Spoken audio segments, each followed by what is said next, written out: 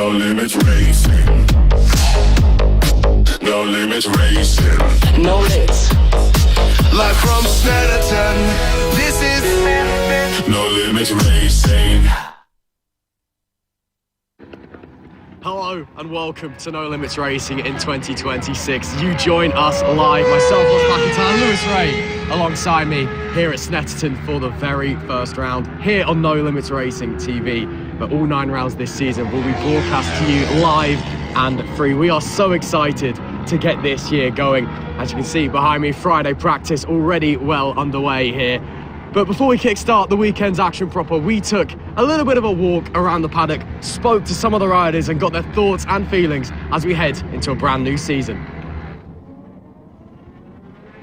So we're down here in the paddock at the moment, as I said, Friday testing going on, some free practice sessions before the weekend truly gets underway. But now we're going to have a quick chat to some of the riders, obviously who have been the first round of the season, new faces this year and also returning faces.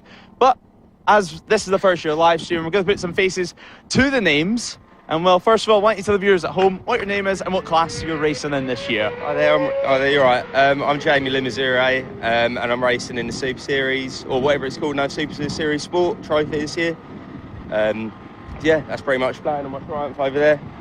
And well, Triumph this season, a brand new bike for you, I do believe. At least last year, I believe you were running some type of GP2 Moto2 machinery out in the circuit. No, I was on a Triumph 675 last season. It's still a 675 frame, but I've got a 765 engine in it now, and all the Mectronic stuff. So up to date with the new Super Sport regulations now. And well, how are you finding it so far? First round of the season here at Snetterton, of course, the opening round last year as well. It's a nice venue to start off the year. Yeah, it's good. I didn't do the test day yesterday, so done the 3 sessions today. It's been good getting my eye in. Yeah, it's nice to ride a bike again. I've been a long winter. Yeah, and before the season got underway, obviously it's been a slightly longer weekend than what we normally have at No Limits. Have you managed to get much tested in before the years got underway? Yeah, I did. We went out to Spain in Andalusia with the guys at Redline, so yeah, had a good three days out there. And then before that, I did the Lord of Linden at the end of the year, and that was it, really. And looking ahead at the opening round, I'm not going to ask you about the season just yet because it's really early on. We've not even got the first race underway. But looking ahead at the weekend, what sort of possessions are you looking forward to? What sort of goals have you got in mind? I really don't know, to be honest with you. We'll have to see how it goes. I'll leave that one open. I'm not too sure. Sitting on the fence? Yeah, I'll hope for some top 10s, let's put it that way, yeah. Positive thinking all around, really. Right, well, we'll catch up with you later on in the season, hopefully, in the next couple of rounds. And before that, well, we're going to find Ross in the paddock, because I believe Ross has got another rider that he would like to have a quick word to. So yeah, Ross, over to you. Thanks very much, Lewis. We're just going to head down here and I'll quickly speak to a rider. I'm going to try and intercept him on his way past. How you doing, mate? You all okay? Yeah, not bad. You? I'm all good, thank you. Do you want to just introduce yourself to our viewers at home? What's your name? What are you riding on? I'm Finn Page. I'm riding an R6 in Club Sport, I think it's called. Yeah, that's about it. Awesome stuff. Thanks very much, Finn. How's things going so far here at Snetterton? First round of the season, you all excited? Yeah, not bad. Doing some decent times. Still a couple of seconds off where I was last year, but getting back to it. Yeah. Just kind of getting rid of that rust from the off-season, I suppose. Yeah, a little bit, yeah. But still, you said you're excited, the time's feeling all good. How's the bike going? You mentioned you're on an R6. Is that a bike that you think can work quite well around here? Yeah, I think it works quite well. It's got some flowy bits to the track, so yeah, it works well. And what are you aiming for this weekend? Just to have some fun, or are you trying to gun for some solid race finishes? Always got to go for the win. That's great to hear. Looking forward across the season, is there any one round that you're particularly interested in, or are you just here for a good time? Here for a good time, really. Getting some training in to get quicker, and yeah, that's about it. I quite like Donny, so that'd be a good one to do.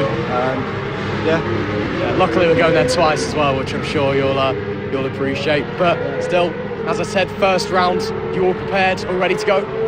Yeah, feel fairly ready, yeah. That sort of stuff. We'll let you go, Finn, but thanks very much for talking to us. Best of luck this weekend. Thank you very much. Have a good one. Cheers. Great to speak to Finn now, and we'll head down this way and I'll pass back over to Lewis Ray. Yeah, thanks, Ross. Well, we're currently having a little walk down, and we're going to have a little stroll for this one, because the on-ends are a little bit quiet. Some of the guys heading out on circuit as well, some of the guys and girls heading out for the next session out on track. So until then, we're just going to keep walking down and bump into some faces and some people that want to have a little chat, because of course, a new season for them, a lot of expectation this weekend, and well, a little bit of pressure, you would say. We spoke to a couple of riders so far and just spoke about the pre-season campaigns and some of the troubles they've ran into and how difficult it can be, even if you're in Spain in the sunny weather. Now you're here at Snetterton, different conditions, and well, so far it's looking like we're going to have a dry weekend. But, well, knowing that, I probably just jinxed it. But yeah, we should have a dry weekend, and hopefully we can bump into a few faces pretty soon. So now we'll head back down because this weekend, jam-packed schedule, 23 races on the schedule, I do believe. And well, 3-hour endurance race to look forward to at that. Now we do have a rider down here, and well, did chat to him a few minutes ago, and I think it was tight on time, but nonetheless, we'll quickly bump in. And if you don't mind us interrupting, just quick. All right, okay. Yeah, well, that's the joys of live TV. So we'll head back to the paddock this way and hopefully find a few people. Now, we're at the front end of the paddock at the moment, and the track just being over there. The top end of the paddock here, Snetterton, slightly mixed as well, and then we have a lot of riders in the pit garages this weekend, as that's where all the endurance riders are going to be. That's where all the endurance teams are going to be throughout this weekend. Tag lorries here as well. So Tag Racing Honda, they're here. Hopefully going to be in for a good weekend, some valuable testing ahead of the British Superbike season this year. They're here with their British Superbike riders, with the British Superbike mechanics. And well, although a lot of the teams go off to Spain, this is some key time because it's going to be a track that they're actually racing on later in the year, unlike heading to the likes of Andalusia, Cartagena, where they're actually not going to be doing any runs at Rerun. So the pit garage is just over there, so we're going to head over and well, we'll easily find some riders here, rest assured. But, well, it's the first round, new season, new era for No Limits as well. And well, we have Charlotte Marcuso and Jamie Hanks, and so, well, a couple of people running away. But, well, Jamie, here for No Limits this weekend. You did a couple of rounds last year as well on the Yamaha R7. How are you looking forward to being back here at Snetterton? I'm looking forward to it a lot. I haven't been here since 2024 because I did Worlds last year, so it's nice being back on UK tracks. It's definitely different. So it's taken a little bit of getting used to it again, but no, I'm excited for tomorrow anyway. So it'd be nice to get a race under my belt. So. And World WCR, of course, last season you competed consistently within the points. You had up and down rounds. But well, how did you find the overall experience being in that paddock and racing, even with some of your friends like Chloe Jones, some of our British riders? It's definitely eye-opening. Definitely experience I'd do again if I got the opportunity to do again. It's just great, like being able to travel to all these countries and going on all the different European tracks and learning new tracks, and yeah, it's definitely an experience, but I'd love to do it again. And No Limits this year, as you plan on doing a full season, how much of the year are you looking at? What's your calendar looking like for yourself? I think, well, I'd love to do the full season. That's the plan. I think we've just got to see how it goes with BSB and funds and stuff like that. But yeah, I'd love to be able to do the full season. And this weekend, obviously, no expectation, I'm sure, just trying to get a run out. But if you had to put a little bit of money on it, a little bit of expectations, a little bit of goals, what are you thinking? I'd love to get some silverware, that would be nice. But I don't know, I'm here really just to have bike time before BSB. Like I say, get a race under my belt before I go back to BSB, and yeah. Obviously, a couple of months to get yourself ready, so best of luck. Thank you very much. And well, just to the left, Charlotte Marcuso, delighted to be here nonetheless. But how are you looking forward to this season? Because obviously last year racing in the Sportbike Championship here at No Limits, competing at the front of that, finishing as runner-up if I remember correctly. Oh, it's third last year in the championship. Yeah, how are you finding it so far this year? Yeah, it's great. We did some pre-season testing, so I'm a bit ahead of the game compared to last year, so I'm feeling a lot more comfortable on the bike, and I've knocked quite a few seconds off from last year, so good progress, and I'm looking forward to the racing. And obviously racing in the Sportbike class last year, a multi-class race with the Supertwins and the stock twins that were out on circuit last year. How do you find it racing in a multi-class race out there? It's good because it means there's more riders, obviously. There's loads of different experiences, so you've got the faster and the slower. So it's a good bout between everyone. And well, I think it's fair to say you're looking pretty relaxed at the moment. Obviously, it is just Friday testing, but what is the plan today? Is it getting the eye back in at Snetterton? Is it getting settings dialed in the bike? What's the sort of schedule for today for yourself? So, because we were here yesterday, the bike's pretty much exactly how I need it to be. So today's just chipping away at the times and getting ready for qualifying tomorrow. And well, yeah, I'm sure you're going to look forward to that. What's the goals this weekend? Obviously, we just spoke to Jamie. She's looking to pick up some silverware. I'm sure you'll be thinking pretty much the exact same. So, plan this weekend, because it's the first weekend, obviously, there's going to be new people. There's going to be people from last year as well. So, kind of test the waters in the first race, but try and go as best we can and pick up as many points as possible. And finally, your calendar for this year, you're looking to do as many rounds as possible. Obviously, 8 sprint rounds of No Limits this year. You're hoping to be here for the full thing?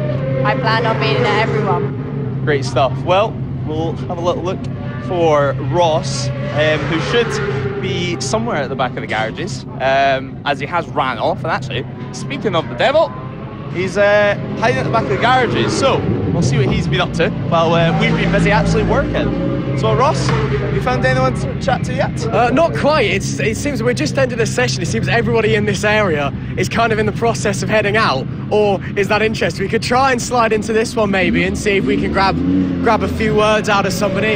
Any chance of a quick chat from either one of yous, or go on? We'll come in quickly. Hello, how are we? I'm good, thank you. Do you want to just introduce yourself to our viewers at home? What's your name? What class are you riding in? I'm Lucy Smart and I'm riding in the CB500 class this year as a newcomer. That's awesome to hear, Lucy. Great to see you here at No Limits. How have you found things so far? Yeah, really good. It's only my second time on the bike today. It's my second day really ever, so everything's brand new to me and it's really good, yeah. So using it as a bit of a learning couple of days, and then obviously when we get into the race and you can get your head down and go for it. Yeah, definitely. It's been good learning a new track. All the tracks this year are going to be brand new to me, but I'm looking forward to it. A good learning year for me. Yeah, I mean, the CB500 as well, it's a pretty classic bike to get you started on. I think everybody's either ridden one or knows somebody who's ridden one. How are you finding it so far? Yeah, really good. Quite comfy. It's not too big. Can't really touch the floor, but it's all right. I can balance. I love it. Love designing it. It's very bright, but yeah, it's a bit of me. I like it. That's great to hear. So your attendants pretty much just used this weekend and made in their first couple of rounds as kind of learning days, getting used to the bike, getting used to the tracks, but come the end of the season, you'll want to be fighting for race wins, surely. Absolutely. I mean, I'd be wanting to do that now if I can. I'm here to win, so we're going for it. Have you done any of the tracks on the calendar before, or is it all brand new? Have you done any of the tracks on the calendar before, or is it all fresh to you? So I've done Donington 2 weeks ago as a track day, and that was my first time on the bike ever. So all the tracks this year, apart from Donington, will be brand new to me. So at least you've got that advantage that you at least know Donington, you don't have to learn it. Yeah, definitely. No one of them will be helpful, but all the rest I've got to learn, but it'll be a good challenge for me. Yeah, well, everyone's got to start somewhere, don't they? Thanks so much for talking to us, really appreciate it. Thank you. Right, so any chance we can jump in with anyone or with Lewis, in fact? Yeah, actually, just over here, we've got Lewis Smart as well. And, well, Lewis, a busy season for you. You had a busy season last year as well, racing some CBs, racing some sport bikes as well. You're here for the Triumph this weekend. How are you finding it so far? Yeah, really good. Obviously a bit cold this morning, but it's warmed up a little bit. Weather's not as good as yesterday, but feeling good on the bike. We're going to get some new tyres in tonight and all ready for qualifying in the morning. Yeah, well, so far it looks like we're going to have a dry weekend, hopefully. Is that what you'd be hoping for, or would you not mind getting a little bit of wet running out there? No, I'm hoping it's dry. Obviously, we're just here for a bit of testing ahead of the BSB season, so trying to get as much data as possible. So yeah, hopefully it stays dry and we can get some good setup. Yeah, well, you've been using No Limits for some testing, for some track time ahead of the BSB season, but as you said, you've also done some running in the past with some of the CB500 machines as well, running competitively at the front there too. Do you use this as sort of a play about as well when you decide to take part in those other classes, or is this weekend just 100% focus on getting yourself ready? This weekend in particular is getting ready. Normally I'll bring out my CB500 towards the end of the year at the Donington round, just bring it out for a bit of a play like I did last year. So yeah, I don't think I can ever be drawn away from the CVs because it's what I started on, you know. So yeah, but maybe we'll bring it out in Donington at the end of the year. Yeah, it'll be good to see. And the Triumph motor, of course, for the Sportbike class is a little bit different than most other bikes out there. How are you finding it to ride, especially compared to a conventional Supertwin? Yeah, really good. So the start of last year took me a bit of learning to ride the triple, but as I've done more laps, you know, got more data on it, started changing up my riding style a little bit, I've really gotten comfortable on it now. So yeah, obviously going to be the second season on it this year. I'm feeling really strong. We've had a good pre-season in Spain, so yeah, looking forward to a BSB this year. And when you were running in Spain pre-season, what sort of things are you looking for? Is it just getting the baseline of the bike dialed in, or is it testing new parts out? What are you looking for? Because obviously you're not going to be racing on those sort of circuits this year. You're going to be racing like here at Snetterton. Yeah, obviously we're just there for setup, you know. Lap time's kind of irrelevant, just getting comfortable on the bike, trying different things, and ultimately getting the bike where we need it to be, ready for the UK tracks. And this season, finally, it's looking like a far more competitive class out there. What sort of results are you looking for? Because, well, I'm sure you'll be hoping to pick up some silverware, but if not, it's not going to be the end of the world because you do have BSB to look forward to. As in the Sportbike at No Limits or BSB? Just in general, really. Here at No Limits this weekend, first of all, and then looking towards May whenever British Superbikes gets underway. Okay, yeah, well, obviously No Limits. We've got a few familiar faces here from the BSB paddock this weekend, so it should be some tough racing. Hopefully we can get on the podium, but obviously everyone's been doing their own testing pre-season, so we'll see what the other guys have got in stock. And yeah, in terms of BSB, I'm looking to finish top 5 in the championship this year. I'm feeling really strong, really competitive, so we'll see how it goes. Well, best of luck, Lewis, and well, enjoy the rest of today, and hopefully you can get some new rubber out there on circuit. Cheers, thank you. Well, we'll head out the back by the garages now, where Ross is waiting for us. Well, Ross, how have you found things? You got anyone else you want to speak to? We do actually, a couple of garages down. It's again, it's an active pit lane at the moment. Yeah. And it's very, very busy. Lots of sessions going out. Luckily, it's not the biggest pit lane in the world. There's only 26 garage stalls. It's nice and compact. It is, which is why it's very busy. But we have found a couple of guys. We're just going to try and squeeze through the garages here to these gents. Might have to go round and out the front of the pit lane to come and get to them. To try my hardest to, anyway. We'll work our way around. How are we doing, gents? Are we all okay? Good, thank you. And do you want to just introduce yourself for our viewers at home? What's your name? What class you're racing in? Chris Taylor. So we're doing the Endurance 1000 National Class, F900 Cup, and then the Premier Power Cup. So a bit of a team effort here. I'm sure we'll get around to your squad mates in a second, but how's the mood in the camp coming into the first round of the season? Good. Yeah, it's good. I've been here a couple of times. Lads haven't been here before, so still finding the feet with that, but it's all going well. It's going in the right direction. We're happy, aren't we? Weather's been really good. Weather's been really good, hasn't it? And just learning the track, really. Brand new here, so just excited to get going and enjoy it. Enjoy the experience. I mean, you guys have a 3-hour endurance coming up for you on Saturday. Not the longest one, of course, but that's still a pretty decent chunk of time. How do you prepare for something like that? I don't think we are, to be fair. But we're just going to take it as it comes. Used to sprint racing, so it's going to be new to us, but we'll give it a go, see what happens. We're going to try and we're going to go to either the fuel light comes on or till we get tired and then it's time to come in and change. But we're a bit of a learning process, I think, isn't it, Paul? Yeah, like I said, like the lad said, it's all new to us, so we'll see how we go. Well, that's awesome stuff, but still, the mood in the camp seems very high. You guys, you're enjoying yourselves so far this season, and again, there's 9 rounds to look forward to as well, including that 12-hour endurance at Anglesey. Now, that's surely going to be a bit of a challenge. Yeah, we might get another rider for that one, just probably bring someone else in just to help out. But we'll see how we're doing when we get to that point, eh? Yeah, take it as it comes. I think that's all we can do. Just try and see what happens. Yeah, try and finish the race. Don't fall off, don't break down, it'll be grand. Hopefully not, hopefully not. All stuff. Well, thanks very much, boys, and best of luck this weekend. Thank you. See you later. Thank you very much. Right, let's try now. We might have to cross through to the next garage because it is a bit busy in there, where I can see Lewis just waiting for us down the back potentially. Let's see if we're gonna slide on through. You right, boys? Any chance of a few words from one of you? You wipe my face though. That's all right. We'll let you calm down. I'm assuming you've just come in, have you? Just got in, yeah. Fair enough. You all right? Yeah, I'm all good, thank you. Well, now that's done, do you want to just introduce yourself to the viewers at home? What's your name, what class you're riding in? I'm Harry Dennison. We run National Endurance, and I'm also racing sprints for Prem class, Premier. So lots of riding for you this weekend, though? Yeah, plenty. As much as possible. That's great to hear. How are you finding things so far this weekend? Everything feel okay with yourself and the bikes? Yeah, all good. Big improvement today. So I'm like on my last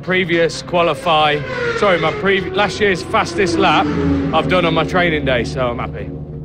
That's great to hear. But again, it's a bit different between a sprint race and an endurance, isn't it? Obviously, you got maybe like 10, 15, 20 or so laps compared to 3 hours. Obviously, you're not doing all of it on your own, but it's a big jump. It's a big stint. Yeah, the endurance, you tend to go a couple of seconds slower.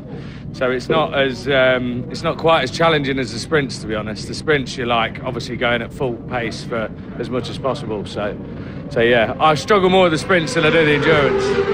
It's interesting because the guys we just spoke to said the complete opposite. They much prefer the sprint races, yeah? Well, I think I prefer the sprints, but in terms of like fitness, the sprints take it out of me more than the endurance does. Oh, that's fair enough. Talk us through the machinery we've got in front of us.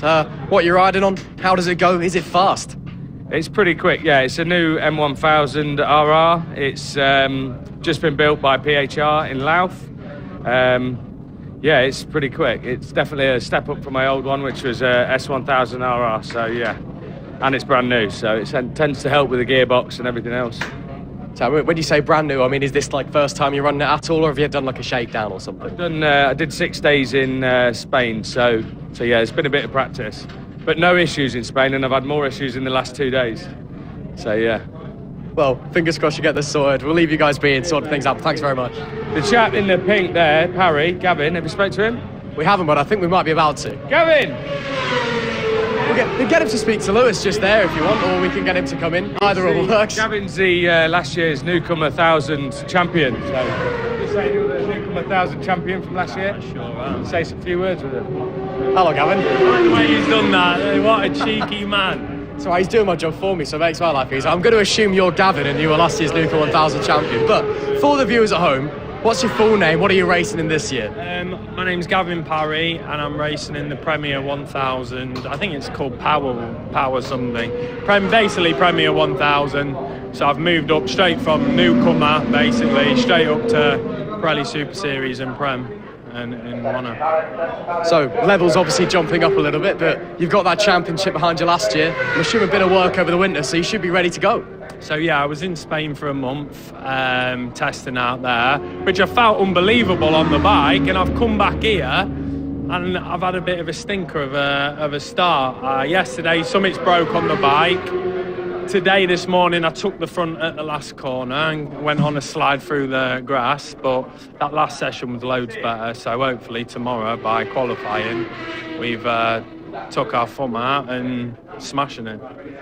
Yeah, well, I mean, obviously we've got 4 days even here at Snetterton, so plenty of time to work on things, and again, get out there for qualifying, see what you can do, and then lots of racing to do as well, so there's still plenty of time for you to improve. Always, the first one's always going to be I'd say a rough one, but after that hopefully we'll keep picking up our pace. This year's last year we had a lot of winning, a lot of first, seconds, but this year's just about gaining pace and sticking with the fast lads and learning from them.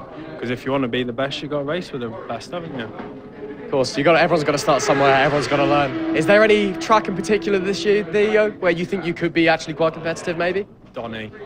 I never used to like Donny. I was always a Cadwell man because that was my home track.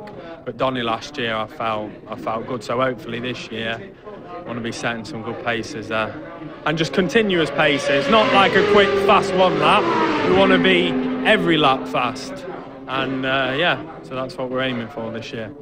Well, stuff. Well, you let you get on with your day, but thanks so much for talking to us. We'll head back outside to Lewis now and try and get out of the chaos of the garages and the pit lane, because they are always a bit chaotic in there. Lewis Ray, how are we doing? I'm doing good. I was lurking about the back of the garages because we've got a little bit of a No Limits local celebrity, if you would like. Mr. YouTube himself, first of all. If anyone doesn't know you at home, what's your name? What class are you racing this year? Name's Neil Stevenson, NS Amateur Racing on YouTube, and I'm in Bendix Power Cup. So I was in Newcomer last year, upgraded my licence, clubman. Different colour scheme It was black, it's now white, still same number, 226. Watch me in race, might be mid-pack. Yeah, looking forward to it with no limits again. You can't. Yeah, where better would you like to be, really? Exactly, and the weather is just like we had last year. So same weather as last year, brilliant, you can't knock it. So, and it's a big group again. So we're in with the old school Thou, and there's about 6 of them. Well, the Power Cup, it's like about 36, 34. So it's a full grid again, which will make it more fun. Yeah, you're going to get plenty of battles out there, I would hope. Oh, yeah. But, well, Neil, a little bit different for you, obviously, compared to other riders out there, because you've got a YouTube channel that you've been running across last season, showing everyone what it's like to actually race in club racing and showing behind the scenes and how much it actually costs to go racing. So a nice little insight as well, though, for people at home who's maybe thinking about getting into the sport. Just do it. The people, and I tried to bring it through on my channel. This is not like, it's not like track days. This is proper, like a community. Do you know what I mean? So everyone helps. It's just one where if you come off, people helping. I came off at Donington and there's people like behind camera who actually helped fix it, even though they weren't even racing. And that's what it's like. It's a community. It is not like track days. Track days, you're there for yourself. Here, you're there for everyone. Apart from racing. Racing's a different ball game. So once you're on the grid, it don't matter who your friends are. Lenny. So, but it's brilliant. I can't explain the buzz that you get from actual racing. Yeah, you've got to be ruthless out there when you're out on track, no matter who it is. But this season, a busy calendar for No Limit, some new circuits in there, and a 12-hour endurance race if you do give that a little fancy at Anglesey. I'm not doing 12-hour. I am looking to do Donington, both Donington Endurance, Brands and maybe Cadwell as well. But main priority, do sprints, but just have a bit of fun on endurance. I think the endurance is like 3 hours. You do it as a team, and to finish as a team, it's absolutely brilliant. You know, the buzz that you get from that. Yeah, it's a good laugh overall throughout the weekend. But looking ahead now, have you got any expectations this weekend? You said a slightly different class for you this year. You've still on the BMW, a different colour scheme for you. So what's the plans for this round? If I can score points by end of the season, happy days. For this weekend, it's just getting used to bike again, because I haven't done Euros over Christmas or through winter. I've literally been on holiday in Lanzarote and been skiing. I've done nothing on the bike till this weekend, so it's getting used to bike again this weekend, and hopefully see where I am position wise, and hopefully by next round mid-pack, maybe get onto points at the round after that, second. Yeah, and I think that's second call for your session. So, well, best of luck and enjoy the rest of the weekend, because you always have a smile on your face. And watch YouTube. A nice little plug there. You always make sure to get it in. I mean, it's a great channel, especially if you're thinking about getting into racing for the first time. You maybe don't know where to get started, because looking at it, it can be a little bit daunting. But on the surface of things here at No Limits, everyone's here to help. Everyone's here to really get your dreams started. A lot of these riders, maybe they've always thought about racing, always wanted to race. A lot of riders heading up for the next session now out in the garages. But we'll see if we can grab a word with anyone else. But a lot of these riders, it's been a dream to always race, and now with this paddock, with this community, it gives them that opportunity. It allows them to fulfill what they've always wanted to do. But we'll stick our heads into this garage here. We have a Suzuki getting worked on, and we'll quickly pass through. We have a quick word, just the camera. So for everyone at home, what's your name and what class do you race in? I'm Fraser Lischenko. I'm racing the freshman and club. And well, we're here at the first round of the season. How are you feeling? Are you a little bit nervous for the season to get underway? Yeah, not too bad. It's first time at the track, so learning the track as well. Yeah, it's quite a long circuit to learn. Luckily, not too much elevation changes at Snetterton, but it's got its own challenges. A technical infield, some long straights as well, hard to get break-ins. What What have you found most difficult so far at Snetterton, and what are you enjoying about this circuit? The weather. The weather's been nice. Turn 5 and 6 is the most difficult for me. It's quite fast, isn't it, the circuit, but the fastness of it is nice. And the back straight, that S-in is really nice. Yeah, and well, how are you finding No Limits so far? As we've been speaking about so far today, it's a real community atmosphere, and everyone kind of chips in to help each other out in this paddock. Yeah, definitely a good club, probably the best club. It's a friendly atmosphere, everyone's like safe, so yeah, really good. And same this weekend, just to go out and have some fun, see what you get in the end of it, or are you hoping to get some silverware? Yeah, win, yeah, the goal's to win, yeah. Nice, short, sweet. What more do you want? A win, a P1 at the end of the weekend. Best of luck, and we wish you the best. Cheers, buddy, thank you. Well, we'll head back out, as there's still plenty of work being done.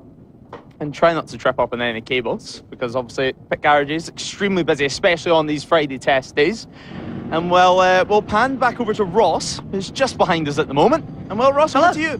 We're going to head down a little bit this way, because I know we've talked about how open No Limits Racing is and how it is a place for everyone to be. That does include some people that are quite fast. And we saw the tag racing guys, the tag Honda guys down there. No Limits Racing. No Limits Racing. No Limits. Live from Snetterton. This is No Limits Racing. Everybody, and welcome to Sunday's coverage of the opening round of the 2026 No Limits Racing season. 15 races coming your way today, and we are jumping right into the thick of it almost immediately. A little bit more brisk, a little bit more overcast than yesterday, but we're hoping that the racing will bring at least a little bit of sunshine into our lives. You join myself, Ross McIntyre, Lewis Ray back alongside me for this one. Let's just get stuck right in. Yeah, let's get stuck right into the first race of the day, already out on their green flag lap. This is race 9 of the weekend, the Pirelli Super Series Sport Trophy and the No Limit Premier Sport Cup. Jimmy Richmond starts this one on pole position with Corey Tinker and Peter Warmelt alongside Owen Miller, Simon Aldridge and Harrison Crosby starting row 2 with Aaron Dakin, Kyle Jenkins and Scott McCrory on row 3. Kieran Sembiante, Matthew Wood and Matt Pallett on row 4 with Aidan Goodins, Corey Barron and Stephen Mueller on row 5. And well, Ross, it's looking like a great day for racing, as you mentioned. A little bit overcast, some wind out there too. 18 bikes in this race as well, let's not forget. And we'll start off with a bang. Race 9 to 23 today so far this morning. There's only been an emergency practice and also, of course, the Inter-Service Championship qualifying. We're just having a look at the grid as we mentioned. The final bike on the grid, hopefully, will be Brandon Wright, although he didn't set the time to qualify for a position on the grid, so he's right at the back at P18. But well, Ross, we've seen yesterday Jamie Richmond, an impressive ride from start to finish, and well, show him what that Ducati can do. Absolutely, he was flying all of yesterday, but let's not take away some of the other big names we've got in this class, the likes of Corey Tinker, Owen Miller, Harrison Crosby as well. Some very, very strong riders across both of these categories. And of course, you saw the lovely grid graphics there. We will be starting 3x3, not 2x2 as per normal. But that is the grid for you coming into this one as they're just coming round at the bottom end of the circuit currently on the run into the bomb hole. Then Corums, then at the final corner at Murray's. Then of course we'll come on, our flag marshal Ben will hold them steady. We'll get the green flag waved to the back, the red lights will come on, the red lights will go off, and we will be getting racing for 10 laps in the 9th race of the weekend, second race of the season for these guys. Maybe a little bit tired still, maybe still trying to wake up some of them, so that is something we do need to factor in. And again, temperature's a lot lower than yesterday. We don't have any sun out here as well, so the track temp is going to be very, very cold. Could be a tricky couple of opening laps for the riders. Yeah, just getting some temperature in the tyres. It's a very important warm-up lap as well, especially if you didn't take part in the emergency practice later on. You have no clue what the track's actually feeling like today, what the grip's like out there. But nonetheless, you're going to have to go race it anyway. It's time just to get stuck into it, see what happens and see how this start goes. Jamie Richmond is straight away from yesterday. He was able to shoot away in the distance once he got some cleared track in front of him, of course. So he's going to be hoping to do the same. He was delighted with the result, of course, switching from the Triumph to the Ducati this season.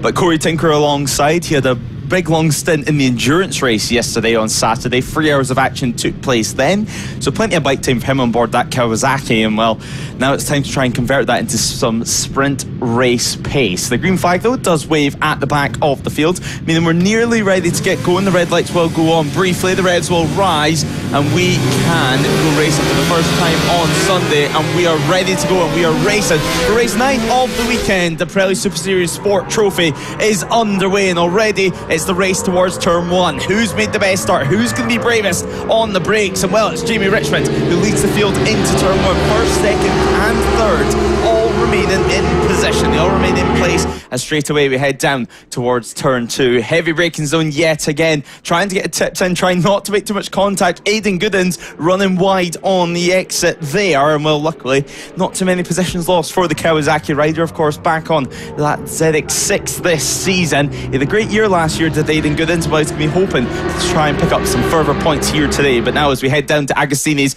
down towards turn 4, it is Jamie Richmond who leads the way. Well, carrying on from his form on yesterday, great start there from the pole sitter. More moves attempting to be made into Agostini. Very, very tight left-hand hairpin there that does seem to go on for almost forever as you're just holding onto the bike, waiting to get on the throttle, waiting to light it up and punch your way out of that corner. But all clean so far. A couple of riders late out onto the circuit. We did say, I think it was Owen Mellor and I believe as well Harrison Crosby I didn't see on the grid, but somebody has just come out of the pit lane. That may be one of those two. We'll wait to get that confirmed for you. But coming down the Bentley straight for the first time into this big left, and again, very tricky. Saw a couple of accidents here already across this weekend, but so far, everybody keeping it clean. Again, it's cold. Riders still feeling out the track, still trying to get tyres and brakes up to temperature. I don't think we're going to be seeing anybody too aggressive in the opening few laps. Yeah, they're just going to be getting steady pace and getting their pace up, getting into a rhythm yet again. You can see Cal Jenkins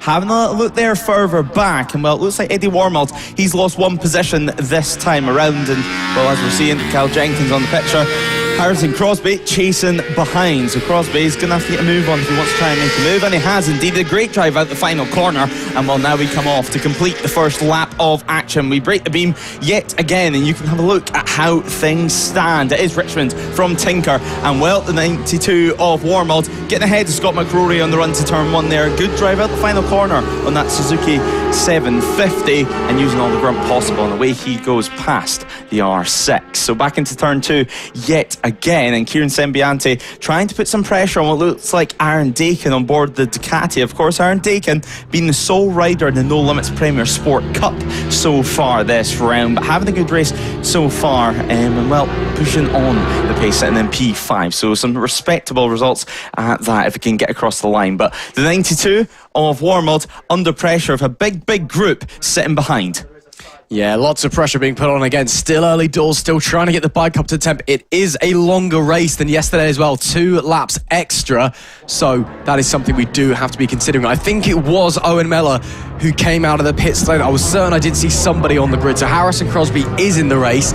Owen Mellor, I think he's just coming across the start-finish line now. Yes, there you go. So Mellor late to the track for whatever reason. He's not really going to be doing much in this race, unfortunately. That's a massive gap back, but he's going to use it as a bit of an unscheduled test session, I'm sure. Just make sure he's okay, make sure he's nice and loose, riding well, make sure the bike's okay as well, and then he can attack race number 3 or race 17 of the weekend later on with full force. But as I was saying, a couple of extra laps, moves already now being made as they're down at the bottom end of the circuit. That was nice stuff there up the inside, saw the opportunity and took it. So moving up places, good from them. Up the front though, last time it was a 1.8 second gap for Jamie Richmond, carrying on, as I said, Lewis, as he did yesterday, just getting away well, bolting away at the front and then managing the race from there. Yeah, nearly 2 seconds on the opening lap, impressive stuff, and it's been a good lap so far as well from Harrison Crosby. Just seen him get the head of Kieran Sembiante, and now, well, putting on the pressure of Aaron Dakin. Can he make the move on to run to turn 1? He'll have a little bit of slipstream as well, but just trying to get past that Ducati, well, it's going to be a whole different challenge. He's going to have to push on, try and carry as much corner speed as possible. Use all the track available. Well, he is paying for it, so why not use it when it's there? Harrison Crosby, though, he will be showing as a bit up and down on your timing screens. He's got some transponder issues, it seems, going on as he does make that move on Aaron Dakin. So that's up to P5 for the time being. However, Aaron looking to respond, having a little peek up the inside, showing the front wheel, but thinking better of it this time around. Still plenty of time left in this race. Again, it's 2 laps longer than race 1 was yesterday, so you do have a bit more time. Alternatively, some riders may also not be pushing as hard, just want to manage their energy. Again, it's a long weekend, still another race to come later on today as well. There we see Wormald just holding off against McCrory in the battle for the final podium position as they're coming into Oggies there, the right-hander that it's a bit of an awkward one. You want to keep it quite tight on the exit because then you're going straight into the right-hander that gets you onto the back stretch. Getting all a bit close though, could be potentially seeing some moves here, is again using all of the racing surface available for a few of the riders. This straight seems to go on for absolutely forever, doesn't it? Does anybody fancy a move into the left-hander? No, not on this occasion. It'll be Wormald, McCrory, and then Harrison Crosby holding firm. Crosby at this phase of the race, Lewis, looks really, really fast and really, really hungry. Yeah, he does. You have to say he's on for a podium at the moment if he can keep up with this pace and keep up with this fierce passing. I mean, he's brave out there on circuit. You have to give him that. Late on the brakes, and well, he's carrying a lot more corner speed. You can see him gaining on Scott McCrory, but no move looks to be made at his final corner. Well, I'll say that. He shoves it up the inside, and that is job done. So back up into P4. That's 2 positions gained on this third lap of the race. On to lap 4 now, though, and well, you can see fastest lap of the race, of course. We still have the leader out there. Jamie Richmond, a 156.091. Impressive stuff for him. There's no other rider in the 156 bracket for the time being. Well, he's nearly inside the 155s. Crosby, though, is still having the battle with Scott McCrory. McCrory did get back ahead, but now at turn 2, Crosby, he's got it done yet again. Next up on his cards is Eddie Wormald. Can he make it work? Well, let's find out as we head towards yet another key overtaking opportunity over Agostini's. Absolutely, somebody has had their Weetabix this morning. He might not even wait for Agostini's because they are going to almost be side by side on the exit of Palmer. Looking to the inside goes the 69. Look at the rear moving around on the braking. Harrison Crosby gets it done. He is flying out there at the moment. Looks like he is still struggling with those transponder issues. Hopefully everything's okay with that and that's not going to be a problem post-race. But as it stands, Harrison Crosby, the 69, up into 3rd place with 2 great moves on McCrory and Wormald. Nice stuff from him. Yeah, nice stuff. Into the podium positions now. Can he hold on to it and can he make up any ground on Corey Tinker? Now, he's got roughly 5 seconds or so to make up over the next half of the race. And with 5 laps remaining, we're going to have to wait and find out. Last time around, well, if we have a look down the timing screen, of course, Crosby having transponder issues, but he's running in the 157 bracket, roughly the same pace as Corey Tinker. We know how fast both of them are as riders, as we're having a little look at Kieran Sembiante as he heads around the circuit. P6 at the moment for him, being traced, of course, by the 111, and we're down to P7, actually, of course, with the transponder issue for Harrison Crosby. But now into the final set we go yet again, into the final corner. This is where we've seen Crosby make one of his moves last time around, yet though no moves this time around. Of course, he's got a lot of ground to make up as we break the beam yet again. It's another fastest lap from Jamie Richmond at the front of the race, a 155.616. Super impressive stuff yet again from our race leader. Crosby looks like he's a little bit worried about that Suzuki behind him. Was trying to break the toe a bit as he was coming down the straight. Could also be trying to gain an advantage. The air actually is slightly thinner on the right-hand side of the front stretch here at Snetterton because of where the wall is. I can't explain it because I'm not a physicist, but I just know that much. So if you hang right, it is ever so slightly better for you and quicker because the air is slightly thinner. Again, I don't know why, don't ask me why, but I know that. So we could have been trying to do that as well, as we are now 5 laps out of 10 done. Not quite half distance in this race, but almost there. Crosby now, I think he'll be either thinking about, okay, can I push onwards? Can I try and catch up to Corey Tinker, who's had a very, very solid weekend so far. Again, a massive, massive stint for him yesterday in the endurance race. Was absolutely flying out there and looks like he's on form this morning as well. but Crosby, again, clearly maybe a little bit concerned about those behind. Maybe he doesn't think he can drop them as quickly as he would like, so he might be going on the defensive ever so slightly. We'll just have to wait and see. But if you are just joining us, you're just in time for the last half of the opening race of the day. A little bit deep there from Tinker coming into the left-hander of Brundles. Looks like it was all okay and he got away with it. Just a little bit of a moment. Just remind him he's actually racing and he needs to focus in. Yeah, exactly. You just have to stay focused at this point in the race, especially when you're in a battle or even when you've got a clear track in front of you. That's when you really need to be hitting your braking markers. That's where you need to remain focused and just stick to your lines. You don't want to get caught up with anyone else's drama out there on circuit. But Harrison Crosby, judging by his pace so far, he does have the pace to pull away. It's just if Eddie Warmold, of course, can respond over the next couple of laps. Last time around, he was 8 tenths quicker than the Suzuki rider, of course, as we head towards start-finish line.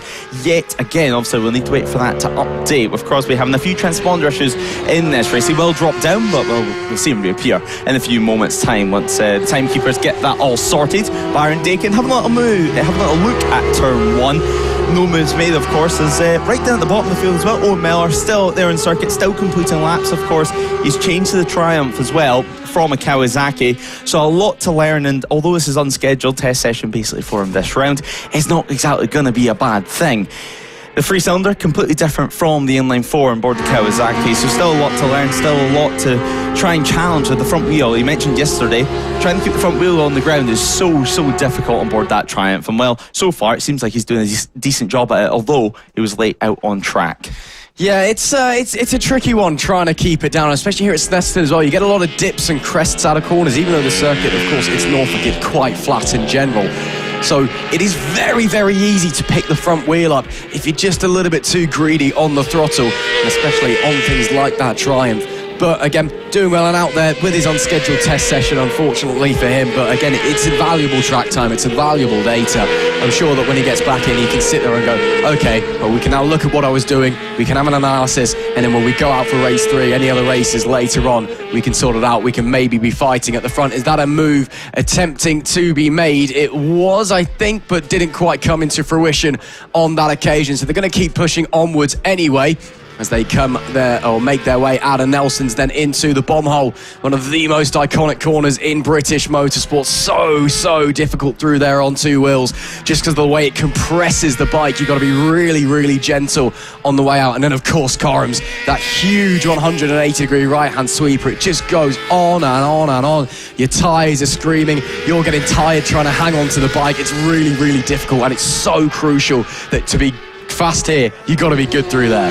Yeah, you do that final sector, it's so important. Although it looks simple on a piece of paper, it's really not when you're out on circuit. Now Aaron Dakin getting that move made before turn 1 already, so just getting good drive out the final corner, and now up into P5. So Scott McElroy dropping down the order slightly in these latter stages of the race. Now he's going to have Kieran Sembiante on his tail, so 2 R6s against each other out on track. But yeah, the bomb hole, super important section and super difficult. We did a couple of laps this morning around the track in multiple vehicles, but the camera really doesn't do it justice in just how much the track drops away and compresses before it comes back up again. I mean, Snetterton on camera, it looks pretty flat, if not completely flat, but when you're out there on circuit, it's a completely different story, especially on these bikes, especially on these super sport machines. But now, well, you can see the group starting to bunch up. 4 riders in this group, and it's a real challenge, and it looks like at the moment it's Aaron Dakin who's going to try and break away. Yeah, Dakin, of course, leading the way in the No Limits Premier Sport Cup. Only one other competitor in that this weekend, unfortunately. That's Llewellyn on the 277, who's down in P13. So, in terms of his race, he's under no threat at all. He just essentially needs to bring it home from here, and he'll take the victory in class. But of course, he's out there racing. The racer in him wants to get ahead of this group, wants to be leading this battle, because as a racer, that's what you want to do. You want to fight and to prove yourself compared to your opponents. But he's not quite breaking away just yet. Still under quite a bit of pressure. And again, this 4-rider train, so it's crucial you don't make any mistakes, because especially if you're at the front of it, one little error and you're going to lose 3 spots like that. So he'll keep pushing onwards. He'll try and break away. If he's able to do so, we'll have to wait and see. Going on to lap 8 for the leader. By the way, Richmond still in this race and absolutely miles ahead of everybody else. Just remind you that he is there. 9.6 seconds is the gap at the moment. But let's carry on with this fight for the time being. Yeah, let's carry on as we head towards start finish straight yet again. And well, Kieran Sembiante, it looked like he was trying to find a different line at the final corner. That hasn't worked out though, and now he's going to be under some pressure from behind. So the 111 looking up the inside on Kieran, and it looks like he's going to have to think better of that one. So Kieran sweeping around the outside, cutting off his front wheel, and that is no room in the end. Of course, Scott McCrory's still there too, and it's clear to say that Aaron Dakin, he has stretched a little bit of a margin. He can now start to release the pressure off his back. He can now stop thinking about defending as much out on circuit. Of course, most of these riders do have pit boards on the start finish straight, letting them know the gaps, who's behind them, and how many laps are remaining too. Obviously, it's we have the last lap flag, but up to that point, without a pit board, there's no way for these riders to know exactly how many laps are remaining. As now the move does come, and that is going to be a move from Simon Aldridge, and that is job done. So Kieran Sembiante down the position and down to P8. Well, again, it just goes to show when you're fighting, if you try something different, it doesn't work out. It can cost you time, of course, but then you start thinking about it, and then you're not focusing, and then you make mistakes. You invite people for the move. I think that's what's happened there for Sembiante, unfortunately, but there is still about a lap and a half left for these guys, or 2.5 laps left, should I say. So time for them to keep on pushing. Time for Sembiante to see if he can slide back through.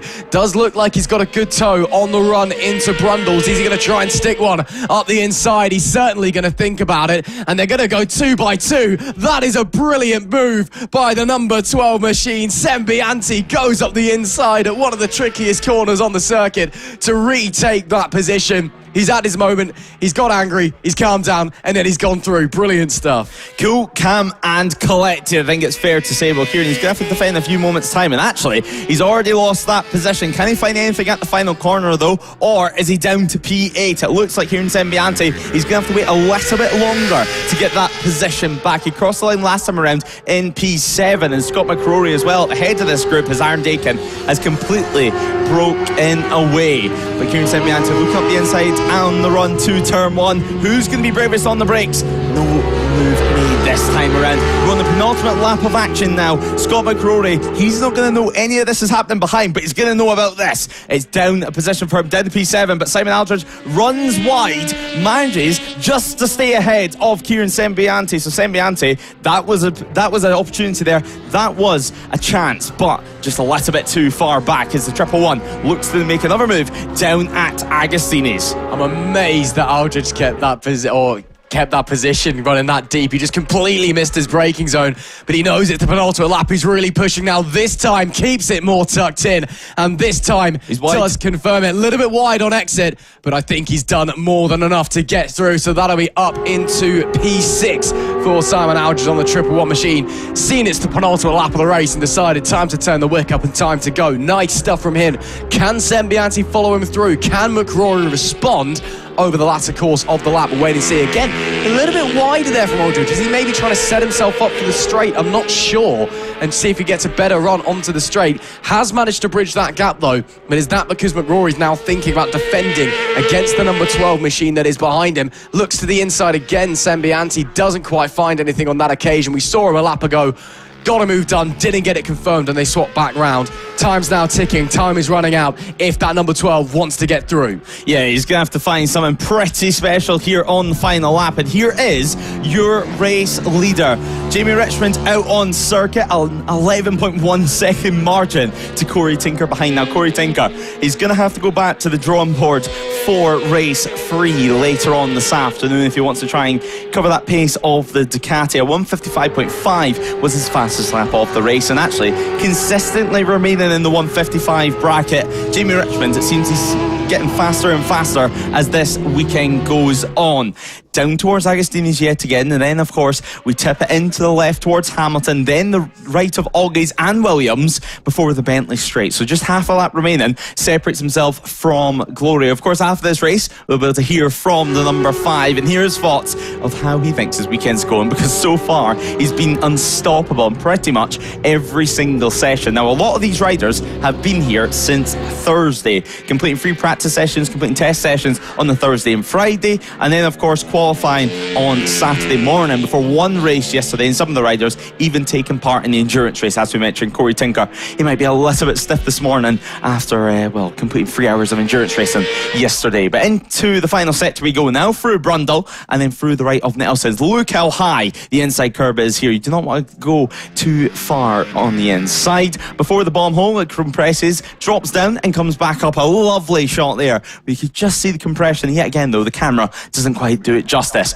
Now, just 2 more corners. Coram, it seems to go on forever, especially on the final lap. I'm sure Jamie Richmond is going to be delighted as soon as he can get this bike out to Murray's, get back on the power, and then the checker flag will wait. He's already celebrating a wheelie out the final corner, and Jamie Richmond, he does take race 2 victory in the Pirelli Super Series Sport Trophy race here at Snetterton. Second position should go the way of Corey Tinker, but what a ride it's been from Jamie. We spoke about it yesterday. He was dominant yesterday, and well, he seems to be able to do it all over again on Sunday morning. An incredible ride, a 157 on that final lap. He didn't slow down much at all. Corey Tinker did take second place, and well, Corey set his personal best lap on that final lap. Harrison Crosby does take third position as well.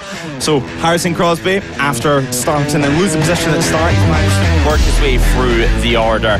Eddie Warmel takes P4, of course, that being the Suzuki rider's position after a podium fight in the late stages, and also passing away and holding off Aaron Dakin, who was on the charge himself after battling with Scott McCrory earlier on. But all talk in the town is going to be on Jamie Richmond. 10.2 seconds was his winning margin. He heads back down to the paddock, now back into the holding area, where of course Ross will be waiting for him, and we can hear his reaction straight away. So Jamie Richmond is your winner, ahead of Corey Tinker and Harrison Crosby, who rounds off the podium. Eddie Warmold takes P4. Aaron Dakin winning, of course, the No Limits Premier Sport Cup class, and Simon Aldridge, Scott McCrory, Kieran Sembiante, Cal Jenkins and James Lemasure rounds out our top 10 in the Triumph 765.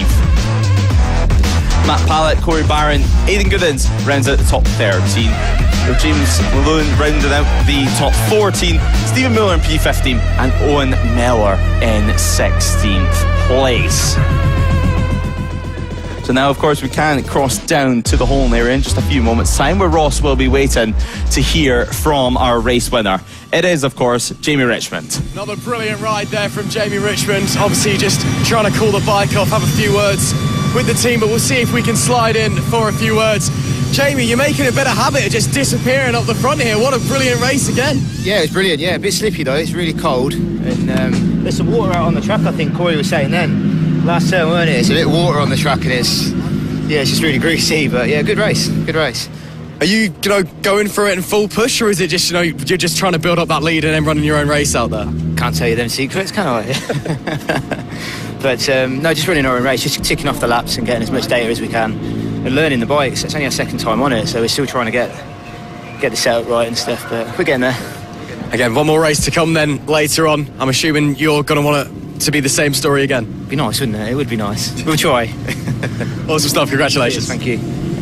Great day then from a second time race winner Jamie Richmond. Back to you in the commentary box, Lewis. Thanks, Ross. Great to hear from Jamie Richmond there, of course. And, well, a dominant ride from start to finish. Over 10 seconds of a margin in the end. And already things are getting set for the next race of the day in the Dunlop NL 500 Championship race, of course. A couple of classes in this one to get stuck into. But before all that, we'll, of course, have them load up onto the grid, head out on their warm-up lap, and then we will bring you through how things look after race one. Yesterday, of course, in race one, in Saturday's action for the NL 500 class, we had a brilliant ride from the likes of Marley McKenzie, who took victory in that one. Of course, Marley not racing on board the CB500 machines, but nonetheless, the bike's already loading up onto the grid. And then, straight away, we're going to head on to the warm-up lap. That's the thing here at No Limits. We're fast or fierce, not only on track, but getting the racing action underway. Now, this being race 10, of course, Marlon McKenzie should have been starting this one on pole position. Marco Holt will be starting this one from second on the grid that we have here.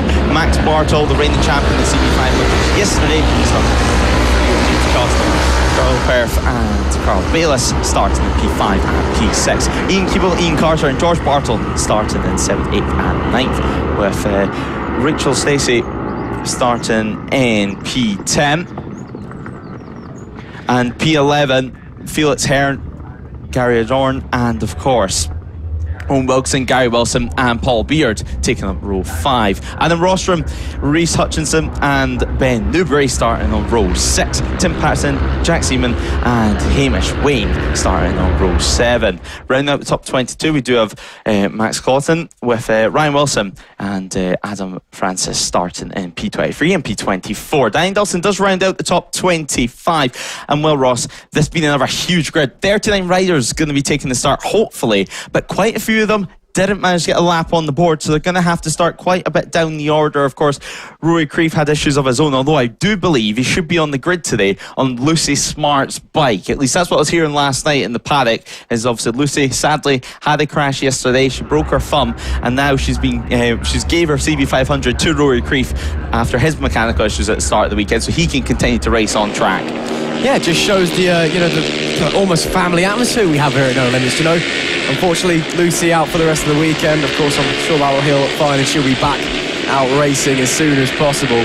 But if no one's using my bike, if you're having issues, just go ahead and use it. Just don't crash it or you're paying for it, I guess. Just another information for you as well. John Hunt, who's scheduled to start P39, he was disqualified post-race yesterday for failing post-race tech inspection. So something illegal on that bike or something wasn't done right and went outside the regulations. So a shame for him. Hopefully, if it wasn't a legal part, it's been taken off or whatever was wrong has now been sorted. So we'll have to wait and see.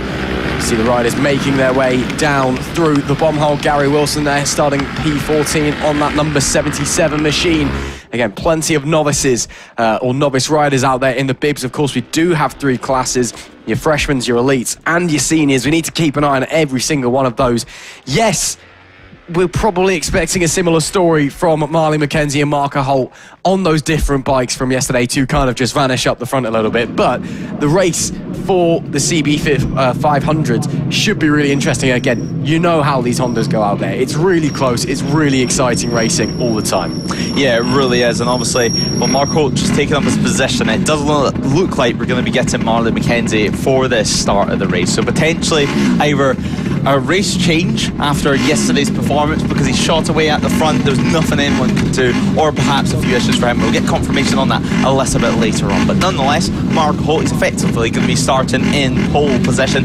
A young rider, we've watched him for a couple of years now out on circuit, incredibly fast, coming up from mini bike level, and well, plenty of experience on these types of machines. A lot of corner speed, he knows exactly what he needs to do in this one, and well, he's nearly ready to go. He's going to have a clear track in front of him, although these 250s, they can be a little bit difficult sometimes to get off the line, especially to the CB500s, which just have a little bit more lower end torque, which is going to help them on the run to turn 1. But you can see the number 1 plate of Max Bartle, his younger brother George also out on circuit. Same class this year for them though, as the red lights do come on. And we are ready to go. The Dunlop NL 500 is ready to race. Race 10 of the weekend. Let's go here on Sunday at Snetterton. Just a 9-lapper this time around. Marco Holt trying to take P1 at turn 1. He does hold on to it and has Max Bartle straight away in chase. We did see yesterday that Marco Holt was able to break away from the pack, and as soon as he did that, he was able to shoot into the distance. Max Bartle, he's going to know that and try and put pressure early on. You can see everyone trying to filter through turn 2 now. Such a tricky point of the circuit. Multiple lines conversion into one, especially on this opening lap of action. But Max Bartle having a little look up the inside, and not this time around. Will a move though be arriving as we head towards Agostini's? It's going to be heavy on the brakes this time, and Marco Holt, he's going to need to brake incredibly late if he does want to hold on to the 83 of James Cottenham. Also having a look up the inside, Max Bartle, he's made that move work. Marco Holt on the outside, and well, the number 1 almost making contact there, and somehow it looks like everyone has managed to stay on 2 wheels. Super impressive stuff from them to get through that nice and clean. Well, CB500 at its very best with the elbows out, and we wouldn't have it any other way, would we? Looks like it is Cottenham that's managed to get the lead out of that one. Bartel second, Marco Holt in P3. Again, very, very different conditions from yesterday. If you didn't do emergency practice, all you got is the sighting lap, and then you're thrown in. It's much, much colder out there. There's no sunshine. We heard from Jamie Richmond, winner of the last race, there may be some water down at the final corner as well. So every lap's going to be learning, and especially early doors, it's how brave are you? Have you got the guts to go out there and just throw it in and hope you don't end up on the floor? Or is it you just take it a little bit slow, try and figure out what the bike's doing, what are the conditions like, how is the tyre going to respond if I do this with the track temp this low? We'll have to wait and see, but we've got 9, let's call it 8.5 laps left of racing in this one, as we see a little bit of a further back pack making its way through the bomb hole. All very, very tight early doors in this race. Again, Cottenham getting the lead early doors. Bartel in P2. Marco Holt, who effectively started on pole, now down to P3. A little bit wide from some of the riders coming out of the final corner of Murray's. That's a big send up the inside from somebody there. Nice move from them. I can't quite make out who that is. Maybe the 16 of Wilkinson potentially, but still nice stuff getting through. Marco Holt trying now to challenge Bartel. Gonna have to sweep around the outside into turn 1 and gets it done. That is the young man up to second. Yeah, Mark Holt just defending there as Max Bartel heads up the inside yet again at turn 2, but look at the difference in corner speed. This is where Holt is really going to struggle. Whenever he gets put on the outside line, he needs to still carry that corner speed, but then suddenly there's a CB500 blocking his path. It's so difficult in these multi-class races to be able to still do your lines and do your running that you want to do. Now, Max Bartel briefly on that first lap, he did drop down to P4, and well, that was just because of what happened right here at Agostini's last time around. It really bunched up. He had to set up the bike and go on the brakes a little bit more than maybe what he was planning. But you see the 55 also having a look up the inside, of course, that being Bayless up the inside of Holt. No move though made this time around, but well, we can see someone down on the deck, and that's Rory Creef, it looks like. So Rory Creef, we spoke about it before the race, lending Lucy Smart's bike for this race, and well, Rory Creef, his first time racing CB500 this weekend, sadly it's ended inside of the grass. Yeah, that's kind of rule number 1 when someone lends you their machinery, don't smash it up. Hopefully that's not too much of a repair job, but a real shame there for the 13 of Rory Creef. Hopefully he's okay. He looks like he got up pretty quick as well. Bit of a wobble from somebody there, but looks like they'll continue onwards again. Track conditions a little bit sketchy as it currently stands, so everybody's still learning. A lot of riders won't be at full attack or utilising what they can do to the utmost just yet. It is still Cottenham that leads the way from Bartel in P2. Holt, Bayliss, those three, they're all swapping positions all over the place though. Currently seeing the 16 of Wilkinson holding a few behind. That is the 11 of Wilson, who's been riding really, really well early doors in this race. Made up a lot of places so far. Has the number 11 machine. Went up 7 on the opening lap. So great start to the race for him. Wilkinson looks like he's becoming a little bit of a cork in a bottle. But as I say that, wow, round the outside goes Wilson. What a brilliant move at Corum's. Also trying to slide through is the 77 of Wilson as well. Well, the 2 Wilsons. There's a Ryan on the 11, and then you also on the 77 have Gary. Try and wrap your head around that one, but both of them getting through with some big moves there. Lap number 3, and now they've got clean air in front as well. Yeah, exactly. A good battle happening here in the mid-pack. At the front as well, just 0.005 of a second separated your leader Max Bartel and James Cottenham in P1 and P2. Super impressive stuff. Of course, Marco Holt in 3rd at the moment as things stand, and here are our race leaders. Up to Agostini's though we head yet again. Max Bartel, he's led countless amount of races. He's been in this position before. Of course, he's the reigning champion. He knows how to handle pressure, but James Cottenham, well, is 2026 his year. Super experienced on the CB500 machines, and now he's going to try and put a stop to Max Bartel. Of course, Max not the only Bartel out there on circuit. His younger brother George is currently in P6, just behind Carl Freeth out on circuit. Both of them have an incredible year so far. Both of them, of course, raced in the Dunlop NL 500 Elite category as well. But now we head back down towards the Bentley straight, and well, slipstream, although there's no fairings on these bikes, it does mean there's usually a little bit less crash damage whenever you do go down, but it also means there's a little bit less aerodynamics. Now we do have a rider that looks like he just went onto the grass, but luckily he's still on two wheels, still keeping it upright. And James Cottam, he's well and truly piling on the pressure. Expect to see a move soon, even towards turn 1. Potentially, but again, if these guys start to fight, that's then going to invite Holt back into the conversation as well. Again, he's technically not in this race. He's kind of riding in his own little independent category for his 250 machinery, but you know, he still wants to win overall. You still want to be the one that takes the checkered flag. As they come into Murray's, it will be Bartle that leads them out of the final corner. As we head on to lap number 4, though, look at how much time that Holt has gained up coming through Carams. That is where his machine is so strong, on those big corners where he can just gain all of that speed. And again, he does have that front fairing as well, so it's a little bit more slippery in the air. Look at them all tucking into the toe. The 58 of Holt gonna try and look to the inside. Can he get 2 done? He's gonna try. He's certainly gonna get 1. It is Marco Holt who slides past Cotton and up into second place. And now we've got a 3-way fight for the lead on our hands. Has anybody got anything down into turn number 2 at Wilson's? No, everyone just a little bit too far away from each other on that occasion. Bartle will be sat there thinking, well, now I need these two behind to start fighting so I can start disappearing off into the distance again. If they don't start fighting, this is going to be a very long race, and it's going to be a lot of pressure on the champ.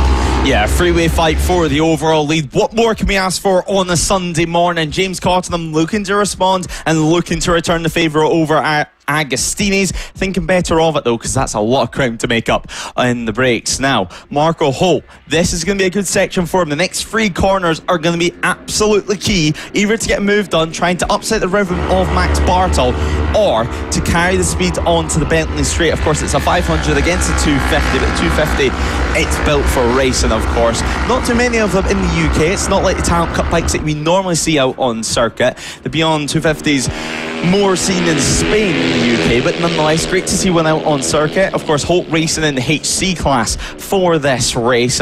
Almost an independent class because there's no Marlon Kenzie out there on circuit. But no move made this time around unless you can find something pretty special into the braking zone. Holt thinks better of it, and you can see he's almost getting held up in sections by the CB500s. Yeah, Bartle went a bit defensive there as well, and I'm now wondering if it just took a couple of laps for the bike to come to Marco Holt. Again, tricky conditions this morning, a lot colder than it has been yesterday, and I wonder if it just took a little bit of time for the tyres, the brakes, the engine all to get up to temp, because now that young man is absolutely flying. A little bit slow coming through Carams there from him though, so Bartle a little bit more of an advantage than he had on the previous tour, but we also know how quick that 250 is in a straight line, and especially when it gets a good exit out of the final corner at Murray's. Going on to lap 5 now, making it just over half distance in this one. Let's see if anybody can try anything. Cottenham trying to pull to the inside of Marco Holt, going to be too far back on this occasion to make a move. Maybe just trying to see if Holt checks back, get in his head a little bit, think I'm going to try this, but no, just too far away. Once again, everybody not quite close enough to make a move this early doors, and that little bit deep there at the mid corner from Bartle, that could cost him a bit of exit speed. Looks like he's got away with it though on this occasion.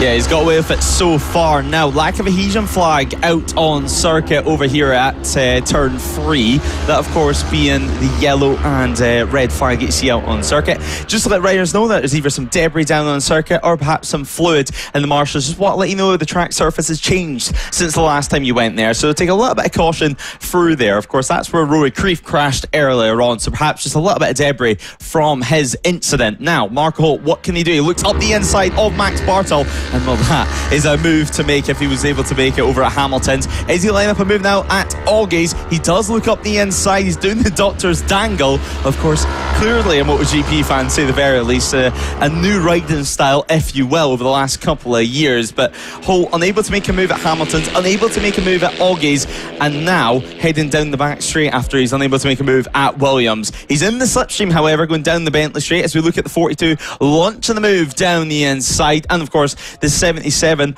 also trying to defend of Gary Wilson. But, well, as you see, Max Bartle, not only has he lost the position to Holt, he's also lost the position to James Cottenham. So Marco Holt takes the lead yet again. And James Cottenham now is the rider in chase. Yeah, it must have been a mistake, surely, from Bartle, or Holt just hung him out to dry and shoved him wide, which cost him speed on the straight. So it's now Holt from Cottenham from Bartle, your top three in this one. Again, Holt in that independent category. So realistically, in the NL 500 race, it is Bartle against Cottenham for the race win. But what a battle it has been between these three so far. Again, Marco Holt on that 250 machine. He has been racing over in Spain the last couple of years after winning everything there was to win for his age range and at a mini bike level in the UK. And now he's coming to show what he can do on bigger machinery. Goes a little bit defensive, tries to break the toe. Cottenham follows him. Nobody making moves just yet. Yeah, no moves just yet. And well, as you mentioned, Holt, super impressive. And as you said about his previous career, this year as well, super busy for him. He's hoping to do some European Cup rounds, previously the European Talent Cup, and also some British Cup rounds as well, previously the British Talent Cup. So a real busy year for the 58, and well, let's see what he can do. Still lack of adhesion flags out over at turn 3, but they're all super experienced riders. This isn't their first rodeo. They know exactly what they need to be doing. But the 83 of James Cottenham in the slipstream at the moment, and is he going to be able to make a move at turn 4? He does gain some time, but it's on the brakes. That Holt on this 250 is so impressive. You can carry a little bit extra corner speed, and especially with Clear Track ahead of him, that's exactly what he needs. Now, a good battle here further down the order, of course. The number 11 of Wilson also trying to defend in this pack, of course, on the bright orange bike, but nonetheless, they're heading towards turn 2. Will there be a move made? Looking up the inside of the number 16, so Wilkinson trying his best to defend, and well, he's done that so far. But some of these riders as well over the years, they used to quite often put their left hand, they're not using it for the throttle, onto the fuel tank going down these long straights. As we said, not much aerodynamics, so really they used to take any liberties possible to try and be aerodynamic on these CB500 machines. Yeah, it's just one of the many quirks of this style of racing. It's a bit like old go-kart racing back in the day when you used to cover the carb to try and get more fuel in the engine. It's just that little quirk, and as we see that to the front, looks like some traffic's got involved, because it is Max Bartle who's gone up to and back into the lead of the race. Now, they are encountering traffic at the back of the pack. I do wonder if Holt just caught somebody in an awkward position, got held up, that held Cottenham up, and Max Bartle went, well, thank you very much, slid straight on by. So it will be heading on to lap number 7, Bartle that leads. Holt has a little look coming into Murray's, decides against it, but is very close, well within that toe as they make their way onto the centre straight. As we watch them fly up here, they're beginning the pit boards reading out. Holt already pulling to the outside. He's going to try and sweep his way through down at the opening corner. Is he close enough? Not quite. He may even be under threat from Cottenham, who himself is looking. Going to hold status quo just for the time being, but they're really getting racy now. These guys trading positions like they're going out of fashion once again. Holt looks to the inside, has to stand the bike up a little bit, actually, a little bit too aggressive going in, and then Bartle came back across, and as a result, Cottenham's going to go to the inside and will surely be taking P2 here. And no, Holt's going to sweep it back through. Nice stuff there from the 58. Just about gets away with it and holds on to that P2, but does give breathing room to the race leader. Yeah, exactly. Now Max Bartle, he's got a little bit of room behind him. He's not going to have to defend as much, but Holt at the moment, all he's trying to do is use the strengths of that bike, even at turn 1. On that outside line, he knew he was going to struggle to get up the inside because of the way Max Bartle positioned himself out on circuit. So he thought maybe, just maybe, I could use the corner speed, sweep around the outside, or perhaps line up a move at turn 2 by carrying that extra speed through the corner, and more importantly, not getting held up by these CB500 machines. Although at turn 2, as we've seen, Holt lost some ground and nearly lost position to Cottenham. So these top 3 know exactly what the strengths are of their machines and the weaknesses, especially of Holt's. Of course, less power out there for him, and just having to use that corner speed, use more sweeping lines as well as more back markers begin to come into play. Now, a nice place to reach a back marker, certainly for a race leader. Just get by them on the back straight, and then that is job done. But as we see time and time again, it's the luck of the draw, and it's the part that you cannot predict. Absolutely. Backmarkers traffic, it causes absolute chaos as we see some of the riders a little bit further back in the pack.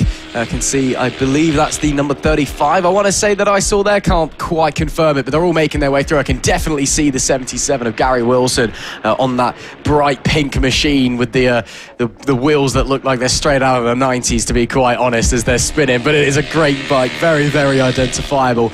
And the two Wilsons, Gary and Ryan, both of them having great races. Gary currently trying to get through Stacey on the number 80 machine as they make their way onto the back straight. Will try and tuck into the toe. Don't know if he's going to be quite close enough for a move down into Brundle. Certainly going to try and pull and look to the inside. In fact, he may as well just try and go for it. Let's see if he can pull it off. To the inside he goes, 2x2 into Brundles. That is a brilliant, brilliant move by Gary Wilson up the inside and gets it done. Another position for him. Yeah, Rachel Stacey there just losing out there out on circuit, but plenty of time to try and make up some positions. You can just see the number 31 coming for your picture there of Klaus. But still, what a race we're having so far. It's the thing that we love about CB500 racing, especially the fact that we've got the elites out there, the freshmen and the seniors. Let's not forget about that. 3 different NL500 classes, but nonetheless, you can get a race no matter what your level is, no matter how experienced you are, no matter how inexperienced you are. There's usually a race for everyone out there on circuit, and that's the lovely thing about CB500 racing. It's designed to be a cheaper class to join motorsport. It's designed to be a cheaper class to go out there and have some fun. Of course, these bikes not racing the likes of British Superbikes, they race mainly in club racing, and they have done for many, many years now. And to be honest, since the 90s, they've not changed much at all. I mean, look at them out there on circuit. They do, it's not just the wheels, almost everything about them is from the 90s, it looks like, and that's what we love about it. It's proper old school motorcycle racing. And now we have the next generation of Marco Holt looking still for yet another move. He's definitely gained some ground on Max Bartel, and while he's looking around the outside, and now suddenly he's got the number 1 blocking him yet again, trying to take a more sweeping line, trying to use every single ounce of power, trying to carry a couple more miles an hour corner speed, but Holt no way through. The likes of Coram though could be a good opportunity if he can line up a move at the final corner at Murray's, but then the question comes again, you can't exactly do a block pass on these types of bikes when you've got less power, because the corner speed is so important. So Holt, he might have to wait, as you can see, nearly touching the rear tyre, and now on the run to turn 1 yet again. Bartel going so defensive there. Cottenham now back in the conversation as we do head on to the final lap of the race. Yellow and black flag waves. One more tour here at Snetterton for these 3. Holt's going to try and sweep it around the outside, gets it done before the braking zone. Marco Holt is back to the lead of the race as it stands. Can Bartel respond? Cottenham watchers on in P3 as well.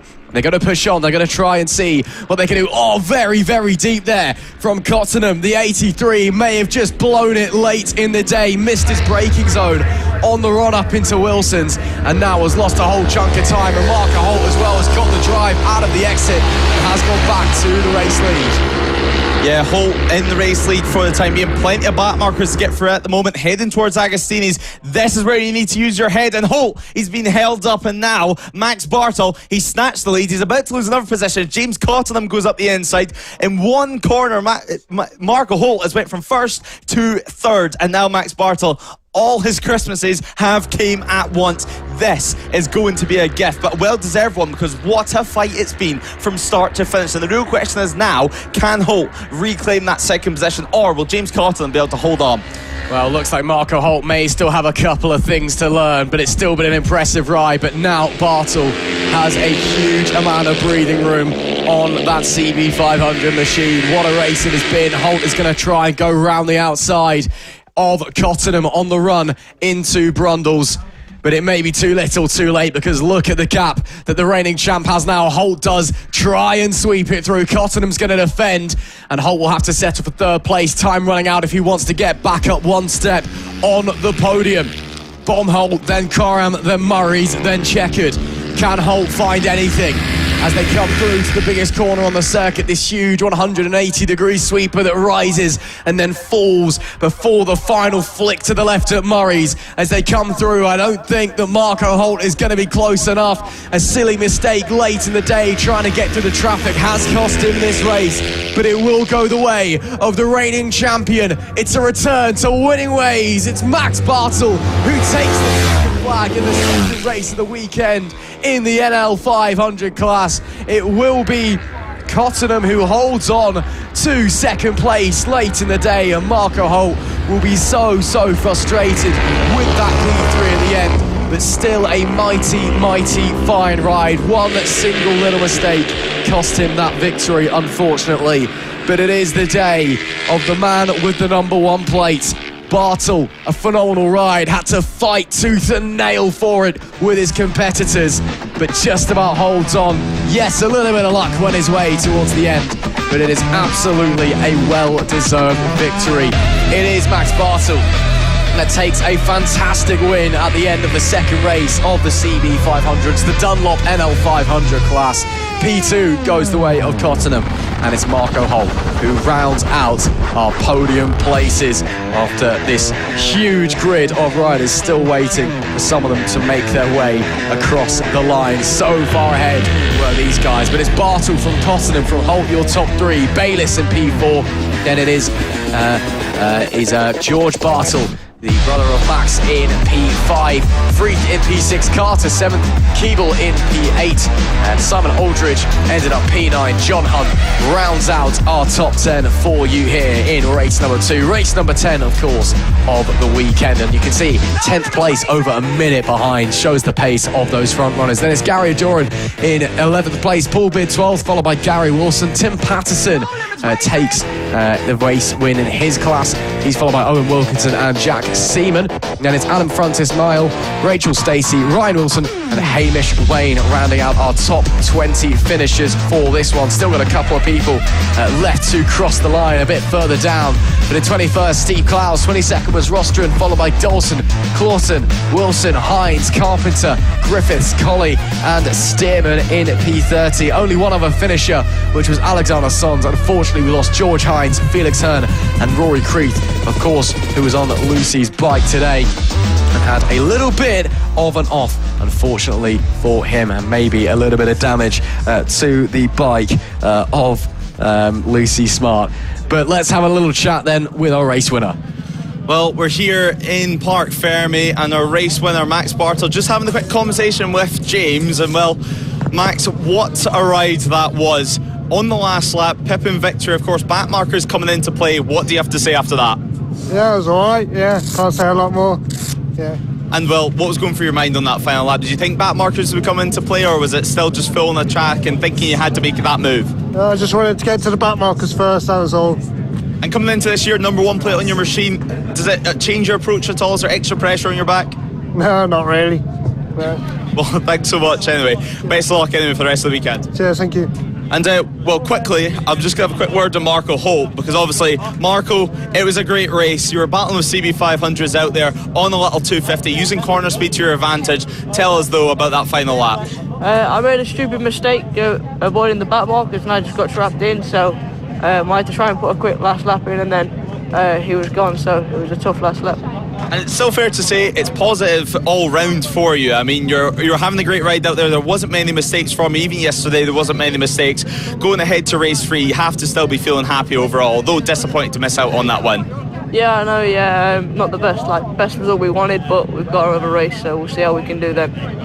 And looking ahead finally to this afternoon, is your eyes on victory, or is your eyes on just getting some extra laps out there before a busy season?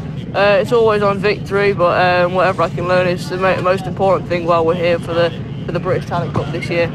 Well, best of luck anyway, Marco. We can't wait to see you, and hopefully we'll be speaking to you again this afternoon. Thank you. Well, that's it. That was first, of course, and obviously Marco Holt, who got pipped on that final lap. Up to you, Ross, in the commentary box, because we're ready to get going for the next race. Thanks very much, Lewis, and we are indeed. It is time for the big boys. It's time for the Pirelli Super Series Power Trophy and the Dart Motorsport Premier Power Cup, a grid that is absolutely stacked, both with British Superbike riders and with some of the top riders in No Limits Racing as well. getting ready to make our way out onto the sighting lap. Looks like we are getting a rider who wants to be starting from pit lane, or maybe doesn't want to. Paul Bowerbank on the 128, who had problems in the endurance race yesterday afternoon. No, he's just late to the grid. He will be joining in. That is absolutely fine. Let's have a run through the grid for you, though. Coming into this one, it is an all-tag Honda British Superbike front row. Charlie Nesbitt, race winner yesterday, starts on pole. Fraser Rogers in second, and Matt Truelove completes the front row. Tommy Fielding is fourth, with Tom Norton in P5, Daniel Stamper sixth. Jonathan Perry is 7th, with Brendan Mallender 8th and Jamie Boyce in P9. Wilfred Turner is 10th, alongside him Brendan Petty and Jack Morgan. Row 5 is Scott Stone, Paul Charman and Harry Dedison. Luca Jennings is 16th, he's alongside David Williams and Liam Murter. Then it's Ralph Laturco, Chris Taylor and James Crone. Row 7. Row 8 is Kieran Nicholson, Michael Needham and Andy Buchanan. Paul Bowerbank was late out of the pit lane, but he should be starting in 25th place. He's alongside Steve Frizzle and Brian Fuge. And then it's Gavin Parry, Callum O'Shea and Steve Duncan rounding out our 30 rider grid, of course, despite our graphics, starting 3 by 3 as normal coming into this one. Yesterday, we saw some early battles up the front, but it was Charlie Nesbitt that eventually was able to bolt away on that Tag Honda, but some very, very close racing all throughout, it must be said.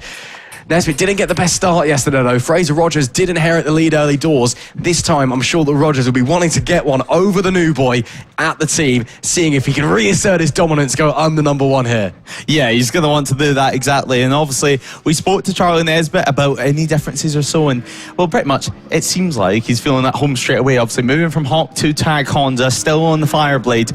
So everything's feeling pretty good for him. The Tag squad, super experienced, of course, here just get a little bit of extra track time. And for everyone else on the grid, although it's maybe a little bit daunting to suddenly be out there with some of the British Superbike stars, it's a good chance to learn a couple of things, even if it's just through one corner. That might help you for the rest of the season, or perhaps the way you're going about things, picking up the throttle, or even settings of your bike. They're super helpful. I mean, they're always willing to speak as well in the paddock during these types of weekends. They're nice and relaxed. So Nesbitt starting from pole position.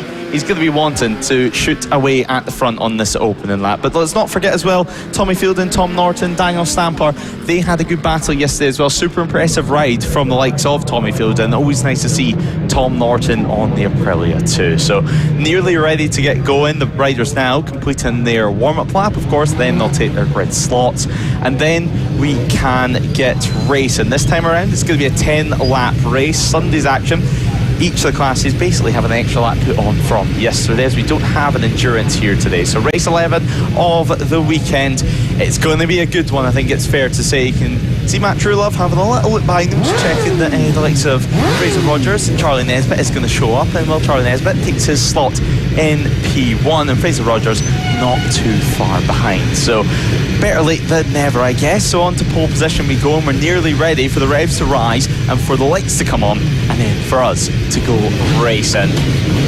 Into gear now, the revs rise, tension is high, you can cut it with a knife, and now race 11 of the weekend is underway. A good start from Matt Truelove, no jump starts anyway, it looks like, on that front row of the grid. Now we head towards turn 1. Tom Norton on the inside at the moment, on the number 70, so is Tommy Fielding, and as it stands, Charlie Nesbitt, a good start to turn around. Matt Truelove still in third position, Tommy Fielding slotted into P4, and Tom Norton into 5th. But up the inside is going to be Charlie Nesbitt, so that is P1 yet again, pushing the likes of Fraser Rogers wide on this opening lap. You see further back David Williams getting through, everyone nice and clean. Now Matt Truelove getting that move made too, so up into second, it is a Tag Honda 1, 2, 3 as we head towards Agostini's. Is Matt Truelove going to launch an attack on Charlie Nesbitt? To hit the front yesterday, he was able to shoot into the distance on this opening lap. The number 4 of Matt Truelove, not allowing that one to happen. Will he run wide in the exit ever so slightly? You can see the rear end squirming about as he tries to find some power on that machine, but at the moment it's Truelove from Nesbitt, Rogers in third. What a start there from Matt Truelove. Launched it really, really well away from the line, and now up into the lead. despite the fact that his two teammates are the pair that are going to be on the tag Hondas for the Superbike Championship proper. Maybe making a bit of a statement perhaps here at No Limits Racing. We race on anyway onto the Bentley Straight for the opening time in this race. Time to properly unwind, see what these bikes can push out, and look how quick that those boys have already made it down there. The power of these machines, it is simply unthinkable to the average individual. Making their way out of Nelson and into the bomb hole. Looks like Fielding still holding off Norton for P4 as it stands. That Aprilia pushing very, very hard though. Had a great run out in race number 1 yesterday. Of course, this race 2 laps longer than it was in what was race 1 of this class, race 3 of the day on Saturday's action. Now then, let's complete lap 1. Again, yesterday, jump start penalty from Matt Truelove. Today, he leads the opening lap in the Pirelli Super Series Power Trophy. Nesbitt in the tow. Gonna maybe think about going for it too far back. Certainly having a long way round. I don't think anything is going to come of it though. Fraser Rogers a little bit further back. And then already a 1.5 second gap to Fielding in 4th. Yeah, you can just see the rest of the field coming through at the moment. Looks like Mallender having a little look up the inside of Daniel Stamper. And well, David Williams under some pressure from behind as well from one of the Kawasaki's. So David Williams gets to try and do a good job on that new Ducati, of course. So heading into turn 2 yet again, you can see the field bunching up indeed. Andy Buchanan at the back of this field too, as Charlie Nesbitt launches the move down the inside at turn 4, and that is so far job done. The 2 tag teammates trading blows at the front of this race. Fraser Rogers, well, he's not involved with it at the moment, but he does have front seat tickets in P3. Matt Truelove, does he have a response? He's not going to want to wait too long. He's not going to want to allow the newcomer at tag to have much time to get away into the distance. Building towards the back straight now.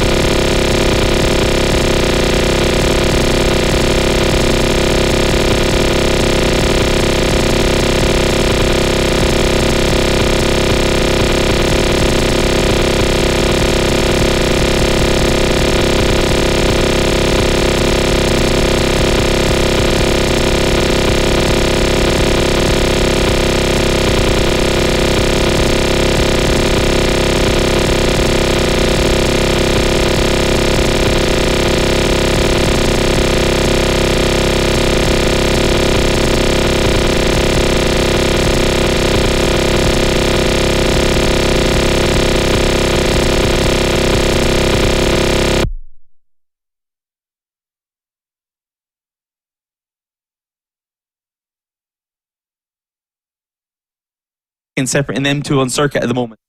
So while we have a battle for first and second, we also have a battle for fourth and fifth. It's what we love to see. It's not just the likes of the British Superbike stars who's able to fight out on circuit. It's also the likes of our classic no limits riders. So super impressive stuff, and well, I think they're going to be wanting to convert this one into a race win, because although it is not British Championship, a race win is still a race win at the end of the day. It very much is, and of course, when you're a racer, you know, you've just got that instinct. You want to win. That's what you're almost born to do. This is what you're on this planet to do, is to go out there and compete and push yourself and the machinery underneath you to the absolute limit, and then hopefully take the checkered flag, get the champagne, get the trophy, all of the above. It's your natural instinct, you know, and it's kind of what separates the guys who are that good at racing from everybody else, even if you give it a go. And, you know, you can be quick, but it's just that natural instinct, that killer instinct just to win. So I'm sure these guys will be trying to push each other all the way to the very end. It is still Nesbitt that leads. We are over half distance now. Going to be heading onto lap number 7. Gap last time was just a touch under 0.4 of a second at the line previously. We'll keep an eye on that one, as here we see some of the fighting a little bit further back in the pack. These guys making their way down the Bentley straight. Yeah, so they're getting through. Almost a move being made there as well. Up the inside, had to back out of it. Unfortunately, did the 144 of Boyce, trying to make his way through Morgan on the 291. Couldn't quite get it done on that occasion, but he's going to continue to push on anyways. We'll see them come around Corums very, very shortly. Maybe he's been able to magic up something in that time. No, still holding on behind. Yeah, exactly. This is a big group that we've got at the moment. We have like some Morgan, Boyce, Turner, Scott Stone and Brandon Petty on this one. Paul Charman on the yellow and blue Yamaha R1. He's just behind at the moment. He's able to watch this fight unfold. You can see quite a few photographers out there on circuit as well. And well, you can't really blame them for that, because this is some intense action that we've got here. Nearly 3 wide on the run to turn 1, and well, looking to make a move. And that looks like it could be the Suzuki rider of Turner losing a position, and Brandon Petty trying to come through, running wide on the exit. They're going to be side by side all the way towards turn 2. Here's Matt Truelove though. Matt Truelove still in 3rd position. 4.8 seconds now though, so Matt Truelove really losing ground in these later stages of the race. Not what he'd be hoping for at all, as Charlie Nesbitt, Fraser Rogers, they kind of stay line and stern, around 1 second separating them out on track 2. But Matt Truelove, late race pace at the moment anyway, not being his strong suit. But you can see just on the outside there, Boyce on the Suzuki looking to swoop it round, and he has done indeed. Brandon Petty as well, stepping up from the R6 from last season, even raced some F900s. Now onto a Superbike, a full-blown BMW Superbike, and well, so far he's doing a good job, because he's showing he's able to be very, very competitive. Yeah, currently P3 in class is Petty, and doing a great job and really getting in this fight and in this mix with this gaggle of bikes that we see out there at the moment. So very impressed with his efforts so far this weekend. These guys making their way onto the back straight away, and onto the grass. Well, yeah, Paul Charman on the grass there, somehow keeping on. 2 riders actually on the grass there on the opposite side, and well, somehow everyone remaining on 2 wheels. So Paul Charman's done a good job there. It looks like maybe a mechanical there for one of the bikes. That's of course the BMW, so a massive shame there. Manuel getting to safety straight away and pulling off the circuit. So whatever it is, it seems to be terminal for the 291 bike. So yeah, that's going to be Morgan, Jack Morgan, moving up this season as well, also to a Superbike, but out the race straight away. Yeah, that was bizarre. Yeah, he was leading the class at the start of the previous lap, and maybe something kind of exploded out the back of the bike, because it was like the 2 bikes converged to opposite directions, and then obviously we saw Jarman managing to show off his best motocross. Very impressive to keep it not only going straight but on 2 wheels in general. But yeah, my only thought is, you know, so it's something sprung a leak or something that or something flew off the back of the bike, which obviously we then saw looking down.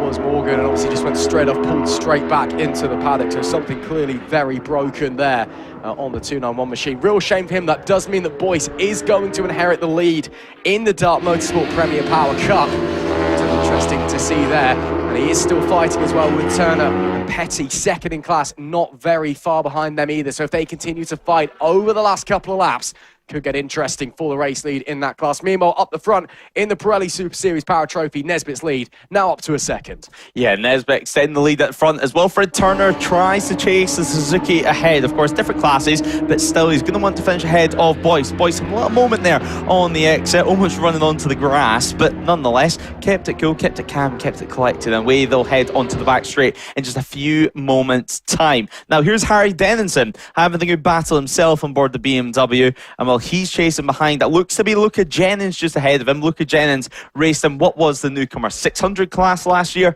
racing on board an R6, now of course up onto the Fireblade himself. So it's blue on blue out there in circuit. It's Honda versus BMW, and it's Jennings versus of course experienced rider of Harry Dennison. Yeah, getting very tight between these guys. Again, not necessarily for position and things. They're in two different classes, but again, I talked about it earlier, just the racer in you. You just want to fight. You want to come out on top because that's what you enjoy doing when you're out there, even if in the grand scheme of things, it doesn't matter. And it might end up compromising you because you could have an accident or you could lose time and somebody in your own class ends up overtaking you. There's so many different factors that go into it. But they'll push on anyway and continue with their fight, making their way through Corums. This huge right-hand sweeper still just about holding on is Jennings at the moment, but Dennison is right there with him and could be tempted to see maybe if he can get the toe down the straight, get a good exit out of Murray's, and then maybe, just maybe, give it a go into turn number one. These guys heading onto their penultimate lap of the race. The next time that the front runners come around, it will be one more tour.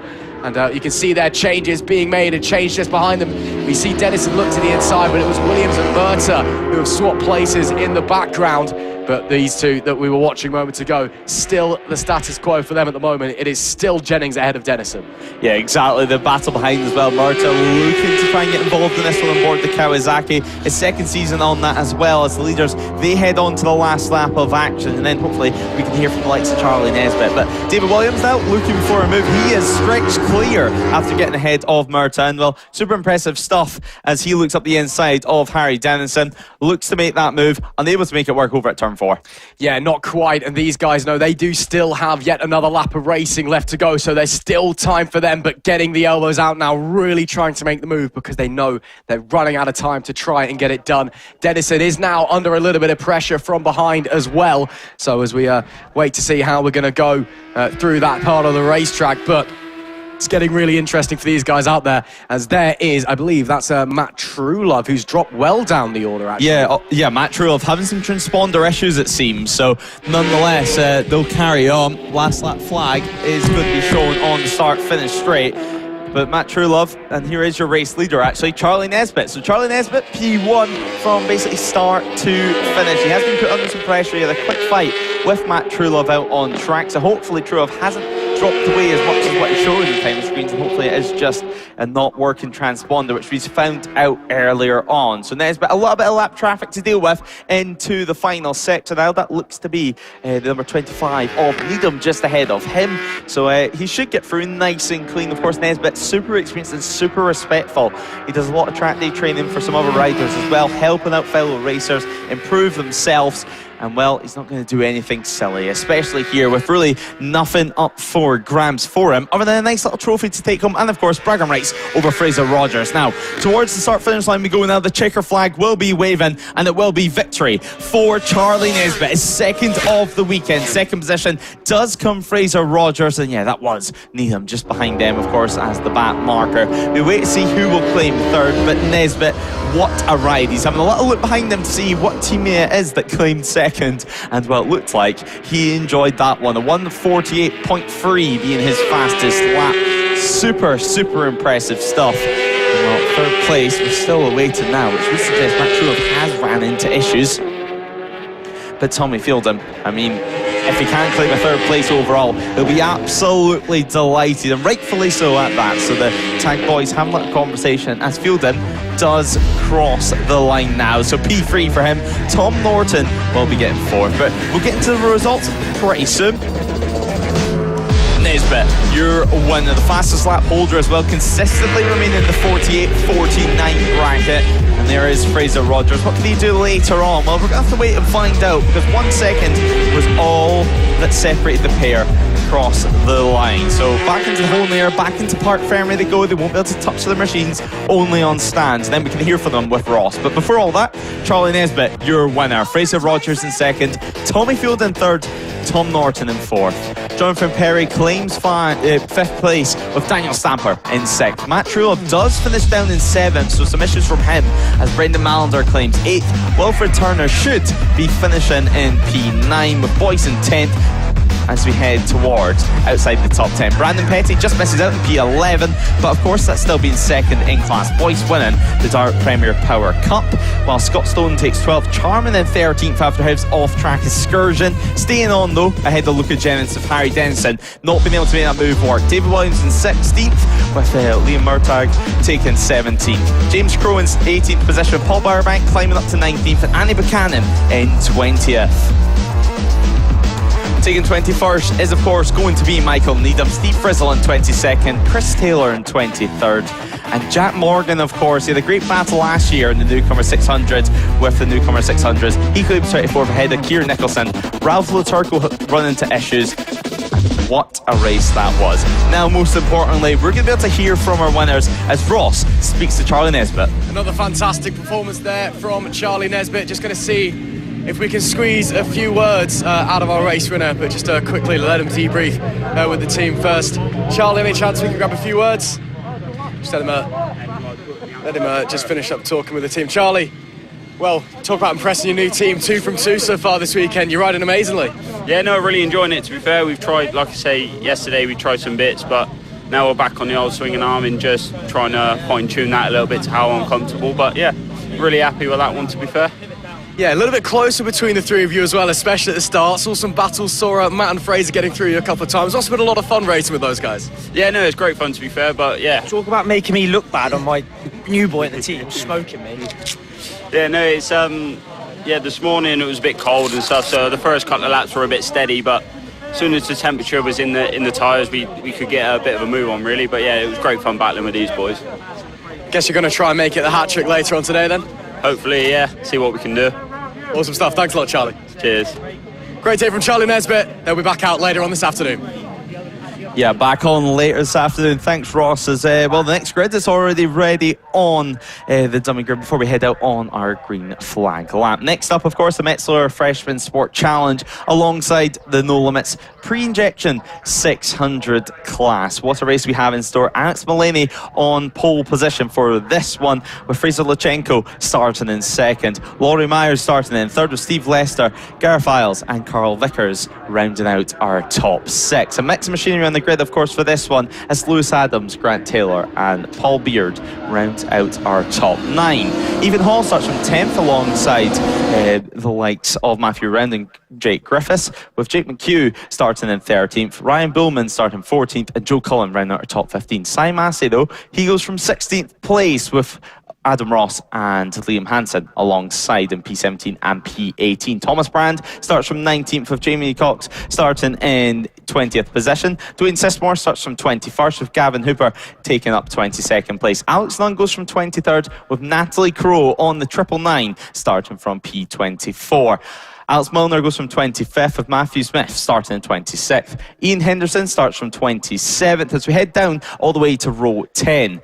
Stephen Burke goes from 28th, with Thomas Hill and Aaron Nunn alongside. Now we start to head to some riders who didn't manage to set any laps over in qualifying. So no time set for the likes of Matthew McCready, Callum Dente and Jay Orchid James. With Connor Page, he should be starting in P34, Ross, but, well, as we've seen time and time again, a couple issues running into mechanical issues this first round. So some riders not able to take the start, but still a massive grid. Yeah, still very, very big, even if we don't have quite everybody coming in. So, wait to see what's going to be happening in this one. Should be a lot of fun. Again, the Metzeler Freshman Sport Challenge is very much for the novice riders, the newer riders. You know, some of these guys will be first weekends. Already issues there for the 117. Yeah, that's Connor Page. So Connor Page should have been taking up 34th place. No time set, obviously, so he should have been starting from the back. And it seems like whatever issues he's having with that pre-injection 600 machine, it is continuing. I mean, to be fair as well, the pre-injections, they are liable to going wrong sometimes. Again, all of them pre-2002. So, yeah, perhaps mechanically not the most sound machinery in the world, unfortunately. But when they do go, they are a lot of fun. But real shame for him. So that's, scratch another one off the list, unfortunately. But again, the Metzeler Freshman Sport Challenge, which is the larger category out there, very much for the novice rider. That's why you see so many bibs, often riders that may be very well in their first weekend racing. Sometimes it's only their first couple of times on the bike. They may have done a couple of track days and then throw themselves into the deep end. The pre-injection, you do have a couple of novice riders in that as well. But again, given they are older machinery, you typically get more experienced riders getting used to and dealing with those heavier, harder to handle machines that often don't have the electronic comforts that we're so used to having nowadays, your traction control, your anti-wheelie, all of the things like that. It's all those things that we need to consider. And again, 2 classes should be a lot of fun. And again, we did see yesterday as well, even though some of these guys are novices early doors into their racing career, they still go out there, give it their absolute all.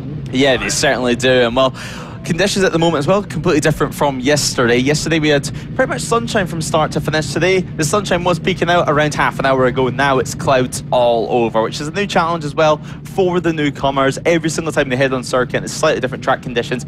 It's another thing to try and remember. But the pre-injection riders, still some newcomers involved in it, but a lot of them, like the likes of Carl Vickers, super experienced. But now we are ready to go. The red lights now appear to be on, and we are ready to race, and we are go towards turn 1 for race 12 for the weekend. A 9-lapper this time around, a staller on the grid. Luckily, everyone avoids them and no contact for that. But Alex Mullaney straight away into the lead. So impressive as Fraser Lachenko tries to chase behind. And we did see yesterday Laurie Myers, a few issues at the start for him, but once he got underway and once he got the pace well and truly on and got his pace dialed up, he was so impressive and able to fight for the podium positions. Carl Vickers running another one of the pre-injection 600s out wide there over at turn 2, but luckily the rest of the field, especially after that staller on the grid, everyone through nice and clean.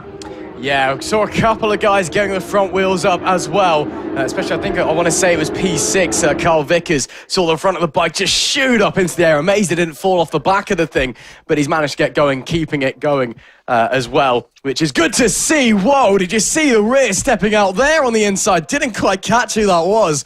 What a wild ride that was for a brief moment, and again, somehow still on 2 wheels as well. Awesome bike control being displayed early doors here in the race number 2 of the weekend for the Metzeler Freshman Sport Challenge and the pre-injection 600 guys.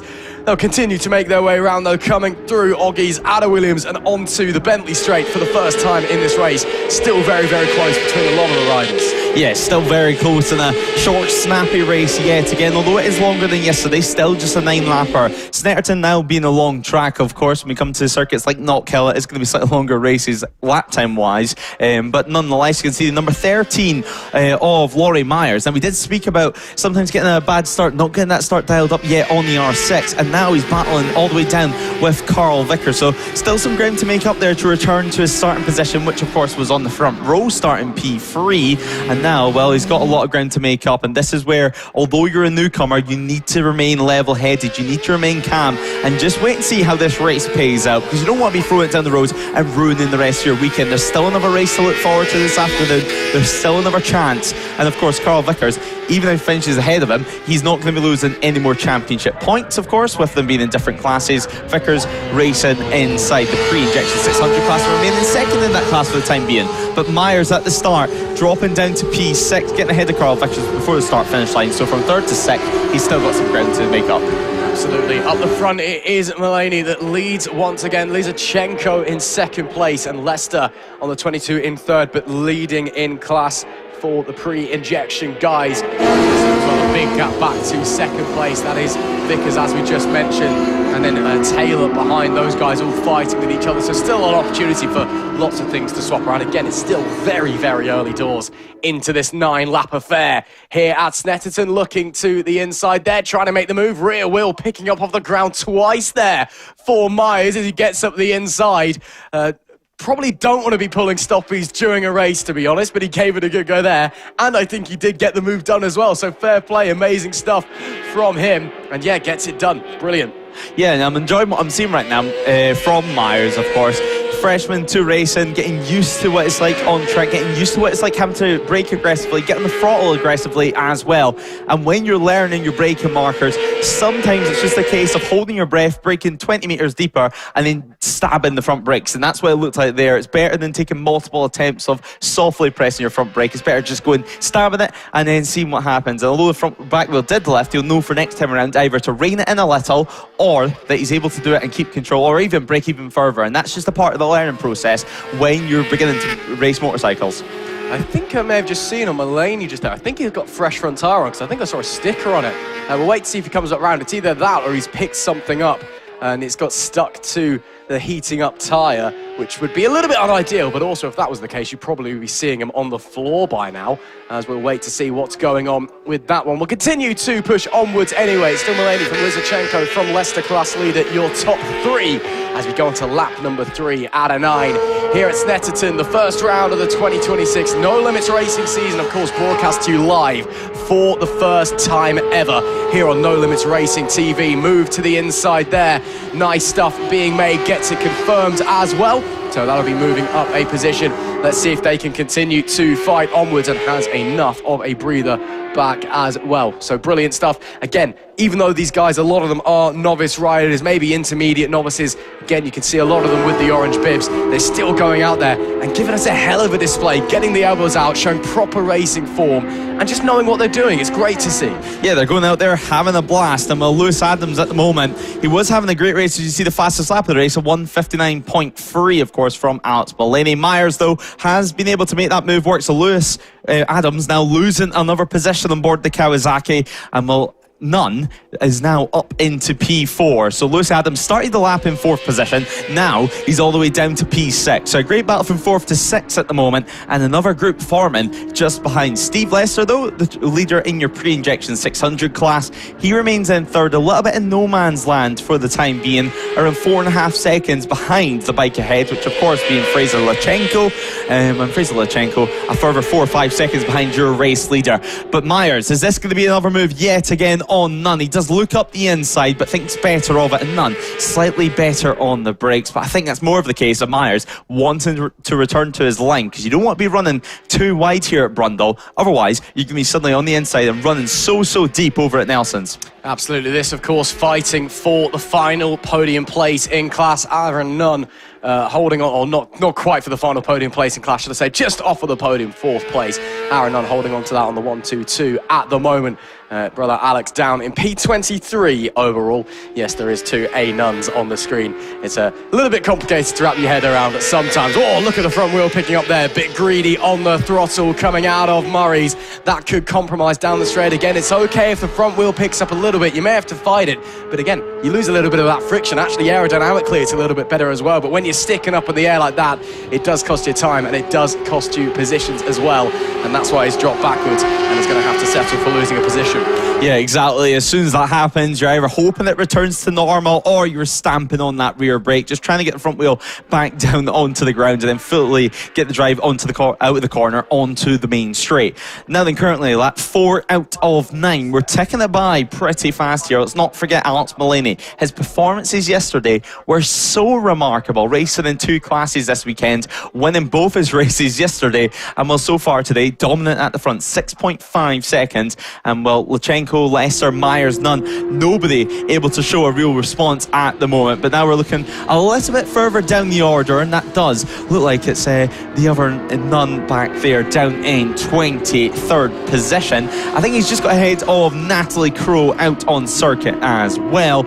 So Natalie Crowe dropping back down to 23rd position. So this is your battle for 22nd, as Natalie Crowe actually loses another position. Has she got an issue out there on circuit, because now she's going to be dropping back down to 24th and potentially even 25th. Yeah, running very slowly. Just looks like it's not really driving out of the corners at the moment. Hopefully everything's okay and it can resolve itself. But we'll keep pushing onwards for the time being anyways, as we are now around about approaching half distance, as around halfway round lap number 4. And we'll continue to make our way round as well into Agostini's we go. Lots of different lines you can take through there. You see some preferring just keep it tight the whole way through. Some prefer the natural V where you cut in deep and then almost turn on a 50 pence piece, and then some just a nice wide sweep it in, late apex, and then drive it out. It's all up to rider preference at the end of the day. See Smith there on the 111 machine trying to go the long way round. That'd be brave if he pulled it off, and he's now going to try and go the long way round as well up at Williams. That's a brilliant move to get through. Wow, that's not really a place you can try and overtake, but that immediately gets done as they come back onto the straight. What a real shame, but the initial move was fantastic. Yeah, incredible stuff. Well, the main thing that stood out to me there, actually, was the 111 of Matthew Smith's riding style. Very much an old school riding style where the centre of your body, your upper body, is very much in the middle of the motorcycle still, and you're just lowering your knee onto the ground. Very much how they used to race it back in the 500cc era, back in Grand Prix days. Now, of course, a lot more your upper body is off the motorcycle, but nonetheless, it's clearly not slow because he's still able to fight there in circuit and still able to fight for some moves. Yeah, still pushing onwards. And again, it is a riding style that still works nowadays. You know, it might not be optimal just given how bike racing has evolved over the last 20, 30 years. But, you know, there's nothing stopping you. You can still be quick and ride like that if you want to be. And, you know, if you have the ability to do so. So, yeah, it's great to see Matt Smith, not to be confused with Doctor Who, going out there and giving us a blast from the past. We'll continue onwards, though, lap 5. From out of 9, Mulaney, Lizichenko, Leicester, still your top 3, and still moves being made absolutely everywhere that you look. We can see the 44th Brand making his way through. I believe that's Cox on the 84. He's just gone round. It may in fact be Hooper behind. No, I think it is Cox he's just gone through. And yes, it is. So making moves then and getting up another position, even though it is not for actual position because they are in 2 different classes. Of course, your blue is the Metzeler Freshman Sport Challenge on the timing tower. Your pink colour, that's the No Limits pre-injection 600 guys. So it's Leicester from Taylor from Vickers leading the way in the pre-injections. It's Mulaney, Lizichenko, Myers, top 3 in the Sport Challenge. And here is your leader, tipping it into turn 1 now. You can see the gap between himself and Fraser Lachenko. Obviously, we were still waiting for Lachenko to cross the line, but it's sitting at around 11 seconds. And well, next up, it's going to be some back markers to deal with for our race leader. Ian Henderson looks to be the first of the back markers that he's going to have to deal with, the number 10 on the pre-injection 600 machine. But nonetheless, Mulaney, what a ride it's been so far. I mean, Ross, we spoke about it time and time again. We spoke about it multiple times yesterday, but he looks so comfortable out there. If you've seen him on circuit, you would not know that he's a newcomer. You would not know that he's racing in the freshman class. Absolutely not, and he's been doing a lot of racing this weekend as well. You know, and even with that bib on, he just gets out there. Like, look at how he gets on the throttle, the rear moving all over the place in Agostini. It's like the bike wants to high side, and then he's just like, nah, just carry on, He's just so good on that thing. It's almost like he's got this natural ability just to hold it. I don't really know how to explain it, but he's just so fast, and it is a real joy to watch. And again, it's a bit weird because, yes, obviously everyone has different levels of just pure natural ability out there. No matter what sport you're in, some people, when you start, are just going to be better than others. Some people develop more, some people just have that immediate talent. This guy's just got buckets of it straight away when he hops on a bike. And again, it looks like he's been riding for years, and he's got an 11-second advantage 2/3 of the way through the race, and it doesn't look like he's going to be slowing down anytime soon. It really is a joy to watch, and again, you just can't believe that this guy is a novice rider. Yeah, exactly. Super impressive stuff. And well, we're speaking about riding styles. That's Mulaney himself as well. As an interesting riding style, he's not too aggressive on his knee sliders, if that makes sense. It's a lot of people, when they start doing track days, they think the first thing you need to do is get your knee down and smash your knee into the ground as hard as possible. Alex Mulaney, on the other hand, he's doing the right thing. He's just skipping it across the ground, getting the feeling that he needs to get that extra confident on board the motorcycle, and then, well, clearly it's translating into lap time. So pass a couple more back markers now. Well, he's done that nice and safely for sure, but we'll carry on through turn 1. On to lap 7 we head, and we'll wait for Fraser Lachenko to cross the line. Mulaney is slowed up ever so slightly, a 2:02 being his fastest, his last lap, his fastest lap being a 59. Now, we spoke about that a little bit earlier on, how insane that pace is, but even the 2:02 that he's running, still faster, still nearly 2 seconds faster than anyone else out there on the circuit. And that 2:02 would still be the fastest lap of the race as well, to put it into context. So his slow lap is still quicker than anybody else, which is just absolutely ridiculous. And again, we'll watch him coming into here. Big moment on the throttle last time here at Agostini. Watch him get on it again. You'll see the rear start to squirm a little bit smoother that time. I think he learned from the previous tour. But again, you mentioned just the way he gets the knee down, really nice. As you said, again, when you start racing, especially if you don't come from a biking or a racing family, and you're new to all of it, and you see the MotoGP guys getting their ridiculous 90-degree lean angle or whatever they pull nowadays, and you hear people say, get your knee down, and you go, oh, okay then, and just try and throw yourself on the floor, and then you have a massive accident. You need to ease into it. It takes time to figure it out, to figure out the limitations of the bike and where you actually need to place the knee on the racetrack. He's got it down to a T already, which is great to see.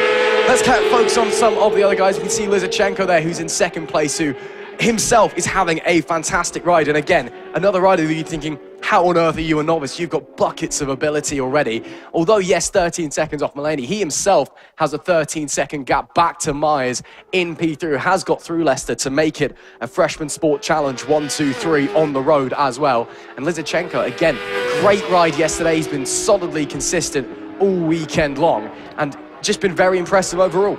Yeah, he has, and we briefly spoke to him on Friday, and he was a little bit nervous for this weekend, which is completely natural as well. I mean, those nerves never disappear, no matter how long you've been racing motorcycles, but it's a good thing overall, because when you're on the bike, you suddenly become nice and relaxed, and that's what we're seeing here. It's translated into the lap times as well. Last time around, Lachenko was running 2:04s. We wait for him to cross the line. Now inside the 2:02s, a big lap for Lachenko there. Not matching the pace of Mulaney, who's picked things up yet again, but Fraser continuing to get faster and faster out there on circuit as we head on to lap 8 of 9. Yeah, 2 more to go then for the race leader. Just keep it nice, calm and collected. Gap's now up to 14.6. Lizarchenko, though, his own gap back to Myers, 16.2. So they're all kind of separating even further. Mulaney's lapping faster than Lizarchenko, who's lapping faster than Myers. We'll explain why they are 1, 2, 3, I guess. And again, at this point, especially if you're a novice, you might be starting to feel it a little bit now. Might be getting a bit sore, bit stiff, bit tired. So now, especially if you're encountering traffic as well, it's just keeping calm, trying to stay as loose as you can on the bike. Just hit your marks, keep it on 2 wheels, keep it on the black stuff and bring it home. These top 3 especially, they'll know they've got huge gaps in front and behind them. They don't need to worry about pushing. They don't need to worry about trying to set a fastest lap. They may want to, but thinking from a racing perspective here at this point, you just got to make it home, because it's all great going and setting the fastest lap on the penultimate lap of the race if that's what you want to do. But then if you then bin it and rip the bike into a million pieces the next corner, then you get nothing out of it because you've not made the checkered flag. You do have to get home first to pick up the prizes. So, and yes, they'll probably be feeling it a little bit now. It's still not quite as early in the morning as it was earlier. It's still a little bit chilly as well. Conditions not quite as perfect as we'd like them. But they just got to focus in, make sure they get to the end of the race, then they can chillax, go and have their lunch, get back out there for one more race, get home, have the longest sleep of their lives. Yeah, points mean prizes. Finishing makes prizes as well. And for Alex Mulaney, so far, it's been no issue for him. And for Steve Lester too, it looks like it's not going to be too much of a drama to be able to make it to the checker flag as well. It's been an impressive race from both riders, actually, from Steve Lester, from Lachenko, and also even from Myers as well, because whenever you have some clear track ahead of you, whenever you're in these gapped races, there's gaps between the front couple of riders, it's all on yourself, it's all on how you can keep focused on the motorcycle and not let your mind wander, because when you reach this type of situation, when you reach back markers, you need to be alert, you need to be focused. Although the back markers, they should be predictable, nice and predictable for you on circuit, all it takes is for one little slip up and then suddenly you're down on the deck. And when you're a newcomer, you're not always used to getting past lap traffic. It's a completely different challenge, and it's completely different to racing someone out on track. It's more similar to almost on a track day when you have slower riders ahead of you where you need to be mindful passing them, give them a little bit of room, compared to going out there and being ruthless with them out on track. Absolutely, and it's also important that these guys know how to run their own race as well, because yes, Mulaney is faster than Lizarchenko, who's faster than Myers. They'll be seeing these big gaps, but when they come onto the straights, they'll be catching glimpses of the rider in front of them, and especially when you first start out, it's so easy to go, oh, I got to push and go for them now, and then you're overriding the bike, and then you're 10 feet in the air, and then you're in the back of an ambulance, unfortunately. It's so important that if you know you don't quite have it to catch the person in front of you, that's okay. Bring it home in a very, very solid podium position and just run your own race and everything will be okay. But on the topic of running races, another brilliant ride from this man right here. He's only got a couple of corners to go, but the R6, the 774 of Alex Mullaney, has dominated in the Metzeler Freshman Sport Challenge once again. He looks like he's been riding for years, yet he still wears the orange bib. It is ridiculous just how much natural talent this guy has got. Rounding the final corner for the final time, it's another tale of domination for Alex Mullaney. He makes it 2 out of 2 this weekend in the opening round of the 2026 season.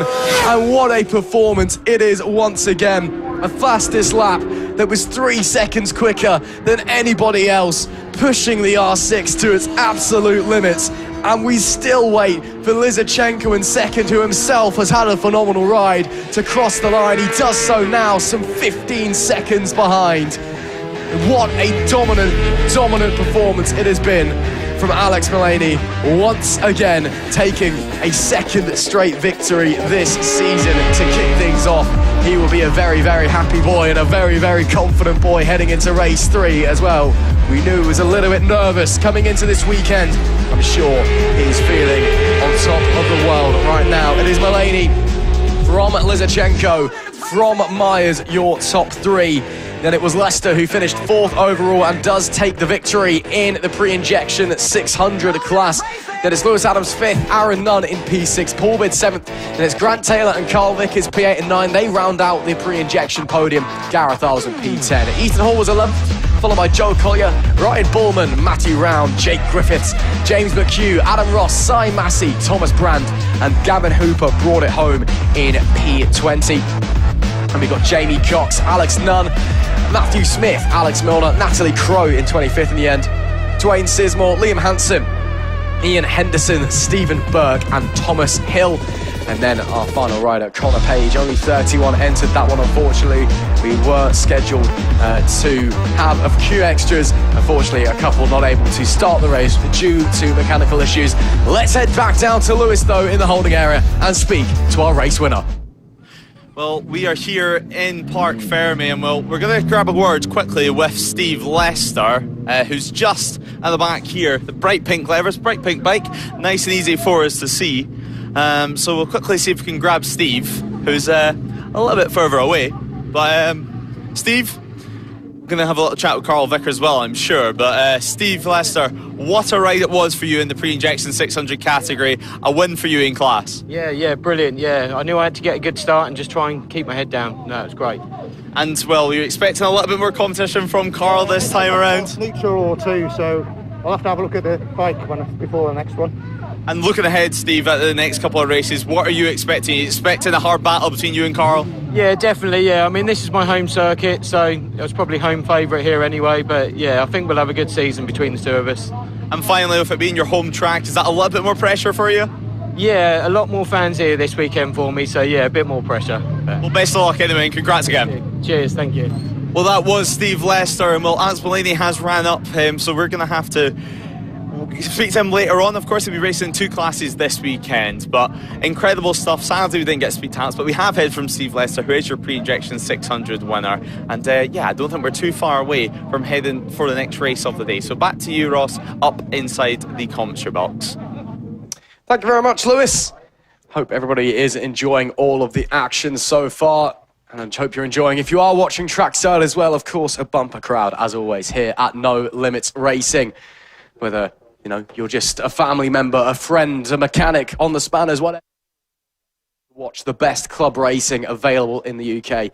We hope you're enjoying the show. And of course, if you are watching on the broadcaster, well, our second ever broadcast technically, because we were live yesterday, but for the first time ever, of course, No Limits Racing broadcast live and for free the whole 2026 season, including the Anglesey 12-hour endurance, available on No Limits Racing TV and Motorsport Radio on Facebook and YouTube. Make sure you like, share, subscribe, all of the above to help promote No Limits, get the championship out there, get more eyes watching so we can show the world what our riders can do. It is now time for race number 12 of the weekend, or 12A should I say, It is the Brandfixx Club Power Cup and the No Limits Old School 1K Trophy.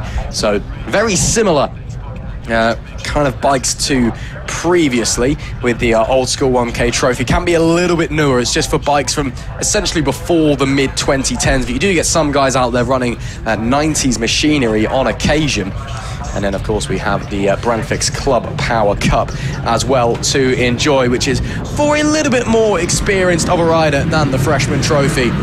As we come into this one, but let us get ready to go through the grid for race number 2. It will be Scott Pendleton who starts from pole position, Jack Cullen alongside. Had an issue at the start, someone running off the road there on the side, but we'll continue this one anyway. Scott Pendleton pole, Cullen second place, and Jordan Chu in P3. Can't quite make out who that is at the moment, but hopefully everything's okay. Kieran Wood, Perry Matterface, Dale Hill, row 2. Craig Everson third, David Dean fourth, Adam Sutherland 5th place.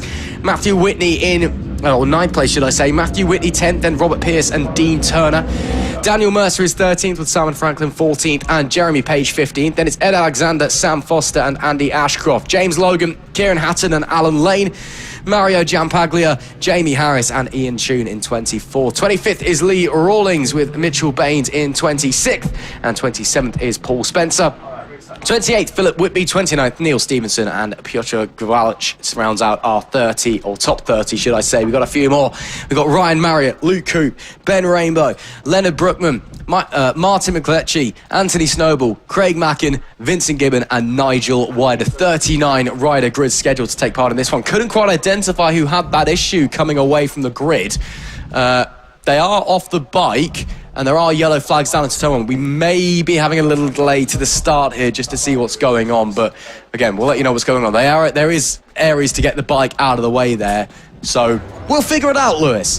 Yeah, exactly. I think the marshals are checking that everything's okay with the bike to let him ride it back, and then hopefully he can get off the circuit nice and quick and under his own power as well, most importantly. But yeah, the marshals, they won't allow that, of course, if the bike's not safe to do so. But the rider having a little limp, but of course, the army guys as well. Yeah, you don't exactly want that to happen, even on the warm-up lap. Because well, luckily no one collected him, it seemed, and he managed to get off the racing circuit and onto the grass. So the marshals will push that over to the other side of the circuit, and then at least it's on the Paddock side, so it's not going to be too much of a job to get that bike back to the on-end and get it fixed, hopefully before the next race. So whatever's happened there, whether it be the bike cutting out on him, a massive shame. But nonetheless, we're nearly ready to get going. Let's remember, of course, Jack Cullen did take victory yesterday by 2 seconds over Scott Pendleton. So let's find out what happens in this one. We're nearly ready for action. We're nearly ready for more racing.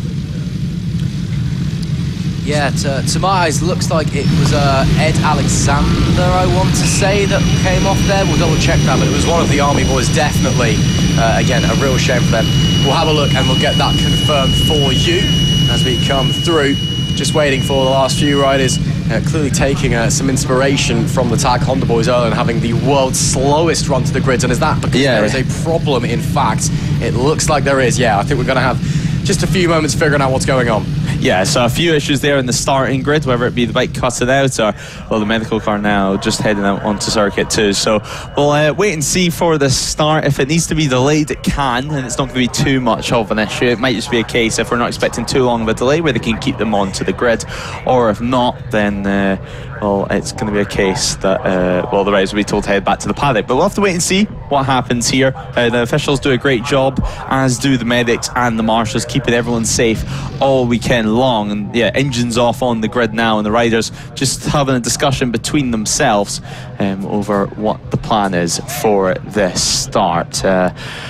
But nonetheless, a 70 looks like the bike there on the grid that was having some issues. Robert Pierce having some issues on the grid there. So a shame for him as the medics head out onto the circuit. But Robert Pierce looking down at the right-hand side of his bike there. So perhaps maybe a loose foot peg, or obviously back brakes that side too of the bike. Some of these machines will be having thumb brakes also installed in them, which is became more and more common over the past 5-10 years. It stops a rider having to always have their right foot available to use, because obviously when you're leant over on the right hand side of the bike, it can be very, very difficult with the angle of your leg to actually use that back brake. So the thumb brake allows you still to use it, and allows life to be a little bit easier, but nonetheless the rider's just trying to work out what's happening here. Yeah, well, of course, we'll keep you updated, and of course, we did see the ambulance just going out there, so if we're having an issue, we'll let you know that everyone's okay as soon as we know. And again, as well, obviously, we were talking earlier about the Doctor's Dangle and kind of newer riding styles. Again, if you want to be going into a corner where you need to use a lot of rear brake and want to get your right foot out early, then having the thumb brake is beneficial for that as well. We can see Mark, one of our race directors here, with a sign out, just walking back. Is he saying go backwards? I can't see. I didn't see what was on the sign, but he's shouting something at the riders anyway. Yeah, those types of boards usually are to inform the riders, A, how many if they're going to get any more warm-up laps, and B, if that's the case, what the new race distance is going to be. Obviously, before this race, we were expecting around 9 laps of drama, but, well, we've had a little bit of drama before the race starts. So a new distance might be being announced here to the riders on the grid, making sure at least that everyone knows exactly what's going on. But still some relaxed faces, I think it's fair to say. Jordan Hugh looking nice and relaxed on the 1.8 free machine there. Nice thumbs up to the camera, a little smile underneath the helmet too, and some of the bikes being restarted. Yeah, engines are back on. So hopefully we can just see what the sign has said when it makes its way back to the pit lane, and we can just get a confirmation of what's going on. Of course, a big thank you to everybody from the management side of things here at No Limits Racing for enabling No Limits to be a thing in the first place and allowing us to go racing and making sure everything works okay from the management perspective. So thank you to them, and as we've already mentioned multiple times, of course, a huge thank you to the medics and the marshals for enabling us to go racing as safely as possible. So we've done our signage. I'm just going to try and see if I can see what it says on the commentary box window. It is going to get handed back to Mark now, just off camera, and now he's going to hide us 1 warm-up lap and then an 8-lap race. There we go. See, professional. Yeah. That's how we get information. We right use on the money. eyes. Right on the money. So yeah, an extra warm-up lap they'll get, it'll be chopped off the race distance, and that's just in case some people have decided to be very, very tight on their fuel strategy for these sprint races. Completely understandable if they have been. It also just means that we will make up a little bit of time lost from this delay too. But No Limits Racing, I mean, super experienced with these types of delays, always able to get the racing underway as soon as possible, as soon as safely possible as well. But yeah, you can just see the 77 being pushed off back into pit lane there. But obviously, any more information, we will bring it straight to you. So yeah, Craig Evison on the Aprilia, his bike being pushed off back to the paddock now. Yeah, obviously hoping that Craig is okay. Of course, being attended to by the marshal and the medics, and of course, I'm sure he's in very capable hands. And again, we'll let you know that he's okay as soon as we are aware. It seems like he just didn't get away. Somebody was unsighted on the grid and ran into him, unfortunately, on the way out onto our original sighting lap. So we are going to have another sighting lap once the medical crew have cleared the grid, and then it'll be 1 warm-up lap, 1 sighting lap even, and then an 8-lap race. We are chopping a lap off, so that does mean that's actually works out quite nicely. I mean, that race 1 yesterday was 7 laps, this race is 8 laps, and the next race is 9 laps. So each race is a little bit more challenging, puts a bit more emphasis on the final 9-lap dash. So we're just waiting for the start engines board to go out, and then again we'll have 1 sighting lap and then an 8-lap race. We hope you are enjoying the show. We hope you're enjoying the first ever broadcasted weekend of No Limits Racing, the best club racing available anywhere in the UK. Make sure you're liking, sharing, subscribing, all of that to help get No Limits out there and show the world what we can do. And again, all 9 rounds, including that 12-hour endurance at Anglesey International, will be broadcast live for you on No Limits Racing TV and Motorsport Radio on YouTube and Facebook as well. And yeah, it's been an absolute pleasure to be here. And alongside you, of course, Lewis, you've been here a couple of years. They haven't got rid of you just yet. But yeah, it's been a fantastic weekend so far, and we can't wait for the rest of the season. Yeah, exactly. It's going to be an exciting season now. Ben Robson, he looks like he is getting new laps, so perhaps either an extra warm-up lap or less racing laps, or both, ready to get displayed to riders, and that's exactly what's happened. So 7 racing laps now, 2 warm-up laps is the new distance. That's just because maybe the riders feeling like their tyres have been cold, they need that extra lap. Obviously, usually they're used to going straight off warmers, straight to the hole near, out on circuit, wait a couple of seconds, then your warm-up lap. Now they've been sat on the grid for 5-10 minutes. Engine start, if you can hear that, and now we should be all ready to go. Of course, Ben rocking his new hat this weekend. It's been seen all over the paddock, and I'm sure the riders are loving it too. But nonetheless, we're ready to go out on to the first of our 2 warm-up laps.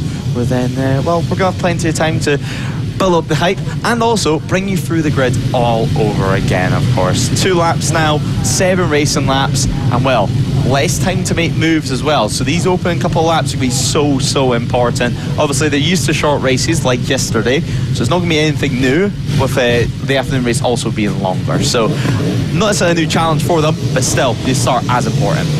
Absolutely, and you did mention earlier, as we do get the first of 2 sighting laps on the way, you did mention as well, things running in a bit tight on fuel management now, much less of an issue for them as well, unless you decide to absolutely beat it round on these 2 sighting laps for no reason whatsoever.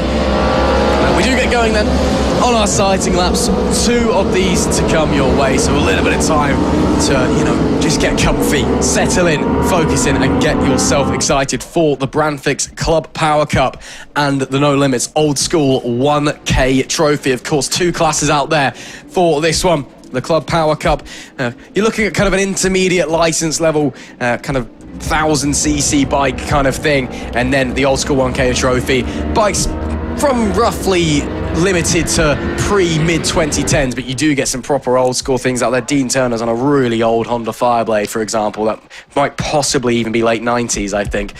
So that's really cool to see that out there.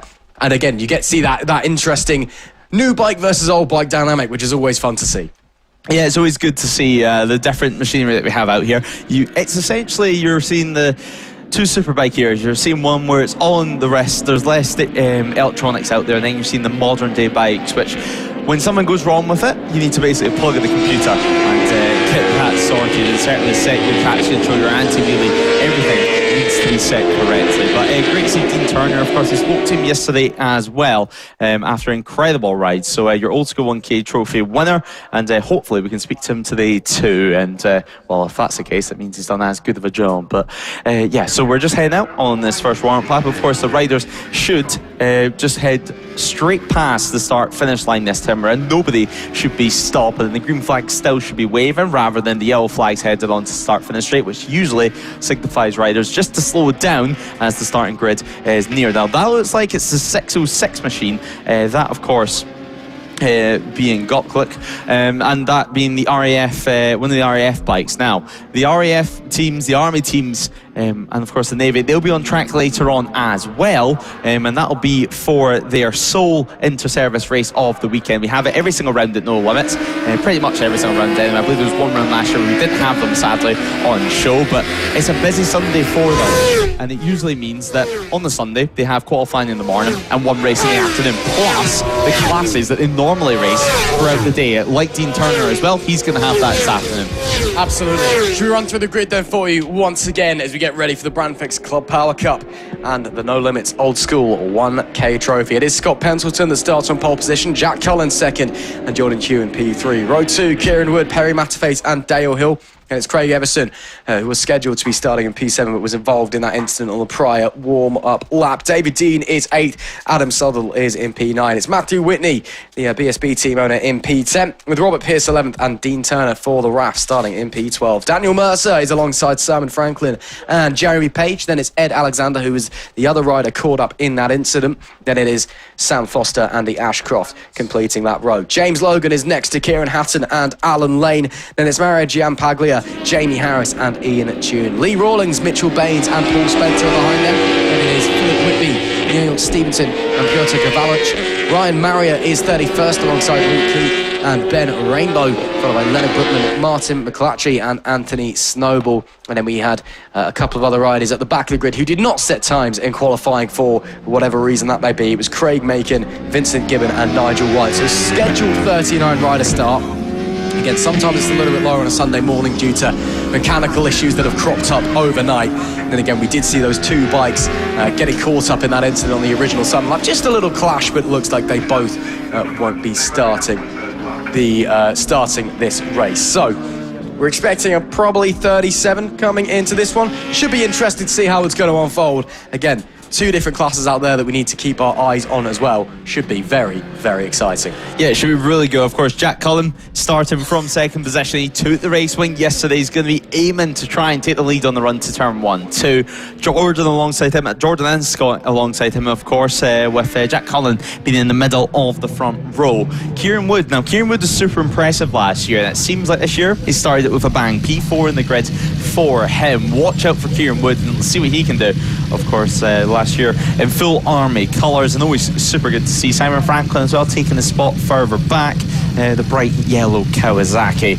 Always a little bit controversial when you have a Kawasaki that's not green. But yeah, I'm not a fan. Yeah, but nonetheless, it's easy to spot up here in the commentary box anyway, that's for sure. But Jack Cullen now looking nice and relaxed, and can he convert yesterday's result into today? Just 7 laps to decide everything. The BMW looking ready to race.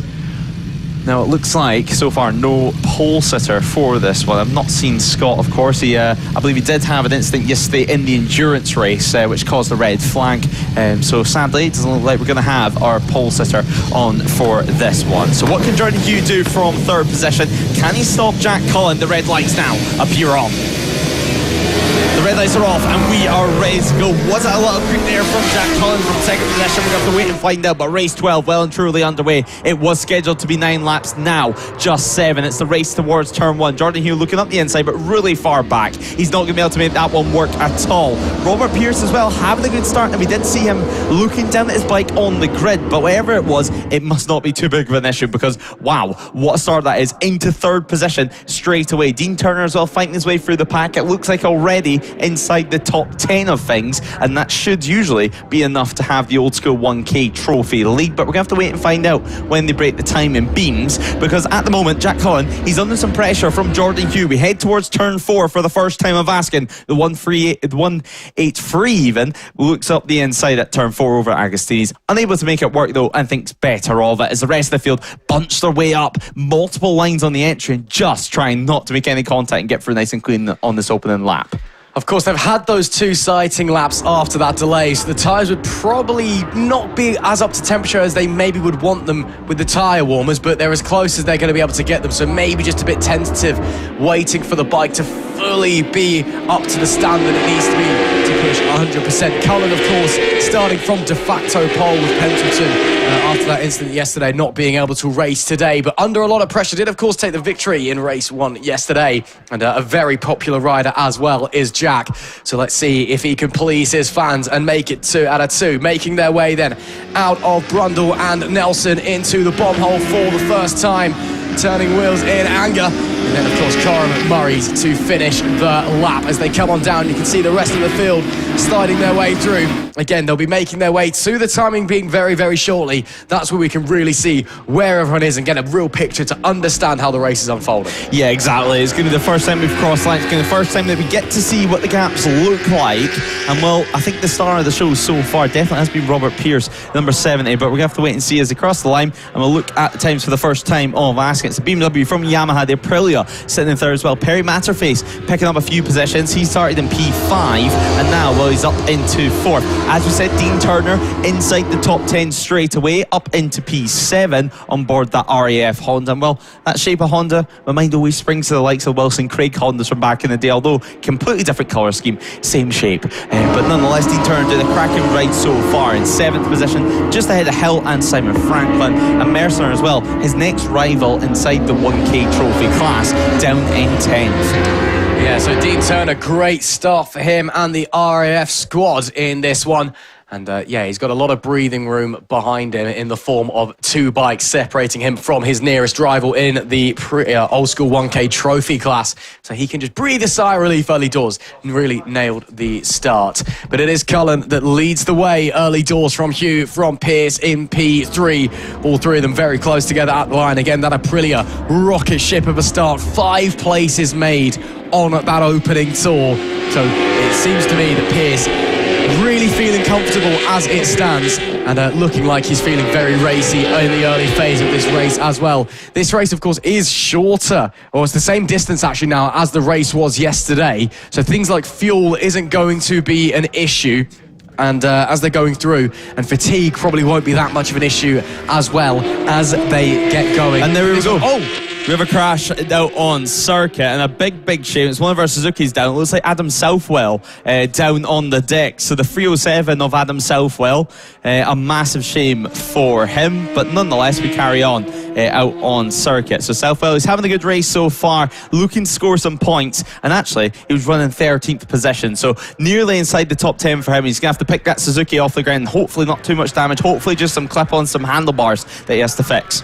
Yeah, real shame for Adam there, but great to see that he was straight up onto his feet and A-OK. That's the most important thing, of course. Safety, absolutely paramount in motorsport, and especially here at No Limits Racing as well. Lap number 3 we now go on to, and Pierce really putting the pressure onto the Yamaha of Hugh in front of him. Let's see if he can unwind the Italian machinery underneath him and try and push his way further up the podium. Cullen extending the gap up to 0.8 of a second on the previous tour, and setting the fastest lap of the race as well.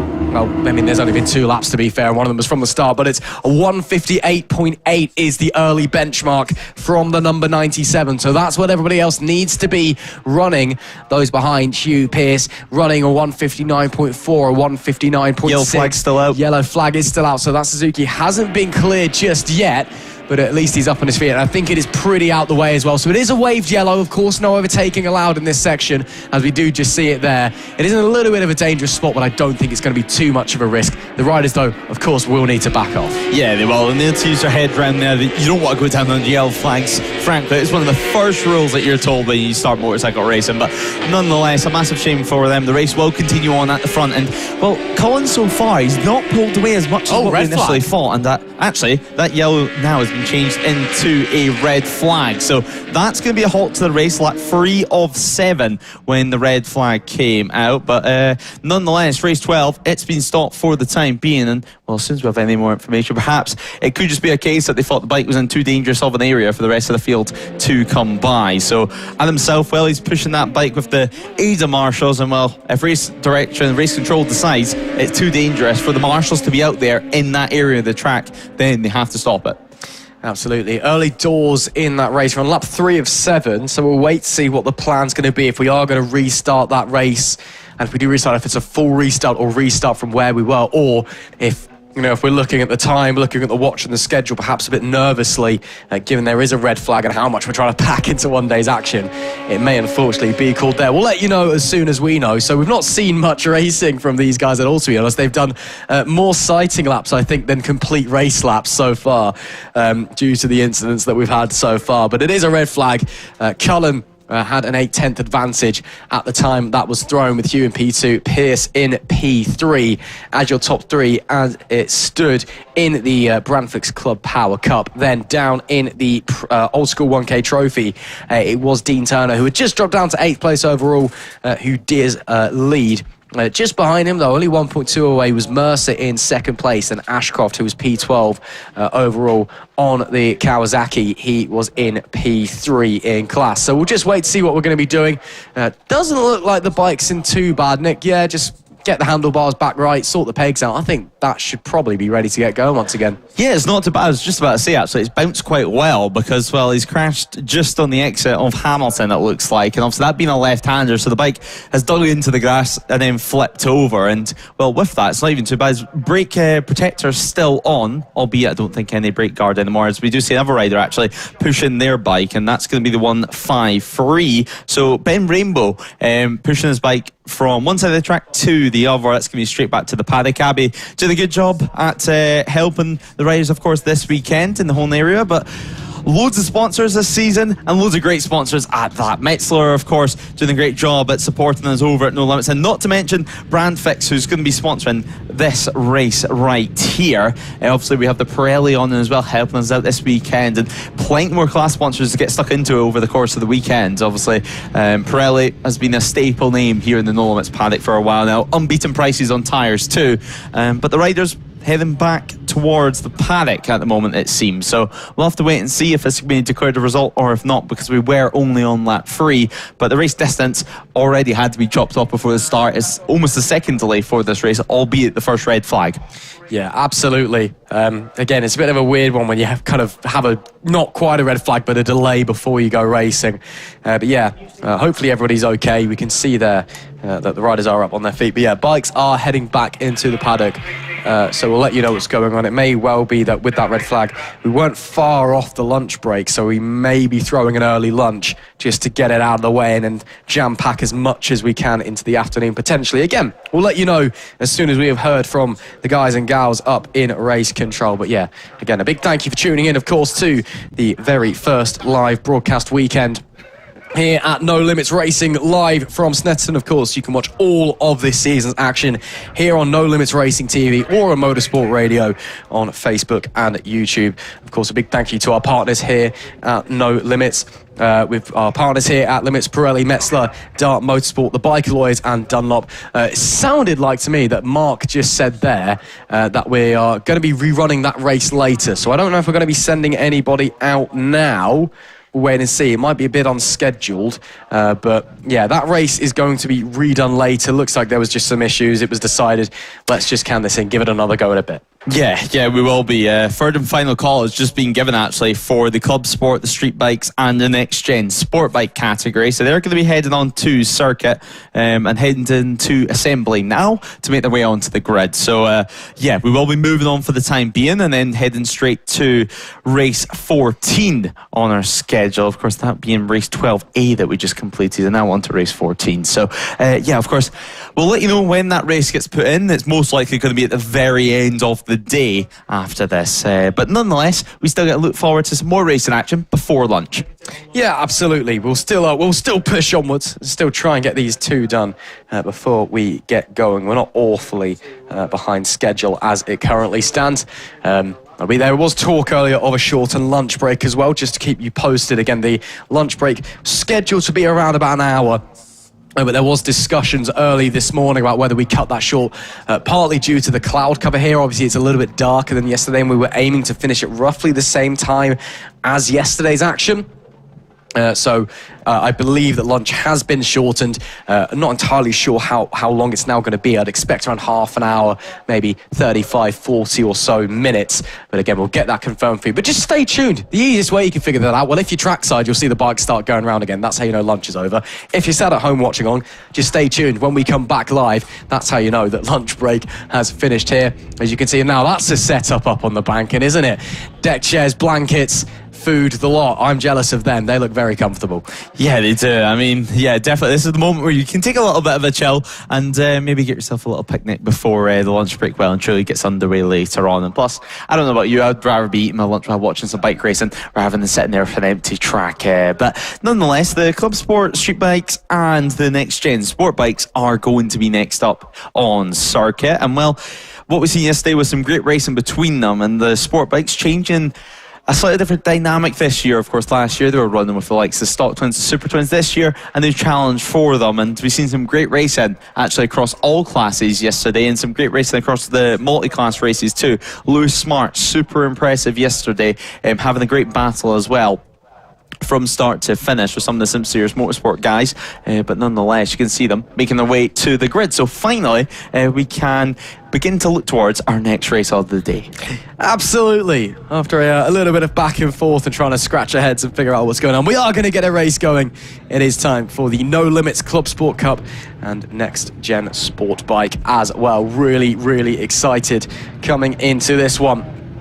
And of course, should be a lot of fun as well coming through. So, as the riders making their way on to the grid, of course, they'll get one sighting lap and then they will get out there and get going. There you see Paul Holden on the number 6. He starts off of second. Lewis Smart on the 32 alongside him in P3. Pole sitter Alex Mullaney, multi-time race winner already this weekend in other classes.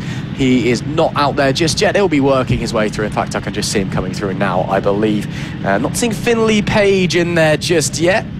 Charlie Atkins, though, starting P4 is there, as is Jordan Warren Good.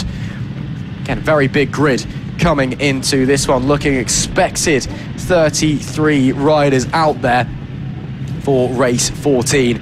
And some big names in this as well. Of course, Alex Mullaney, he's been doing fantastically all weekend. Fraser Lizichenko starting 10th again, another name who's been really, really flying. But yeah, big grid with some big names, and should be a lot of fun as well. Just waiting for a last couple of bikes, or are they about to get sent? Because it sounds like the revs are rising just a little bit. Yeah, they are going to get sent out of the way now. So yeah, it looks like Alex Mullaney, after winning the race earlier on, nowhere to be seen. So holding the plateau pole. Not entirely sure, but a real shame. Looks like our pole sitter's not going to be joining us for this one unless that's going there. I don't know. We'll figure it out. Yeah, that sounded like a Triumph going by, so I don't think it is going to be Alex Mullaney. Of course, racing the R6 for this round, but he should have been starting on pole position alongside Paul Holden and Lewis Smart, so that's 3 different classes in the front row of the grid. But nonetheless, Charlie Atkins, Finley Page and Jordan Warren Good go alongside each other in 5th, 4th, 5th and 6th. With Cam Hurst starting in 7th, Stephen Miller in 8th, Carl Beresford starting in P9. Fraser Lizichenko, though, goes from P10, Nicholas Round and Sean O'Kee alongside. Josh Froggett, of course, a busy year for him. He's planning on racing the British Sportbike Championship. That was after winning the No Limit Supertwin Championship last season. He goes from P13 alongside Andrew Coulter and Lewis Jones. Of course, Lewis Jones, a big name now in the British Paddock too. Roger Lovelace, Thomas Drew and Nicky Williams goes from 16th, 17th and 18th position, with Ian Keeble starting from 19th and Samuel Booth rounding out our top 20. Evan Brailsford goes from P21 with Gareth Pollock starting from 22nd. Louisa Benny planning on going from 23rd. Now, we did see issues yesterday for the likes of Louisa Benny and Nicky Williams. I did catch up with Louisa in the paddock, and it turns out the bike she was on dropped a valve, and that was all they wrote for that engine. And well, same as last year, where the gearbox failure and the weekend was over. Luckily this round they had a spare bike in store, so they've got a spare bike today, and hopefully all goes well. But nonetheless, Michael Partridge starts in 24th alongside Tarver, with Anthony Fleckney starting in 25th. Jamie Bayliss, Adam Williams, Edwin Best, Aaron Nunn, Jacob Stevenson, Matthew Maynard and the 1985 of Liam Sutherland. No lap time set for them, of course, so hopefully as many of them can take the start. In total, we should have around 33 bikes on the grid. It looks like it's going to be slightly less though, especially with the fact we haven't seen our pole sitter yet. Yeah, very bizarre. Not sure what's going on with Alex Mullaney. Maybe he's dropped a valve as well, who knows. I guess we'll try and figure that one out, but it looks like it will be Paul Holden that starts de facto on pole position from the second grid slot. Riders making their way now into position, a few still making their way. Adam Murray's the final turn here, and then of course once our flag marshal gets out the way and we get the green flag at the back, the red lights will come on, the red lights will come off, and then we will go racing here for 9 scheduled laps in this one, as riders beginning to focus in now. The sun is just starting to peek out of the clouds a little bit. Not seen much of that today. It was beautiful skies yesterday, even if the temperature was quite mild in all honesty. Today it's been very overcast, very grey and gloomy, proper British weather. Now though, the sun back out, you can see it glinting off a couple of the visors, but we are getting ready to go racing. We're just waiting for that green flag at the back, which does now wave. You'll see the riders focusing in, the visors going down, the revs will rise.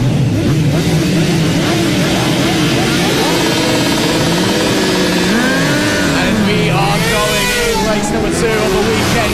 Great launch there from Lewis Smart from second on the grid. He's going to get into the lead before we get anywhere near the braking zone of turn 1. But who's that coming to the outside? What a move. Was that Callum Hurst, I believe? Charlie Atkins lead.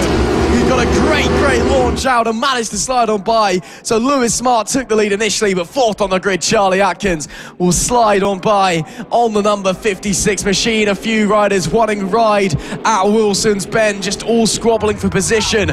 Early doors here, 9-lap racing awaiting us. But as we go through, what a start that was from Charlie Atkins to get the lead down into turn 1. Yeah, and we've seen it yesterday as well. Charlie Atkins, he knows how to get that Kawasaki off the line, but Lewis Smart in chase straight away.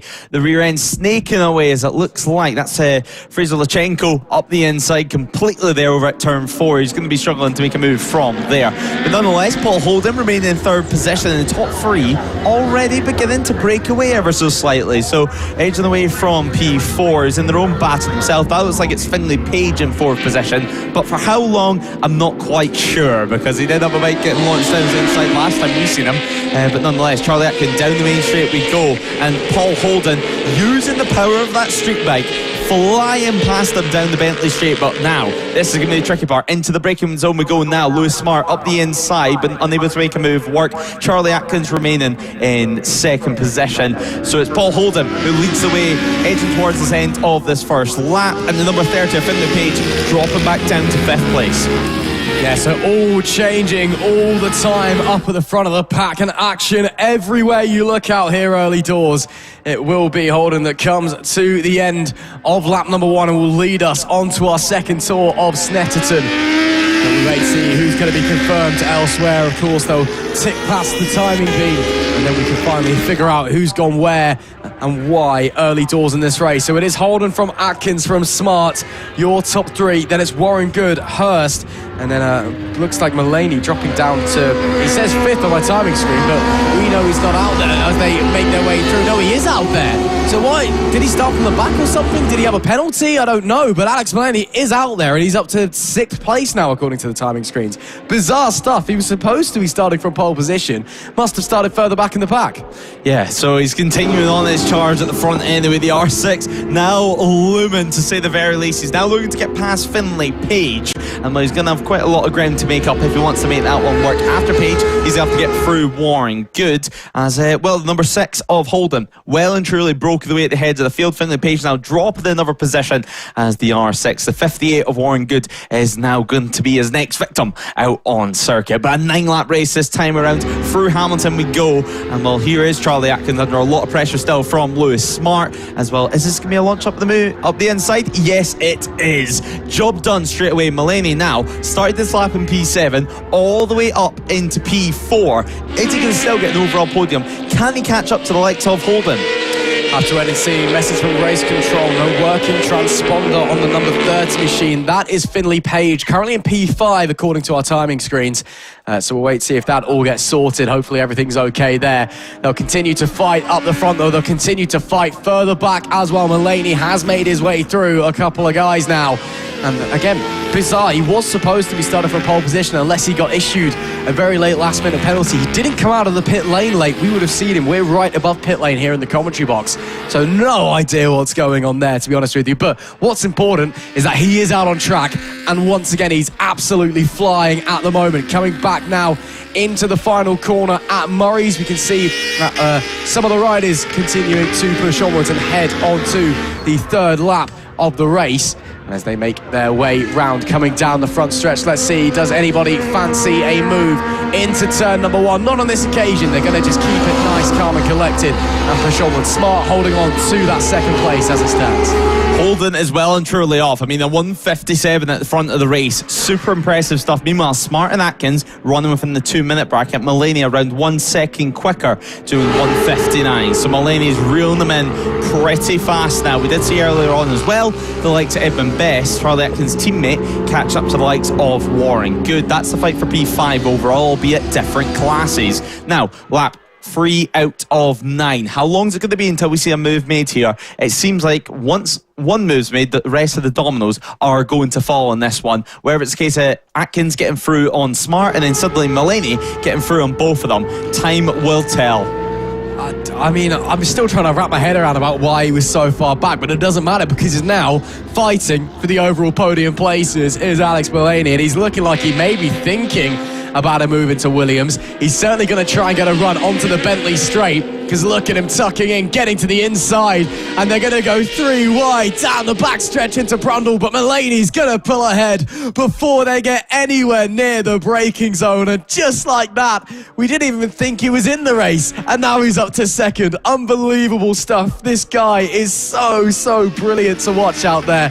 Let's see now if he can chase down Holden, who at the line last time had a 3.9 second advantage. He'll have about 5 or so laps to do it in. Pressure's on, but let's see. Yeah, let's find out. I mean, it's going to be a tough task. He's going to have to pick up the pace by about 2 or 3 seconds if Holden keeps doing the pace that he's able to do at the front at the moment. But nonetheless, second position, he's not going to be complaining about that one, let's be honest. Lewis Smart, Charlie Atkins, they're having their own battles. You see the 69 having to run through the escape road. Samuel Boot on the RAF Yamaha. Hopefully no issues for him and he can just carry on. It should just be outbreaking himself. But on that back straight there, you had the R6, the 600 inline 4 versus the triple cylinder Triumph 660, and versus, of course, Charlie Atkins on the Kawasaki Ninja 650, which is a twin cylinder. So 3 completely different engine configurations, and well, clearly and obviously, the R6 coming out on top. So Mulaney, second position now for him, and we're continuing to watch this battle for 3rd place overall, but more importantly as well, the class win. Well, Mulaney on the previous tour got into clear air for about the final quarter of the lap and then set the fastest lap of the race, 1:57.323. So now that he's got proper clear air in front of him, this could get very interesting come the end for the overall race victory. Atkins and Smart then continue to duke it out for the podium places and, of course, their class victory as well. So we'll keep an eye on that one very, very tightly indeed. Continue to work their way around. Smart looking the long way round coming into Oggies. I don't think that's going to quite work out. Can he get the switch back? No, not quite. We'll have the inside for a look into Williams. Doesn't come into fruition on that occasion. And it has cost him a little bit of time onto the straight, but he does get a good toe and will maybe try and force his way around the outside as they come into the left-hander. Oh, never mind. He's just going to breeze right past him before they even get to the braking zone. That is up into P3 for the number 32. Nice stuff there. Just behind them as well, the 58 has got through on the 35 there, so that's Warren Good on best, making his way past, or defending should I say, and they're still holding off as well. So coming to make it lap 5 very, very shortly. This is critical at the front of the pack. We'll see what the lap times are between the pair of them, and that looks like, the 58 still holding on in front of best for the time being. Just behind them, Hurst and Page also getting very, very close. Gap up the top of the timing screen now down to 4 seconds on this occasion. Mulaney lapped about 1.1 seconds quicker. Might not be enough, but it will be close in the end. Yeah, exactly. We're seeing two battles that nearly look the same out on circuit, because you have a black bike versus a Simsers motorsport bike, but 2 completely different battles, of course, because we have the likes of Lewis Smart, Charlie Atkins, who's in the same class, they're in similar machinery and machinery that will race together in the British Championship this year. Meanwhile, behind we have the likes of Warren Good on the 58 and Edmund Best. Of course, Warren Good, he's got the extra power of the R6 underneath him. He's able to use that to his advantage and try and get through on the likes of Edmund Best. But nonetheless, still super exciting stuff out on circuit. Charlie Atkins, he's not going to take this one lying down, that's for sure. Callum Hurst as well, battling away with Finlay Page behind. Of course, we know Finlay has a wee issue with his transponder, a small issue with his transponder, but nonetheless, it shouldn't be too much of an issue, I wouldn't imagine. Timekeepers, incredible job here, of course. TSL providing the timing for us at No Limits all season long. But Callum Hurst at the moment defending on the Kawasaki and now building towards the back straight. He's going to need a great drive out there because Finlay Page, he's right on his tail and he's in the perfect distance to get a slipstream. You don't want to be too close, but you don't want to be too far.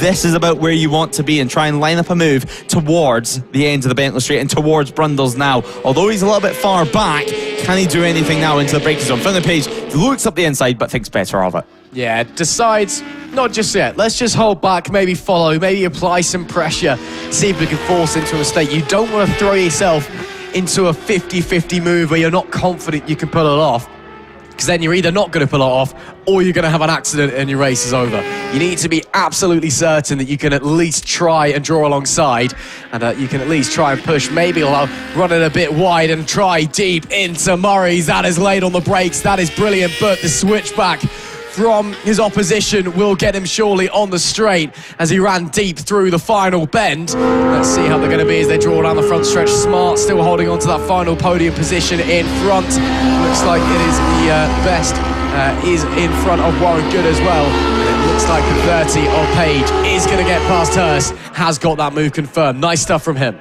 Yeah, it was. I was surprised actually he was able to hold on to that in the run to turn one. Usually whenever you make that type of move, that type of block pass, you really mess up your exit and you lose a lot of ground. It's what we've seen for the first maybe 50 metres out of the final corner, but it seems that R6 had the legs over the Kawasaki that he was able to hold on. Now, back to our leaders just super quickly while this battle does continue for third and fourth place out on circuit.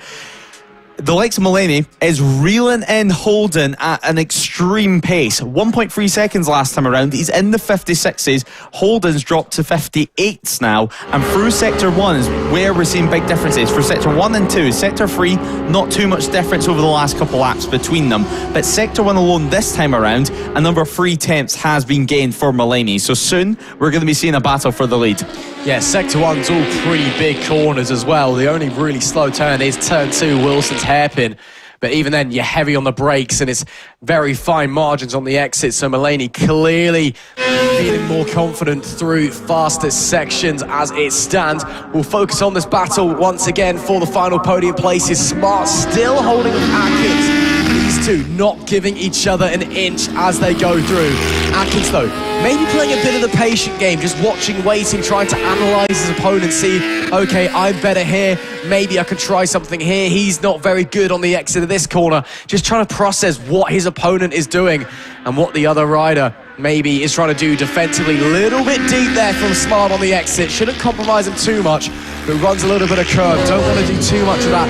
Can throw up the front wheel, kick you off the bike, and can certainly compromise your speed down the straight as well. Yeah, now we're looking for a move round the outside in the run to turn 1. Atkins, he thinks he's got the drive, and he has indeed. Pulls out the slipstream, goes to the left, and that is job done. But now, turn 2, will Lewis Jones be able to, Lewis Smart even, be able to return the favour? Obviously, Lewis Jones also running this race down in P15. But Lewis Smart now, he couldn't return the favour at turn 2. He's not going to be able to do it at turn 3 either. Now, turn 3, super fast on one of these bikes. Although the sport bikes, they have a nice amount of power.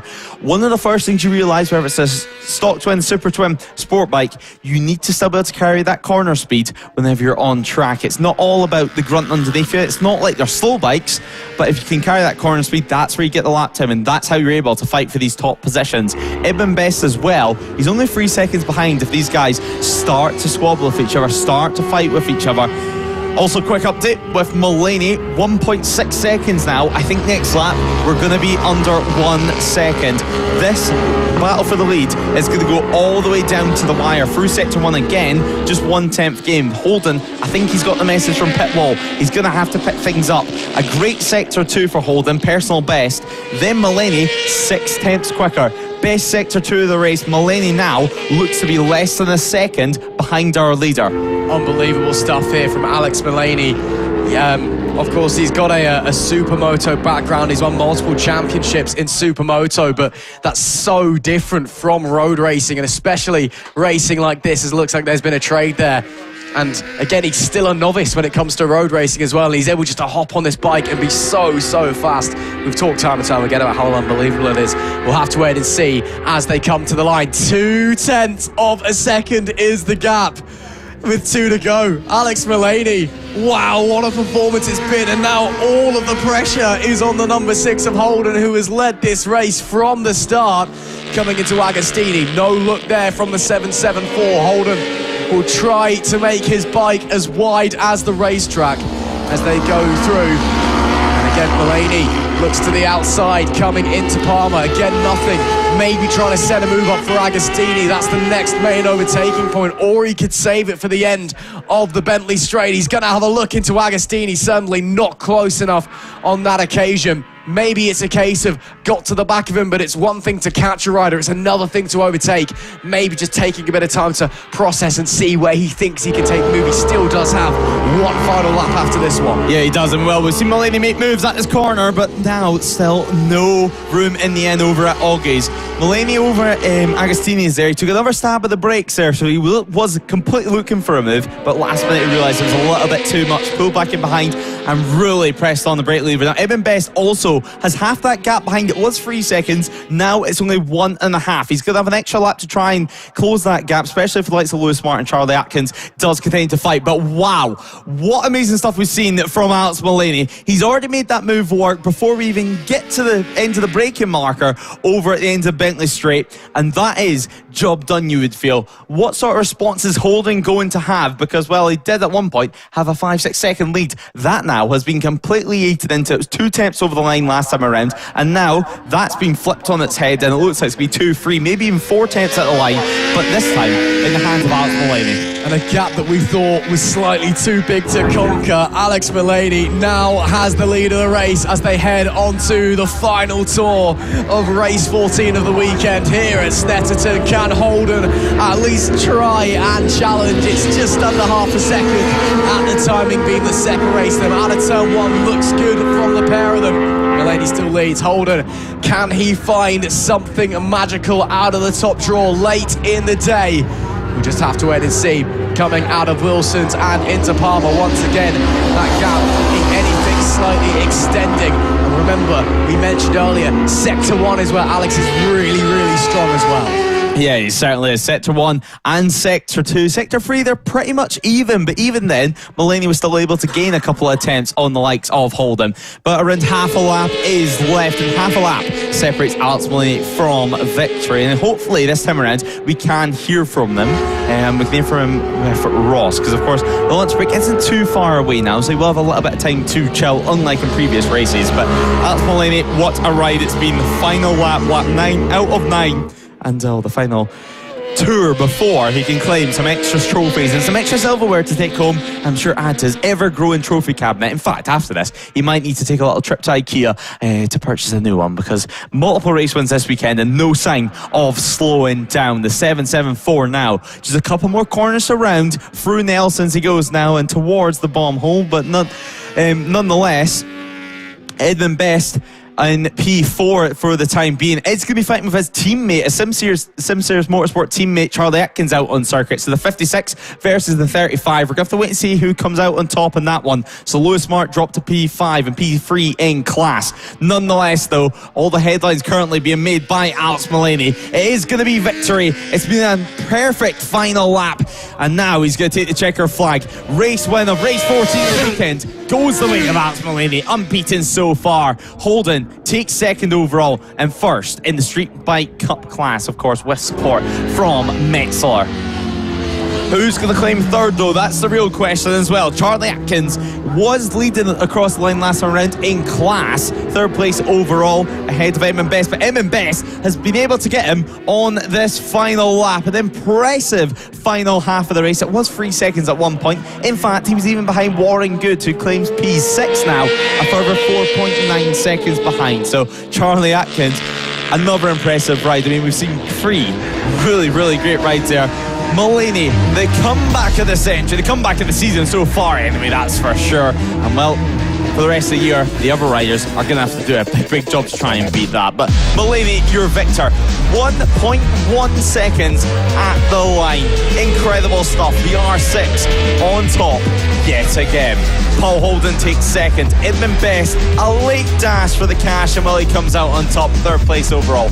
First, of course, in the next gen Sportbike class. Lewis Smart does take P4, second in class. Charlie Atkins rounds off their podium and P5 overall.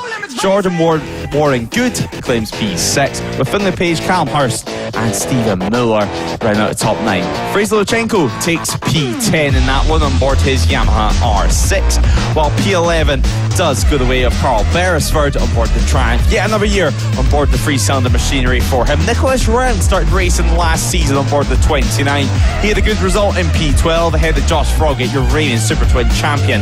Andrew Coulter took P14 with Aaron Nunn in P15. Sean O'Kee, Thomas Drew, Anthony Fletney, Roger Lovelace and Ian Keeble rounds out your top 20 riders. As the fans watch on, Roger Lovelace takes P21, Evan Brailsford takes P22, Marlon McKenzie on the race of his own in P23, Gareth Pollock in P24, Daniel Adams, Michael Partridge and Lewis Jones rounding out your top 27. 2 laps down though for Lewis Jones, and not what he'd been hoping for, but now we can hear from Ross, who's going to be with our race winner after an impressive ride yet again from Alex Mullaney. So now let's head down to Parc Fermé, where Ross will be speaking to our winner. Alex Mullaney, wow, what a performance that was. You came from absolutely nowhere to take it late in the day. How was you feeling? I'm a bit stressed at the start, to be honest. We nearly missed the race. I didn't see in the group chat that I'd been called down, so I missed the warm-up lap and I had to start from the back. But no, we worked the way to the front in the end, but it took some doing. But no, we got it done, and I'm happy about it. Yeah, we were going to say at the start, we thought you weren't in the race because you weren't on pole position, so we were just had like, oh, he's got an issue with the bike or something. And then suddenly you're in 5th place, and then suddenly you're fighting for the lead. You overcame a 5-second gap in about 3 laps. It's unbelievable. Yeah, I mean, I just kept pushing, kept going at it. I thought, I kept reeling him in. I thought, if I keep going, I might get him. And I think the last 2 laps I managed to pass and led the race from there and came home and won it. But no, close call. Well, it's 2 wins yesterday, 2 wins so far today. You're looking to wrap it up with another 2? I mean, yeah, I'd like to, definitely. It'd be a nice way to end the weekend on the first round. So, yeah, hopefully. We'll see how it goes. Alex Mullaney, another huge congratulations. Thank you. Great to hear from our race winner there. Back up to the commentary box for the final time before lunch. Thanks for that, Ross. What a great race we had there. And of course, now, next up, we're going to have the race 15 on our schedule. That, of course, being the SORN cover Stock Twins, Trackday Addicts, Supertwins, and the Fortis F900R Cup. But impressive stuff there is, well, he missed a WhatsApp group chat message saying that the race had been moved forward, missed the warm-up lap, and they had to start right from the back. So, yeah, incredible stuff from Alex Mullaney. But Stock Twins now next up, and well, we've seen a great race yesterday. Lewis Arrowsmith, will he be able to take victory in this one? Hopefully he should be able to make the start. I did see them late last night around 7 o'clock in the evening still fixing that Aprilia RS 660. Obviously brand new fairings need put on it, and that is the very list of things. But yeah, Lewis Arrowsmith starts this one from pole. 2-minute flat in qualifying for him. But nonetheless, the number 14, super impressive, and we've seen in the endurance last year as well, especially when Lewis Arrowsmith was able to ride on board the Honda, that he's able to be really consistent, and it was an uncharacteristic error from him yesterday, of course, crashing at the end of the Bentley straight on the entry to Brundles. Just lost the front, as too much of the braking zone. Front end went completely locked, and then away he went down into the grass, and sadly for him as well, the bike did end up flipping. It looked spectacular on camera, Ross, I think it's fair to say, but the bank account won't be looking too fresh, because that bike, a lot of new parts were needed, starting with the spare fairings, and yeah, luckily he's on the grid. Yeah, great to see that he is on the grid. He did end up walking away from that accident, but with a little bit of assistance from Marshall. There was a small period where we were a bit concerned that he was quite badly hurt, but it is great to see him on the grid. I can imagine he is still a little bit sore though coming into this one. Let us run you through the grid and how it's going to be going. Lewis Arrowsmith starts from pole position. Kenneth McLeod and Ryan Garside alongside. Row 2 is John Coughlin, Noah Guillory, who had a really strong day yesterday, and Fraser Much. Liam Kirk is 7th with Charlotte Macuzzo in P8, and Chris Taylor in 9th. Ryan Arnold is a 10th alongside Ian Tune and Alex Cook. Then it's Alex Tufnell, Jamie Hanks Elliott and Danny Cartwright. Rory Creeth is 16th with Blake Dibwell 17th and Enzo Tobias Laturco in P18. Martin Siggins is alongside Joshua Crisp and Ben Rainbow. Then it's Christian Johnson, Lewis Cox and George Dudson. Polly Richardson is 25th alongside Callum Wren and Mark Felton. Then it's Isabel Carter, Anthony Cartwright and Harry Sheehan. Scott Page is 31st alongside Tommy Phillips and Thomas Cawthorne West. And our final row on the grid, row 13, Archie White, Alex Vella and Kieran Nicholson. And then actually just behind them as well is John Carpenter. So we have 37 riders getting ready for this one. Should be a lot of fun to see how it's going to go out there again. Some really exciting racing yesterday. Unfortunately cut a little bit short due to that late red flag. But I'm sure, hopefully, we can get out there, A, complete the race, and B, have a very fun time doing it as well. Yeah, exactly. And hopefully see a great battle as well, because, I mean, Lewis Arrowsmith, He was producing an excellent ride yesterday. It didn't look like anyone was able to touch him, not only in the race, but also in qualifying. 3 seconds quicker in qualifying, and now not too much longer until hopefully we can see the riders make their way to the grid and complete this warm-up lap. Obviously, Lewis Smith on board the Aprilia. Your race winner yesterday ended up being Kenneth McLeod on the BMW F900. He was very, very happy. Sadly, we didn't get to speak to him yesterday, but he was very happy with the result. I can tell you that much. He has a smile on his face as soon as he came down to Park Fermi. And Ryan Garside as well, not one to forget. Obviously starting P3, he's got a roads campaign to look forward to this year as well. The likes of Noah Gilray as well. Good for him in P5. Always super impressive on board the stock twin, especially last year as well. So Noah Gilray, one to watch as well. The likes of Charlotte Marcuso, we know exactly what she can do. Jamie Hanks-Elliott, ex-World WCR rider too. So she's going to be hoping to work her way up the order as Ryan Garside takes his spot in 3rd position. There is your pole sitter though. There is Lewis Arrowsmith, the Aprilia rider, looking pretty relaxed, I think it's fair to say, on the grid. Just making sure he's all ready to go. Maybe a quick itch of the eyes, make sure the helmet's setting right as well. Nothing's in your eye line, it's going to annoy you, and you're ready to go flat out from the very first lap. So reminder, your pole sitter, Arrowsmith, alongside McLeod on the BMW, and then Garside in 3rd place. You can see the 118 Aprilia there as well, alongside the 41 and the 87. Fraser Much coming from Scotland. It seems like they're going to do a couple rounds this year as well. 4 or 5 rounds in No Limits they're hoping to do this season, so good to see more riders travelling down. Good to see more riders using the F900R Cup bikes as well here in the paddock. But nonetheless, all the talking must stop as the revs are ready to rise. And away we go. Red lights on, but won't for them this time around. Lewis Arrowsmith though, trying to lead the way in the run to turn 1. He's on the outside line obviously, but we've seen yesterday how good of a start he's able to make. However, this time it's Kenneth McLeod who's able to take the race lead. So the BMW riders in P1, he's got plenty of experience in the British Superbike paddock, plenty of experience in the No Limits paddock as well. He raced the 600 last year while also racing the F900. Now it seems this year all focus is racing this 900. You see a couple of riders sorting the way through the back end of the field. There's been a couple of changes as well within the grid, but we'll get into that a little bit later on. Now, Ryan Garside slots into 3rd. He's started from 3rd as well. A good start. He's been nice and clean, but already the front two just eking a gap ever so slightly as Lewis Arrowsmith has his first look up the inside, but still quite a bit back.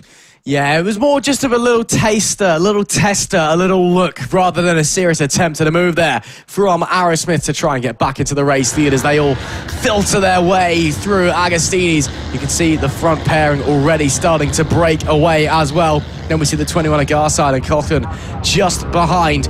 So it seems to be a good mix of the different machinery we've got up there out the front early doors. We've got the BMW, we've got Supers, we've got Stocks, all kind of giving it to each other. Really interesting to see that, because yesterday they were a bit more spread out and almost in their own racing. Yes, it is early doors still. We've not completed the opening lap, but it's still nice to see. There we see Noah Gilray on the number 41 machine. Can he find anything down into Brundle? No, not quite. He'll have to stay in 6th place at the moment as Garside holds on to the final podium position. And in fact, Gilray will get a good run out of Nelson. Looks to the inside at the bomb hole. Has to duck out of it though. Just not quite enough in there for him as somebody going very, very slowly there down the back straight. Yeah, that sounds to me like it's a little bit broken. Yeah, struggling with gears anyway, that's for sure there. I mean, that was a bike for him. A little bit too high if he kept the clutch out for any longer. But Fraser Much having a little moment there at the final corner, getting stuck out the seat. Luckily for him, he stays on, and as well for Noah Gilray, because Noah Gilray is right on his tail. But Lewis Smart now has taken the lead of the race. He's got a perfect drive out the final corner. Used the slipstream as well. It was just 26 thousandths of a second separating them at the line last time around. And now McLeod dropped back down to 2nd position. What's it going to be now? We're going to keep an eye on the sector times and seeing what they're able to produce, but this of course being your leaders. They're making the way towards turn 3 and then of course towards turn 4, where it's been heavy on the anchors yet again. But what's so impressive currently is looking at Noah Gilray. Now, you compare him to the rest of the Snetterton riders currently on circuit, and you're having to go outside the top 10 for that. So Noah Gilray right now, punching above his weight. Very much so. Again, the stock twins, it does what it says on the tin. Compared to the Supers, nowhere near the pace in terms of machine and its ability, but Noah Guillory really just outriding the thing right now and up at P6 overall. Qualified P5 of course as well. He was running really, really well yesterday in race number 1 and continuing to put on a mighty fine performance. It looks to me like Aerosmith has got back to the lead in the meanwhile. So the 14 takes the lead off of the 34 and the pole sitter is back in front. It's a twin back in front of an F900 as well. So perhaps order as normal potentially. We'll see if McLeod can stay with Aerosmith or Aerosmith wants to push onwards. I can imagine he won't quite have the pace that he did have yesterday. I can imagine he's feeling a little bit sore and just maybe at the back of his mind it's just that little bit, I don't want to be doing that again. That hurt a little bit. So I don't think he'll quite be disappearing off into the distance as much. Again, they've had to repair the bike overnight, so may not be quite back to its best. The setup probably isn't quite the same. It's not been really just put in. They've only had the emergency practice session this morning. If he even did do that, he may not have been ready for that as well. So many things up in the air, but still great to see him back out there in the second race and fighting for the lead as well as we head on to lap number 3. Yeah, super impressive stuff. McLeod's still in his slipstream, but these are the types of races where you really get to repay your mechanics, your helpers, your family, as Ryan Garside back into P4 now for him. The 21 continuing to fight it out, as is Gilray and Fraser, much out on circuit, but nonetheless, this is the types of races where you repay your family, you repay the mechanics who have spent all night working on your bike, and the last thing you want to do is throw it down the road. Now, not to forget as well, we don't know exactly what's been changed on that bike. They're lucky if they've had every single part available at them, but usually at a race weekend you bring the essentials, clip-ons, fairings, the normal stuff you break during the crash. But if it's something that you've forgotten, maybe you don't have an extra handlebar in store and the handlebar's slightly bent, it's something you notice on the bike feels slightly different, and those are the types of instances that doesn't give you the same lap time as yesterday, and also why the crash happened. If Lewis straight away knows exactly what he did, I braked too hard there, I was trail braking too hard or for too long in the tip into the corner, those crashes are okay, you can put them to the back of your mind. But if it was a crash which you think, I actually don't know what happened there, you thought about it all night and still do not have a clue, those are the types of crashes which can play in the back of your head. Yeah, absolutely. I think, to my eyes looking at it, I think he was just too hard on the brake when he tried to start tipping in and it just dropped the front. That's what it looked like to me. And he's a smart guy. He knows how to ride bikes. I'm sure he's figured it out by now. But you never know. Again, crashes, they do just sit there in the back of your mind. And it's like when you make a little mistake. You run slightly wide or something. It often leads to other bigger mistakes because it sits in your head and you sat there not thinking about what you're doing because you're thinking, oh, I can't make another mistake. I can't make another mistake, and it does it again. Less so with crashes because obviously it's a bit more scary. It hurts a bit more. So you are thinking, I don't want to have another crash, but that does make you ride slower overall. So that's why Aerosmith hasn't quite shot off into the distance ahead just yet. Fighting further back in the pack, still pushing onwards, watching this group heading into the bomb hole. A big train of bikes making their way through there. We've got a fair few trains all throughout the pack at the moment. 3, 4, 5, maybe 6 bikes, all very close together, just waiting for the opportunity to pounce. Fastest lap from McLeod on the previous tour, 2:03.146. That's only 900ths quicker than Aerosmith was on the last lap. But it means he does still have that pace to stay with that Aprilia up in front of him. As we continue to push onwards, there we see the 87 of Much. He's managed to extend a bit of a gap over Noah Guillory, who's now under pressure from Arnold, Taylor, Vella and Cartwright behind, who again are in those trains. So suddenly Noah Guillory could be dropping a lot of positions he doesn't particularly want to be so. But as I say that, he's immediately trying to launch a counter-attack on the 87. Yeah, straight away trying to get back, but it's so difficult to be able to fight in these types of races. And actually, it looks like that's Arnold that's been able to get through on the 18. So Arnold on the 18 BMW, of course, both Fraser and Arnold racing on the BMWs. You can just see Fraser slightly drifting into the distance on the 87 machine as he heads into turn 4 now. And actually, losing another position is Noah Guillory. So back down yet another place. And well, this is where you do not want to get stressed. This is where you do not want to get frustrated and start to override the bike. As soon as you start to do that, more mistakes occur, and actually you're not going to go any quicker at all. So Arnold and Taylor now both through, and you're going to have the likes of actually that looks like the 62's gone through, yeah, so Vella through as well on Guillory. So Arnold and Vella having a great ride so far as we have a look at one of the Aprilias battling with a couple of the F900 boys on track. Absolutely. Real shame there for Guillory. You know, it just shows the lack of power from the stock twins. I guess he's done an amazing job. Oh, hand gestures there. What was going on there? I'm not entirely sure. Was that the 62 of Vela to Cartwright? I believe it was. No, it was Arnold, in fact, on the way past. So clearly not happy with his opponent about something. It's either that or an inside joke that we're not in on. It could be either or, to be honest. As coming to a halt is the 50 of Tufnell. Yeah, so problems there. He's pulled off the racetrack. He looks all okay, but the bike, clearly something not right. A real shame for him. His race 2 comes to an end early on lap 5 out of 9.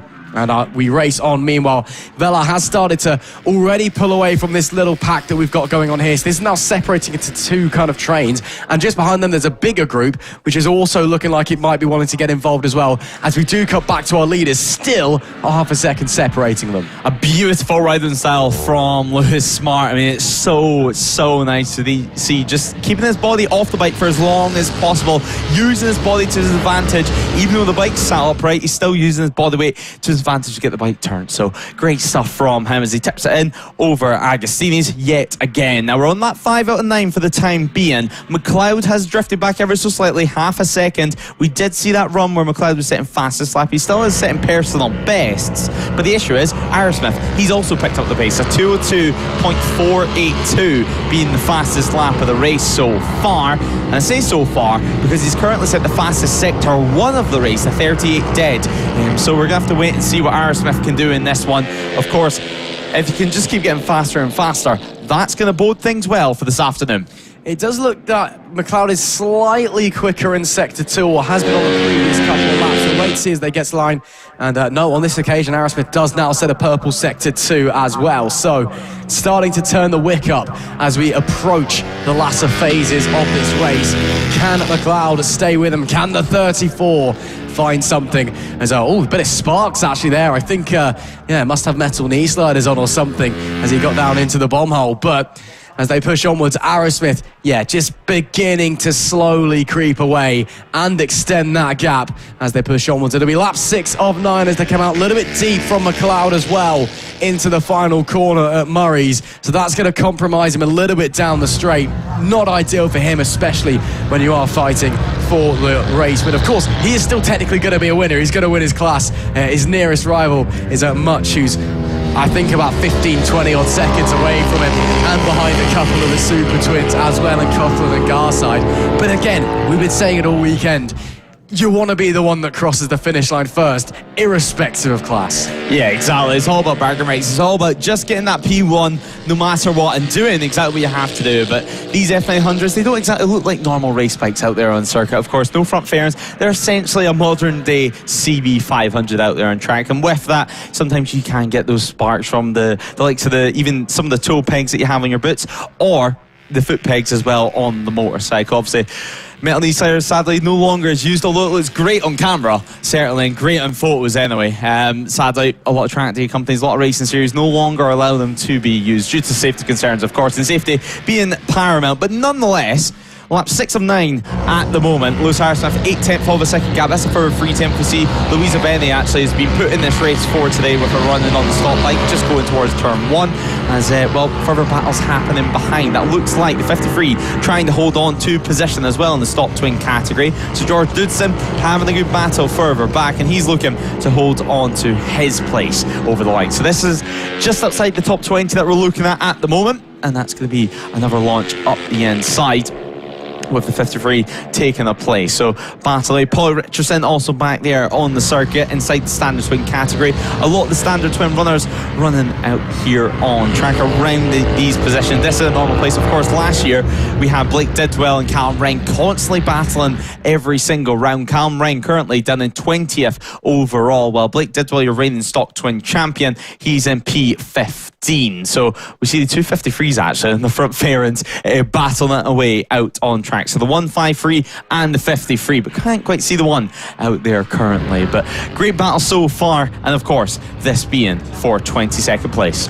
Absolutely. And fighting for every single position out on the racetrack, no matter where you are. It's what you want to see here at No Limits, where you do get categories like, the twins, where you have slower bikes and then maybe more inexperienced riders out there. but they still go out there, give it their absolutely everything. They scrap over every single place because they're racers, and that's what they want to do. And then, of course, the second it ends and you put the elbows back in, you shake hands and say well done, and then you get on with your day, because that's what it's like here at No Limits. It's furious racing off track and so friendly away from it. They'll continue to push onwards though, see if they can maybe make something happen late on in the day. Gap at the front, by the way, now up to 2 seconds. So Aerosmith has now really activated his pace and continuing to fly around so quick. It was the fastest lap last time of 2:01.844 from him. Really fast from the number 14, and a bit of redemption, I suppose, from race 1 yesterday. Yeah, a little bit of redemption as we see the 66 coming towards turn 1 now, as well as the 23 and of course the 28. Callum Ryan as well, just chasing Benny out on circuit. So a nice little battle here with a couple laps remaining for them. This, of course, being outside of the point scoring positions overall, but with some multiple classes, it does make things a little bit more exciting. So this is for around 10th in the standard and super categories. Callum Wren, though, you can see the number 3 in the background. Super iconic livery scheme. I mean, he's ran it for years now and always easy to spot on the circuit. Now, Callum Wren, as we mentioned, currently running out on track in P20. He's outside the podium positions inside the stock category, but nonetheless, he's not going to be too concerned at that. Now, this was like Vela under some pressure as we head down the Bentley straight, and Vela actually nearly losing 2 positions. He's only lost 1 though, and that's the 30 just ahead. So Page now back in front. So Scott Page up into P6, and that looks like it is going to be a confirmed change of position as we head into the final sector with just a couple laps left.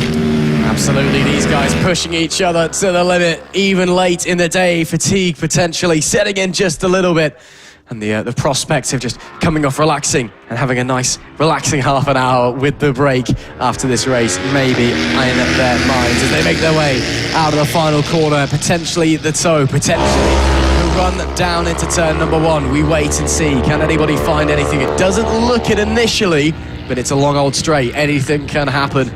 The 30 will hold on there for the time being, tries to make its way through, and does indeed hold on to that position. So Page holds on from Vela, from much behind, getting very tight. Vela and Much, of course, fighting for that final, or the final podium places, should I say, in the BMW F90R Cup.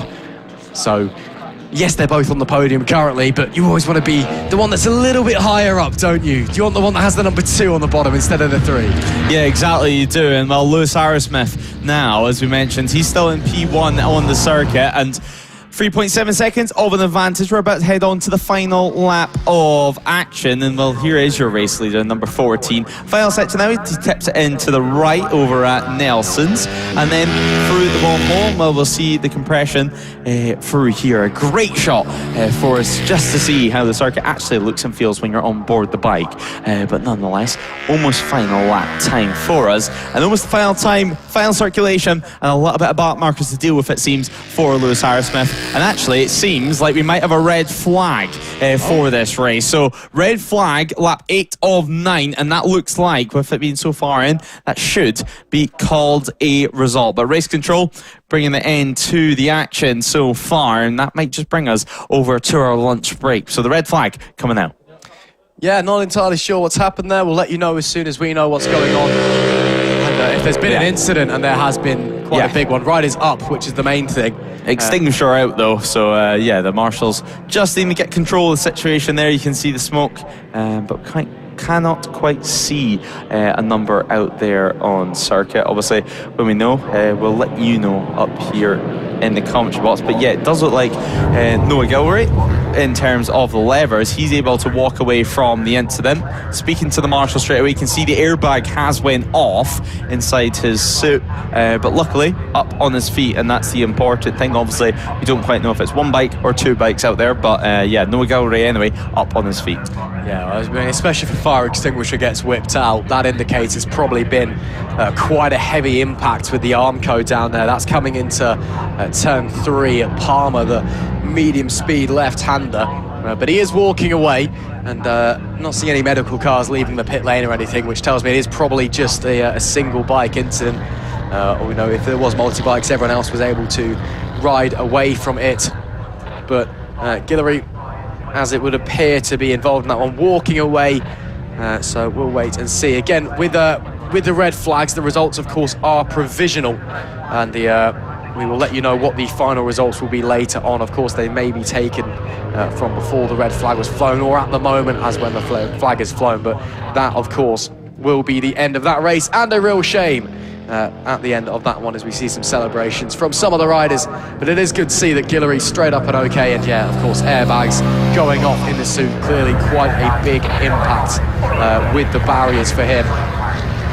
Possibly a high side potentially. You can see him walking over, shaking the head. Marco Holt, one of our riders there, a little bit younger than Noah. Noah himself a fairly young rider, just checking in that his colleague, his friend is okay. But yeah, a real shame there. Noah Guillory's had a really top weekend, and he's been absolutely flying as we're down in the pit lane. Let's just run through what are the provisional results for you at the moment. It is Ara Smith who takes the victory overall. McLeod in P2 takes the Fortis BMW F900 Cup R win. Coughlin was third, Garside in fourth, Page 5th, Bella 6th, Much 7th, Kirk 8th, Arnold 9th, Cartwright 10th, Macuso 11th, Tune 12th. Guillory was P13 at the time the red flag was flown. Of course, he was the cause of the red flag as well, going off down into Palmer. And again, we'll let you know when the results are confirmed what's going on with him.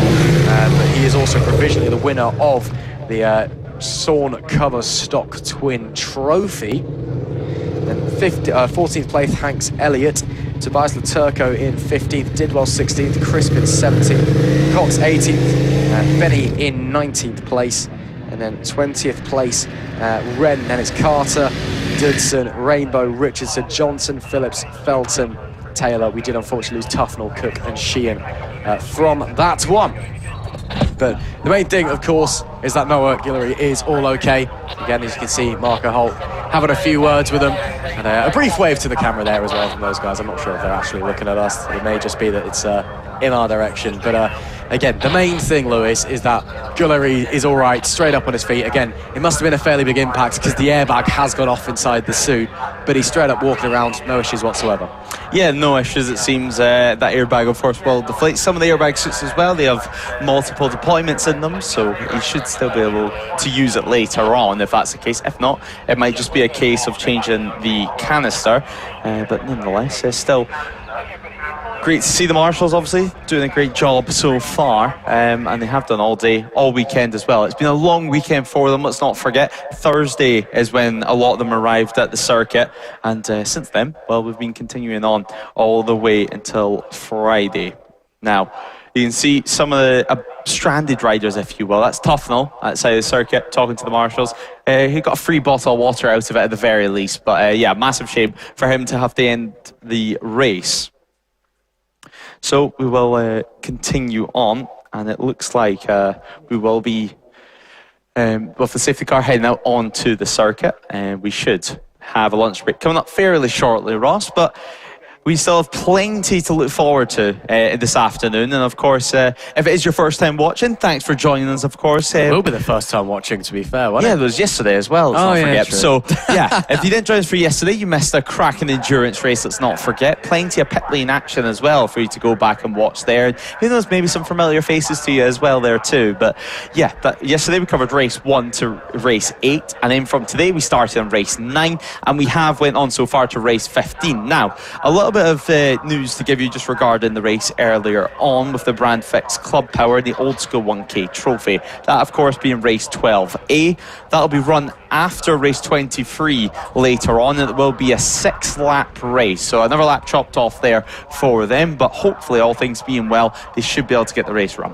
Yeah, absolutely. Obviously, it was a bit messy going early. We had delays, and then there was red flags and whatnot. And in the end, it was just, let's just push it back to later. We'll deal with it then. So they'll have 2 races this afternoon. Their first scheduled race at 4 o'clock. That's race 21. And I guess what then becomes race 24, or was race 12A, heads in after race 23, which is what we've just seen, the SORN Cover Stock Twin, the Trackday Addicts Supertwin, and the Fortis F900Rs. First race back after the lunch period, though. It's their only race of the weekend, and it should be a good one.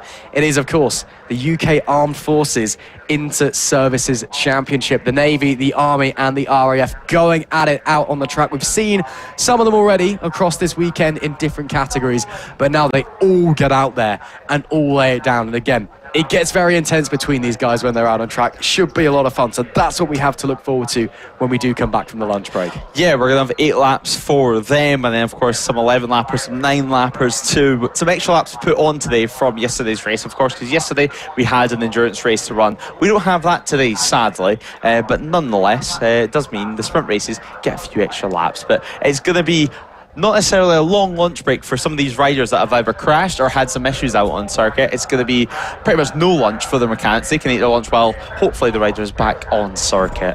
But nonetheless, we are ready to head to lunch. So we're going to take a little breather up here in the commentary box, and we'll play you some interviews from earlier on in the weekend, and then rejoin you fairly shortly for the UK Armed Forces Inter-Service Championship race. So we'll see you then, and until then, enjoy your lunch. So we're here in the paddock with the main man of No Limits Trackdays and No Limits Racing, Mark Neate. And well, Mark, it's the first round of the season, and I'm sure you're as excited as everyone to get the season underway. Very much so. It just makes an extreme change to actually not be 1 degree for the first round. So so far so good. We've had 2 good days, good weather. It's a bit chilly, but nothing like it's been in the past. So yeah, we're happy to get it on the way. And well, before we get into this season and this weekend, let's cast our minds back, because of course No Limits, it's not just a racing company. It started off just doing track days back in the early 90s, so take us all the way back then and how No Limits came to be. No Limits was formed in 93 by a lovely guy called Russell Foggan, who used to ride around Mallory and thought, this is a good idea, and he started No Limits itself in 1993. I became involved in 98 and took over in 2000, and it's grown enormously since then. Back in the day when I started, we did 13 track days in the UK a year, and that was it. And now we're looking at 200 track days a year in the UK and 150 days abroad. So yeah, it's a big animal these days, but still fun. Yeah, it's a big animal, and it's a landscape that's changed massively over the years, from the 90s where motorcycles, everyone was riding them, everyone had the extra spare cash to go out on circuit, and now things have slightly changed, but there's still plenty of people wanting to get involved out on circuit, and I'm sure it's been difficult for you guys over the past couple of years to keep costs down for riders. Keeping costs down has been a big factor, and it's not just the circuit hire. You know, people blame that a lot of the time, but the cost of tyres, cost of fuel, bikes are ridiculous price these days. So it's not the cheapest of hobbies, but if you want to ride a bike and you want to ride a bike fast, safely, it's the best place to do it. At the end of the day, you can't ride these bikes that we buy to their potential on the road. So I don't think people realise just how easy it is to ride on a track day. You know, if you've got a road bike, happy as Larry, number plate, lights, doesn't matter. As long as you've got the full leathers and the appropriate gear, anyone with a full licence can do a track day. And most importantly, in a nice, safe environment. And there's plenty of circuits for people to pick from with you guys now. Absolutely, right from Croft up in North Yorkshire down to Brands and even Lyddon down near Dover. So pretty much most of the country, yeah. And obviously outside of the country as well. Now doing European track days. Talk to us about that transition from just doing UK track days to then over in Spain, which is particularly popular at the start of the year. Absolutely. The actual industry of European track days started as testing. So you get all the club riders and national riders. They go out to Spain and they test January, February, March for the season. That's grown now to a year-round market. So you can go to Portimao in Portugal, take the family for a holiday on the beach as well. You can go to Czech Republic, I mean, just about anywhere. Le Mans, it's a big market in itself now as well. And with the value for money, particularly Spain and Portugal, it's just as reasonable to go there for 3 days, including the hotel, including us taking your bike, than to do 3 days on a Grand Prix circuit in the UK.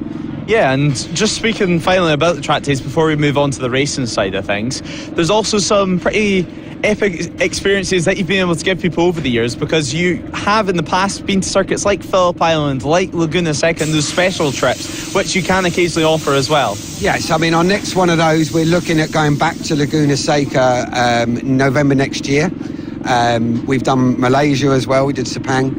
They take a bit more organising, and but again, for people with bucket lists, etc., yeah, we've been to Phillip Island twice now, so logistical nightmare, but worth the experience. Yeah, a bucket list track for many as well. But now a bucket list for many, when they get a taste on track, is to head on to the circuit, onto the grid, and actually start racing. Now, No Limits Racing was formed many years later, around 2013-ish, 2013 if my memory sounds right. Talk us through that transition from track days to racing. It was something that I always wanted to get into, but it was taking that first step, which we did in collaboration with Motorsport Vision right at the start.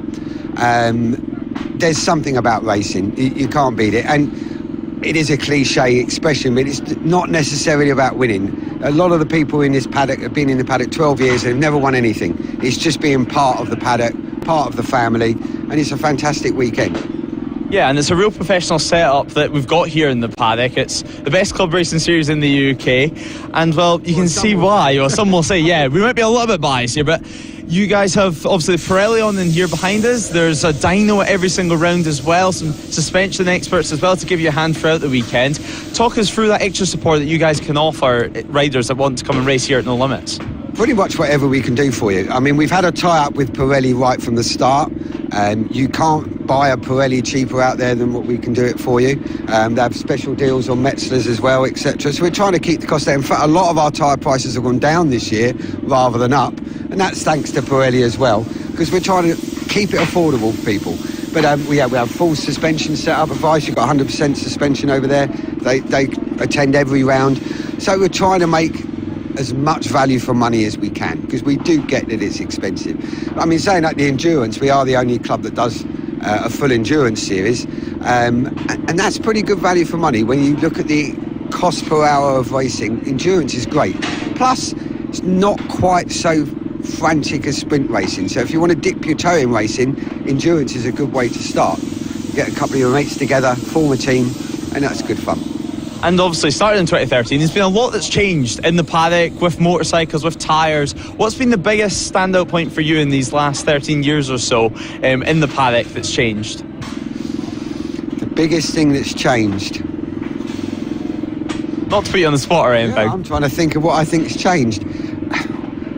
I would say, and this is going to sound, I think some of the more economical racing is growing more, like your CB5s, etc., which is a more budget-friendly racing. You know, you get your 1,000 riders who'll buy 4 or 5 sets of tyres on a weekend, and your CB5 riders got one set for 6 rounds. You know, so I think you've got a lot more people who are coming into it at the budget end, which is making it more affordable.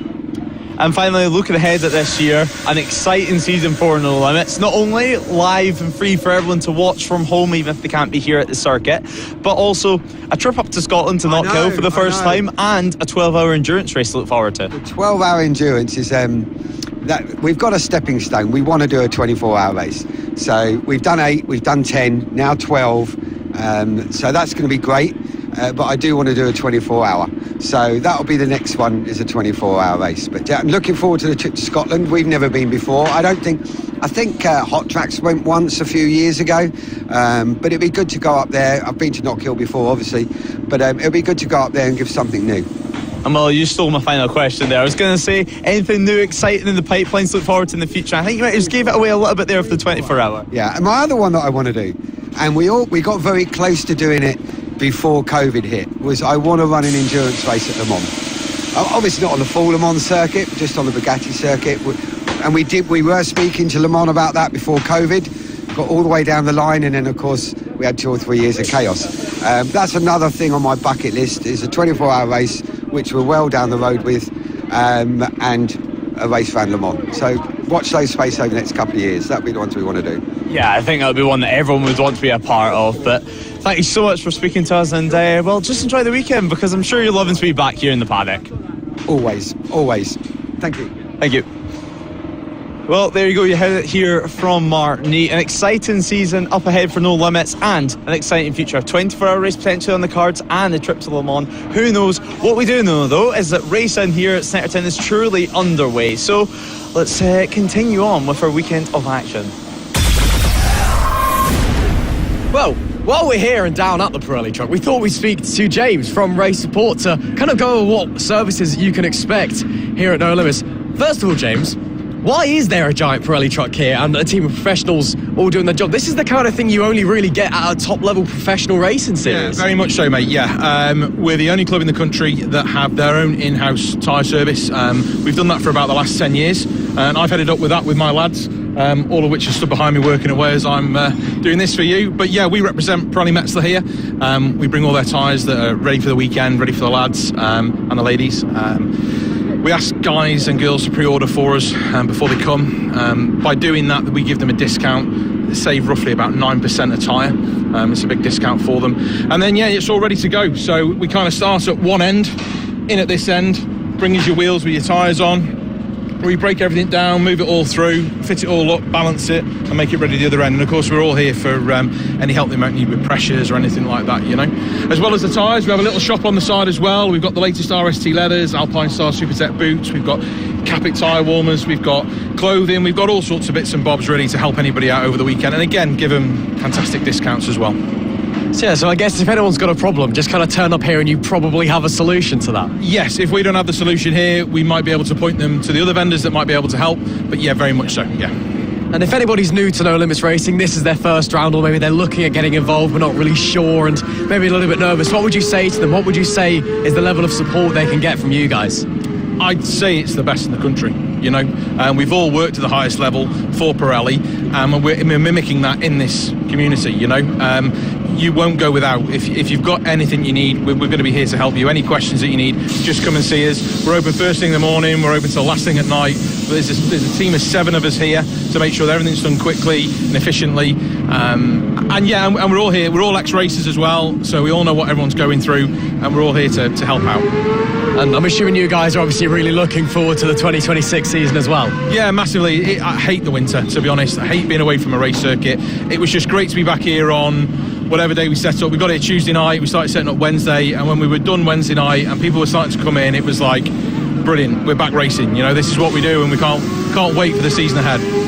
And one last thing, where can we find you on Instagram? Because I know you like to post videos of yourself, showing what you've got in shop. I don't like posting videos of myself, but we're on at No Limits Race Support. I think I'm not great on social media, apologies. We're on Instagram, we're on Facebook, and look us up.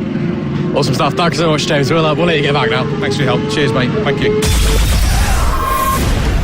Well, seeing as how we didn't come and speak to the RAF guys when we were running around the paddock earlier, I thought we may as well come and spend a little bit of time with them as well. So I'm joined by Dean and Kenny from the RAF Motorsports. How are we doing, boys? Yeah, not bad. Yourself? Yeah, I'm all good, thank you. And you, Kenny? Yeah, I'm good, thanks. Good day. Can't complain. Sunny in Snetterton, isn't it? In March. Yeah, I know. Global warming or whatever aside.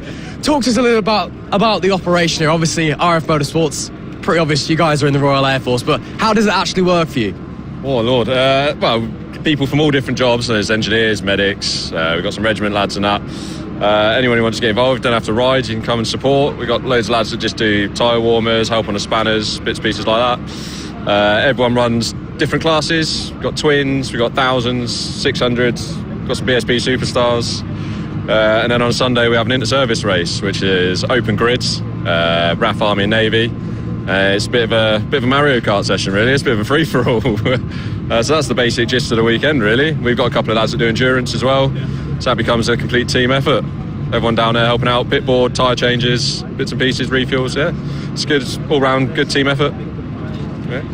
Awesome stuff. How does it work in terms of the bikes? Is it kind of, it's your own bike and you deck it out, or is it, you know, everyone kind of saves up together, or what? How does it work? Nah, so contrary to many people's opinions, these are all their own bikes. You don't get provided the bike by the Air Force or the Army or the Navy.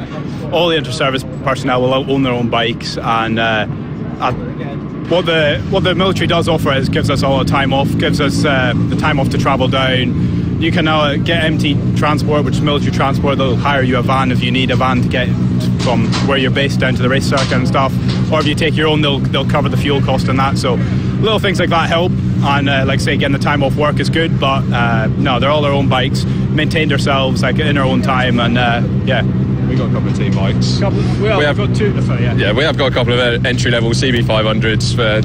We've got a couple of new lads here today running them. You can rent them out. They'll all be looked after by the team. Just rent them out and enjoy your weekend on them. All parts and that are covered. So it's just a good way of getting the novice lads in and getting them time without their own bikes and their own funding for bits and pieces like that.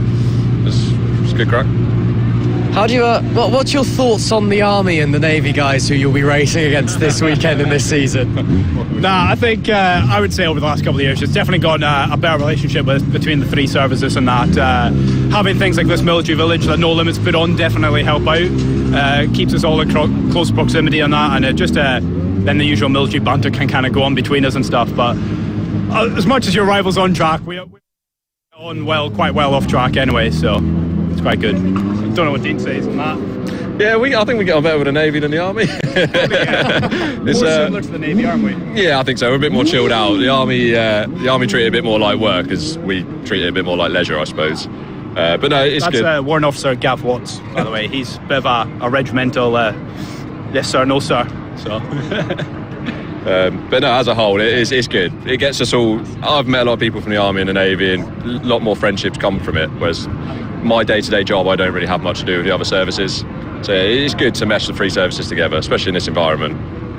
But at the end of the day, when you're out on a racetrack, you haven't got any friends, have you? So I guess when it actually comes to the race and it's all elbows out, you're not giving anyone anything. That is it. If you see a red bike, you aim for it. That's the brake mark, isn't it? That's awesome stuff. But looking forward to the season, of course. Plenty around here at No Limits. You guys are doing lots of racing and testing elsewhere as well with the Inter-Services Championship. I'm assuming you think the RAF's going to be on top at the end of it. Oh, I don't know. It could be a tricky one. Obviously, we did hold it for 4 years, the Inter-Service Championship. The Army have had it the last few. They seem to have a few quick lads now and some nice, spicy bikes as well. So, yeah, I don't know. We'll see. We'll do what we can with what we've got. We've got some quick riders and see where we are at the end of the year. Yeah, same as what Dean said. I think it's just everything comes in cycles, doesn't it? So we had our time.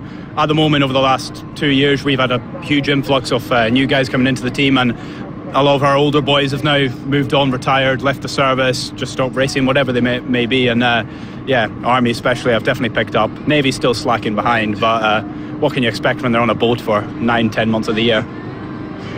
Well, I guess that's their problem to do with. Dean, Kenny, thanks so much for talking to us, and best of luck for this weekend and the season. Cool, thank you very much. Cheers, thanks.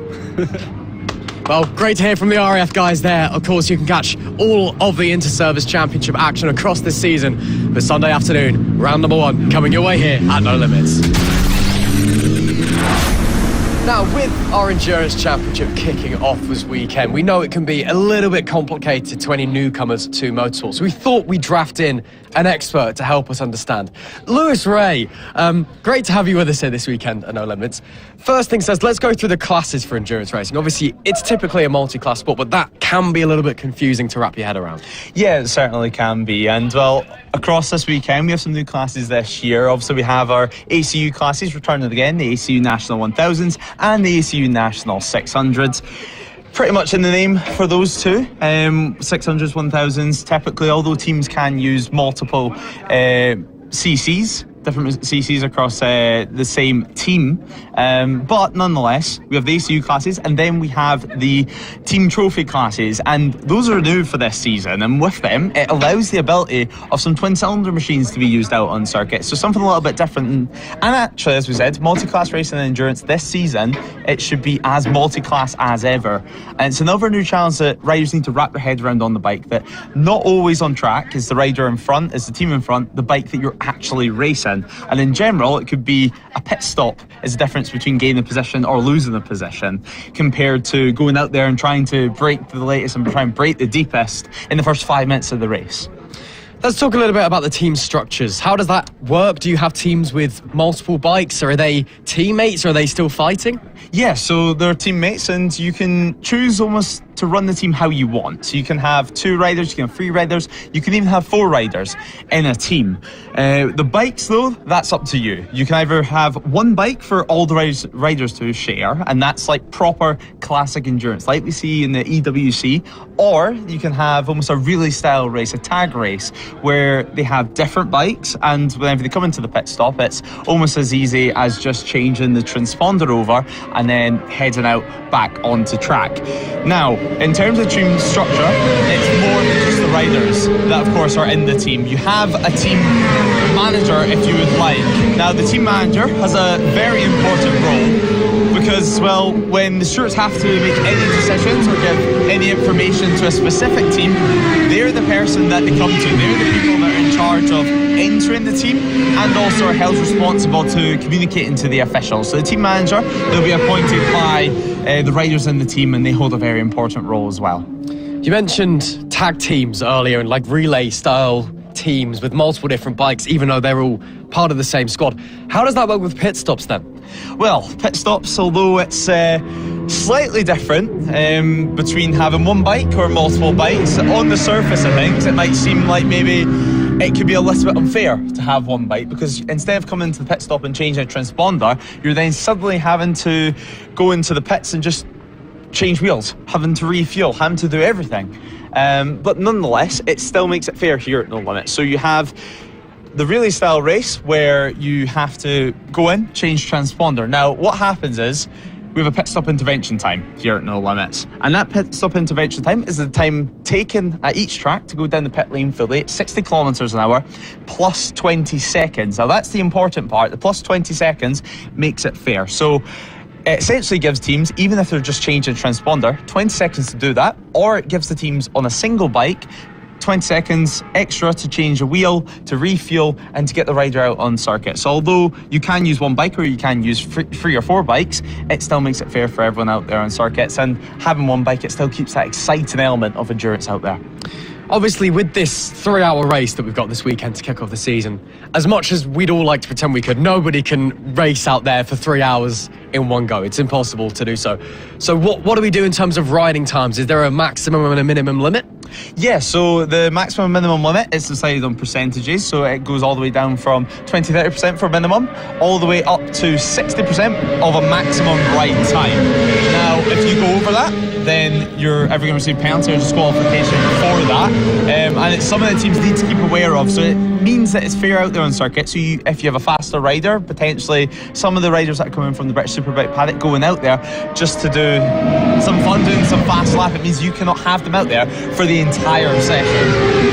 That's fair. Getting a little bit later in the season, we've got some longer races, and especially we've got the big one now, Anglesey International, a 12-hour event. How is that different? How is it going to affect the riders? How are they going to be able to cope with 12 hours of racing? Well, of course, we have a minimum and a maximum length for endurance races. You have 1.5 hours for minimum, and then you have 12 hours now for the maximum length being allowed to race. So this year we do have a 12-hour race. It's going to be a whole new challenge for them, but 1.5 hour is our minimum time that we can have for an endurance race. This weekend we're lucky enough to have 3 hours, and that over the course of the season is around the average time that we have for an endurance race. So 3 hours is the average, and then we've had 6 hours in the past. Of course, this year we have the 12, which is the maximum we can do at the moment. One last question then. What can we expect from the 3-hour race this Saturday? Well, I think we can expect some multi-class racing, plenty of pit stop action, plenty of blue flags as well, maybe some safety cars as well. We need to keep in mind safety cars can be used in these endurance races, and they can be really important, because if safety car comes out, the clock does continue to tick by, but you need to stay in position, obviously, no overtaking allowed. Same in the red flag situation. If we do get a red flag this weekend, the clock will continue to get going, but right now, we're waiting for qualifying to get underway very, very soon. And, well, qualifying, it's going to be a whole new task as well. With multiple riders sharing a bike, it does mean that your fastest lap for each rider is then going to be added up and divided by the amount of riders in your team. So once again, it's the case that it keeps everything fair, and it means that when we get racing on Saturday afternoon, it can be as close as possible. I think that's what we're going to see. And some interesting team names, but I think we're going to see them later on. I'm sure we will. Well, thanks for the expert analysis, Lewis Ray. 3 hours of Snetterton coming your way Saturday afternoon here at No Limits Racing.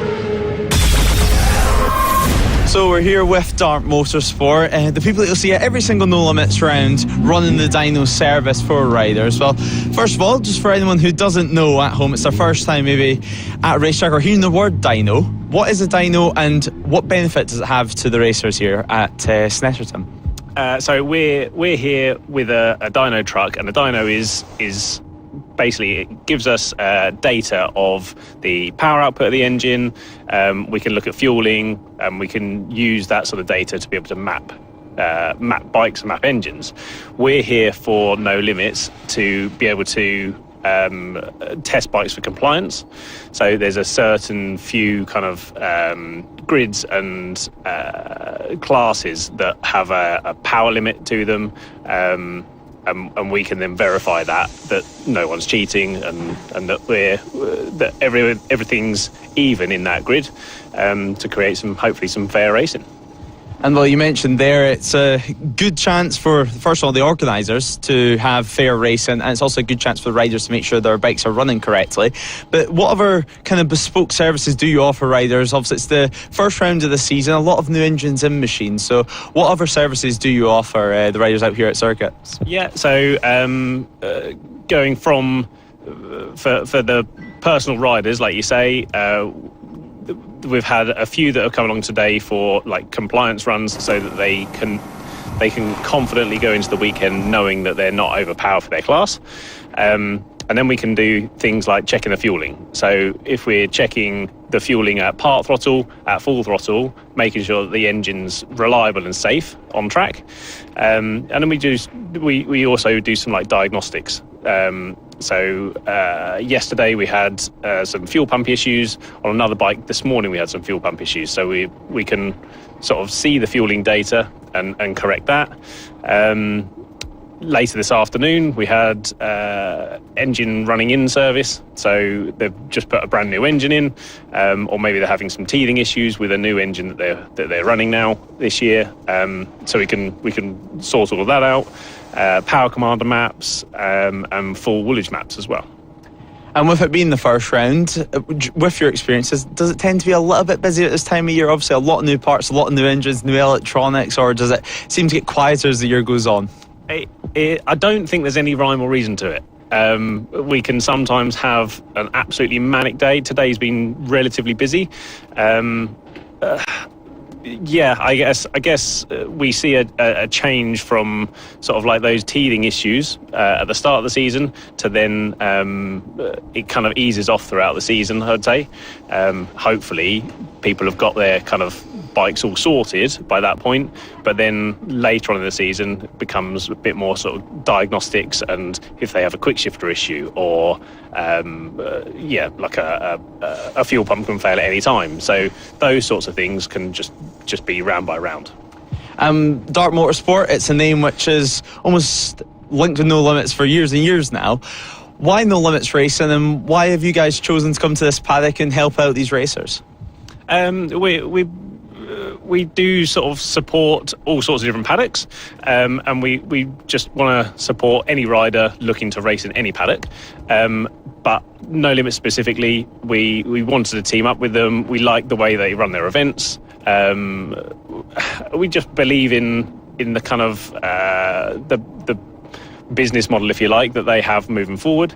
And I think the service they can give their customers as the racers, but also with their track days as well. So they're kind of a good kind of all-round service to those kind of racers and riders. So we wanted to kind of be linked with them, support them, because it's something that we believe in as well. And we've spoke with quite a few people here today, and also about the changes in the paddocks over the years and the changes within motorcycles. And now the superbikes, especially the 1000cc's, they have a lot more electronics than what they used to. Is it a case nowadays that you're seeing a lot more electrical issues whenever you're looking for gremlins rather than actual mechanical parts going wrong in these machines? Yeah. So you've got everything from your CB500s, and they're still on carburetors, no traction control, things like that. So finding issues with those is very different to, like you say, the sort of, we've got quick shifters, we've got blippers, and there can be wiring harness issues, there can be ECU faults. So it keeps us on our toes. It's moved on a long way, and what these sort of 1000cc superbikes are capable of now is fairly unbelievable, actually. And if anyone wanted to come to you during the race weekend, how long does the sort of diagnostic or a dyno take? Is it a long process, or is it something you guys can do in half an hour, 40 minutes?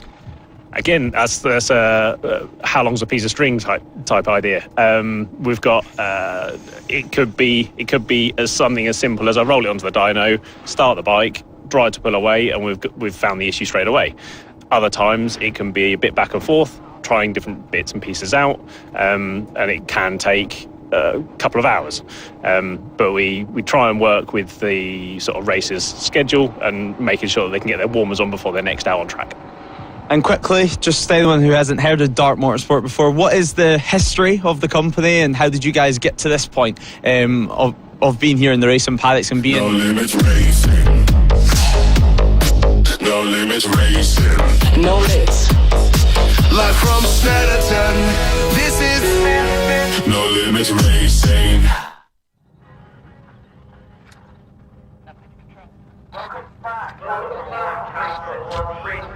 UK Armed Force Inter-Service Championship will be the first race after lunch.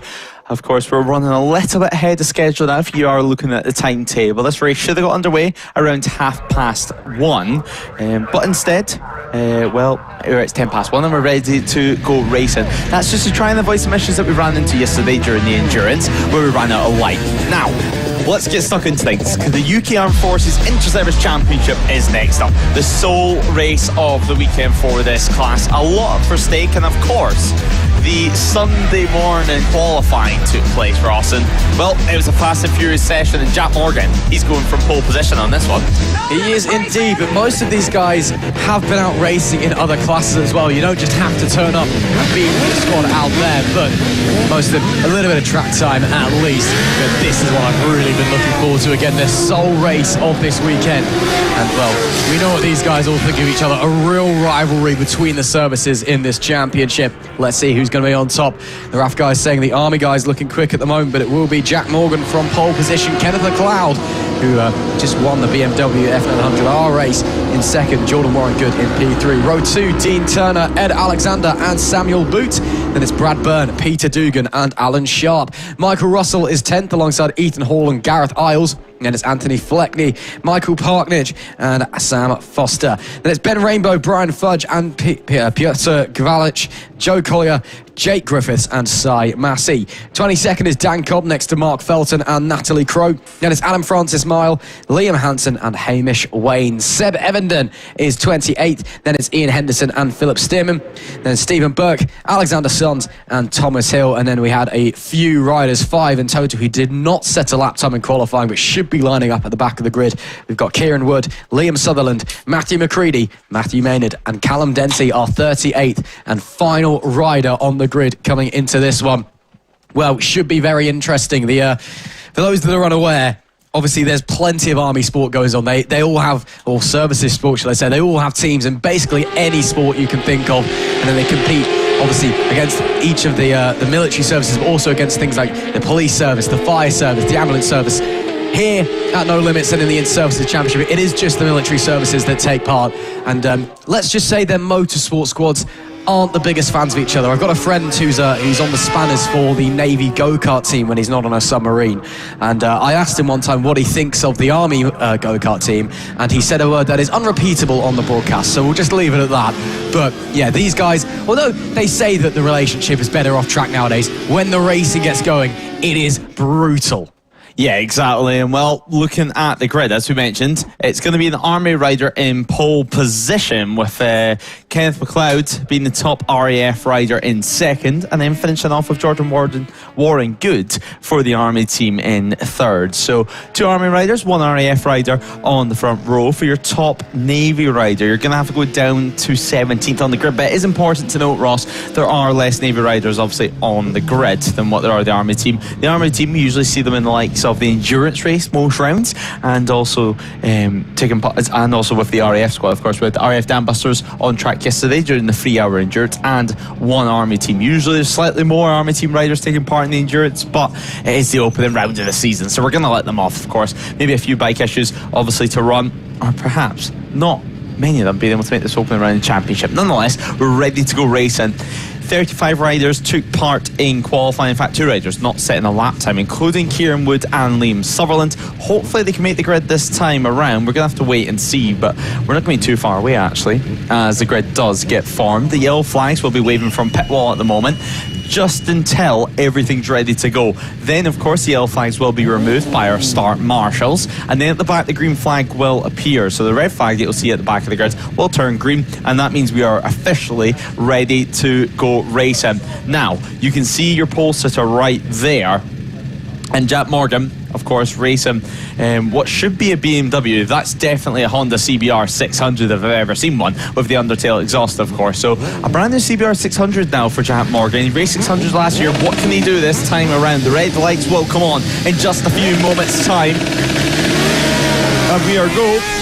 It's a great start so far for Jack Morgan. Now they race to turn 1, and well, Jack, he was meant to be racing on the BMW, now on the Honda, and well, Kenneth McLeod is trying to look up the inside. Heavy on the brakes we go now, and it is going to be McLeod who leads the way, and it looks like Jordan Warren Good has managed to sneak into second position. So your pole sitter, Jack Morgan, well, he's dropped back to 3rd place on this opening lap, and actually runs very, very, very wide over at turn 2, and almost gets collected by one of the RAF riders. So it looks like Dean Turner and Jack Morgan getting very, very close on the exit of turn 2, but still, 1st place at the moment is going to be Kenneth McLeod, leading the way from Jordan Warren Good, and 3rd place, your pole sitter, Jack Morgan. Yeah, disappointing start there for Morgan. You got to think, maybe was there a problem with the BMW and he's had to hop on the Fireblade at the last moment. I guess we'll have to wait and figure out and see what's going on, but yeah, it's definitely looked like it was a bit of a poor getaway in the braking as well, down into Wilson's hairpin turn 2. Yeah, just completely got it wrong, ran very, very deep. And so it is McLeod that leads this race. He's been running really, really well in the F900 Cup all weekend long, and of course he will be back out later on for that as well. But already asserting a little bit of dominance is he.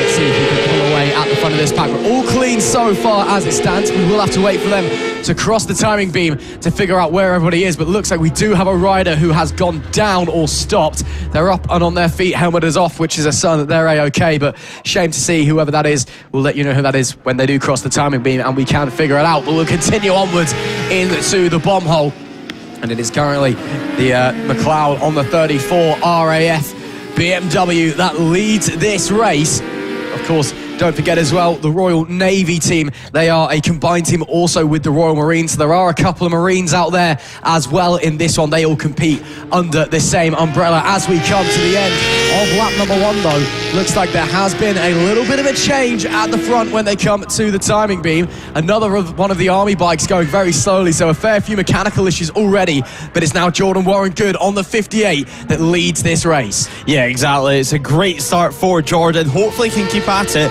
Now, the rider we first seen walking away, it did look like it was the number 10 of Henderson from the RAF squad, as Kenneth McLeod nearly off the track completely, kicking up dust from his rear wheel. Somehow, though, he keeps it pinned and keeps on the power and somehow stays in 3rd place. Nonetheless, so we're going to carry on at the front of this thing with Jordan Warren Good, first of all, still leading the way, but not by much. It was 6 tenths at the line. I wouldn't be surprised if we see Jack Morgan launching an attack down the inside. Jack, of course, super experienced on 600 machines, the Kawasaki previously, and now the Honda, as he takes the lead over Agostini's. A textbook move, really, perfectly done, and now into P1. Still 3rd place being Kenneth McLeod, and Dean Turner lurking in P4. So at the moment, it's Army team from another Army team rider with 2 RAF riders in chase in 3rd and 4th. Absolutely, Dean Turner, another rider with the RAF who's been having a stellar weekend so far in other categories. Let's see what he can do over the remainder of this race. Quite short in comparison to the others we've got on today. Only 8 laps, and it's set to absolutely fly by if we continue this strong racing to the outside. There was a look from Warren Good, and he did sweep by at the corner before they got to the braking zone, so he retakes the lead of the race on the number 58 away from Morgan there on the 29. So they'll continue onwards and continue to push on as they fly by through the bomb hole. See them all making their way through. Of course, the vast majority is all of the own athletes' own bikes that they bring. The RAF team does have a couple of Honda CB500s that are RAF owned and run, but for everyone, it's not like the military's just providing them with these bikes. Don't worry, your taxpayer money is not providing them with their race equipment. It's all their own stuff. They just get decked out with the livery in the gear, and then of course they come together and work as a team. Morgan now with the fastest lap as we complete lap 2. A 2-minute dead 0.715 is the early benchmark. A tenth quicker though than Warren Good in the lead of the race. Everybody else running in the 202s, the 203s behind. Yeah, it's going to be a real interesting end to this race, I think. I mean, both of them running very similar times in first and second position. 2-minute 0.8 for Warren Good, 2-minute 0.7 for Morgan. Now, we're just looking a little bit further back at the moment. That, of course, looks like Sharp for the RAF team. Just losing a position, it seemed, from behind. So Sharp dropping back down to P7. Russell managing to get ahead on board the Kawasaki as they now head to Agostini this time around. As you mentioned, the Ross, obviously full RAF colours, full Army colours, full Navy colours for them as well. Super interesting to see them out on circuit, all of them racing for prize, and all of them really doing it for some bragging rights, and most importantly because they love their motorcycle racing. Now, as we mentioned, Henderson was the rider that walked away earlier on, and Everton on the Kawasaki for the Army team. The 538 rider was our next retirement, so a real shame for them, especially this early, and especially with only one race every single race weekend. It's disappointing, but reliability, it's part of motorsport. And again, crashing, it's also part of motorsport as well. You can't avoid it.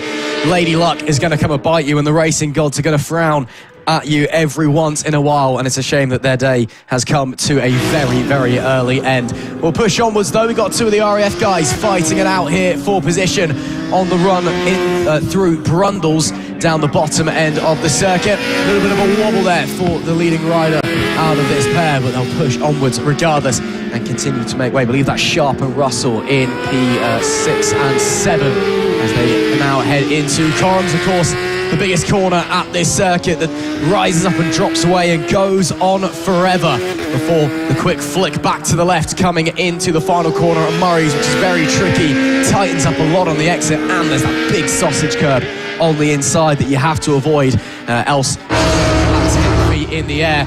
There we do see some of the guys up the front, and there we do see a battle and an overtake for the race lead as well. It's Morgan back to the front. Yeah, Jack Morgan hitting the front of the race now. Warren Good, what kind of response has he got? He needs a good drive out of here over at turn 3. He needs to carry all the corner speed that he can on that R6. Just build the momentum and look for an opportunity. Break as deep as possible. Obviously, backmarker's already coming into play, but Warren Good, he's got that move done before we head to Agostini's. Can Jack Morgan respond? No, he cannot. He did look up the inside. He was on a tighter line, but no room at the end this time around. Now they're going to head out towards Hamilton, towards Augie's, and of course Williams before we head on to the back straight.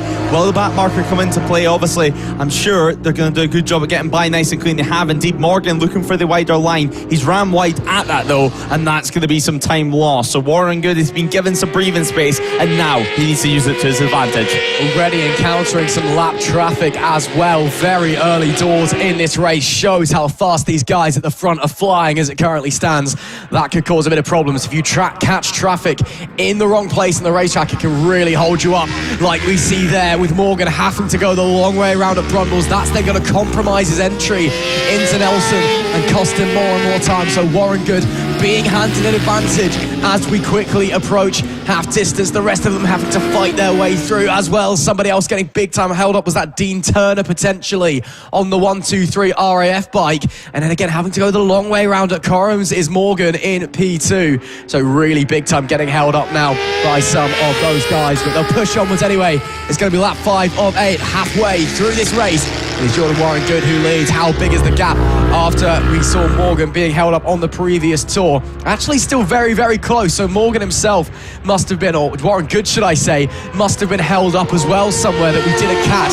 So there was quite a big gap. They've now been pushed gap together, and then now potentially maybe a move for the lead from Morgan to the inside. Tries to stick it in, makes it sit up and gets it done. Nice move, the 29 back in front. Job done so far, but Warren Good, well, he's not going to take this one lying down, that's for sure. He's ready to respond. He's looking to return the favour at the first possible opportunity. Both of them at the front running within the 202 bracket last time around as we head back down to turn 4. This, of course, we know Jack Morgan's good on the brakes in Agostini's, but Warren Good, who knows, maybe he can learn a thing or two. Learn that he needs to break a little bit deeper into there. Looking at our sector 1s though, It was a good sector 1 from Warren Good, actually. A 38 second, his best of the race. However, behind, it was something sensational from Jack Morgan. Half a second quicker, nearly half a second quicker through sector 1 alone. Now we need to convert that for sector 2 and sector 3. And well, that looks like it's going to be another fastest lap if you can keep this one up, of course. Now the 27 on the CB500 running into a few issues. So Hamish Wayne, a few issues for him at the end of the Bentley straight, but looks like she just ran on and missed his braking marker. And actually, here come our leaders into that section now. So into the braking zone and through into the complex for your leader, Jack Morgan. And now he should be able to cross the line as the leader. Yeah, we hope so anyway, but again, you can catch traffic. It's really interesting to see. Obviously, we've got the guys at the front, Warren Good, Morgan, McLeod, Turner, Alexander in 5th place on the Kawasaki as well. Clearly very, very experienced riders, a lot of pace. And then you get guys towards the back of the field. You've got a few novices out there in the orange bibs who are running a little bit slower, just trying to make their way to the end of the race. So it's just an extra factor that's thrown in. And obviously, they'll be wanting the team as a whole to do the best they can. So that is another thing you have to consider later down the line when the championship becomes more of an issue. Again, it's race number 1. We don't have any points yet. Fastest lap there for Morgan, a 2 minute dead, 0.541. That's 0.2 quicker than the previous best as we head on to lap number 6. And of course, back to the race lead as well. Back to the race lead we will look in a few moments' time, because there's some great battles going on further down the order as well the rest of the race will come over the line. And actually Warren Good, he's very, very close through turn 3 at the moment. And of course they'll be setting up turn 4 in just a few seconds time. Into the braking zone we'll head now, and Warren Good trying to use some of that slipstream. He looks up the inside. Can he make it work on the 58? He dives down the inside on the braking zone. Thinks better of it though, because that's Jack Morgan. So good on the brakes into Agostini's. A little movement from the rear though, and well, somehow he's managed to stay on. He's going to keep calm, he's going to keep collected. Of course, he should have been on the BMW, at least on the entry list, but now he's on the Honda CBR 600, a very, very capable machine.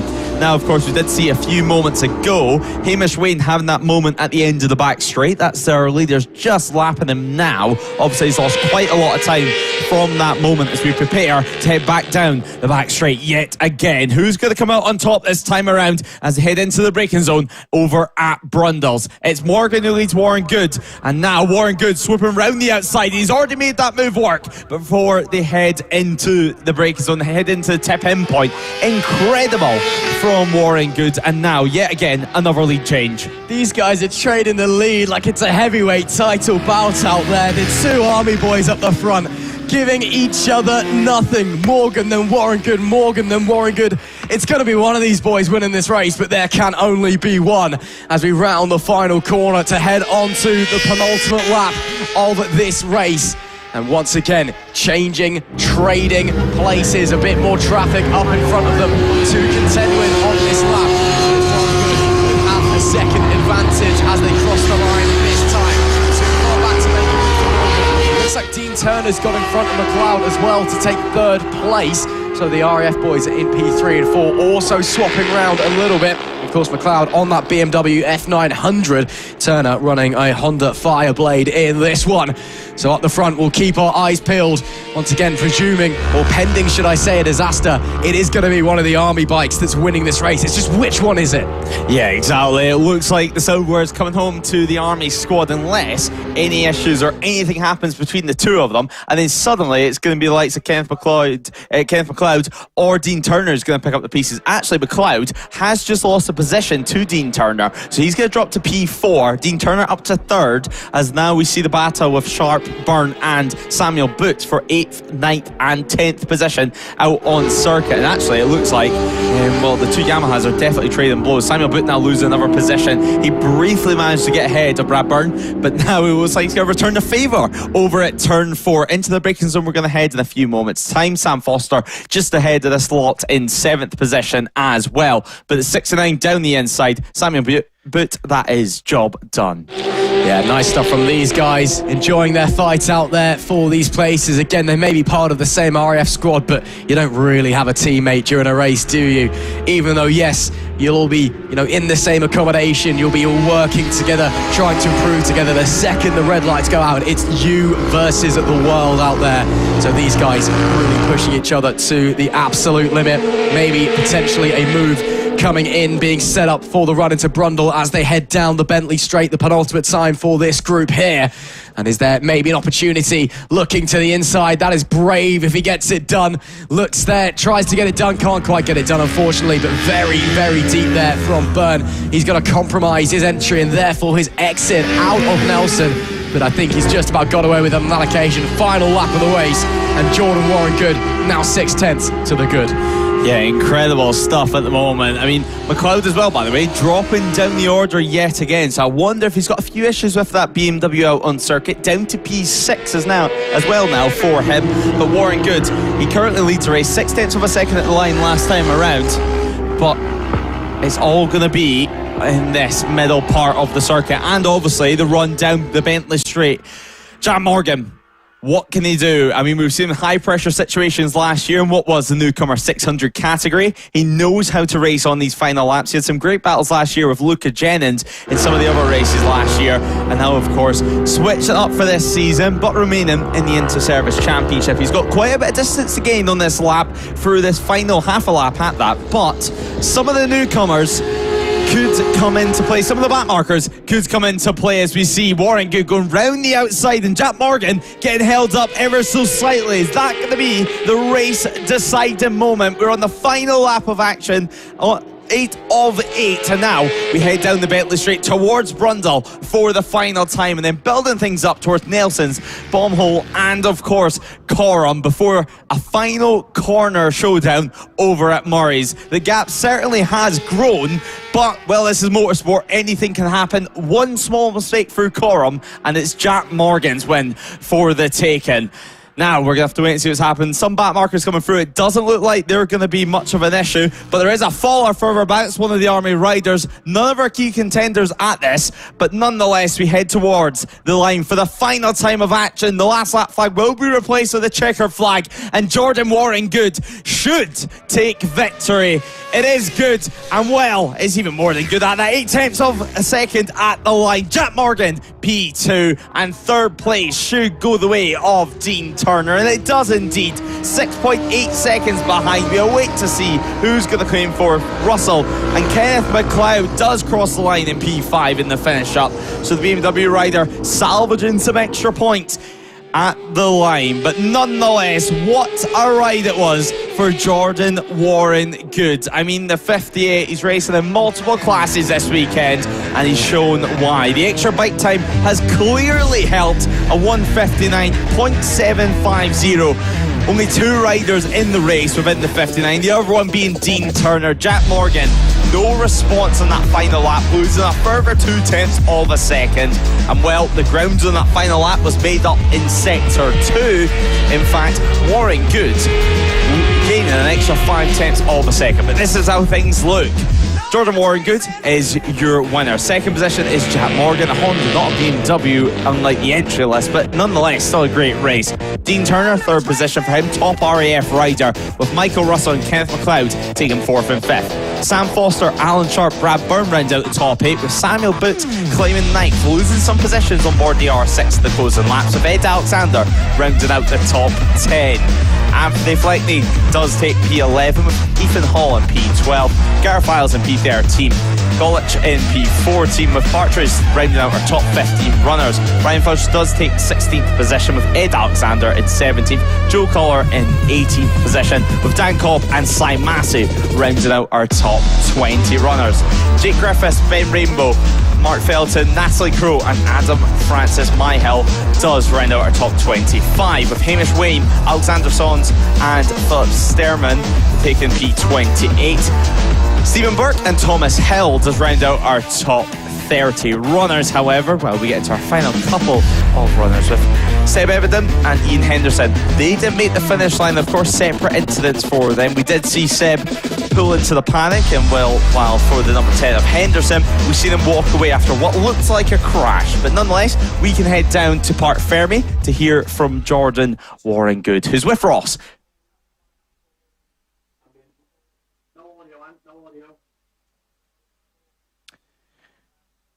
And hopefully we will be able to hear from Jordan Warren Good. Of course, 58, a great race from him, but nonetheless, he should be with Ross now. And Jordan, Well, what an amazing race between yourself and Jack. Trading places like it was going out of fashion. That must have been a lot of fun. Yeah, it was really good. Despite being good mates, you're also enemies on the track, aren't you? So you've got to give it your all. Enemies? Well, you know, at the end of the day, you don't really have teammates out the circuit, but also at the same time, 1-0 to the Army. That's got to be a good feeling. Yeah, absolutely. Especially, I don't know where third place come, but first and second in the Army team, yeah, really good for the championship.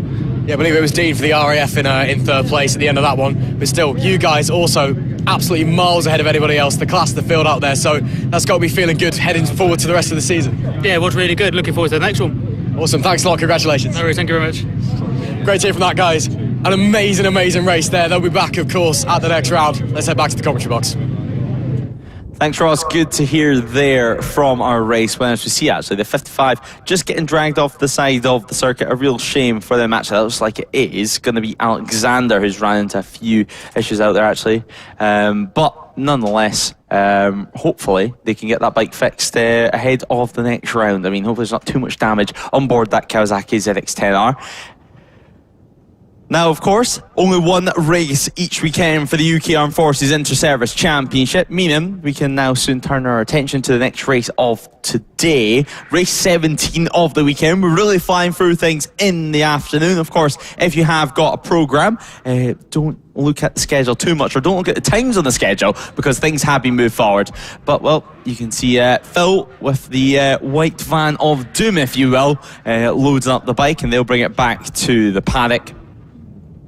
So yeah, they'll load that back up, bring the rider, bring the bike back, and then they can start repairs inside the Army awning. Nonetheless, though, a great battle on circuit, and awesome to see Jack Morgan yet again converting his pace from 2025 and bringing it straight into 2026.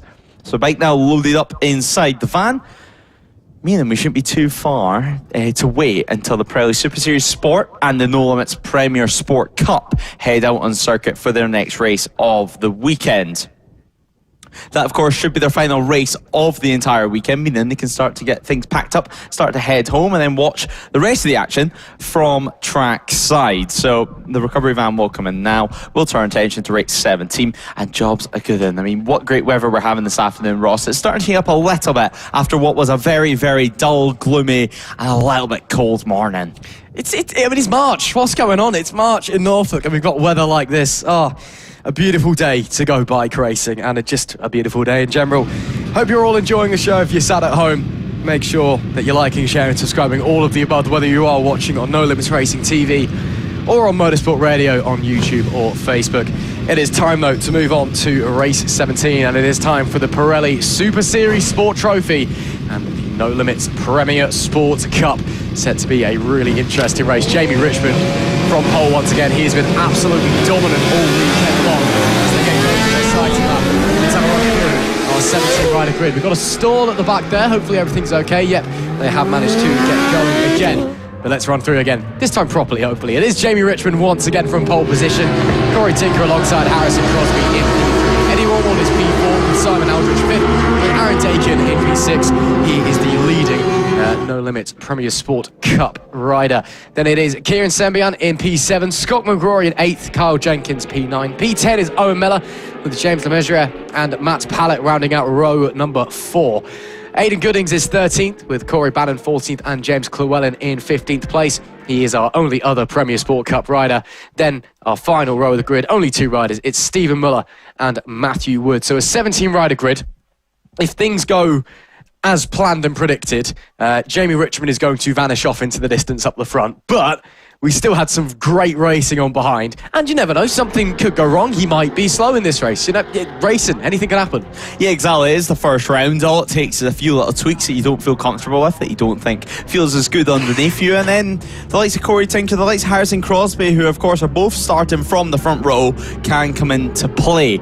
Now, yeah, we did have a little staller heading on to this warm-up lap, so hopefully for the likes of Scott McRory, he can get that slightly better this time around. Certainly when it's a full-blown race start, the last thing you want to be doing is stalling on the grid. But Jamie Richmond, I mean, what a weekend it's been on the Ducati so far. He's instantly gelled with the bike after switching from the Triumph. And Corey Tinker as well. He kept him honest in the first couple of laps last time around. And let's not forget, Harrison Crosby, a great comeback last time around, picking up multiple positions after a poor start to the race, and then suddenly get himself within the podium fight pretty quickly and convincingly out there.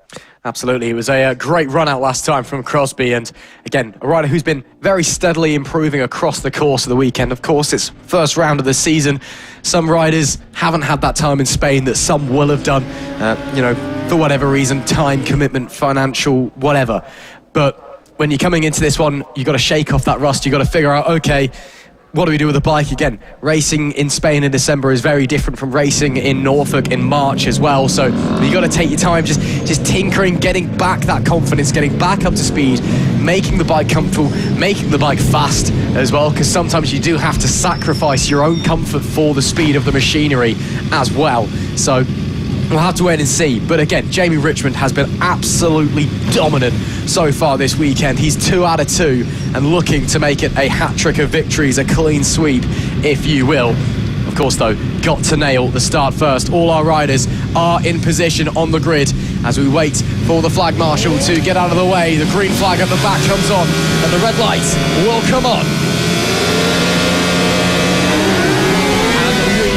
Racing for the final time this weekend for these guys. Disappointing getaway there for Jamie Richmond. So it will be second place on the grid, who will lead down into turn 1. In fact, a few people getting good starts that you maybe wouldn't expect. But it does look like Kenneth McLeod, not Kenneth McLeod, should I say, looks like it was second place who got away well there. That, of course, being Corey Tinker, but we'll follow them through as they head through. Wilson's for the first time. Crosby, I believe, also got away very strongly on the number 69 machine. Where is Jamie Richmond? Looks like he's down in 4th at the moment, trying to challenge for 3rd as it stands, having to go the long way round there at Palmer's. Does get it almost done, just has to confirm it into Agostini's now. So disappointing start for the pole sitter, but already trying to make up lost ground straight up to the inside once again of Wormwood on the 92, who was in 2nd and is now in 3rd. Yeah, impressive stuff after what was a very poor start from Jamie Richmond. I mean, it was just one of those scenarios where the front wheel just constantly tries to lift up into the air. You release the clutch, it just doesn't go to plan at all. A real messy start for him, but nonetheless already back up into 2nd position.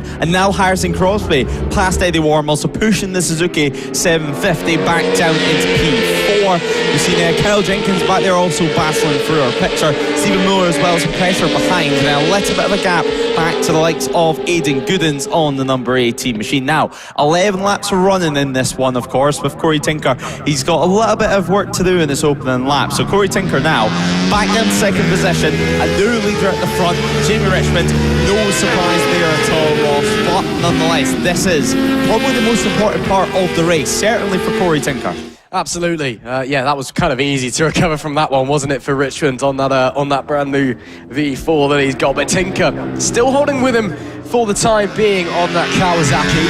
Again, he wanted to try and pilot a little bit of pressure on it. And again, it's very different conditions from what we had this morning. Again, yesterday was nice and sunny.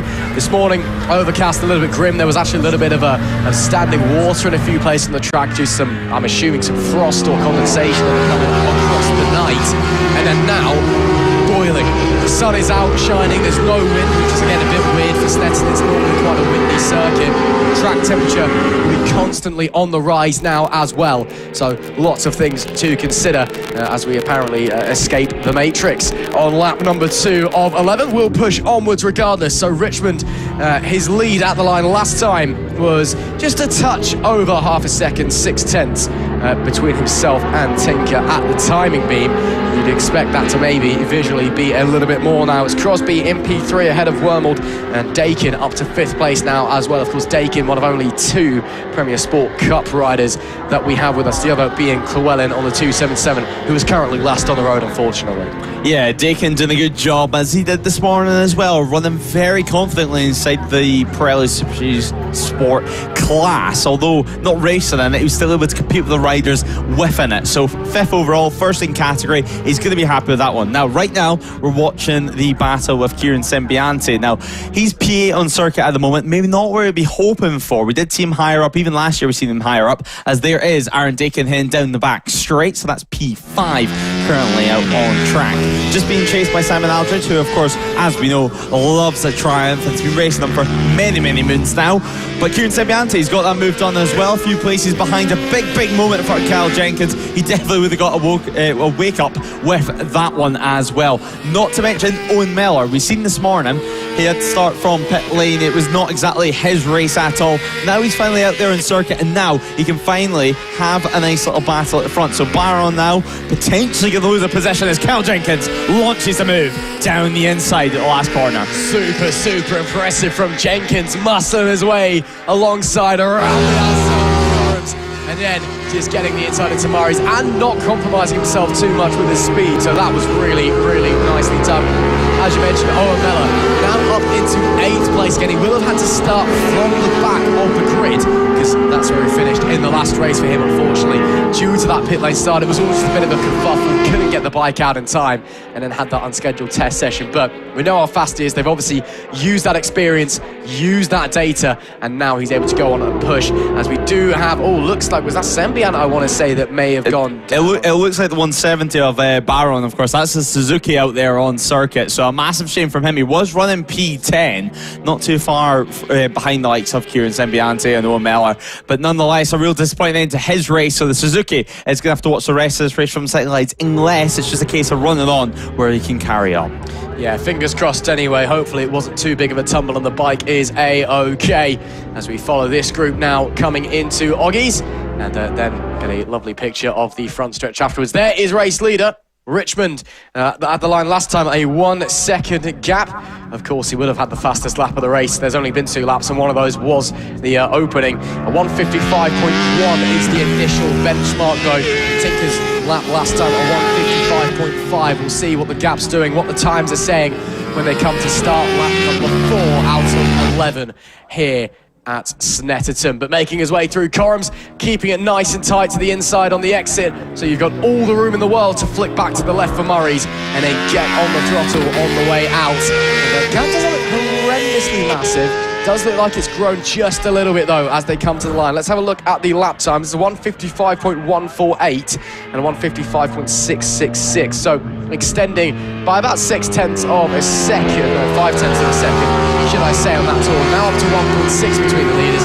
Crosby a further 1.6 behind Tinker as well. Yeah, Crosby still in the podium positions for the time being, of course. He's got a nice comfortable gap to Eddie Warmel behind, just over 5 seconds for them. Owen Miller at the moment though, 50 thousandths of a second behind Kieran Sembiante. So the 130 Triumph having a little battle with the bright pink R6 out on circuit. So Kieran's going to be feeling the pressure for P6 and wanting to hold on to that one. But there is Richmond, of course, looking nice and strong. And Corey Tinker back in chase. 1.5 seconds behind. A good first sector for Tinker. But Richmond, of course, 3 tenths quicker. The first 35.7 sector 1 that we've seen all race long. He set the fastest lap of the race last time around. And it looks like Richmond, so far anyway, he's on course to do that yet again. Corey Tinker, a little bit of chatter going into the corner there on the front end of that Kawasaki. But nonetheless, it doesn't look to be bothering him too much out on circuit. He had plenty of bike time yesterday, of course, in the endurance as he heads down the back straight. Heads down the Bentley straight yet again. And then we should get the sector 2 times coming in just a few moments' time. And actually, Tinker not too far off. 30 thousandths of a second slower through sector 2. Not quite enough, though. He was faster than Crosby, though, more importantly for him. As we do get confirmation, actually, that Sembiante and Miller have both picked up 1 position further back. So they are now up into 6th and 7th position, as is the likes of course, Jenkins, Pallet, Quillen and Muller, of course, with Baron having a few issues on board the Suzuki and now back down to P15, although I think he's still running out there on circuit. But Crosby now out the final corner to head on to lap 4. Yeah, lap 5 even. It's already flying by, such is the pace of this race. Richmond then, another fastest lap. Oh wow, that's really quick. Shaved half a second off his best. Goes to 154.624. And although Tinker sets his personal best on the previous tour as well, can only manage a 155.229. So gap now extended up to 2.2. Richmond's gaining 6 tenths a lap on him at the moment. Crosby as well dropping a little bit further back to 5 away from Tinker in P2. And then well, some distance back. Dakin and Mellor, though, very, very close at the line. Mellor did just about get through him, though, and continues his charge up the field after finishing the previous race last and a lap down because he didn't make the grid and had to start from the pit lane. Llewellyn up to 13th overall. Of course, if he finishes this race, and so does Dakin at their standard pace, he will come home second in class. That's still a podium, and he's still getting a trophy regardless. But he's been running around the back for most of this weekend, but good to see he is now starting to progress and make up a couple of positions. Yeah, it's good to see some progression in this race, and also some further progression as well for the likes of Owen Mellor up into P5 for the time being, 2 positions gained as well. And well, as we see, actually Darren Dakin have the good battle at the moment with Kieran Sembiante, so Mellor has completely escaped these two, at least on this lap, and now those two having a good old battle further back. So they're going to make their way down the back straight in just a few moments time over towards the final sector by Brundle and Nelson's, as there's Eddie Warmold, there's Owen Mellor, and here is the battle. Kieran Sembiante side by side all the way through. Aaron Dakin pushed back another position, so Dakin back down into 7th position, Sembiante up into 6th. Yeah, nice move there. Really, really bold. Really, really brave. Again, doesn't really matter because they're in 2 different classes, but you're still just racing for personal glory out there, aren't you? Great stuff from Sembiante to get through the number 29 machine. Let's see if Dakin can respond, if he has anything in his locker at this phase of the race. Again, 11 laps, longest race that we've got this weekend for these guys. So towards the end, especially if you're not running a fresh set, if you're on a scrubbed set of tyres, things like tyre wear might be something you have to start considering, especially with the warmer weather. Yes, they're probably running quite hard tyres, and it shouldn't be too much of an issue, but it's probably getting to the point where it's quite easy. You can overheat the rubber underneath you, and then you're all at sea and you've got problems. So management might be something we need to start thinking about here on lap number 6 of 11. Richmond up the front, his gap now up to 4.1. His lap time last time, 8 tenths quicker, shaved off yet again, a 1:53.880. Unbelievable pace from the race leader. Yeah, incredible stuff. I mean, he's in the 153s. Everyone else aren't even in the 154s yet. And as we spoke about tyres yesterday in the endurance as well, a lot of SC2 compounds were used, certainly in the rear, and they'd be expecting much of the same this weekend. I mean, if you try to run the likes of SC1, even SC0, I think you're going to really struggle out there. SC1, you could probably get away with, but in these 600s, they are going to eat them away. But nonetheless, lap 6 of 11 for the moment, and the 153.8, as you mentioned, the fastest lap so far. Is that going to continue to come down? We're going to have to wait and see. So far on this lap anyway, it doesn't look like it. No personal best from the top 3 at that through the first 2 sector points, as we now head into the final sector to complete yet another lap. Next time around, we head on to lap 7 as Owen Mellor has well and truly closed the gap to Eddie Warmold. Now, of course, this being the battle for 4th, and of course, this being the battle for position. Owen Mellor is going to be looking to take that triumph up the inside of Suzuki. And then, of course, there's 2 more corners remaining through the right-hander by Coram, and then heavy on the brakes through Murray's, flicking it from the right to the left. Imagine to get that one working well. So Owen Mellor back onto the power he goes yet again. He'll go tuck into the slipstream, and hopefully for him be able to make that move work on the run to turn 1. He should pull out to the right. We have seen a couple of people make some moves round the outside on the run to turn 1 this weekend, but none of the sorts this time. So Sembiante also through there. As we head on to lap 7 of race, Ross, and plenty of battles further back as Mellor does make the move stick over at turn 2. Mellor's so fun to watch when he's out there on a motorbike, isn't he? Again, starting from the back in this race, and it's just scything his way through this field. It's been a beautiful performance.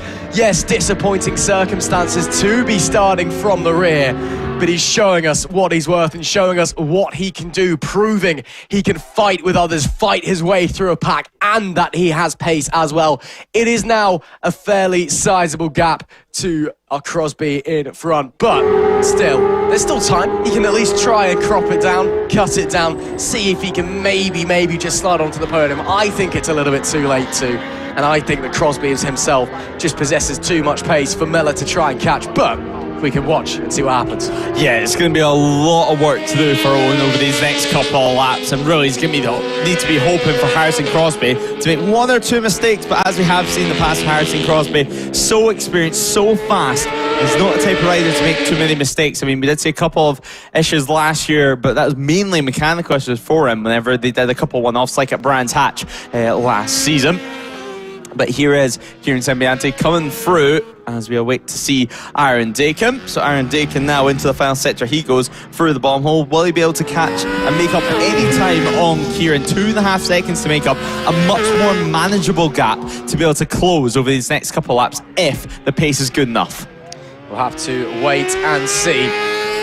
It's anybody's guess, really. Again, when they come to the timing beam, we can tell what's going on with the times and things like that. Lap 8 now of 11, and soon to be going on to lap 9, I believe, or am I being silly? Yeah, on lap 8. On lap 8, I am being silly. We're about to be going on to lap 9. Is the 170. Yeah, that's Barron again. Yeah, he's having a...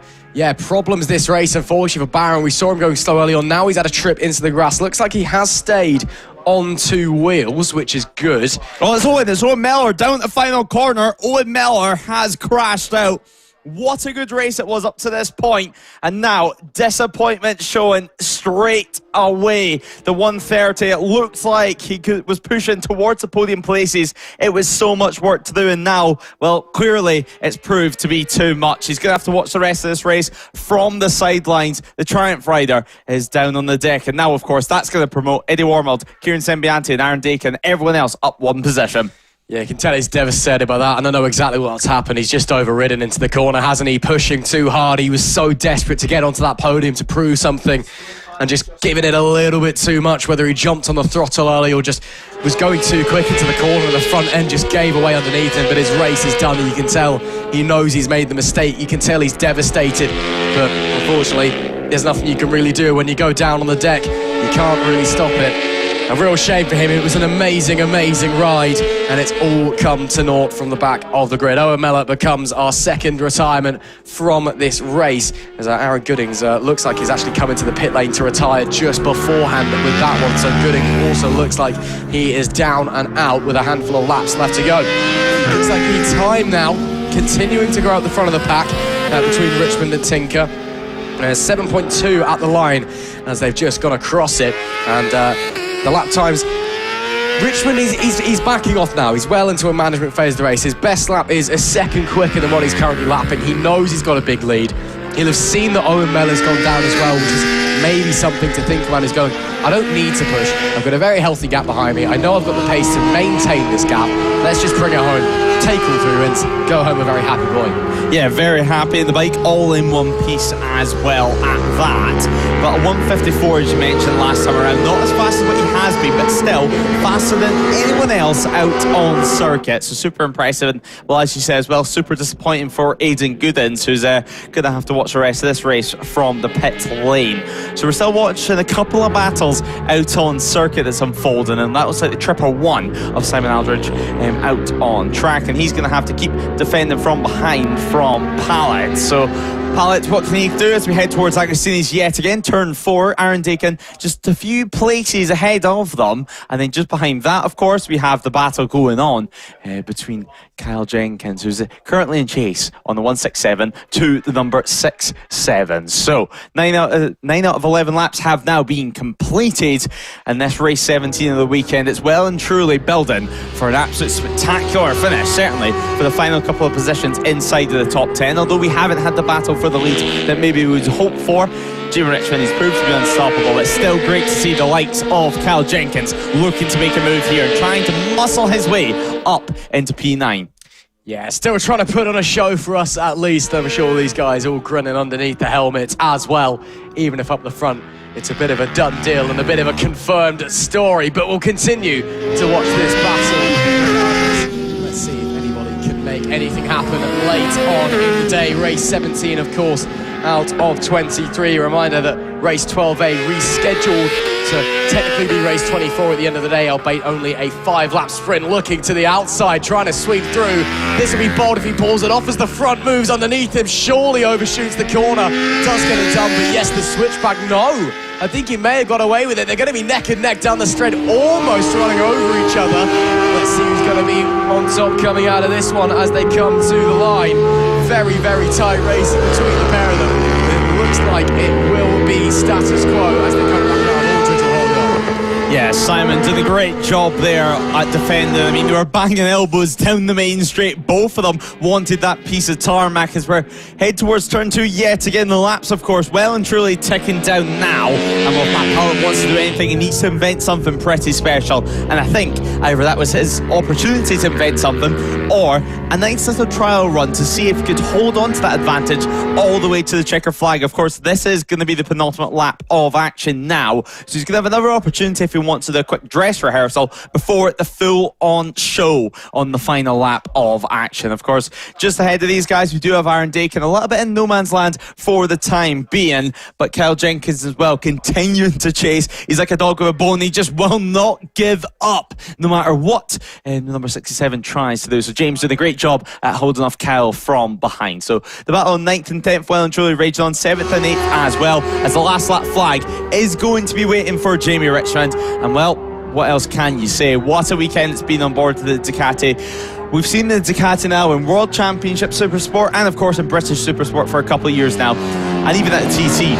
It's been something that many riders have wanted to get their hands on, and now it's finally starting to make its way to club racing, make its way to No Limits. And well, you can see why. It's the bike that many want. It's so strong, even though it's a 959. It's still fairly close to the likes of 600s of balance of performance. And well, it means Jamie Richmond can feel nice and comfortable on a bike that isn't going to be tuned to the moon, unlike these R6s, which are giving it absolutely everything. I mean, the bike, of course, it's an absolute beast. It's a rocket, but you got to remember, the guy on it is certainly quick as well. Jamie Richmond has been absolutely untouchable this weekend, and he's got about half a lap left to go. Pretty much cruise on home at this point. Tinker, now 9 seconds away. Again, the likes of Tinker, Crosby, Wormald, and Dakin in 6th, Saint-Vian.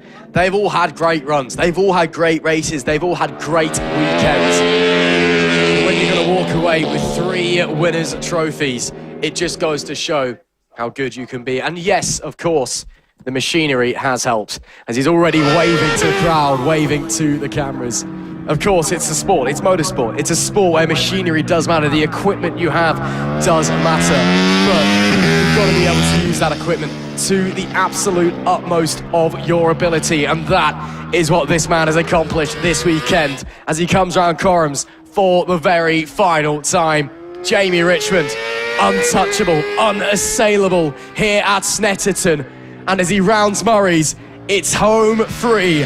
3 races, 3 wins. Jamie Richmond, Snetterton is his in 2026. What an outrageous weekend that man has had, and nobody else in sight. 3 out of 3, a clean sweep for the number 5. Wow, just simply wow. Tinker does come home in P2. And Harrison Crosby will surely finish in 3rd place, and indeed does so. But there's only one story this weekend. There's only one man we can be talking about, and it is that man right there on that brand new Ducati that is shown it is one you need to watch, one you need to get if you can do so. And I tell you what, the guy on it ain't half bad either. Jamie Richmond dominates all 3 races in the Pirelli Super Series Sport Trophy here at Snetterton. It's Tinker and Crosby who rounds out the podium places. Wormald brings it home in 4th place. Saint-Vian, a very nice 5th place, a very solid ride from him here in race number 3.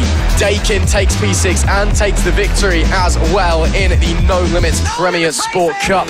Then it's Aldridge, Pallet, Lemazurier and Jenkins who round out our top 10. And then it'll be Miller, Clewell in P12 and taking P2 in the Premier Sport Cup. Barron will bring it home P13 after a really disappointing race where we had a couple of issues and off-track excursions. And then unfortunately we did lose Owen Mellor, as we saw, and Aidan Goodings as well, who pulled into the pit lane to retire. So only 13 finishers in that one. Owen Mellor, what could have been potentially on for a podium if the pace was there, but there's only one man that's worth talking to at this point. Let's head down to him and speak to Jamie Richmond. We're down here in the holding area, and well, Jamie Richmond, he's just having a quick chat with some of his mechanics, some of his helpers out there on circuit.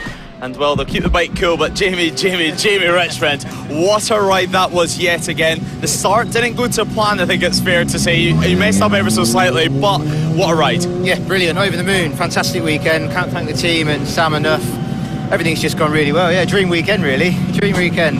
Just got to learn how to start the damn thing off the start line. Yeah, was it a case of dropping the clutch a little bit too quick and having to re-grab it again? Clutch problems all weekend, with slip in and judgment, put a new one in it. But for some reason it seems to be like jolting a lot. So yeah, kangaroo juice off the start line. And qualifying, you got pole position. Race 1 you took the win, race 2 you took victory, and now in race 3 you've done the exact same. Was that the plan heading into this weekend? I know it would be the dream plan, but realistically? No, realistically we just wanted to get laps, get the time on the bike, and I wanted to see a 53. And I'm looking there now and I've got a 53, so I'm quite happy with that. Yeah, I was about to say that. You're in the 53s, consistently in the 54s as well. No one else was even in the 54s all race, or inside the 55s. How does that feel on the bike? Was that 100% out there, or did you have a little bit left in the tank? A little bit left in the tank, for sure. But we'll have to see how it pans out in future. And finally, looking ahead at the rest of the season, can we expect these performances regularly, or is it just a case of really gelling with the Snetterton circuit? It's only our second time here, so yeah, hopefully all season long. A bit left. Well, congrats yet again, and lovely to see you ride the bike, and great to see your results this weekend. Nice one, cheers, thank you. Well, that was Jamie Richmond, and well, I believe the next grid is already all ready to go. So Ross, up to you again in the commentary box. Thanks, Lewis. Yes, the grid for the next race is ready to go. Only your second time here. Don't lie to me, Jamie Richmond. You can't be that quick, having been to a track twice in your life. Anyway, it is time for the third and final race of the Dunlop No Limit 500 Championships. All three of them better known to you, all right. It's CB 500s. It's the little Hondas that could. And wow, what a race too it was earlier on today. And yes, very, very tricky conditions, it must be said. Cold, a little bit of water down on the track as well. These guys were one of the first races that were out. Obviously, track a lot warmer now. It's been rubbered in as well. But it was an amazing race between the top three. Max Bartle, James Cottenham and Marco Holt as well. Is running on a 250 machine in this class, but is showing that the young man certainly has what it takes to fight it up there with the leaders. It is Cottenham who took the win in the end and goes from pole position. Max Bartle in P2, and Holt was set to win race number 2 earlier on. Unfortunately got held up by traffic on the last lap. George Bartle was 4th, with Carl Bayliss and Carl Freak alongside. Solomon Aldridge, Ian Carter and Ian Keeble are on the row behind them. Then it's John Hunt, Gary Wilson and Owen Wilkinson. 13th is Tim Patterson, next to Gary Adoran and Paul Beard. Then it's Hamish Wayne, Adam Francis Mile and Ryan Wilson. Steve Clowes is 19th, with Adam Rostron 20th and 21st being Rachel Stacey. 22nd, Jack Seaman. Leo Wilson is 23rd and Max Corton in 24th. 25th is Danny Dawson, then it's Louis Hines and George Hines next to one another. Let's see how that's going to go. Could be interesting away from the line. Then it's David Colley, John Carpenter and Casey Griffiths. Philip Stearman is 31st, with Alexander Sons and Felix Hearn 32nd and 33rd. And our final row on the grid of 36 scheduled starters: Rory Creeth, Reece Hutchinson and Ben Newbury. So should be interesting to see how it's all going to unfold coming into this one. Again, we've lost a couple of people already this weekend through injury, unfortunately, or the likes of which. But, you know, they've been given back. They're okay. They're letting other people on their bikes and things. So it'll be interesting to see. Again, we had that amazing battle between the front three in race number 2 earlier on. Marco Holt on that 250 that he's been riding in Spain for the last couple of years, getting involved, showing what he can do, and showing that he really is a star of the future in British bike racing. But then elsewhere as well, just battles up and down the grid, because you just get these different packs of riders with different skill sets. Because, of course, we've got the seniors, we've got the elites, and then we have our freshman class for novice riders. So everybody has their own little race they can find themselves in. Yeah, the NL 500, the best way to describe it is, well, a little bit of everything on track all at the same time. I think it's fair to say this morning it was definitely the highlight race probably of the morning. It was so good to watch with the likes of James Cottenham, who was able to fight right all the way to the end. Max Bartle, of course, pipping victory, and Marco Holt losing out after leading on to that final lap. He said himself he just made a mistake, went to the wrong side of the track approaching the back markers, and then, well, he got boxed in. So the 58, although he was leading, it looked like he was going to take the race when he was disappointed in himself, but he's just here for some track time. And well, as he said, actually, the objective is to always win. Can he do it this time around, or is the number 1 of Max Bartel going to claim yet another Sunday victory? Who knows though? James Cottenham, he starts from pole position, as we said, a 1:13.053. A lot faster than the other riders. I mean, Max Bartel, a 1:13.7 was his fastest lap. Meanwhile, Mark Holt, a 1:13.7 as well. If Cottenham can do that sort of pace consistently, we could well and truly see him storm off. But as we see time and time again in the NL 500 class, or what was the CB 500 class last season, it's never that simple. The 83 of James Cottenham, he looks ready to race anyway, that's for sure. He's looking nice and focused on the pole position slot.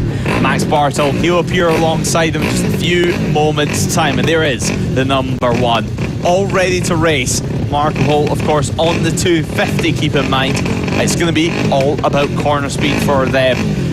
CB500s, they get off the line really well. We have a massive grid at every single round. They never disappoint racing-wise. And well, there's plenty to get into. There's plenty of classes, plenty of moves. Let's all get into it now. Let's stop the waiting. Race 18 of the weekend is underway. James Cottenham, can he hold on to the lead on the run to turn 1? It's such a long ride all the way to turn 1. Mark Holt, though, it has been a solid start for him, and Max Bartel looks to be leading to turn 1 until the 58 shoves up the inside, and that is Mark Holt, job done straight away into the race lead on the opening lap of action. Only a 9-lap race this time around, of course, so not too much time for them to make moves. So into turn 2 straight away. Hopefully everyone can get through nice and clean further back down the order. They tend to get really bunched up through the field, but Max Bartel in second position. We do know he's good for turn 3 and towards turn 4. Will it be a move on the brakes this time around that's going to stop them from allowing Holt to escape the pack? Into turn 4 we head through Agostini's. James Cottenham also up the inside, looking to launch a move down the inside of Holt. He makes it work on Bartel, not quite on Holt, so James Cottenham now into second position. Holt, though, is your leader.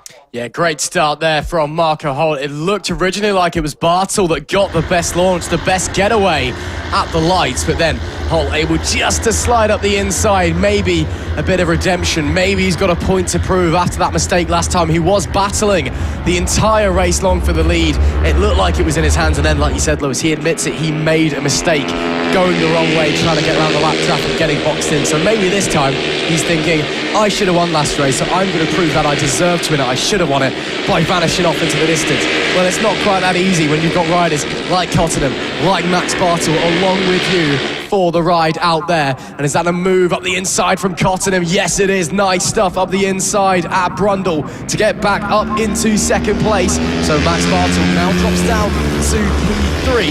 But again, these guys, they're going to chop and change positions all race long, corner after corner, lap after lap. This is nowhere near a done deal. Yeah, exactly. George Bartel as well, further back, struggled with the initial start of the race. He did start in P4. He's lost a couple of positions though, but well, his pace on track whenever he gets well and truly running with these flying laps, it's very quick out there. Second row stuff from him in the last race. So we're going to have to wait and see how that one pans out too. I'm sure Max would love a battle with his younger brother George as the season goes on. But nonetheless, Marco Holt, he does lead over the line. 2/10 of a second being the margin. Max Bartel for over 67 thousandths of a second behind. And while James Cottenham, he does indeed hold on to that place. Max Bartel will be looking for any opportunity for trying to take a sweeping approach into turn 1 and line up a move towards turn 2, towards the hairpin. Holt though through nice and clean, and Bartel has made that one work. He's made it stick and in second position. Now he's the one chasing Holt, but yet again, Ross, we see it time and time again. It's so easy to get caught up in the battle that you allow your competitor, your main rival who's leading the race, to run away. Absolutely, and just behind them as well, you've got the likes of Aldrich, Bayliss, and George Bartel as well, who could very well be invited into this fight. Bayliss not far away, or Aldrich should I say, not far away at all. And it's all pretty easy. Cottenham to the inside, has a look, sticks it up, gets it done into Agostini's. Textbook stuff, nicely executed, and will exit the corner in P2. Inside door was open, and he just took it with both hands. And again, these guys fighting, it's just allowing Holt to eke away more and more and more.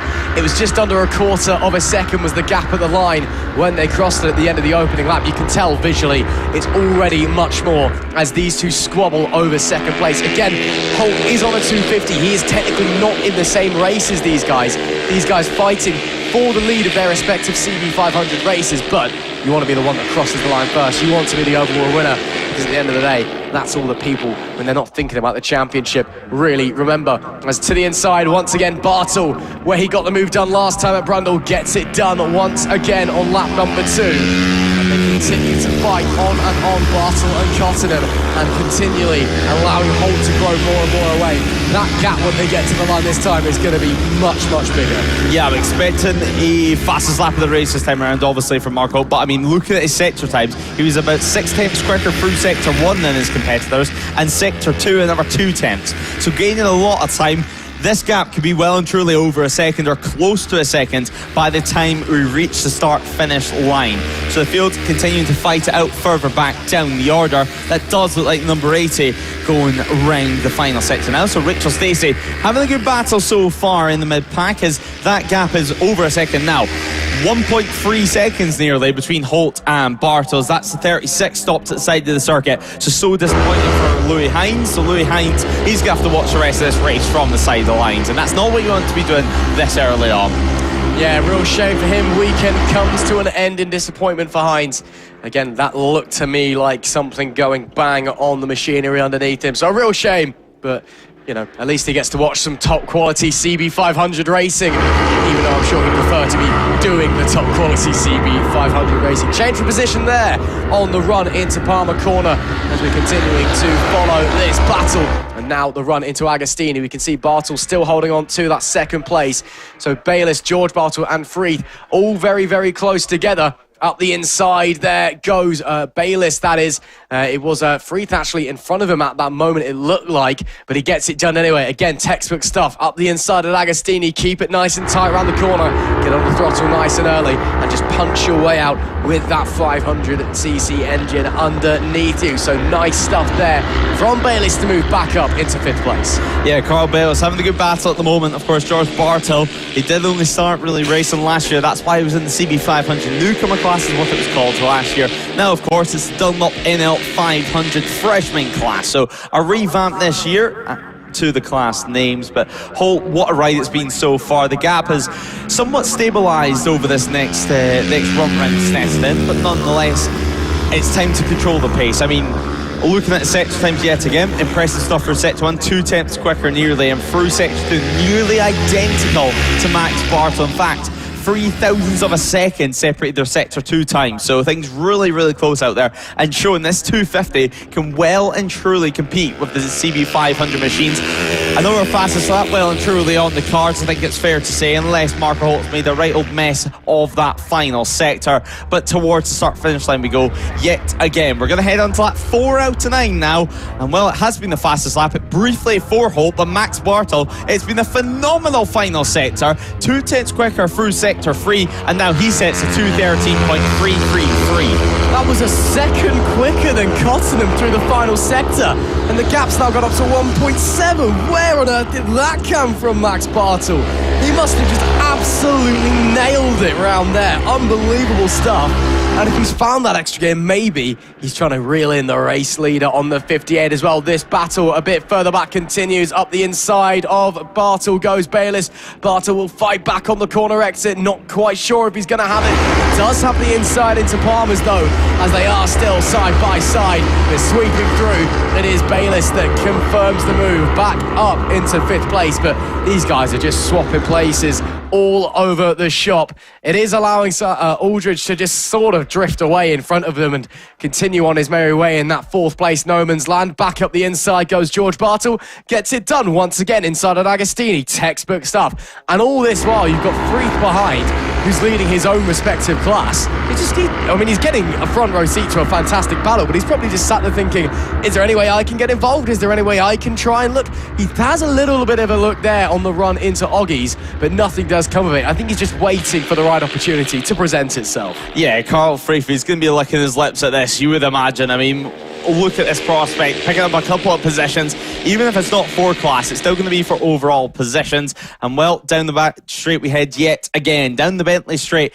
Some great levers on Carl Freeth as well, bright yellow. It reminds me of the old Yamaha USA anniversary colours, but nonetheless, He looks around the outside, perhaps run a little bit wide for this. You don't want to be running Nelson's too tight, because I mean, look at the size of that sausage curve on the inside for the corner. You do not want to be hitting that at all.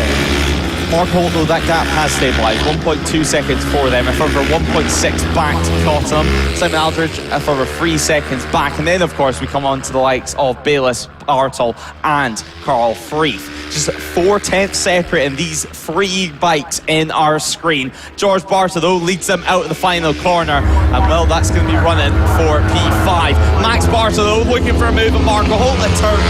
That was just 32 thousandths of a second over the line last time around. This battle is not over yet. Max Bartel is going to be on the attack over these next couple of corners. Holt's wide at turn 2, and Max Bartel straight away through. They're side by side, and actually it's Marco Holt having a little look over to his right there, seeing if Max Bartel would look back. But Marco Holt, what an incredible move. He's fought back straight away at turn 3, ran wide at turn 2, fought back at turn 3, and well, this battle is going to finish over at turn 4. Who's going to get it before it settles out yet again? Max Bartel's on the inside of Marco Holt, and well, the number 1 thinks better of it. It's Holt who somehow stays ahead.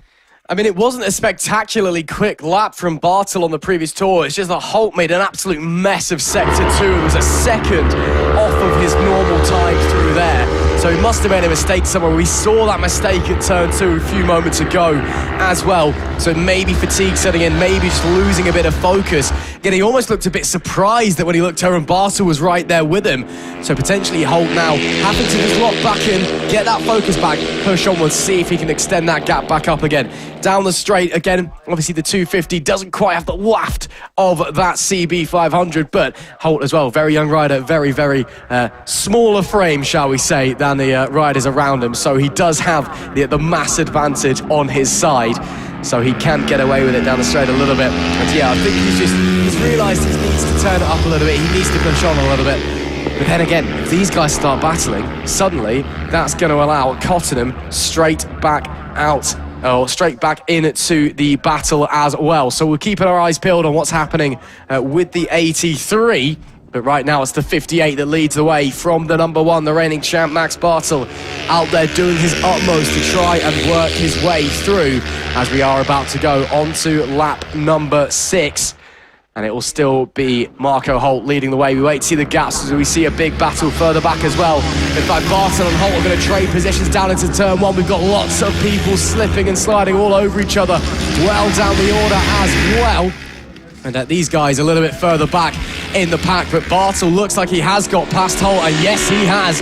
On the run, up now into Williams, but back to the inside goes Marco Holt. The 58 reconfirms his lead.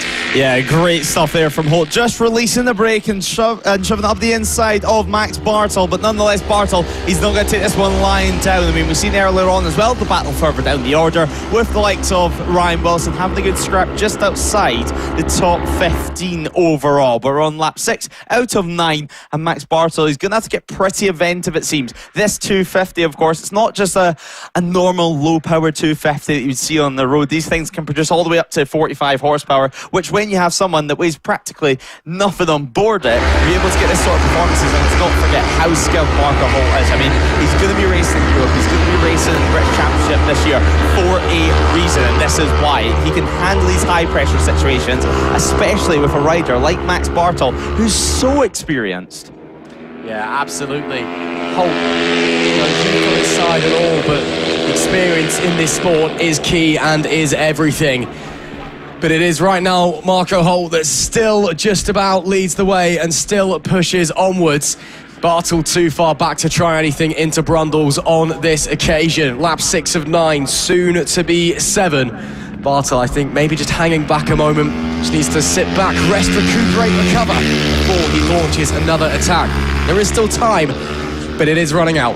So he needs to start to think about getting a move on. Cottenham has drawn back in a little bit on the last lap. He did set his personal best, 2:14.299. So the gap between himself and the leaders was back down to 1.6 on the previous tour. We'll keep our eyes on that one. Here is the battle for 5th place. Bartel, Bayliss, freak and the likes. Aldridge has managed to completely slide away from now. He's 5.6 up the road. George Bartle's still leading this train here as it stands, but again, a lot of pressure covering the lot of them. Still Marco Holt that leads as they cross the line onto lap 7. Yeah, exactly. Great stuff. And here is George Bartle, as we said, still containing their fight. And just to give you an idea of what the gaps are, obviously you can see the gaps on the sidebar on the left-hand side of your screen, but while these guys are just going past pit entry, already your leaders are all the way over at turn 2. It just goes to show how impressive their ride's been so far. Obviously Holt remaining in the lead by 2/10, but this battle, this is going on till the final corner. This is going to be a last lap showdown. George Bartle at the moment does still lead the battle. This is for the final position inside the top 5. Keep in mind there's different classes, but Carl Bayliss and George Bartle are in the same classes. Well, nearly 3 wide heading into turn 2, and it's going to be Carter who comes out on top. So the 76 does somehow go all the way from P8 all the way up to P5. George Bartle, though, he looks to respond at turn 3. It's so difficult to get a move done there. You need to have the front wheel alongside before you even reach the tip-in point. Otherwise, it's not going to end very well indeed. Now, we will have some back markers eventually in this race, but just up ahead, Simon Aldridge enjoying the race of his own as the 55 does look for a move. Carl Bayliss runs wide over Agostini's, hands the position back straight away. I mean, you have to give him credit for it. You have to try it when those opportunities present themselves. Yeah, I mean, it was a noble effort, but just a little bit too hot, not quite enough too deep on the brakes, etc., etc. So did just run a little bit deep and just the lines, the switchback converting as you do. So it is Ian Carter in the senior class, now leading the senior class as well. That leads this train. Bayliss watching on behind, waiting, seeing if there is an opportunity to pounce as they all just basically fall over one another, trying to find a way through. To the inside goes Carl Bayliss. The 55 will surely get it done before Brundles as they come into your picture now. And yes, he has, nice and easy. Also looking to the inside is George Bartle. Tries to shove Carter wide. Can't find it on that occasion. And he'll have to stay behind the 76, the senior leader, for the time being. These guys fighting, of course, not just for 6th place overall, but for George Bartle fighting for 5th in class as well, with Carl Bayliss, or should I say 4th in class. Simon Aldridge has pretty much all but got that podium wrapped up. So far ahead is he. These guys coming around the final corner, heading onto the penultimate lap of this race for them. As they make their way down the front straight, it will be still Ian Carter. Not Ian Carter, it will be Carl Bayliss even, should I say, that leads this group. But Ian Carter is hot on his tail and trying to get that toe as well. There we see Aldridge. There is the gap. There, in fact, is Ian Carter back in front. And there is the 21 of George Bartle. And also the 55 to the inside. Bayliss and Bartle through. Yeah, through they go. Heading towards turn 2 as well now. As we know, a key overtaking opportunity. The 55 so far ahead at this point. Carl Bayliss having a great ride so far. He's looked so confident on the brakes all the way throughout this race. He's not afraid to put a move down the inside. And actually, the race side by side, headed into turn 3 yet again. Close stuff between the two there. Ian Carter looking to try and fight any way through. And well, now, this is what happened in CB 500 racing, especially towards the latter stages. You try absolutely anything. Places that you never thought you would ever be able to overtake. Suddenly, there's 2 or 3 bikes being launched down your inside. It's part of the fun and why we love this category. No matter what ability you are, no matter what class you're racing in, it's all about some bar bashing, some elbows out, and then a few beers after the racing's finished. I mean, great stuff currently on circuit with Carl Bayliss somehow remaining a couple of corners without losing positions. I mean, cheap and cheerful almost feels insulting to say about a CP500. It doesn't feel like the right term, but it's kind of what it is. You know, it's just classic low-cost racing that you can get very, very physical with. And it is so much fun, and the racing is always so good. There's a reason it's such a staple motorsport variation in the UK. As there we see someone coming through. That is Cottenham in P3. He's now 4.7 away from the race leaders who are starting the final lap very, very shortly. You see the yellow flag with the black cross informing Marco Holt one more tour. 8/10 back is Max Bartle in P2. He needs something miraculous now if he wants to win this race, because it's a 2.12.629 from Holt on that previous tour. Fastest lap of anybody so far, 5/10 quicker, as it looks like we do have a crash or a breakdown of some description there on the exit of turn 2. But Marco Holt now only about, 10 corners, there we go, I can do the maths, 10 corners away from victory. It was disappointment, not quite heartbreak, because he knew he'd made the mistake, and is what it is. He still finished third in race number 2. Now though, half a lap left to go to prove that this young man has got it all and then some. Yeah, half a lap separates himself from victory. And well, as we seen last time around, actually, Louis Hines getting a little bit of company trackside, getting a little bit of company for his final lap. So another breakdown, it seems, in the first sector. But Marco Holt, what a ride it's been. Still less than 1 second separates himself and Max Bartel. So just one mistake separates himself from victory. But of course, for Holt, this should be his first No Limits Racing win. Of course, he's climbed his way through the ranks. He's spent some time in Spain. He's got a European and a British campaign this year in store. It's a busy old year for Marco Holt, but wow, what a ride it's been. This is a statement victory, I think it's fair to say. He's got a couple of back markers to manoeuvre on this final sector, but nonetheless, a couple of corners separates himself from victory. Held up ever so slightly there from the 68, but that's not going to be too much of a concern. Through Casey Griffiths he goes, and now towards Coram for the final time. 2 corners left for Marco Holt. The 58, he did lose out in the final lap earlier on today. He was unable to clinch the first victory of Sunday, but nonetheless, Marco Holt is going to be P1 this afternoon in the final NL 500 race of the weekend. Marco Holt is your winner. Marco Holt claims P1 on the number 58. Second position does go the way of Max Bartel. 2.2 seconds at the line. Meanwhile, James Cottenham, he should be taking the flag in the moment. He does indeed, but wow.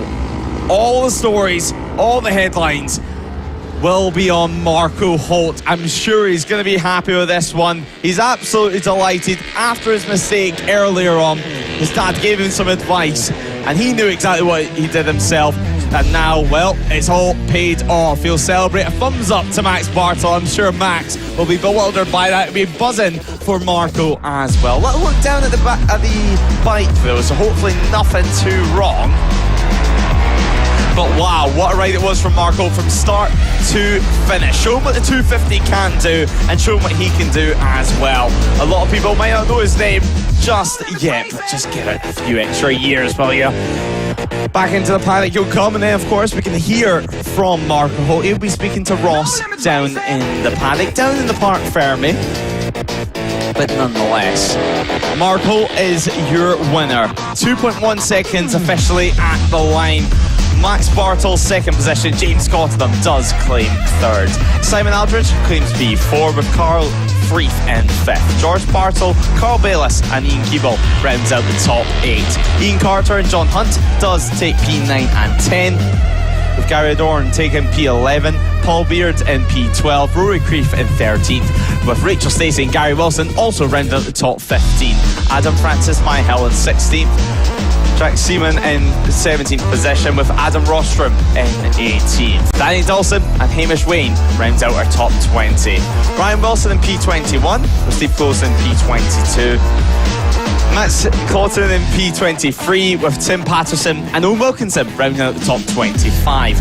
Leo Wilson in P26, with George Hines, David Cawley, Casey Griffiths and John Carpenter rounding out the top 30 riders. Now, the final page of things. Alexander Sons, Philip Stearman and Felix Hearn round out things in P33, I should say, with Louis Hines, of course, watching him from the side of the circuit. But nonetheless, we can hear from Marco and hopefully Max Bartel, because they're down in Parc Fermé and they are going to be speaking to Mr. Ross McIntyre after an incredible race. Well, we're still waiting for Marco Holt down here in the holding area, trying to get out of the way of everybody as well. But let's see if we can grab a word out of second place Max Bartel in that one, as we do wait for our overall race. But of course, he was the leading CB500 at the end of that one. Max, if we can get a couple of words out of you quickly. A really solid race between yourself and Marco. Ultimately second on the road, still winning in class though. You must be pretty happy with that one. Yeah, it was quite a good battle. Better than my lap time against here, that's alright. Yeah, happy with it. Still though, gave it your all, some really impressive lap times as well. You had the fastest sector 3 of anybody. It was like 5 tenths quicker than anybody else. So show, and you're very much looking forward to another season, I guess. Yeah, definitely. Yeah, looking forward to it. So it should be a good one. And then moving forward, I guess plans just keep winning races, keep going on forwards. Yeah, I reckon there'll be a few people come into it. It'll be quicker, but just see what we can do. Awesome stuff. Thanks very much, Max. Cheers. Still not seeing Marco Holt anywhere. I'm not seeing Cotton either. Oh no, he is right there on the 83. Maybe we could try and grab a word out of him if we're still waiting for Marco, who has not come back in to the holding area just yet. I'll just give it a couple more seconds, see if he is going to head down this way. Oh no, he's over there. He's off the bike for some reason. Well, no bike, but Marco Holt, you've won a race somehow, but where's the bike? Back at the van. Oh, that's boring, isn't it? I want to get you on the bike with your helmet. Still, wow, what a race from you. Congratulations. I mean, obviously disappointment at the end of race number 2 with that mistake, but you went out this time. You had a point to prove. You made it. Yeah, good race. I tried to gap early at the start, so I had some time to relax and try and figure a few things out. But I had something, I don't know what it was. I had liquid on my screen and my bubble on my bike. And all the time I was losing the front, so I just had to try and get the feel for that. But it was good practice. I was learning the front a lot, but yeah, it was a good race. Yeah, rode really, really well. Some great wheel-to-wheel racing with Max and George as well. So you must be happy at the end of the weekend? Yeah, good weekend. I've learned a lot. So yeah, really good. Awesome stuff. Congratulations. Thank you. Great to hear from Marco Holt. Back to you in the studio, Lewis. Thanks for Ross, and great to hear from Mark Holt there. And well, yeah, a little bit of fluid, it seems, somewhere on track or coming out his bike, someone else's bike, whatever the case. It took him a little while to feel confident on board that. But great stuff nonetheless. Won by over 2 seconds in the finish up, and now already we're preparing for the next race of the day. You can just see the bikes in the background heading out of the holding area, or the assembly area as it's officially known, but yeah, nonetheless we are already preparing for the next grid. And well, this one of course being race 19 of the weekend, the Pirelli Super Series Power Trophy alongside the Dart Premier Power Cup. It's going to be a good weekend of racing. Well, so far it has been for these guys, and hopefully that continues in this one. Not only with some of the British Superbike stars that are here, but also with our No Limits regulars too. Tommy Field and Tom Norton, Jonathan Perry, Daniel Stamper, Wilfred Turner, you name it, they've put on a show so far today. But of course, we shouldn't be too far from getting going there. I don't think we're going to get any rain, hopefully, here today. But it has dulled down ever so slightly. The clouds cover definitely has increased over the last hour or so at the circuit, but nonetheless we're almost ready to go out on our warm-up lap here at Snetterton. Of course, this is going to be 11 laps of racing, so the green flag up does start now, and on pole position for this one we're going to have Charlie Nesbitt. So far 2 for Nesbitt. Can they make it 3? Well, we're going to have to wait and find out. Fraser Rogers finished second as well last time out. He'll start from P2 with Matt Trulov in third. Tommy Fielden, Tom Norton and Jonathan Perry go from row 2, with Daniel Stamper, Wilfred Turner and Brendan Mallender going from P7, P8 and P9. Jamie Boyce rounds out the top 10 with Brandon Petty, of course, making the step up to the 1,000 this year. He goes from P11 alongside Paul Charman, who we've seen do some grass tracking earlier on, luckily staying on the machine. He goes from 12th with Jack Morgan, Scott Stone and David Williams behind in P13, 14 and 15. Liam Murtagh starting in 16th position with Luca Jennings and Harry Dennison going from 17th and 18th position, with James Crow, Ralph Luturco and Andy Buchanan on row 7. Paul Burbank goes from P22 with Michael Needham and Steve Frizzle in 23rd and 24th, as Chris Taylor, Kieran Nicholson go from P25 and P26. Now, hopefully we should have roughly 29 starters for this one, but 3 riders of course didn't set times in qualifying, so the last of our starters should be Callum O'Shea, but obviously run into issues earlier on in the weekend. But hopefully we can have as many riders as possible, if not all the riders. Absolutely. You can see big bumper crowd watching along here at Snetterton. Hope you're all enjoying us on the PA track side. Sorry if you're not. And I hope you're all enjoying everything at home as well if you are watching on No Limits Racing TV or Motorsport Radio. Make sure you like, share, subscribe, all of the above to help promote it. Of course, this weekend, the first time ever that No Limits Racing has been broadcast, and we are coming to you live for free every single round this season, covering all of the No Limits action. Now then, some great racing in race number 2 earlier on. Very different conditions, although clouds are back. It is starting to cool back down a little bit once again. Charlie Nesbitt looking to make it a hat-trick. Fraser Rogers joking earlier when we went down to speak to him post-race, look at the new boy showing me out my own team. But there is a valid point to that, Charlie's turned up and is putting in a display. Again, a little bit further back, some great fighting. We've been talking about Tom Norton and Tommy Fielding, 5th and 4th on the grid respectively this weekend, and how much fun it's been watching those guys fight. And just in general, the effort that everybody's putting in. Some really, really great racing on display. Yes, let's be honest, it's going to be one of the tag racing bikes winning this one at the end, but it shows to be very exciting. Yeah, let's wait and find out what's going to happen. We have seen some drama so far this weekend for the tag boys. Of course, one of them being, both cases being with Matt Truelove. First race, jump start penalty was applied. Second race, he dropped back in the final couple of laps, which was disappointing to see for him, but nonetheless, let's see what the likes of Tommy Fielding and Tom Norton can do. They seem to be the key contenders outside the tag racing boys, so lining up into pole position. Obviously the midfield as well being super close as we expect, but the red lights nearly ready to go on. The green flag does wave at the back, the bike's click into gear, and now the revs rise as the red lights turn on. Red lights off, and we are go for what's race 19 of the weekend. A clean start for the entire field as we race up to the opening corner for the first time in Vaskin. It's an 11-lap race. Tommy Fielding on the inside. Tommy Fielding ahead of Fraser Rogers at turn 1. He slips into 3rd position, and now what's going to happen at turn 2? They're going to bunch up yet again. It's Matt Truelove in the lead, but yet again running wide. Fraser Rogers wide too. That gives Tom Norton a little look up the inside. He's not going to be able to do anything from there though, and now yet again Rogers looking for any kind of move on field, and this is going to be some great experience for Tommy Fielding, learning what it's like to race with some of the best motorcycle racers in the entire UK. Charlie Nesbitt also looking for a move down at turn 4 and able to make that one work. Neither is Rogers, as Tom Norton remains line of stern P5, P6 at the moment on board his Aprilia. The sole Aprilia inside the field. A couple riders struggling to keep the front wheel down on this opening lap of action, but now Fraser Rogers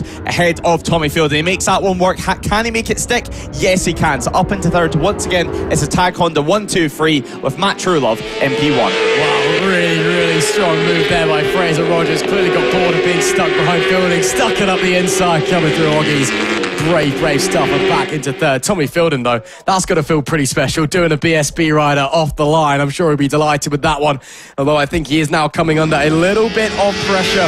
Somebody else further back was Norton on that Aprilia, still holding firm in 5th place as it stands. Then we've got a little bit of breathing room before we get to everybody else. Of course, the tag Hondas, yes, they are BSB teams, as Sparks getting kicked up by a foot peg from somebody there through the bomb hole again, compresses and then goes back up very quickly through there.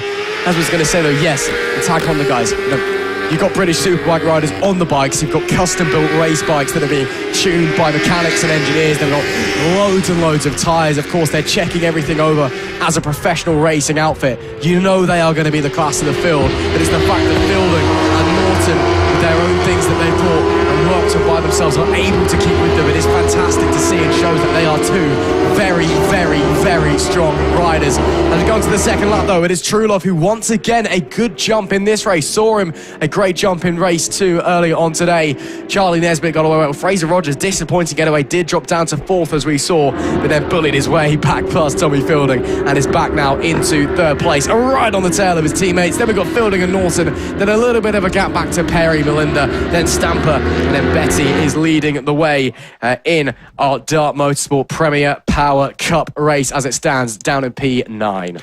Yeah, good ride so far as Paul Charman now gets pushed back 1 position. So Paul Charman loses out there, and that's going to be a loss of place. It looks like Scott Stone as well having a good ride there. Here's Brandon Pettit on your screen. Straight behind him, the Suzuki, the Larkin Suzuki of Wilfred Turner. Not too many Suzukis out on circuit, but always good to see Wilfred Turner running one. So is Daniel Stamper actually. So Brandon Pettit for the time being, he was inside the Suzuki sandwich. Now of course Wilfred Turner has managed to get ahead, but we keep an eye on this battle because like last race, this is one that went all race long. Up the inside though for Brandon Pettit, down at the end of the back straight, and he's made that one work nice and easy, and that one has stuck. So now the 15 ahead of the 28. It's back to what it was at the start of this lap. 2 of 11 have been completed so far, and well, this race, it's already building to be an absolute showstopper. is indeed 11 laps, 2 of them, nearly 3 completed. Make that 3 hours. Charlie Nesbitt has Here comes taken Turner. the lead and up the inside.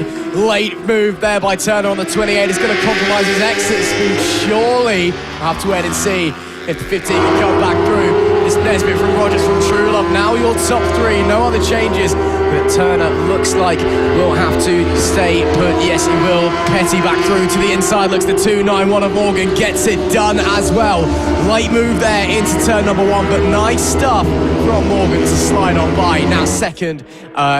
Second in class already, but now up into top 10 as well. Yeah, Jack Morgan there having a big moment in the middle of turn 2. He did get sat up mid-corner, so hopefully all is okay with him. And no, it's not. He's had an issue, and actually it looks like the bottom belly pan is hanging off of that bike. So I don't think he's going too much further with that. So Jack Morgan, so disappointing so far. Hopefully he can continue or find any way to continue as Wilfred Turner and Brandon Petty continue their fight out on circuit. Brandon Petty really trying his best with Paul Charman in chase 2, of course. That being for 9th position out on circuit. The final couple of places inside the top 10. We're only on that 3 out of 11, Ross. And wow, there's been so much action so far. And well, like this morning, what a race we're having. It seems like this class again and again delivering the goods.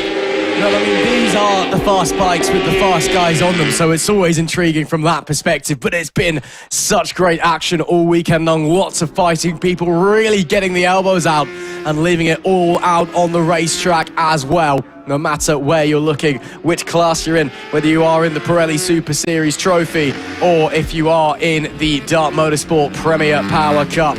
Of course, indicated by the purple or the pink and the green as well. Of course, as they continue to push round, it's still Nesbitt that leads from Rogers from True Love. Fastest lap, though, from Rogers on the previous tour, 1:48.637. True Love, though, bit of a sloppy lap, a 1:50.161. Wonder if there was a mistake, or maybe we saw him slow at the end of the last race. Maybe a problem with the bike. Is that creeping back in? We can't tell right now. Yeah, exactly. True Love, of course, was our leader previously. Dropped 2 positions in 1 lap last time around. So disappointment for him. And well, as you said, they're full-on BSB spec bikes. We heard from Charlie Nesbitt in his post-race interview where he spoke about going back to an older swing arm. Everything on the bikes is pretty much customizable, likes of the swing arm. Things that we never think of being fully adjustable are, well, these bikes, obviously, it's much more similar to what you would buy from the dealership for the roads, but yet they've still been highly tuned. They've still got top-of-the-line parts on it as well, and it's so great to see as well some of the newer machines, like what David Williams is on, further back down the order. But here's Paul Charman, just getting up the inside. There's a moment there from Boyce, it looks like. So hopefully all's okay with him. As actually, yeah, the Yamaha really having an issue. So off the circuit he goes. As that Scott Stone back on the circuit, luckily for him, lap 4 out of 11, and all looks okay to continue out on circuit. Yeah, a little off-track excursion there, but, just, going over the grass, getting your motocross skills in check before you're off to the scramble track later. And then Laturco. Oh, no, Laturco again. That's the second problem he's had this weekend.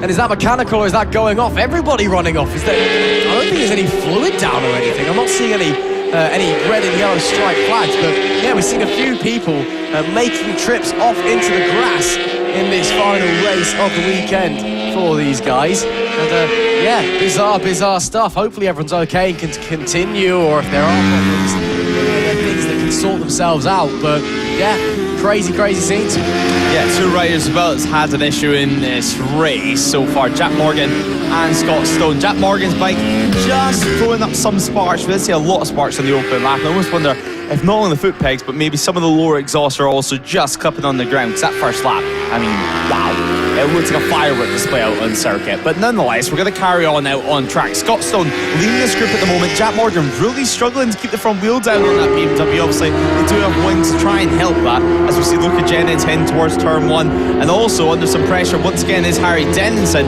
on the run to turn 1 too. But here comes yet again Paul Charman and Boyce out on circuit. 94 thousandths of a second separated them at the line last time around, albeit in different classes, let's keep in mind. But still, they're going to want to fight, and hopefully for Paul Charman's case, he can start working his way back towards the likes of Wilfred Turner, who is in his class.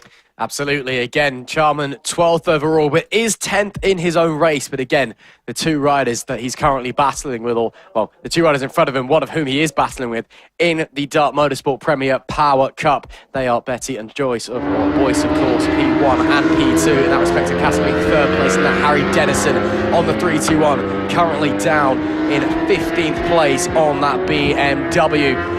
We continue onwards, lap 5 of 11 as it currently stands. Nesbitt, Rogers, Truelove still your top 3. And we continue to push onwards.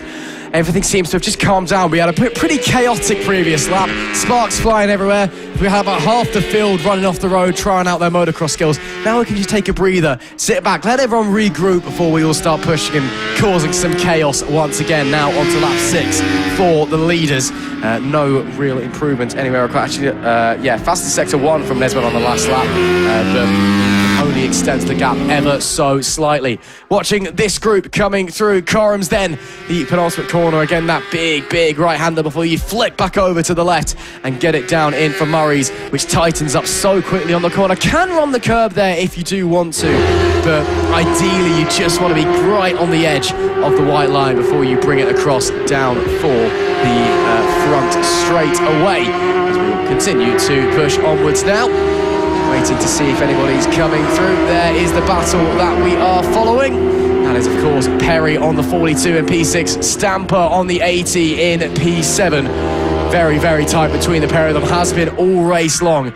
Currently, Stamper's not quite close enough to make a move, I don't think, but he'll certainly be in the back of the mind of Perry, and he'll certainly be trying to pressure his opponent into making a mistake. Yeah, love for Stamper's colour scheme for this year, of course, I have to say. Still got, of course, the bright yellow helmet on board, but, within all the fighting, with all the running off and some of the mechanical issues, Paul Bowerbank has also had to enter the pit lane in this one too, so that's going to be a retirement for him.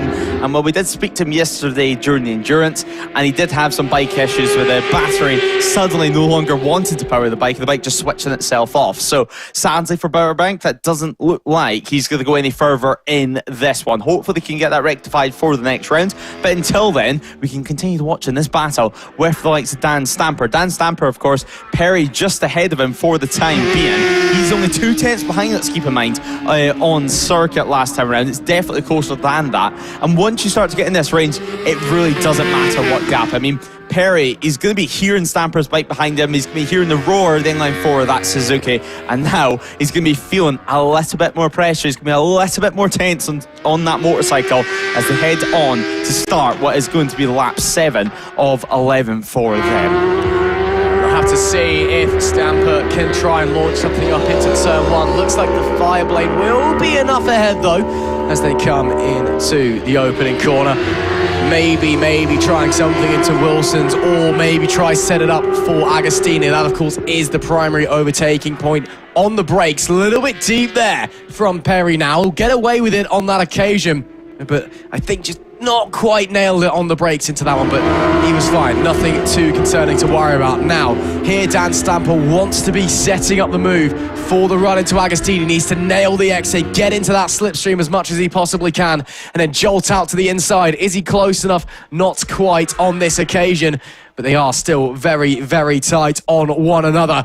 Exit of Agostini's. Now it's a bit of an awkward one. You can't really make a move into Hamilton. Looks like Perry's going a little bit defensive anyway. Interesting. That's not really a place you need to be too worried about a move. Maybe a little bit more here at Oggies, but again, if you're making moves, on the inside. Oh, well, there you go then. I was just thinking that's not a place you're going to make a move, is it? But sneaks up the inside, saw the gap and sent it. That was brilliant from Stamper and moves up into 6th place. Yeah, that move was building for a couple of corners. Stamper doing exactly what he wanted, and luckily for him, Perry gave him that opportunity, but straight away Perry responding, and back through he goes. So that is the overtake done for him. He's back into P6. Stamper back down to 7th. Now, straight away, Wilfred Turner also having a look on Brendan Mallender, but Mallender managing to hold on to that one. So once again, it's Suzuki versus Fireblade for P8 and P9, and it's Suzuki versus Fireblade for P6 and P7 out on circuit. Great to see these two bikes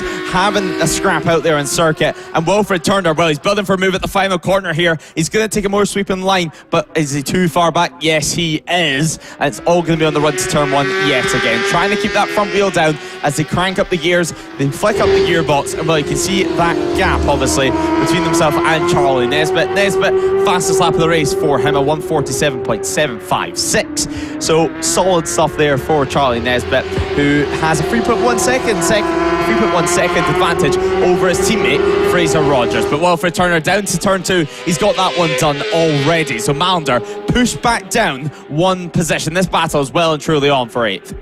Absolutely, great pace from Nesbitt there as well. He's actually running only about a second off of the Superbike lap record here at Snetterton, upset by Brad Ray in the BSB meeting this time last year. And obviously, not as nice conditions as it was in the middle of summer then. So really, really strong pace from him, and you can tell he is properly pushing as it stands. We'll continue on with, a bit of a wobble there for Boyce with Petty right behind. This is, of course, a fight for the race lead in the Dart Motorsport Premier Power Cup class, despite the fact they're 10th and 11th out on the road.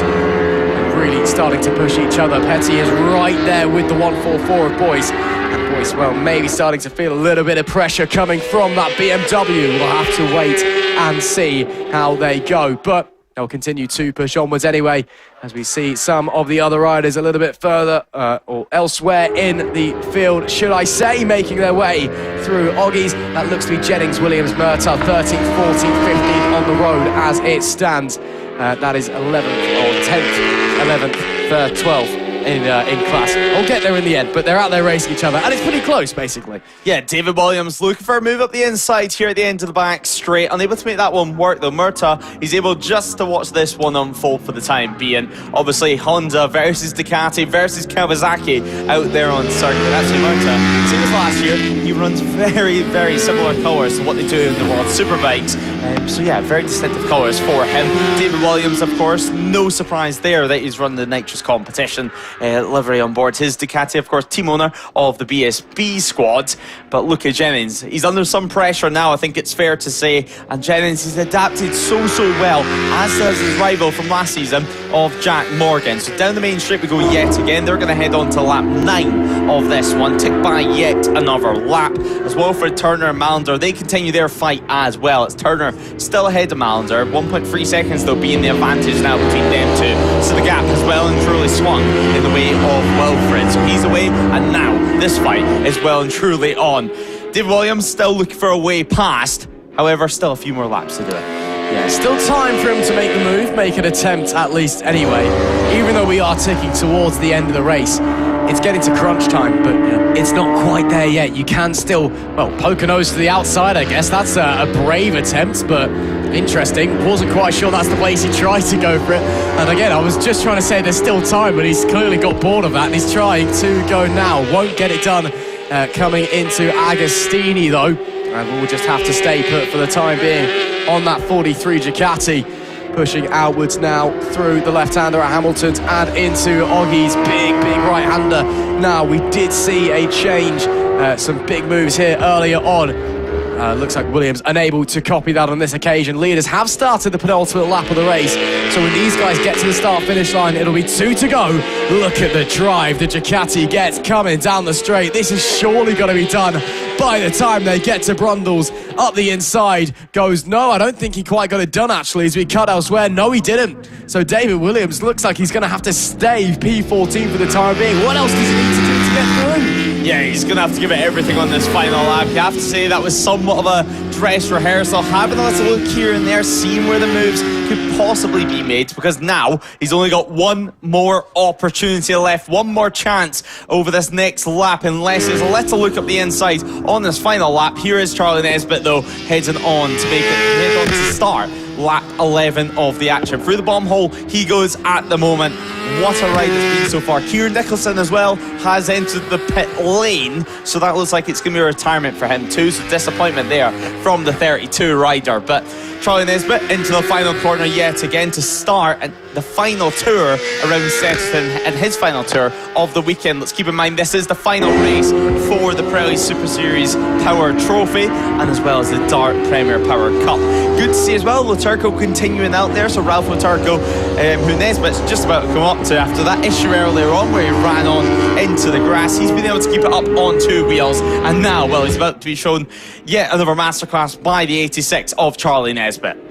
Yeah, it's been a fantastic weekend for him, hasn't it? A weekend where he comes in, it's a race weekend with a new squad, and he's come into this Tag Honda team and really shown them what he is capable of. The 86, half a lap left to go, bit of traffic in front, but I don't think it's going to be anything that's going to concern him. Getting very aggressive there. Thought about wanting to get it done on the inside. Of course, blue flags will be waving, but clearly doesn't want to lose any time. Rogers is 6 seconds back, but of course, any time lost, it could be crucial, and he's still stuck behind them, so this could maybe be inviting Rogers in. He's going to get up the inside of both of those coming through into Oggies, though. Of course, Buchanan and Luterco, 21st, 22nd on the road, respectively. On to the Bentley Straight, then, for the final time this weekend as they come through. Charlie Nesbitt, he talked about how, well, yes, he's been riding on a Honda for the last 2 years in his British Superbike career. It's obviously different. He's been with a different team. How they build the bike, how they set up the bike, how they run as a squad, entirely different to this new environment he's introduced himself into. And each race taking it almost like a test session, changing things, checking things, seeing what works, seeing what makes him comfortable.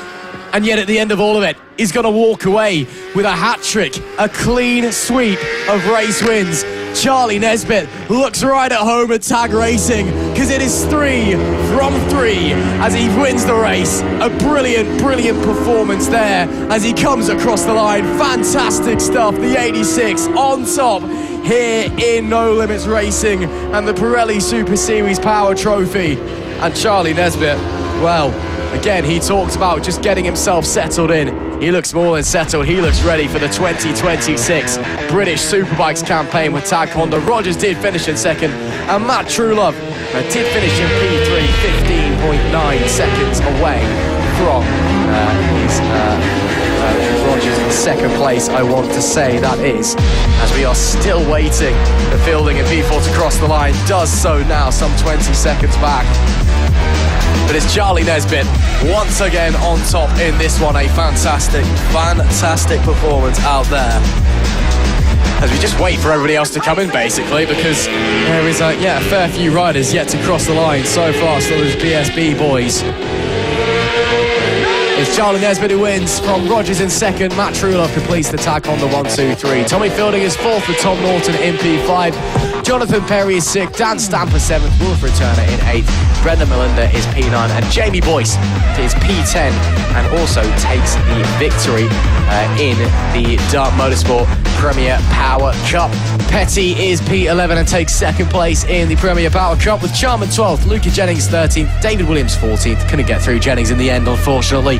Liam Murter is 15th and Scott Stone is P16. Harry Dennison on the 3-2-1, 17th place, and P3 rounding out the podium in the Dart Motorsport Premier Power Cup. Jack Morgan is 18th, James Crow 19th, and Michael Needham is P20. Then it was Ralph Turco in 21st, Andy Buchanan 22nd, Steve Frizzle is 23rd. Looks like we did lose Kieran Nicholson on his Ducati at some point, and we knew we lost Paul Powerbank a little bit earlier on. He came into the pit lane to retire from the race, unfortunately for him.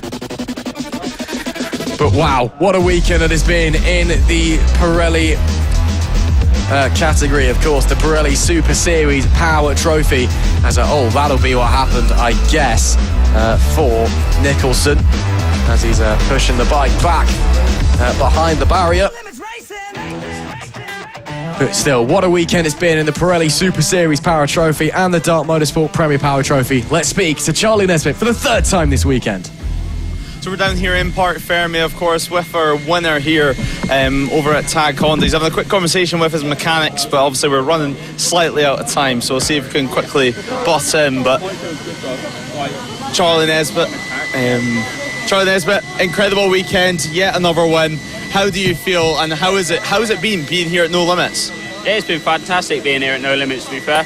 You know, you guys put on a fantastic meeting, and, you know, we get plenty of track time and stuff like that for what we need. And, I've had a fantastic weekend myself, you know, new team, new bike, and just getting to know everyone. And it's been great. I thoroughly enjoyed myself. And looking back at this weekend, what's going to be the biggest thing you take from it? Is it some of the bike setting? Is it just getting used to working with new mechanics, new people? Yeah, it's a bit of everything, really. I think we've got a good base setting now to go to the next test and stuff like that. But I've built relationships and stuff, and just looking forward to getting back out on it now. Well, best of luck for the British Superbike season. It's been lovely seeing you this weekend. It's great to see you out on circuit and have some fun with your teammates. Perfect. Cheers. Thank you very much. Well, so that's all from the Tack on the boys. The bike's now on track for the next race of the weekend. Ross, back up to you in the commentary box. Thank you very much, Lewis. Absolutely, bikes on the grid, ready to get going for the next final race of the weekend for our classes. Of course, it is the Metzeler Freshman Sport Challenge. And alongside them, the No Limits pre-injection 600 class, which is, it is more the freshmen out there. Again, this novice category for, novice license holders. Hence the orange bibs everywhere. If you are watching, no, they're not wearing it out of a fashion choice. It's to show other riders, whether you're on a track day or you are racing, that you are a novice, you are new to racing, you've only just got your race license. So maybe just be a bit cautious around you. You may not just quite have the wherewithal, the full control over the machinery underneath you. You might not know that somebody's coming up your inside, for example. But still, we've seen a few of them out here who are very, very, very fast indeed. Of course, there's one who we've been talking about quite a lot coming into this one. Although he is not looking like he's not going to be starting this race for some reason. We'll figure that one out as we get there. But of course, I was referring. Interesting. Not sure where he's gone. It would seem that Mullaney is not out there on the grid. He's dominated both races so far. Maybe it's too good. Who knows? It will be then Fraser Lizichenko who starts on pole. Laurie Myers and Aaron Nunn alongside Paul Beard P4, Lewis Adams 5th and Steve Lester in 6th. Row 3, Grant Taylor, Carl Vickers, Gareth Isles. Then it's Ethan Hall P10 alongside Joe Collier and James McHugh. Matthew Rad is 13th, Ryan Bullman 14th and Jake Griffiths 15th.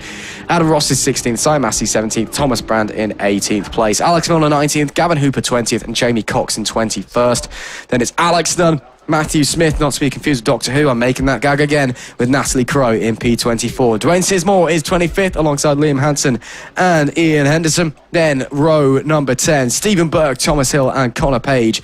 And then finally, Matthew McCready and Callum Denty, 2 out of 3 on row number 11. Yeah, it looks to me that Alex Mullaney has not entered this race, or he's been moved up to another category potentially, because he has been winning quite a lot. Yeah, the official word is withdrawn from the grid, so we can go by that. Well, you can take from that what you will, but nonetheless, whatever the case, he's not going to be racing here today. Fraser Lachenko has been effectively just been handed pole position, but hopefully we should see a good race this time around, as we do see actually an issue for one of the riders, and actually more than just an issue, because that looks like a broken screen at the front of it, so perhaps a crash on this warm-up lap over by turn 2, turn 3 area out on the circuit. Can't quite see a number on that one, so disappointing, especially on the warm-up lap. The last thing you want to do is go down, and sometimes you forget that the tyres are going to be cold, especially after waiting over in the assembly area. It just gives the tyres time to cool down, wind to get to it, and then next thing you know, you're down your deck and doing the walk of shame, and it's the whole race now you've got to spend trackside with some nice marshals, but in the kindest way possible. You don't exactly want to be seeing them. Yeah, I mean, of course, a big thank you to the marshals for all their efforts, but in an ideal world, the marshals would just stand there and wave some flags. You'd never have to speak to them, and that would be it. And, everyone would go home happy, but, it is, especially when, you've probably gone down on the sighting lap, you're probably feeling a bit embarrassed. They're probably trying not to take the mick out of you and failing to do so as well, because they think it's funny. All of those things to consider. But, big thank you to all the marshals for that one. Yeah, Lizichenko then, handed pole position. After Alex Mullaney, again, has been withdrawn from the grid, whatever that may mean. Lizichenko, although not quite on the rapid pace of Mullaney himself, has been very, very quick and has been second, miles ahead of third place every race this weekend. So you'd expect him to essentially feel that roller, Mulaney, and essentially kind of vanish off into the distance a little bit. I guess we'll have to wait and see. Laurie Myers and Aaron Nunn, though, also getting bumped up, I suppose, into P2 and into P3. So the 38 on pole for the first time this weekend, as we are just waiting for the green flag at the back of the grid. Looks like just a little bit of a delay further back, but hopefully we'll be getting ready to go racing soon. And yeah, you can see the yellow flag that will hopefully get replaced by the green in just a short moment's time. And indeed it does. Our flag marshal Ben will run off out of the way. The red lights will come on, and then it will be time to go racing for the final time at Snetterton.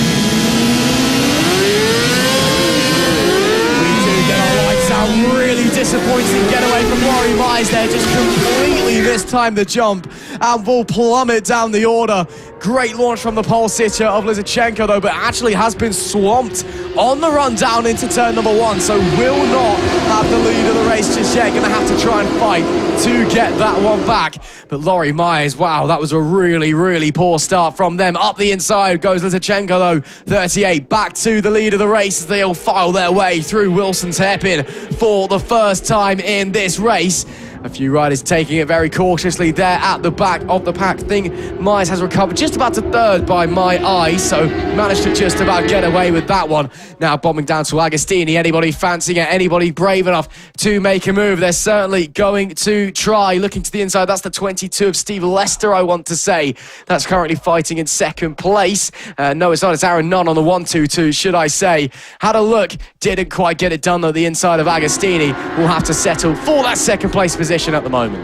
Yeah, exactly. Steve Lester, though, for himself, he did get the front wheel up at the start of the race on the pre-injection 600 machine and lost a couple of positions, and now he's trailing the likes of Adams on the 404 Kawasaki, so hopefully he can pick up some places with that. But as we said earlier on today, Myers really struggling to get that bike off the line, and yet another example of that, especially in such an important race. Obviously, you don't have your arch rival that you've seen all weekend, who's been dominating all weekend. Now, this is your chance to shine. This is your opportunity to try and win some races. Adams, though, under pressure straight away in this one. And well, we're going to have to wait and see how this one turns out. There is Steve Lester, though, coming towards the bomb hole for the time being. It's heading towards to complete the first lap of action. Only a 9-lap race, which on these 600 machines doesn't take too long. Now, it is just under 3 miles a lap. However, this Snetterton circuit is very, very quick. It is indeed. Lots of long straights, lots of fast corners as well, even with the twisty and technical middle sector to enjoy. Having to go defensive, somebody there, somebody being shoved out well wide as well. That's going to cost them at least a couple of positions coming down the centre straight as we head on to lap number 2. Lizichenko does lead ahead of Aaron Nunn, Myers in third, Adams in fourth. And how far back did second place on the grid for Laurie Myers, coming to third even. But yeah, really disappointing still with that start on that R6 machine. We'll see Adams and Beard swapping places, and look at that from James McHugh, up 5 positions on the opening lap. Great start of the race for him. That's be a theme we wanted to continue. Yeah, he's going to want to continue that theme all the way throughout this one. Of course, the laps will tick by pretty quickly as we head towards turn 4. Yet again, Lizichenko, what a ride it's been so far. 1.2 second advantage, a nice advantage to have for the time being. Beard at the moment trying to put a little bit more pressure on Adams on the 404. So Lewis Adams, he's going to have to do a good job at being able to hold off his rival out on track. Let's not forget as well the pre-injection 600 riders. Now Steve Lester currently leads that one. Carl Vickers currently remains in second, and Grant Taylor is in third. So they're 6th, 8th and 10th overall out on circuit. So not quite together just yet, but Carl Vickers, if he can gain a couple of seconds and get ahead of the number 30 of James McHugh, then, well, we could be in a position where another pre-injection 600 battle does occur. We spoke to them after last race, and well, Steve Lester, he did mention the fact that he was hoping for more of a battle this time around. But here is Lewis Adams coming for your picture into the final sector. Quite slow in the entry there, and nearly caught on to the back two of Beard. So Beard gaining a lot of time through Nelson's there as we're in the final sector of the lap yet again. But Lizichenko, it looks like yet again it's going to be advantage extended. A great sector 1, in fact, 8/10 quicker through sector 1, 8/10 quicker through sector 2 than his rivals. He could be close to 3 seconds of a margin as he comes across the line in just a few moments' time. Yeah, absolutely. We'll have to wait and see. Comes across the line now. How big is the gap? Look at it visually, up 3.2. Yeah, so gaining more and more time is the race leader. Of course, fastest lap last time, given that's the first lap we've had that wasn't started at a standstill.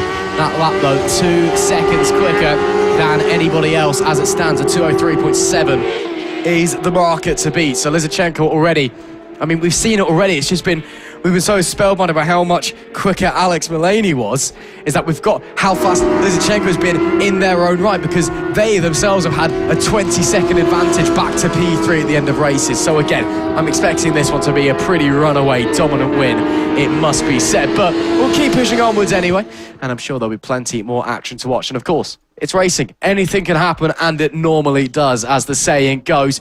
We'll continue to watch these guys making their way around. That's Vickers just ahead of McHugh there at the moment. McHugh, again, a great start to this race. Managed to climb 5 positions on the opening lap alone. He's looks very, very racy so far. And look at the wobble there. Wow, that was a huge moment from Vickers in front. And yeah, very, very scary getting on the brakes, but manages to hold on and will manage to push on as well, as we wait for them to emerge down at the back end of the circuit under the Bridge of Brundles. There is Lizichenko, your race leader. Can we see Anand anywhere? I don't think Aaron is anywhere near right now, and still isn't there as the camera pans back round to the left. So yeah, Lizichenko, a nice, calm, relaxing, albeit pushing very, very hard Sunday afternoon ride in store for him, because it currently looks like he's not got a lot of competition. Yeah, I mean, the sector times yet again, especially sector 1, is absolutely astonishing. Over a second and a half through sector 1 alone this time around, and for over 2 tenths through sector 2. Now it's time to see what it's like through sector 3. We could yet again be close to 6 seconds by the time none crosses the line. So Lizichenko over the line, he does come now, and we'll wait for the 1-2-2 to appear. And actually Myers is hot on his tail, so 1/10 of a second separates second and third out on circuit. Alex Nunn, well, he's gonna have a lot of bike in his hands in a few moments' time, because Myers, well, he's known for sending the move down the inside, and just 1/10 separating them last time around. How long until we see that number 13 launch an attack? But Lizichenko over 6 seconds of a margin last time around on lap 4 out of 9. By the end of this race, we well and truly could get close to the likes of 10 seconds, if not more, if he keeps up with this pace. It just depends on when he decides that's enough. He no longer needs to push. He can sit at a comfortable pace and allow the rest of the riders just to fight amongst themselves. I mean, if Myers now makes a move like he has there, it's going to slow them both up. So Myers now up in second position. The number 13 has made it work over Agostini's. Yeah, nice move, I'm sure. Just your textbook stuff inside on the brake, sweep it round, job done. Bang, second for Myers. Again, that is where they started, just made a right hash at the start. Were lucky to be able to recover up into third place, but then just stuck a little bit behind. Aaron Nunn had to work their way around, but they got it done this time. And is that, I believe, lap traffic already potentially, or am I just being silly? Possibly, I don't know. Anyway, now the order now, Lizichenko from Myers, from Nunn, your top 3. And it is, yeah, it was lap traffic that we were making our way through. So Lizichenko quickly approaching some of the back markers out there, which could cause a little bit of a problem. Again, only a novice rider, yes, may have experience elsewhere. We know Alex Mullaney, for example, the race winner in 1 and 2, lots of supermoto experience. And although, you know, that doesn't necessarily directly translate, you're still a novice rider, road racing is different.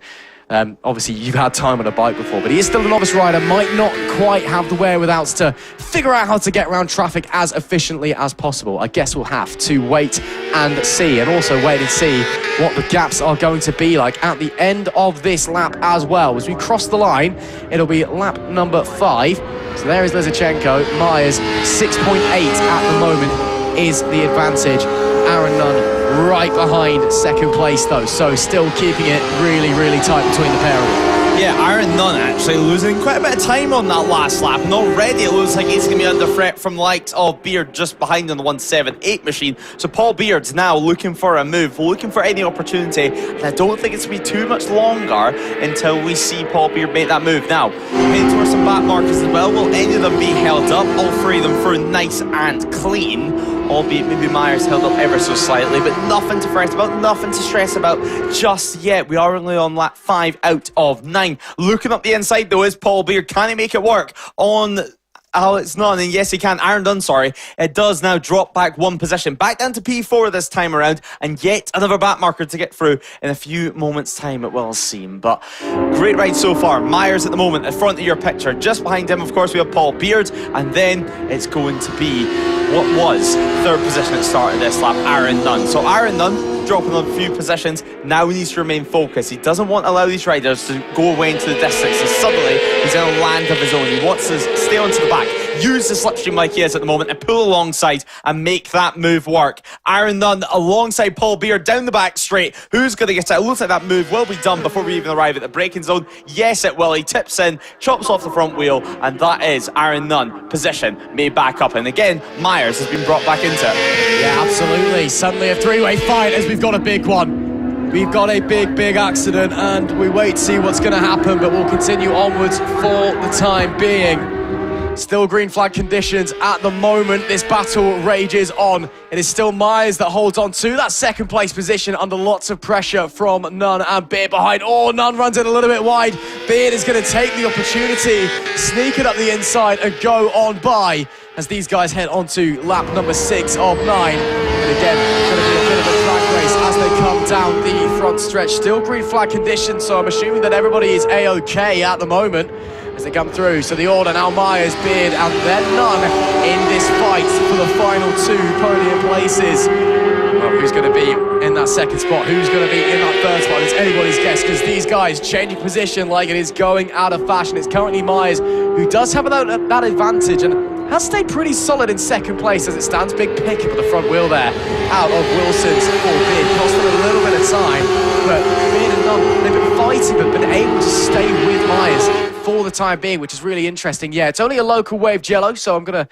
take that as an assumption that everyone is absolutely fine, and we'll figure out who that was for you as soon as we can. We'll have to wait for people to be crossing the timing beams.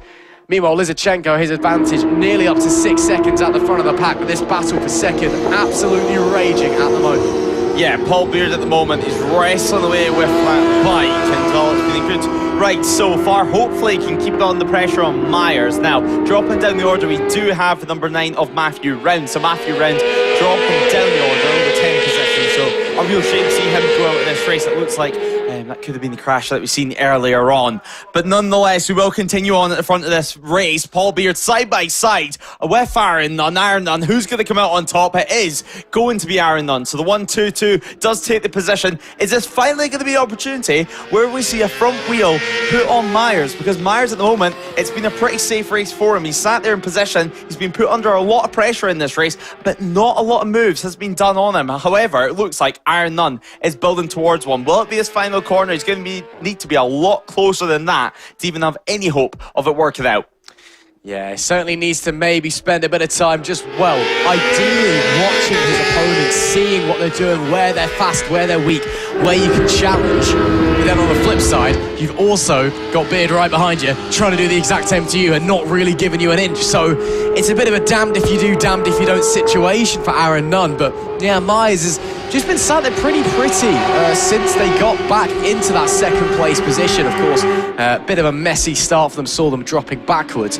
And again, all the pressure in the world being put on their shoulders, but no issue whatsoever. No one's been able to make a move, haven't had to go defensive into any corners, just happy out there, running their lines, running their own race and doing their own thing out there as it stands, of course, on that Yamaha R6. So they'll continue to push onwards and see what they can do. Is this maybe an opportunity for Aaron Nunn and to Agostini's? Think it's going to be a little bit too far back to attempt the move. We'll have a look though. Beard himself's going to have a look, and he is going to slide through. Well, that one came out of nowhere. It is going to be Aaron Nunn that gets on by up into 2nd place with your classic Agostini inside move.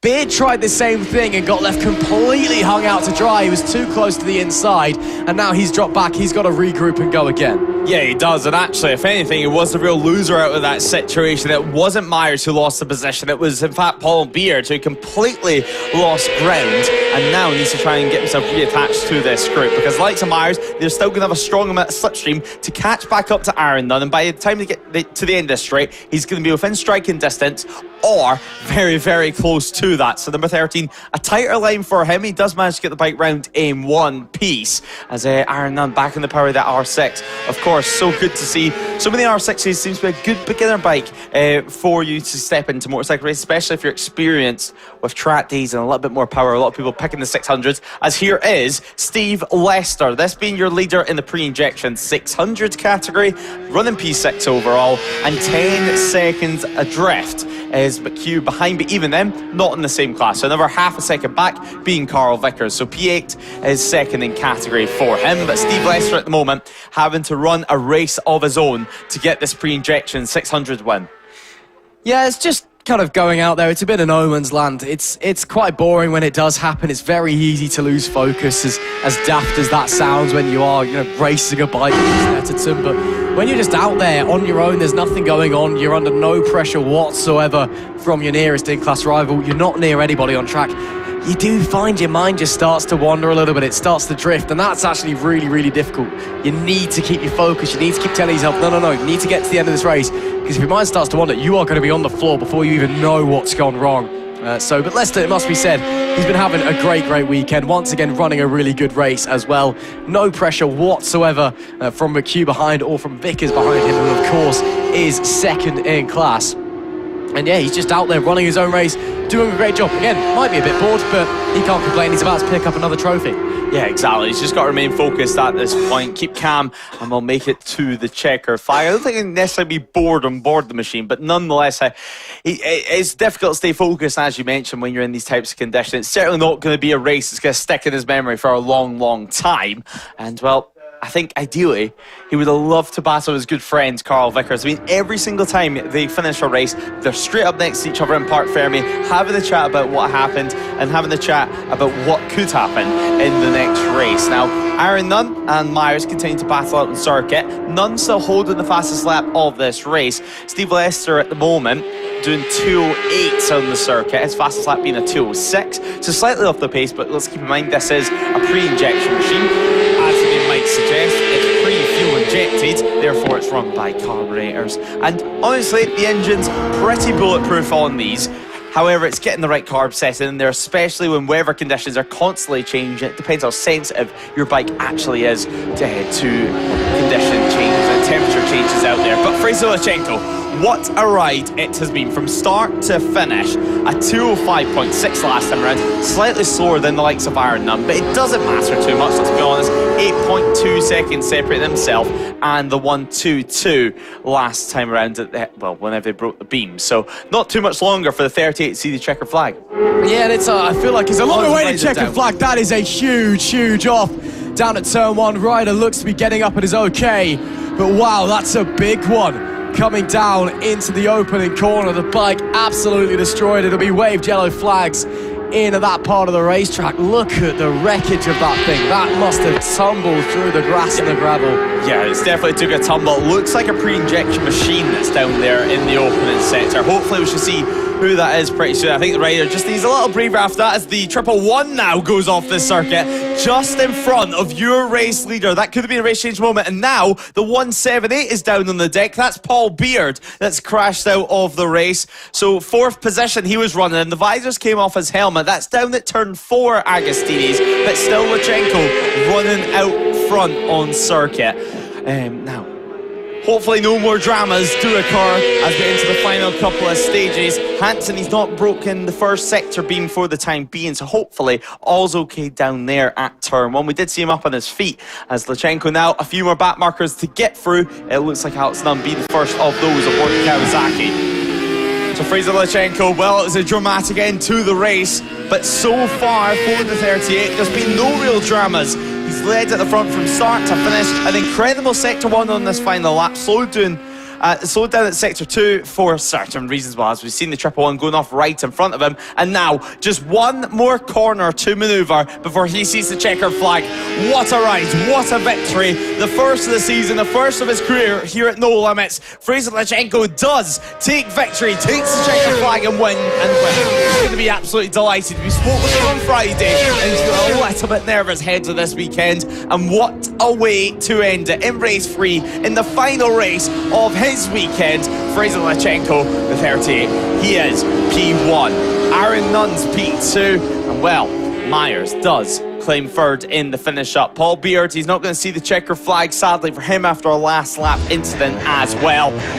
But all talk as well, it's going to be on Fraser Lachenko. I mean, he's not had his moment in the sun so far this year, and that's thanks to some phenomenal pace in race 1 and 2 earlier on from Alex Mullaney, but no Alex Mullaney in this one. He's withdrawn from the grid, and now Fraser Lachenko, well, he took advantage of it. He claimed P1 from the very start of the race. A nice little battle ensued before he got some clear track ahead of him, and then, well, away he went. So P1, 4.384 seconds was the gap at the line from Aaron Nunn in second position. Laurie Myers does round off our podium. Steve Lester and Carl Vickers, P1 and P2 in the pre-injection 600 category. 4th and 5th overall, however, though, as James McHugh does take 6th ahead of Gareth Files, Ethan Hall and Paul Beard. Obviously, we're going to have to wait confirmation on that, as Beard will fall down the order later on. So these are just provisional results, of course.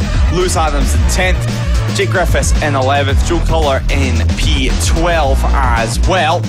As we wait for the next couple of rounds to cross the line, I believe it should be Massey that's coming up next, of course. So Simon Massey inside the top 15 for him. Thomas Brand, Jamie Cox, Gavin Hooper, Alex Nunn as well. Matthew Smith, Natalie Crowe, Dwayne Sismore, Liam Hansen round out the top 24. Stephen Burke in P25, Thomas Hill in P26, and Matthew Round, who we've seen crash out earlier on, P27 for him. So real disappointment there for Matthew Round too. But a few crashes late on there, still waiting for a few more bikes to cross the line. But as we said, provisional results, and now hopefully we can hear from our race winner, who will be with Ross down in Park Fermi. And unfortunately, Fraser has to be out in the next race, so we're going to go and speak to our second place finisher. Aaron, a great ride for you out there. A little bit of fighting early doors, but honestly, you did really well. Yeah, hard work. I'm back out in again 10 minutes for the cup race as well. Yeah, lots of race for you then, so we won't keep you particularly long, but you must be happy with how this weekend's gone so far? So far, so good, yeah. First race weren't so good. I had to I forfeited because of my gearbox issue, but got it sorted. Had to start last in the second race. Managed to get a good time, put me in P4 or 3 for the final race. And, came second, good. Yeah, again, you said you're back out one more time, so hopefully not feeling too tired and you can get away with another strong result. Yeah, definitely feeling tired. Just got to go and fill the bike up, put the bike back on warmers and get straight back out. Awesome stuff, thanks Aaron. No problem, thank you.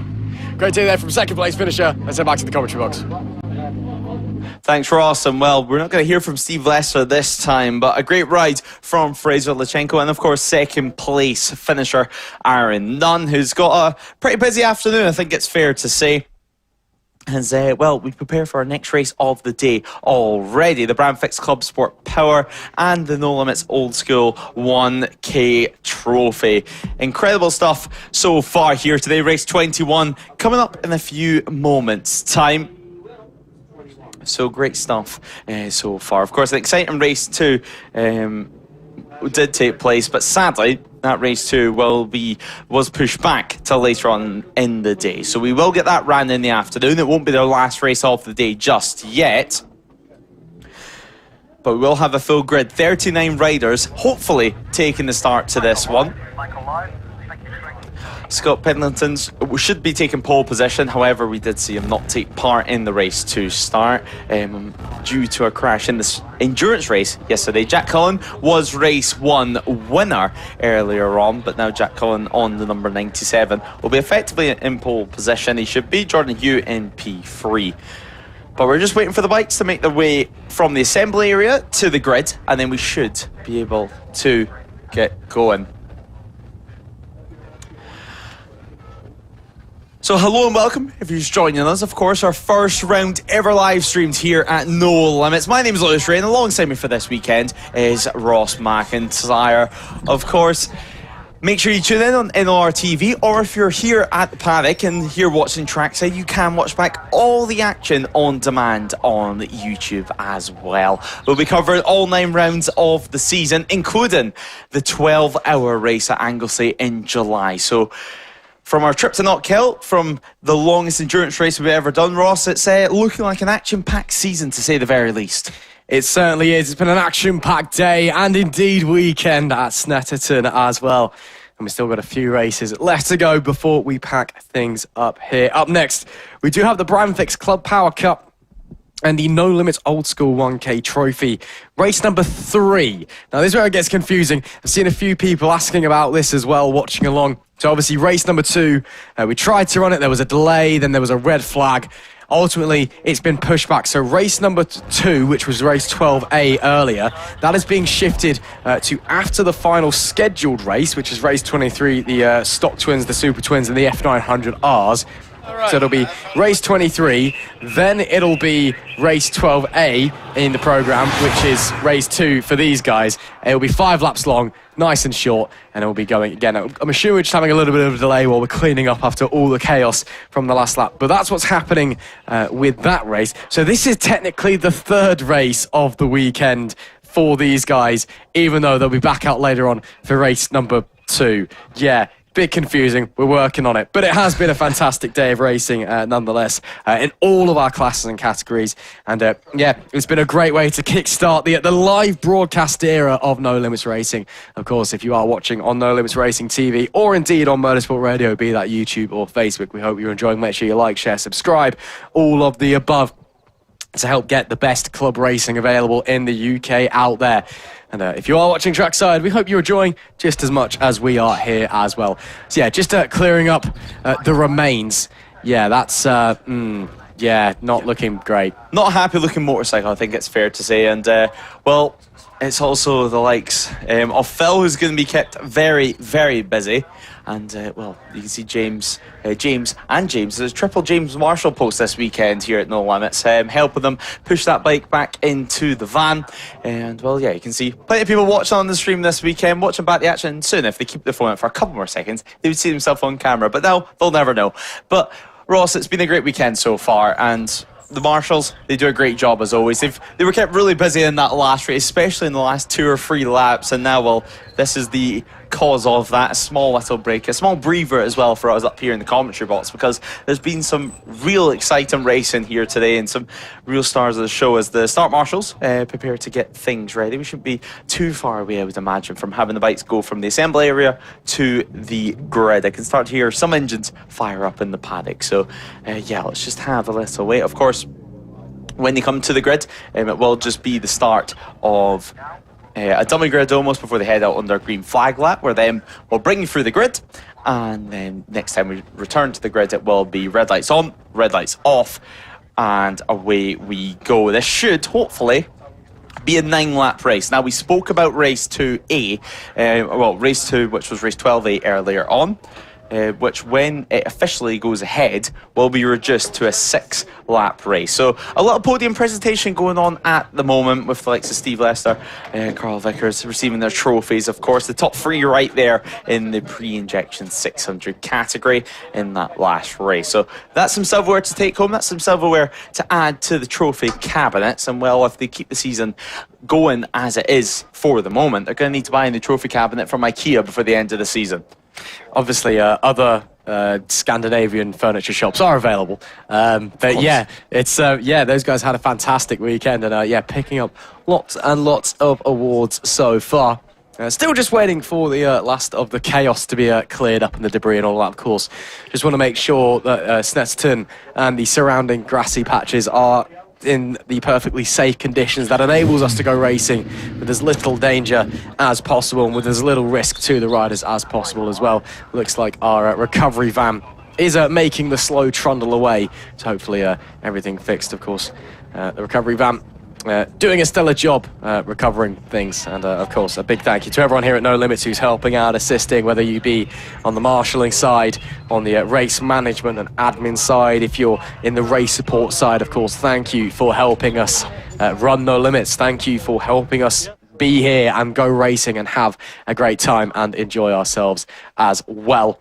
And yeah, just can't believe that we're already getting up to the end of the first race weekend of the season. It is absolutely flown by, but we do now have bikes making their way out onto the grid for the third, but not the final race for the Brandfixx Club Power Cup and the No Limits Old School 1K Trophy as well. We are set to have a 39 rider grid for this race.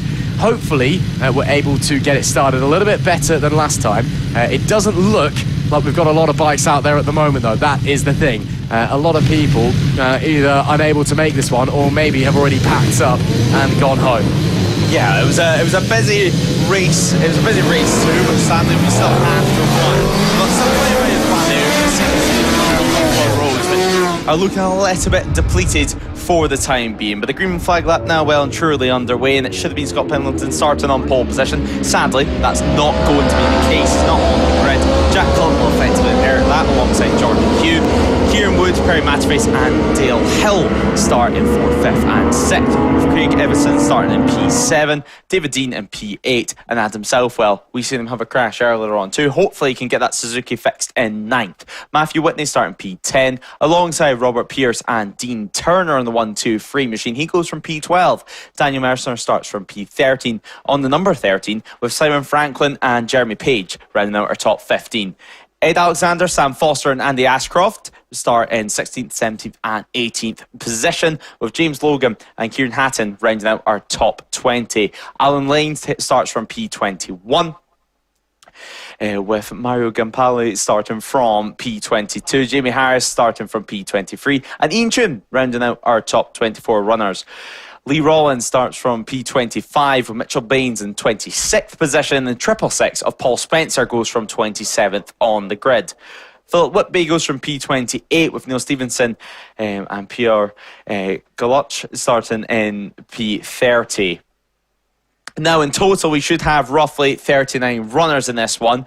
It doesn't look like that's going to be the case. Obviously we had 2 red flags earlier on, and then that was a stoppage to the race and the postponement to the race at that. So hopefully we can still run that later on. Hopefully none of the same issues this time around, and we can just make it to the end and enjoy some Brandfixx Club Power Cup racing out on circuit. And let's not forget as well the Old School 1K Trophy, because Dean Turner this weekend, Ross, in the 1K Trophy has been so impressive out there. He has indeed. He has been absolutely dominant so far. And again, part of the Team RAF that are going out there ready to potentially enjoy another very solid showing from Dean. I believe he is vice captain of the RAF team, I want to say. I might have to double check that one and confirm, but he's had a mighty solid weekend, and especially been very good off the starts as well. I've noticed he's been really good away at the lights. Always gains a couple of positions away on the opening couple laps. And again, given we've got a very empty front end of the grid, this is prime opportunity for him to do even more than that. He's got a clear grid box in front of him, and then very clear grid boxes as well. So he's in a great position. Obviously, he'll gain positions anywhere from people not being there, but in a really good position to get away well and utilise the fact there's less bikes around him to just try and stick it maybe somewhere that people wouldn't be expecting. As we are just waiting for the green flag to wave at the back of the grid, and then the red lights to come on, and for us to go racing for the third, but not final time this weekend. The lights do go on, and we do get underway. Everybody gets it. Jack Cullen will be probably maintaining the lead down into turn 1. What did I say about Dean Turner on the inside on that 1-2-3 machine, getting loads of places, but it is Jack Cullen who leads the way from de facto pole position, second on the grid, comes first immediately with no Scott Pendleton, and he'll try and rocket away at the front of this pack. They make their way through Wilson's for the first time in this race, a few of them taking it a bit tentatively further towards the back of the pack. Now into Palmer for the opening time. Awkward left-hander that gets tighter as it continues onwards, round and round.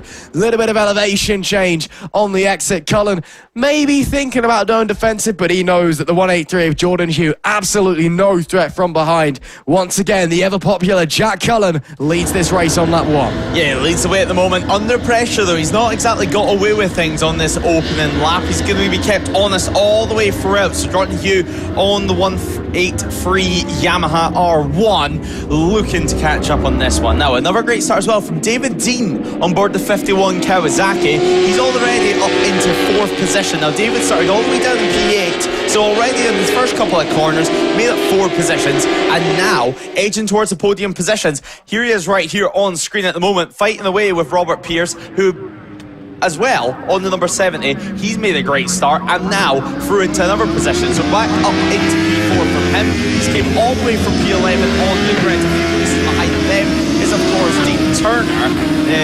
Dean Turner starting P12 on the grid. A few positions made up for him too. Initial good launch, but just got swallowed up ever so slightly by taking too tight of a line at turn 1. But that's one of the quirks at the circuit. Sometimes it is better to be on the outside of the circuit, especially on the run to turn 1. Yeah, absolutely. It allows you just to kind of sweep on by. Big moment there. A tank slapper on the exit. Somehow the rider remaining on 2 wheels just got out to the curb. Too much power and a complete tank slapper. And well, he's going to lose a few positions from that one. So staying on board the Yamaha out of the final corner. Yeah, big moment for Believe. I would say that was Dale Hill that had that moment there. Very, very solid bike control. Maybe a bit of luck to stay on the thing as well, but he'll continue onwards. Perhaps with a slight elevated heart rate and maybe a change of suit needed or leathers as well. It is still Cullen from Hugh from Matface though at the front as we go on to the second lap. As you can see, a couple of front wheels picking up back there as well. People getting lively again.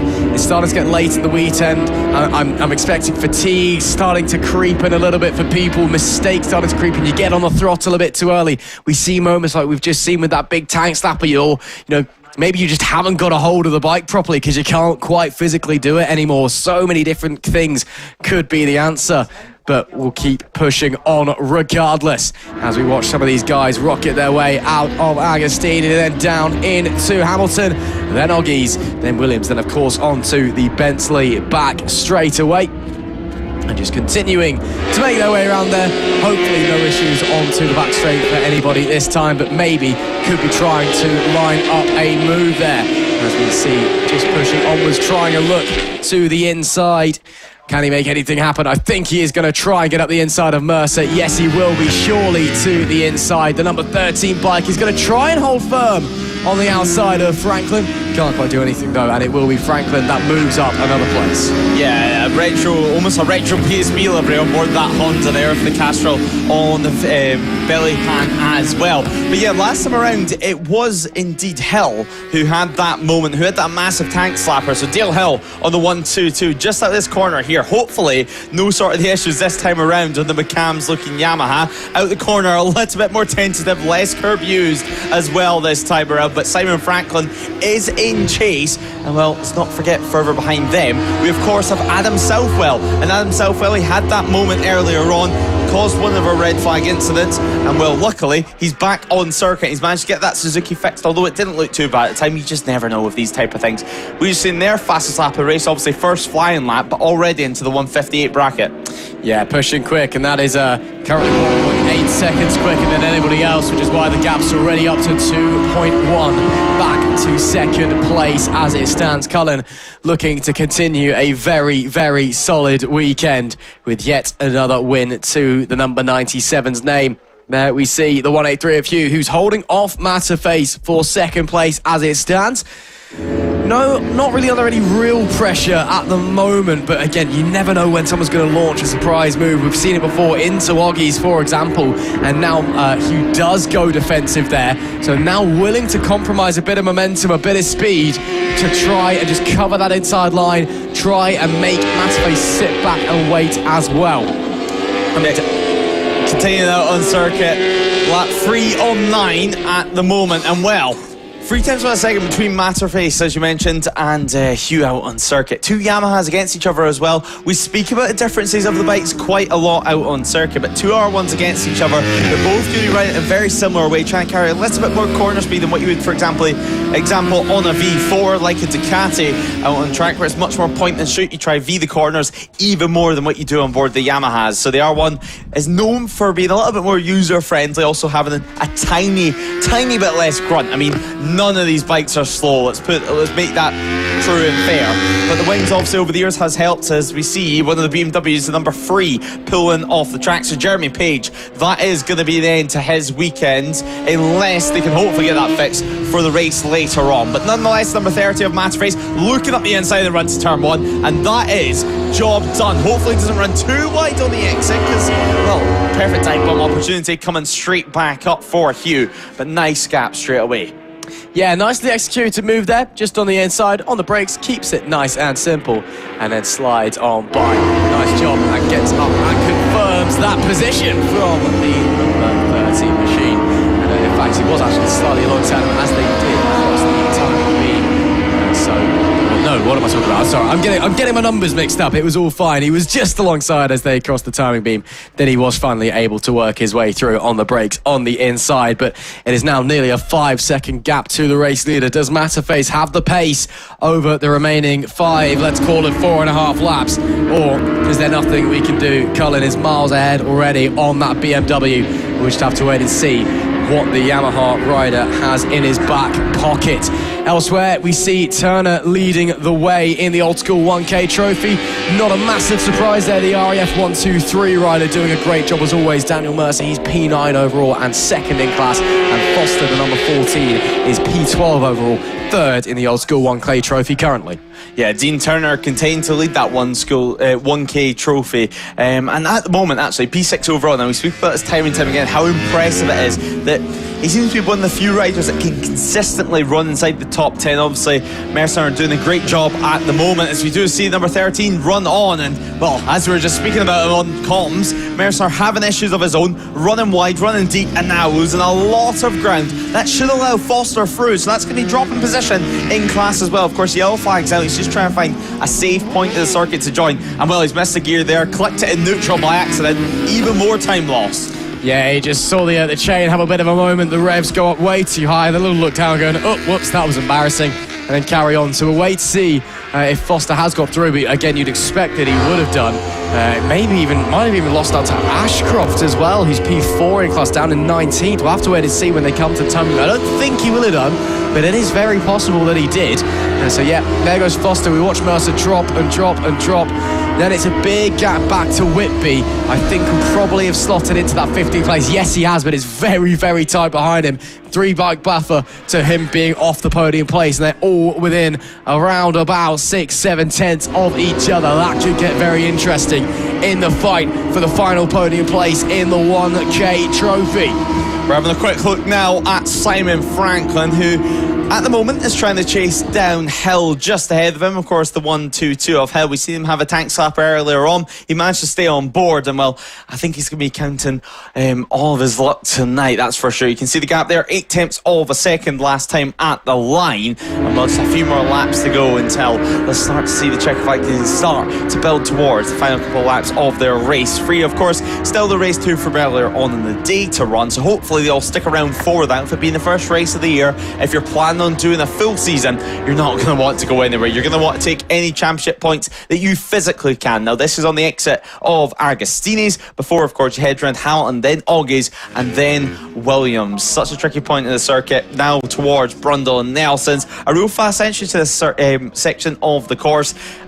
2 corners basically linking into one before not too long until the bomb hole. Now, multiple lines through this corner. You can see it just compressing and then going back up ever so slightly really fast and building towards Coram. Really trying to attack the entry of the corner before the final corner as well, which we've seen multiple block passes throughout the day. Now, here is your leader, Cullen at the moment, a 1:56.9. He's just set the fastest lap of the race. There's confirmation of that. An 8.7 second advantage. And last time around, he was roughly 2.5 seconds quicker than Matterface in second position. Now, Matterface has a handful at the moment in the form of Jordan Hugh. Not what he'd be wanting at all, with the other R1 chasing his tail for second place. But since the start, Cullen, well, it's been super impressive. He's looked super consistent, and it looks like nothing is bothering them out there on track. Yeah, just going around, doing his own thing, living his best life. He's got, 8.7 seconds to the good over Matterface in second place, who himself is under a little bit of pressure from Hugh, but nothing that's really worrying at 1.1 back. He's just out there doing his thing on that fireblade, going around, ticking down the laps, hitting his mark, and then at the end of it, he's probably going to pick up a trophy as well, because he just looks really, really comfortable out there. His last lap was actually slower. Oh no, I'm looking at the wrong person. I do apologise. Yeah, his last lap was quickest of all. What am I talking about? Meanwhile, the last lap of Matterface was a 1:59.256. So that's looking at about 2.5 seconds slower. So yeah, he's riding out of his skin right now. He's doing a great job, but he's also not doing anything that, alien or whatever. He's not pushing ridiculously. So we do have a rider going slowly there. That looks to be the number 56 to my eyes. That is Marriott down in P23. Hopefully they're all okay, just pulling to a stop on the exit of Wilson's there, possibly a drop chain or a problem with the motor. Back to Jack Cullen though. Yeah, he's not doing anything that's out of this world. He's just riding really, really consistently and solidly well. Yeah, exactly. He's just doing what he needs to do out on circuit, and these are the types of rides you really have to question. Are they pushing 100%? Are they holding back a little? I mean, in some of the other classes today, we've heard from, for example, Jamie Richmond, who said he was only pushing 95%, and this was a similar performance where he had a 10-11 second lead, and yet there was still a little left in the tank. So it's going to be interesting to see what Joe says at the end of the race, of course. The BMW, though, it looks great out on circuit. I mean, he's riding it perfectly. They've got the electronics set up perfectly on it as well. It's not cutting the power too much, especially with the bikes with hefty electronics. Sometimes you can hear the anti-wheelie kicking in and grunting away, and then you're not getting 100% of the power of the bike. This is the case though, at least for your race leader, everything looks nice and dandy on the bike. Now, a few battles going on further back to the Yamahas, one of the Kawasaki's, and they're going to be tipping it into turn 1 for the time being, and straight to turn 2 they'll head as well. And right at the back of this, it does look like it is the 222 of Ian Tune. So Ian Tune trying to get involved in this fight, and well, you don't blame him for that at all. So Lane as well, Logan at the front of this on the 262 bike too. So yeah, James Logan, can he hold off this fight all the way to the end? Only a couple more laps to do it. Yeah, time ticking away. Lap 7 of 9 will probably be 8 in not too long. Have to wait and see if he can make something happen. To the inside is that number 50 machine, Alan Lane, who's a very, very fine rider in his own right. This is his first year of No Limits competition, but a vice champion at the Mallory Park Club Championship last year, so clearly knows what he's doing on that number 50 machine, and running pretty well out there at the moment as well, and holding his own, to say the least, on that Yamaha. So just continues to work his way round as he comes on to the Bentley back straight, followed by his compatriot, that is, and they'll continue to push onwards, heading down into Brundles, then the right-hand flick into Nelson. No pressure from either or coming into this one. Just need to hit your marks and get it down. Again, it's not quite a train. No one's really attacking or defending, but they are just close enough for each other just to kind of, they'll be able to hear each other. They'll know they're all there. It's just more of a case of, I'm not going to attack you. I just want to see what you're doing, wait to get a little bit closer. But again, lead is now on lap head out of 9, so only 2 laps left to go if they do want to be making any moves. Yeah, exactly. Basically, they need to start getting the move on now. It's going to be now or never pretty soon indeed. Head on to penultimate lap. This is where you can test out any overtaking opportunities. But we're going to come at the corner now. And Lane, of course, at the head of this fight. Ian Tune also going to be looking for an opportunity. But back with our race leader for the time being. Nearly a 12-second advantage at the line last time. Around 11.9 at that. And then a further gap back to Matterface. And then a further 2 seconds to Hugh.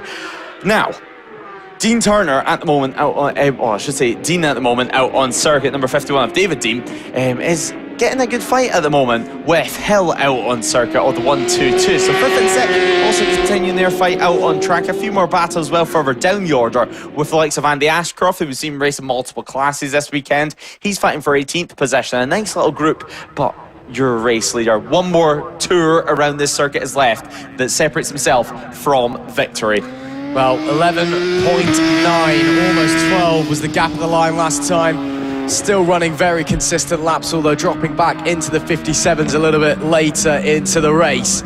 Jack Cullen has seemed pretty unassailable all weekend and does look so in this race once again.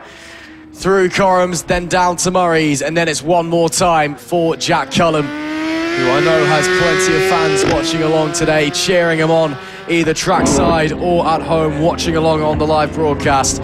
He'll see the last lap flag. He knows what he needs to do. Just don't override it. Keep it on the tarmac. Keep it on two wheels. And he'll be home and dry. What a performance it has been from Cullen, it must be said. That's not to take away from the likes of Matterface and Hugh, who again have had great rides. But Jack Cullen, he's just been in a class of his own this weekend. Yeah, he's been in a class of his own. And all he needs to do is do what he's been doing this entire race. All 9 laps is just stay steady, stay calm, don't push too hard. And well, make it to the checker flag. He's extended his gap once again by a further second, 12.9 at that too. An amazing sector 1 last time around. Can he repeat that this time around? A 37.6. Still faster so far than his rivals, but wait for the likes of Matterface to cross that beam as well. And 2 bikes down actually outside the circuit. That's over by turn 1. So some late drama there. The marshals, they'll go over to help. Both riders have moving at least, but the yellow flag's out. Double yellow flags obviously at that point of the track. So disappointing there for them. The final lap of the race, and well, we've had 2 crashers over at turn 1. Yeah, but Jack Cullen, well, it doesn't matter for him because he's coming round onto the back straight and has half a lap left to run. And well, what a run it has been from him as well. Still only the double wave yellows down at turn 1. Those are now turning into local yellows as well, so no issues there. And hopefully, it seems like everybody is okay anyway. But as Jack Cullen makes his way to the bomb hole for the final time, skip down, feel the compression of the bike, the tarmac coming up to meet the exhaust, to meet your right knee as you get it down. Then Coram's the last big right-hander. The gap now 12.9 at the line last time, could be even more at the end of this race. Around the final corner for the final time. The 97 has been untouchable here at Snetterton. Jack Cullen on top once again here in the Brandfixx Club Power Cup. And although I say it's the final time, technically they've still got race 2 left to go, despite the fact that was race 3. Again, a reminder, these guys still need to rerun their second race of the day. But Jack Cullen, that BMW, rapid as ever, and we will be seeing him a little bit later on as well. Cullen takes the victory from Matterface, finishing 11.1 behind at the end, with Hugh in P3. As we see our podium finishes there, and that is not a red flag, don't worry. That's just to indicate that you are now finished the race. The race is still ongoing, people taking the check, and it is still only local yellows down at turn 1, which indicates to me that everybody involved in that incident is okay. I believe it may have been David Dean, and also, it's definitely David Dean and Dale Hill as well, potentially Alan Lane as well. But we'll go through the results anyway, even though not everyone's finished the race. It's Jack Cullen from Perry Matterface, from Jordan Hugh, then Robert Pearson 4th, Simon Franklin 5th, Dean Turner in P6, Adam Sutherland 7th, Sam Foster in 8th, Anthony Snowball in 9th, and James Logan. That rounds out your top 10. Looks like it may have been a 3-bike incident. I think it may have been the 3 that were fighting. The rest of them are going to come through. And we've got Ian Shune, Daniel Mercer, Philip Whitby, Andy Ashcroft, Lee Rawlings, Mario Giampiaglia, Kieran Hatton, Mitchell Baines, David Dean and Dale Hill and Alan Lane definitely were the 3 involved in that crash down at turn number 1. Those 3, we saw them having a huge fight and a really enjoyable race. Still a few more to finish, so these coming up now still to finish the race. We've got Stevenson and Spencer were 19th and 20th. We've also got Gavaluch and Coupe and Brookman, and then Marriott and Page DNF alongside Dean, Hill and Lane. That is all of your finishes for that one. Again, they still have to repeat a very shortened race 2 in this one. We will have a little bit of a delay before the next race while we try and clear up all the debris from this one. But let's go down and speak to our race 3 winner, Jack Cullen. Down here in Park Fermi now, and well, Jack Cullen, your race winner yet again, is here. Just talking to some of his mechanics, but Jack, what a ride that was from start to finish, and well, it was domination, simply. Yeah, it was good, mate. Enjoyed that one. Just hit my markers, going from there, and yeah, couldn't have gone any better, to be fair. And well, it looked almost easy out there for you. We're speaking in the commentary box, and was that 100%? Was that everything you had to give it, or was there a little bit left in the tank? I'd say there's definitely more in the tank. Like I say, it's my first year on 1,000 this year. I was coming up from a 600, so yeah, just still learning the way. There's plenty more to come, and we'll keep pushing. So. And moving up from the 1,000, what's been the biggest thing to get your head around? Is it the sheer power of the bike, or is it the electronics on board? The power's not the main thing. I'd say it's more the cornering, sort of slower in and faster out on these bikes. It's more the 600, you can carry the corner speed. So yeah, just enjoying every minute of it, mate. Absolutely loving it. Yeah, and we're enjoying watching you anyway. Congrats once again, and cannot wait to see you for race 3 later on. Cheers, mate. Thank you very much. Cheers. Well, obviously, they'll still have one more race to run later on, and that's thanks to postponement from earlier in the day. But, I mean, Dean Turner, P6 overall, first of all, and, well, it's no surprise, yet another class win. Yeah, no, happy with that. So the weekend's gone from strength to strength, really. It's whatever settings we found at the start of the weekend has come in handy. Racing to a pit board this year, which is a new one, so as soon as I've got that buffer, it's just manage the race, and we'll try and do that for the last one this afternoon. And obviously you're racing in the Inter-Service Championship as well. Does that extra track time also give you a little helping hand? I think it's a yes and a no. I mean, the extra track time is nice, but the fatigue is also a factor. Yeah, and well, looking ahead to the rest of the season, this has to bode well for you. Yeah, it's not been a bad start to the season so far, so we'll see how it goes. Anyway, pleasure watching you once again, and well done. Lovely, thank you very much. So that was both class winners, and I don't think we're going to be too far away now from getting things underway for yet more racing action. Just a few more races left on the calendar here today, so Ross, back up to you in the commentary box. Thanks very much, Lewis. We are, well, still a little bit away anyway, because we have to clear up the debris from that 3-bike incident down at turn 1. Yeah, I think it was those 3 that were racing with one another. But up next, once we've done this one, it will be the No Limits Club Sport, the No Limits Next Gen Street Bikes, or Sport Bikes, and the Street Bike Cup as well, even though we technically have no entries into that class. Technically, again, the penultimate race of the day, because we do have to repeat race 2 from the previous class of the Brandfixx Club Power and the Old School 1K Trophy. So, again, wrap your head around it. It's all a little bit confusing, but we're just going to wait to get the bikes out of the way, but hopefully won't be too long, and then we will keep going again. But again, a big thank you to all the marshals and all of the trackside assistance that we are getting here at No Limits. Again, couldn't go racing without it. And we do now have some bikes making their way out onto the grid, so they're clearly happy to send them out and get them going once they have just made sure they've cleared all of the bikes. So just need to check a few things before we do get going. And make sure it's there. There we do see Paul Holden. Alex Mullany is out there and doesn't have his bib on, so is he no longer a novice rider or something? I don't know. Maybe that was the last race he needed to do to get his license upgraded or something. But I guess he's no longer a novice. Congratulations. And that's why he probably wasn't in the previous races. But it is Alex Mullany on pole, who's been very, very quick all weekend.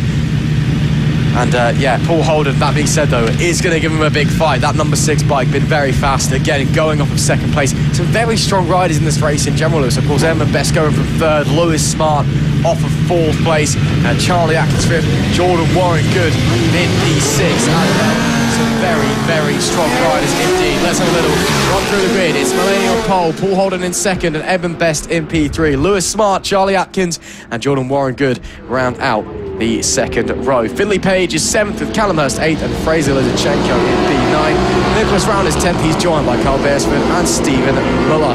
Then it's Andrew Coulter, Josh Frogger, and Aaron Nunn. Lewis Jones is 16th with Samuel Booton 17th, and Marley McKenzie in P18. Sean O'Key is 19th, Thomas Drew 20th, and Ian Keeble in 21st. Then it's Roger Lovelace, Anthony Fleckney, and Evan Brailsford. Michael Partridge is 25th with Gareth Pavlak in 26th place. Daniel Adams completes row number 9. Then it's Nicky Williams, Louisa Benny and Jamie Bayliss. Liam Sutherland, our 31st and final rider on the grid for this one. Should be a very entertaining race. Again, some strong names up the front end of that grid, Lewis. Let's see what waits us. Yeah, exactly. And well, let's not forget what Alex managed to do earlier on in the day, of course. He went all the way pretty much from the back because he didn't realise the race had been moved forward in time.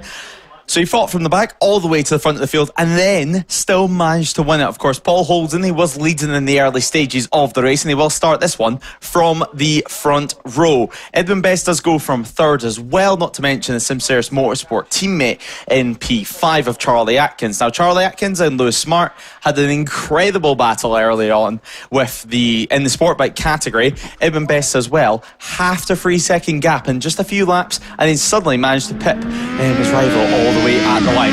Now, Alex Molyneux, what a race it's going to be for him. A really important race as well, you have to say. The 774 machine, the R6, will be hoping for a good start. And well, we have some quite big names in this, of course. Marlon McKenzie as well, now out on circuit. I think it's fair to mention because, of course, he was racing in a different class at the start of the weekend, and the decision today was to move him races, so then he gets more of a race out there because Marlon McKenzie cleared off things at the front of things in the CB or the NL 500 Championship, as it's now known. So he'll be starting 18th in that one.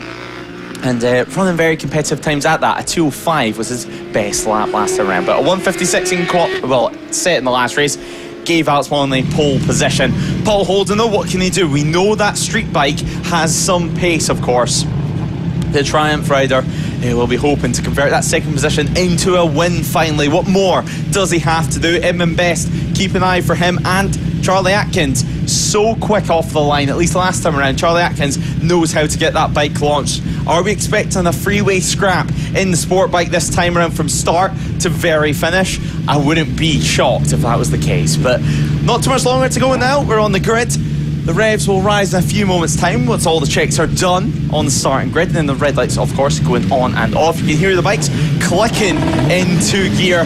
Things are starting to get serious now. Alex Molyneux on pole position. Red lights on and red lights off. A good start straight away, and a great start from Charlie Atkins yet again. One of the Simsers Motorsport bikes at the very least, and also losing a little bit of ground. Warren Good's going to have to defend that on the inside line. So many bikes trying to take the inside line, but it is going to be Alex Molyneux who leads away from both of the Simsers Motorsport machines. They're second and third for the time being. However, will a move arrive over at turn 2? They stay line and third for the time being, and it's not been a great start from Holden. He's down to P5 after starting on that front row of the grid. Now, a few of our bikes squabbling further back. One of the Army team machines fighting with one of the sport bikes at the very back of the order.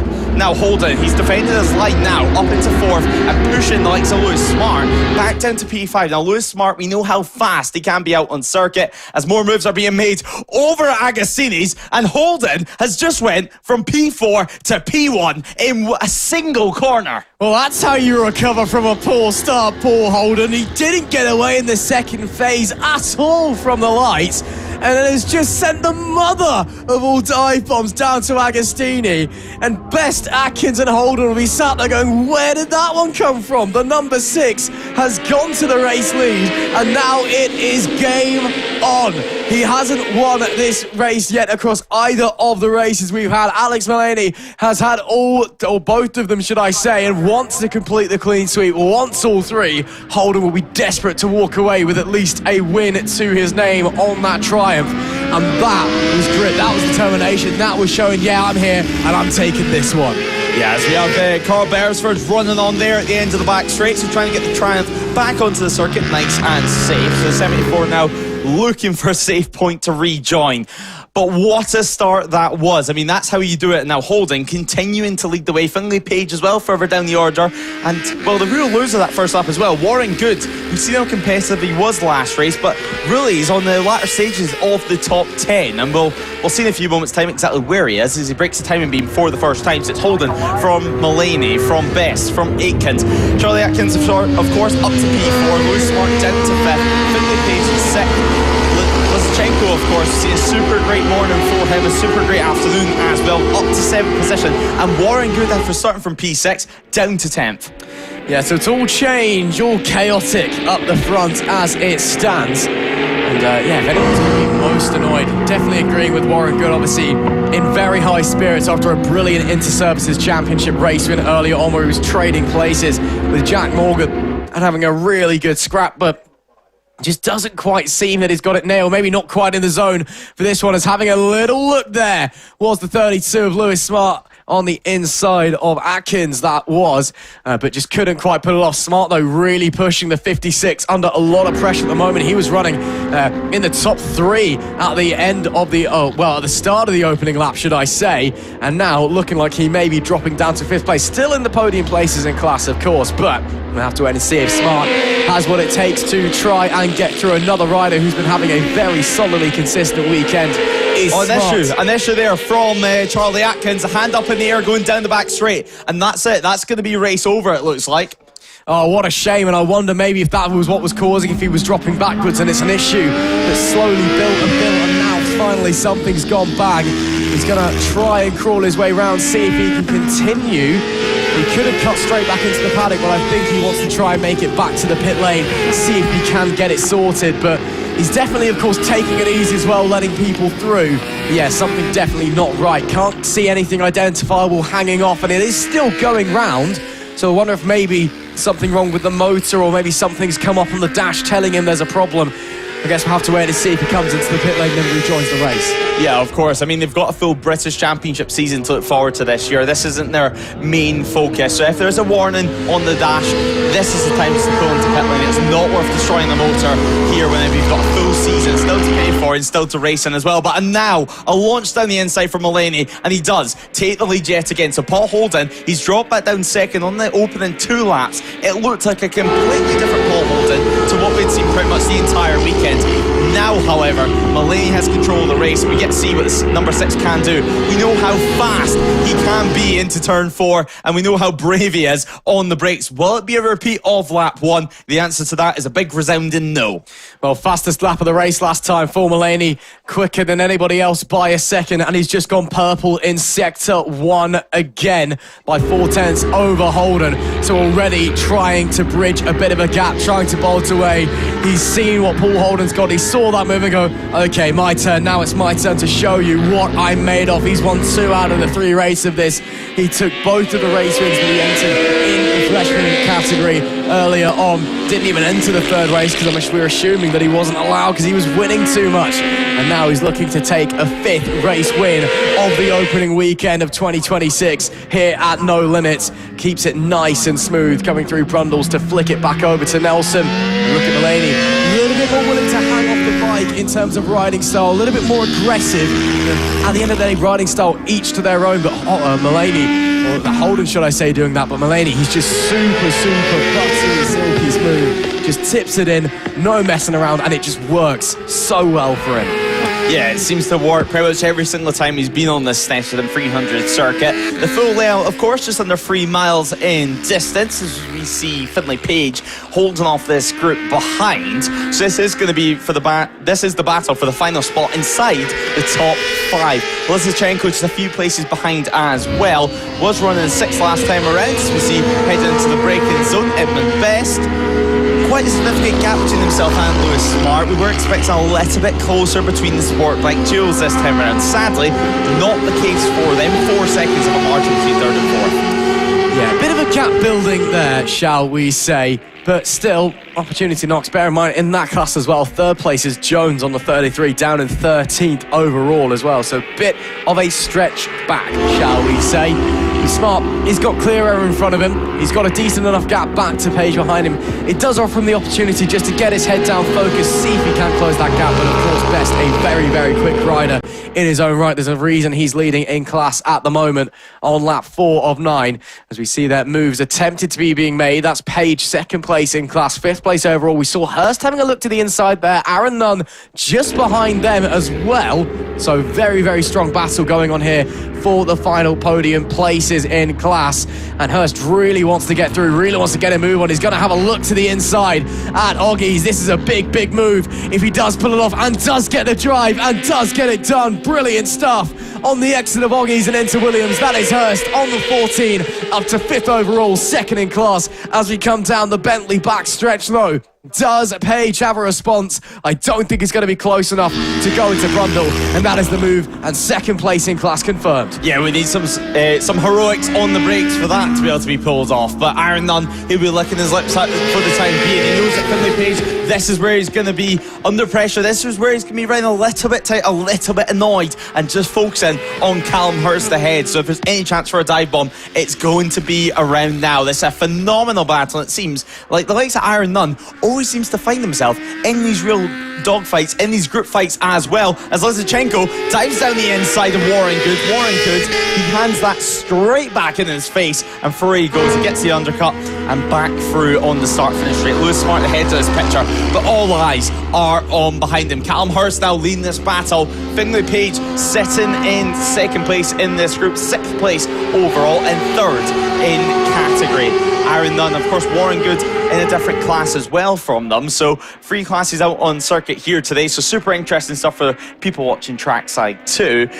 But great conditions for us to go motorcycle racing here today. I mean, completely different to yesterday. We've had a little bit of everything this weekend. Luckily though, no rain. It's been nice and dry, which for the less experienced racers like Lysychenko, it's been a good breathing ground to get your skills up, to get the setup right, and to get your feeling on circuit right, so you can be involved in these types of battles. And that is Warren Goods heading through on Aaron Nunn over at Agostini's. Wow, that was really, really aggressive on the brakes from Warren Good. Again, a really disappointing start for the race winner of our Inter-Services race earlier on, and dropped down to P11 at one point. Now he's up into 7th ahead of Aaron Nunn. You just saw how much the front of the bike hunkered down on the run into Agostini's. He really got aggressive with that one.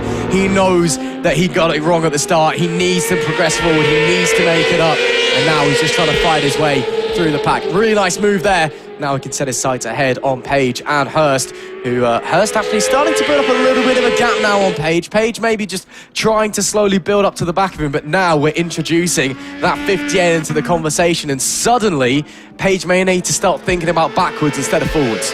Yeah, he's going to have to start thinking about defending a few of these corners, especially as the laps begin to tick by, and then it gets to the point where you've just got to settle for your position. Otherwise, you're going to risk throwing it down the road. But nonetheless, looking at lap times, Mulaney at the head of the race, still in the 156 category, 156.9, 2/10 off his fastest lap. This group here, though, of Callum Hurst leading it, they're doing the 201 bracket. And whenever you get in these fights, the 201s, all you start doing the same lap time. But Aaron Nunn, front wheel up in the air. Is this going to invite the opportunity from Lysychenko? Obviously already ahead as they head to the start-finish line. Nearly side-by-side into the braking zone. As Warren Good goes up the inside of Page, and well, no moves made there between Aaron Nunn and Lysychenko. But Warren Good, so far, has got that position work. Can he make it stick, though, as he heads into turn 2? Finlay Page does look to return the favour, but the door is well and truly locked. Yeah, nice stuff from Warren Good. Really solid couple of laps from the Army man. And now maybe sets his sights on Hurst and P5 overall as well. Up the front, it's a 2.3 second lead for Alex Mulaney. Holden doesn't really seem to have an answer for the 774's pace once again. Good, already potentially thinking about a move on Hurst. Again, these last couple of laps, he's really just gelled and really clicked, and he's found that pace and been able to work his way through. After this, of course, it's a bit of fresh air for him. 4.6 seconds, the gap between Smart, P4 overall, and Hurst in front of the 58 as it stands. But still needs to get a little bit closer to try the move first. Maybe he'll get a good run out of Williams and have a go down the straight, or maybe into Brundle. We shall wait and see. As there we see another one of the Army riders on the run into Agostini, making their way through. Another one of our battles, I believe, that looks like it may be Fleckney on the 91, and indeed it is. Loveless, Drew and Keeble just behind those guys. And those two, Fleckney and Loveless, been fighting really, really aggressively. It's invited the two of them who, at the start of the lap, were a second back into the conversation, and suddenly they're all tripping over each other. Yeah, they're all tripping over each other out on circuit. And of course, it's been a very important battle out there. It's been for the final spot inside the overall top 15 positions. This is where the bragging rights really begin to come into things. But yeah, great drive as well. Thomas Drew so far in P17. He'll be looking for a few positions gains, and Well, for them, this is not only for overall position, it's for class position as well, with them being in the street bike category. So looking for a move down the inside at the end of the Bentley straight, and that is going to be job done. So 73 pushed back one more position. He was sitting there at the start of the lap, but now back down into 17th. Keeble as well. He's been watching this one unfold and knowing there's a few extra championship points to be picked up on here. Absolutely wants to try and get through, at least see if he can make it work. Lost 3 riders from this race so far, all of them mechanical retirements. Lost Beresford early doors. In fact, I don't even think he made it away at the start. Then, of course, we saw Atkins drop out, and now we've also lost Daniel Adams on his Triumph 660 machinery as well. So shame for those guys for their weekends to end in retirement. We'll keep following this group of 4 down the back of the pack. Still that 91 Army bike of Fleckney that leads the way.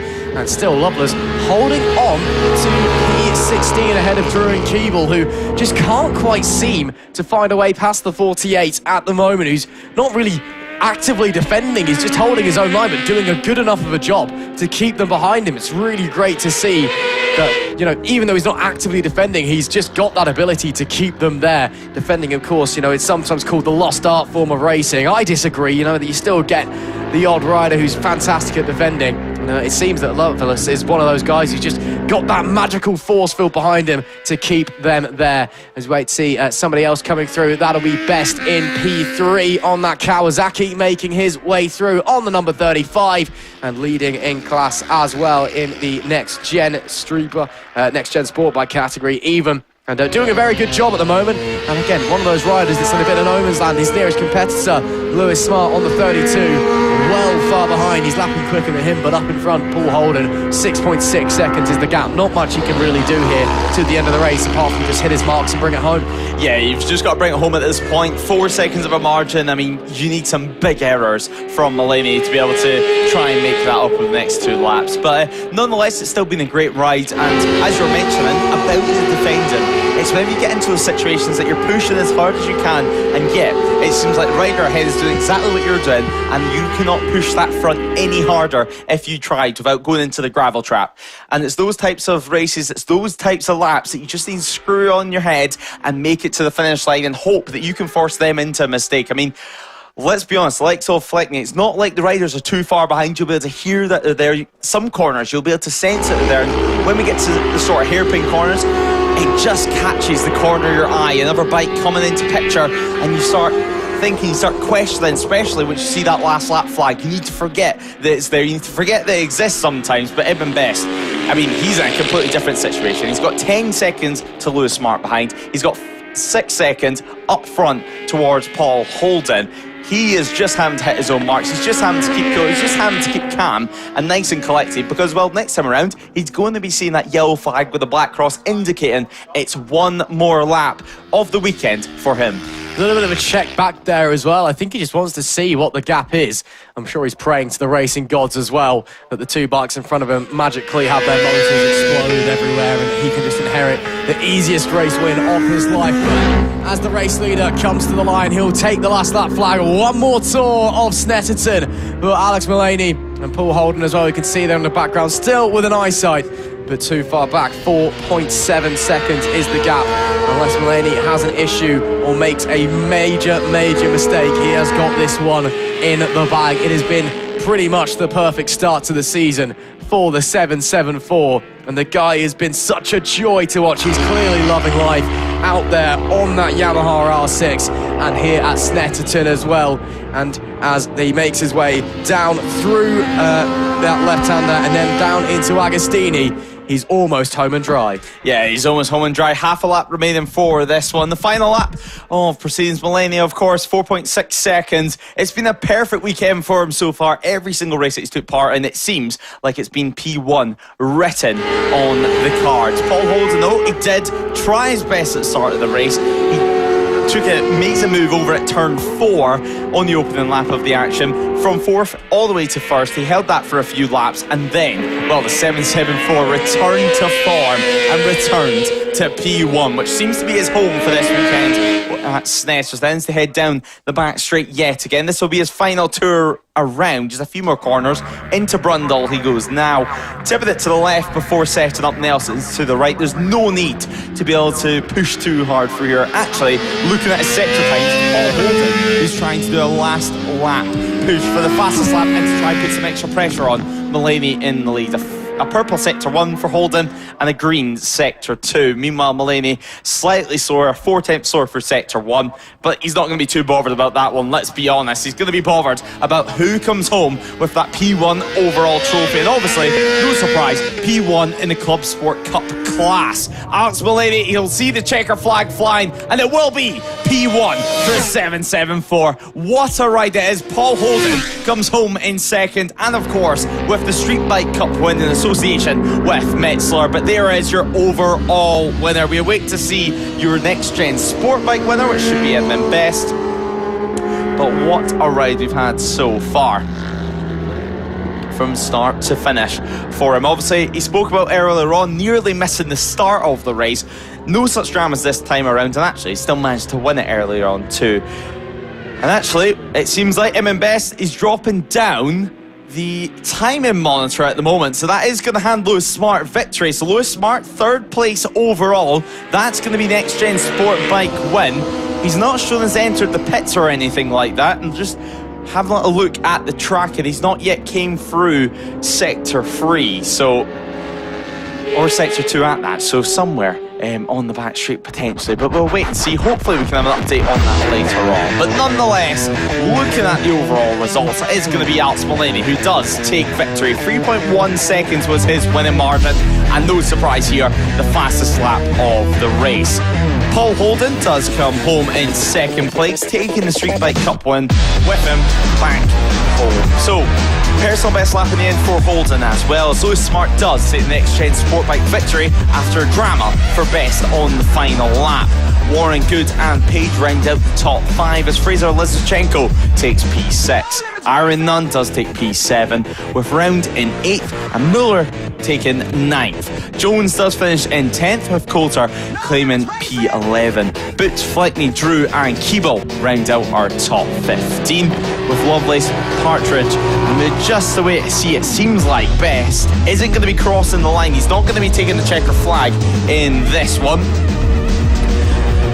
But of course, Hurst, Adams and Atkins as well. Charlie Atkins pulling into the pits early on, as we've seen with an issue, and Beresford also an issue for him. He ran on at the end of the back straight, and that was all she wrote for the Triumph rider as well. So a few technical issues, it seems, as well, hopefully we can head down to Ross over in Park Fermi. Thanks, Lewis. Here with once again a race winner. We've spoken to him a fair few times this weekend. Alex, it's been perfection here at Snetterton. You're walking away with 5 wins to your name. How do you feel? Yeah, I feel absolutely great. I'm over the moon with it, and it's a nice way to start the season, getting 3 out of 3 in this class and 2 out of 3 in the other one. No, mega proud of myself. Had to fight for that one a little bit, pull the huge move up the inside into Agostini on the opening lap. Did you see that one coming? Because we certainly didn't. Yeah, I mean, I've just been eyeing him up all day, really, and I knew where his weak points were and his strong points, and obviously that corner, I had quite a lot on him, so I just kept him reeled in there and made the pass and just checked out a little bit. As I said, pretty much the perfect start to the season for you. I guess your intent is just to carry on with this and keep winning races as you're going. Yeah, I mean, just see how it goes. Don't know what we're doing this season yet, but no, just see how it goes and do the best I can. That's all I can do, really, isn't it? So, still, congratulations. It's been an amazing weekend, an amazing riding. Well done. Thank you. Great to speak with multi-time race winner there, Alex. Back to you, Lewis. What is technically our final race of the weekend, but not quite? Thanks, Ross. And well, yeah, as you said, not quite just yet. This is going to be race 23 of the weekend, which if you're online looking at the schedule, or if you're at trackside with a programme, you'll see it should have been the last race as well. But we're going to have one more race to run after this, but we'll get into that later on, of course, with the Club Power Cup still to run, as well as the old school 1K trophy. They still have the race 2 to run after that was pushed back, which was initially meant to be race 12A. But more from that later on, because we still have this 9-lap dash to look into. Lewis Arrowsmith is going to be lining up on pole position for this race, and well, what a grid we do have We shouldn't be too much longer now until we can head on to the green flag lap. Usually pretty quick at getting the riders loaded into position for this one. You can see Glentour at the start of the grid with the red flag.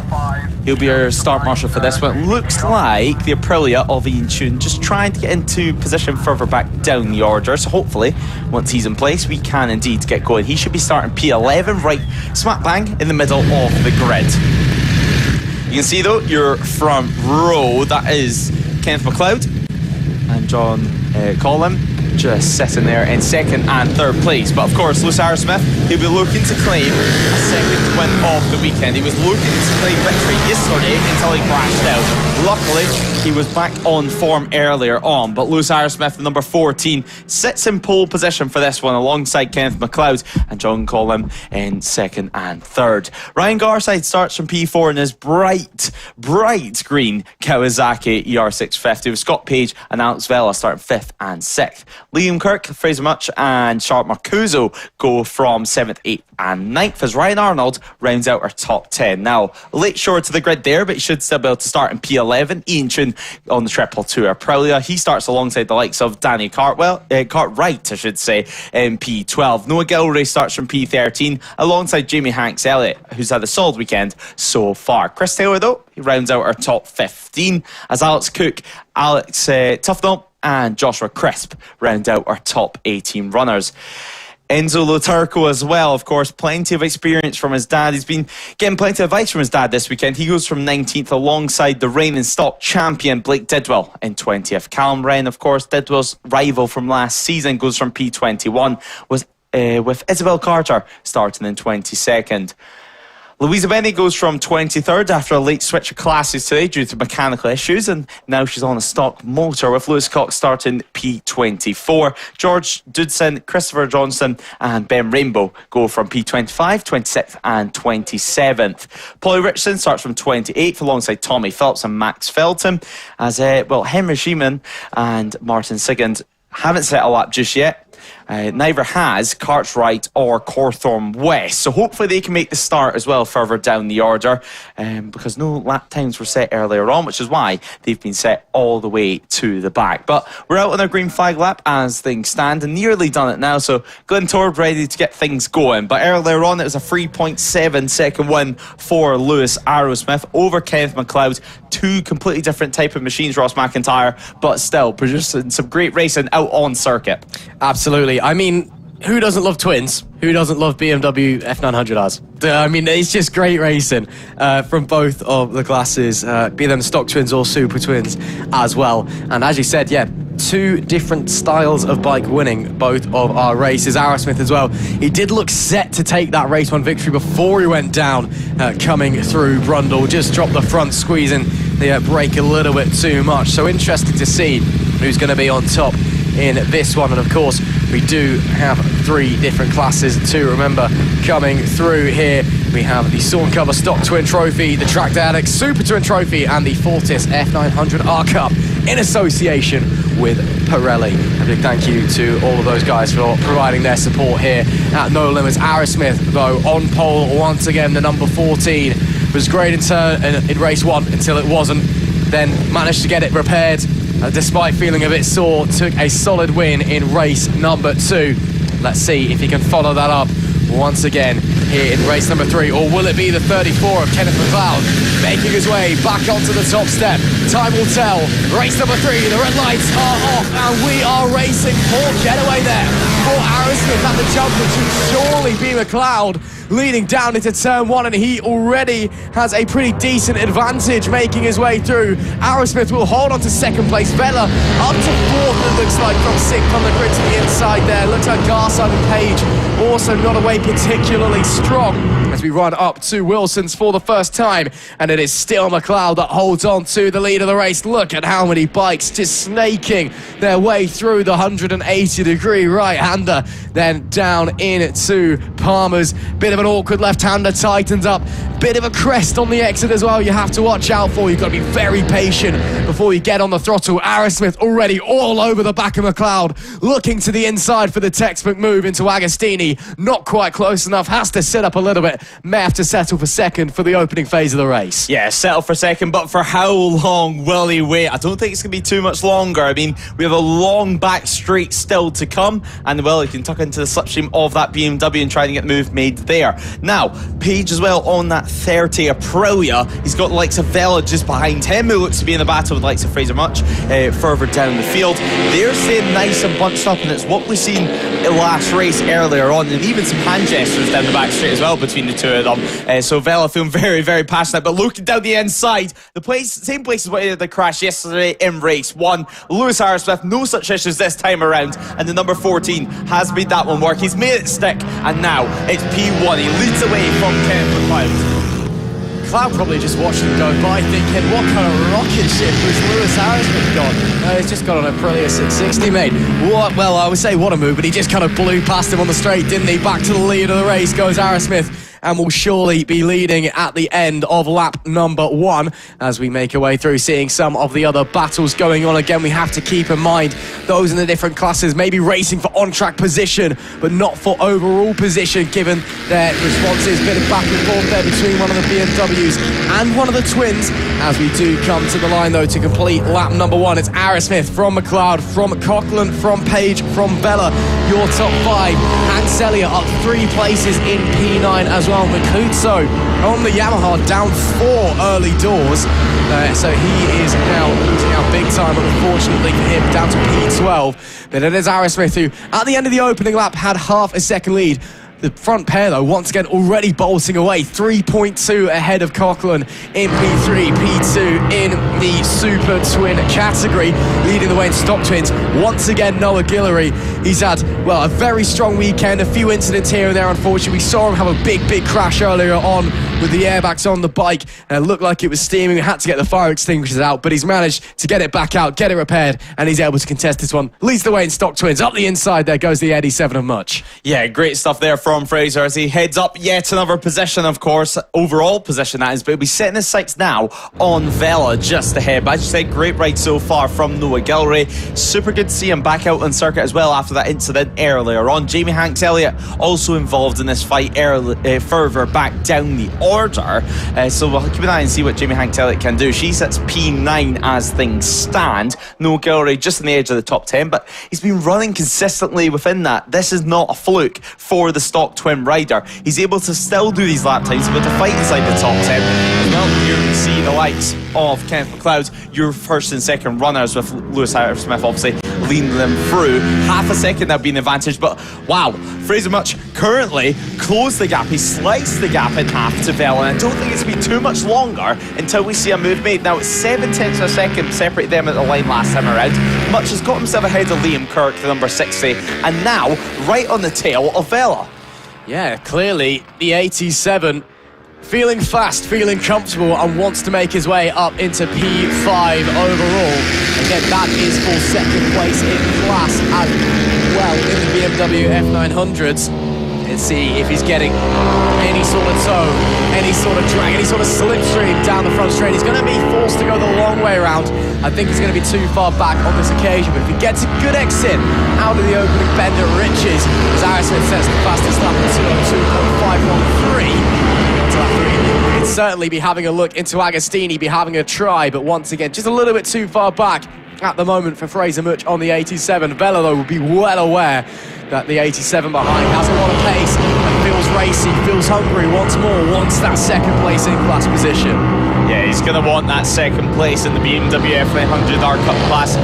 Not to forget, of course, this is the first year of the championship here at No Limits Racing. Before that, it would be put in the likes of the Streetbike category. Now, though, with numbers growing every single round, every single year, we've gave them their own class, their own space. And, well, it seems to be getting some good entries. Obviously, you can race slightly older bikes as well in the BMW F900 R Cup class, which you cannot race at BSB level anymore. So if you have a 2023 bike, you can still use it. It can still be eligible to have a good fight here in the Fortis F900 Cup.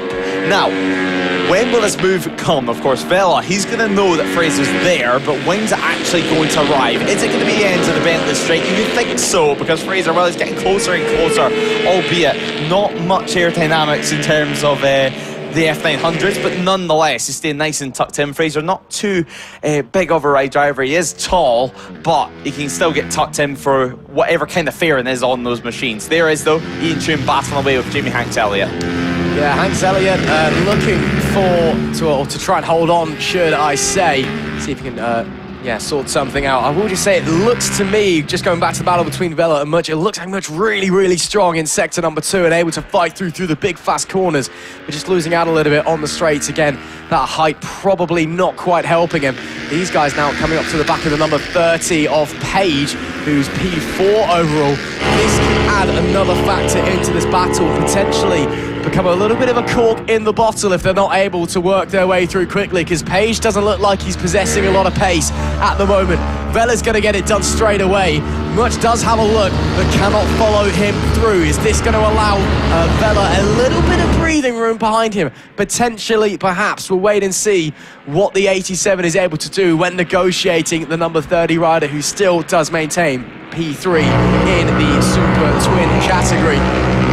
Following these guys around for the time being as they come into Palmer, and yeah, you can see already the gap that Vela's been able to extend. So all of that hard work for Fraser Mutch is going to have to do it again once he gets through Page, which coming into Agostini you'd think would be a pretty good option, but no, still not quite able to get it done. Runs it a bit wide on exit, just can't quite find a way through at the moment.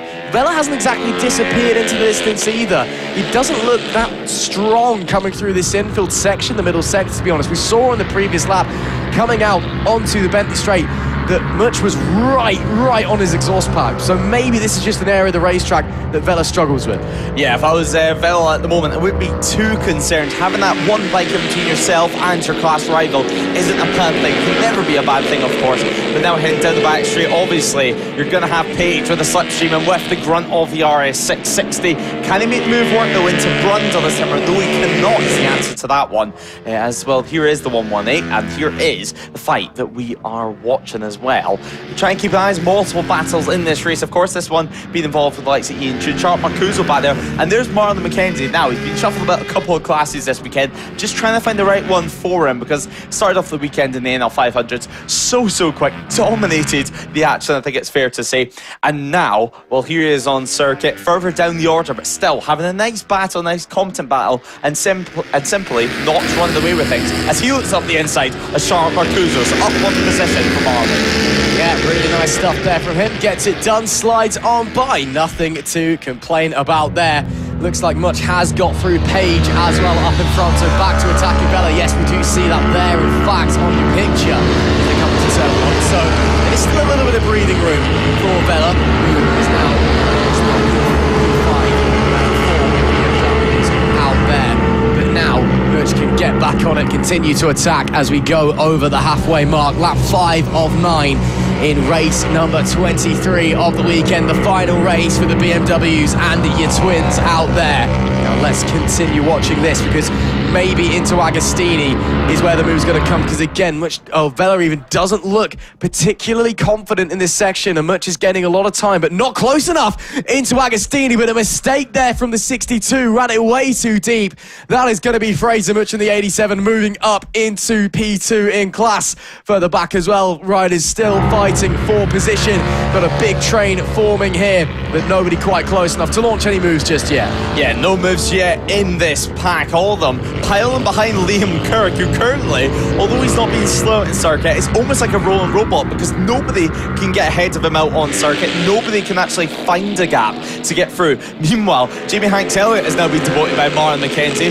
This is where he's going to struggle, though, in the straight line on that 400. The inline 4, the super team bike, as we've seen in previous years, in BSB. And now Ian Toon side by side all the way down the straight with Liam Kirk. Who's going to come out on top? Ian Toon on the outside. He does tip it in, but he thinks better of it as well. Those two lines would just converge, and it would end very messy over at Nelson's. But we do continue on for the time being. Right at the back of this pack as well, just behind Charles Marcuso, looks to be Noah Gilray, who's got some different levers on, not his usual orange levers as we normally see him. Obviously, we did see the airbag go off after his incident earlier on. But now back into the corner speed element of the circuit, Martin McKenzie looking so aggressive yet again. He is climbing all over the back of that BMW. Yeah, Flying really wants to try and find a way through. Let's see if he can do so. As Vela now having a look to the inside, and Much will get him down into turn number 1, potentially have to wait to confirm that as we go back to this battle. A little bit further back, doesn't look like anybody's going to be making any moves on this occasion, so we'll keep with the status quo as it stands as they come to the exit of turn 1 on lap number 6 out of 9. So there we see the 60 of Liam Kirk still acting as that cork in the bottle, a little bit deep there from the BMW of Arnold. Just no way through for the 16, can't quite get it done.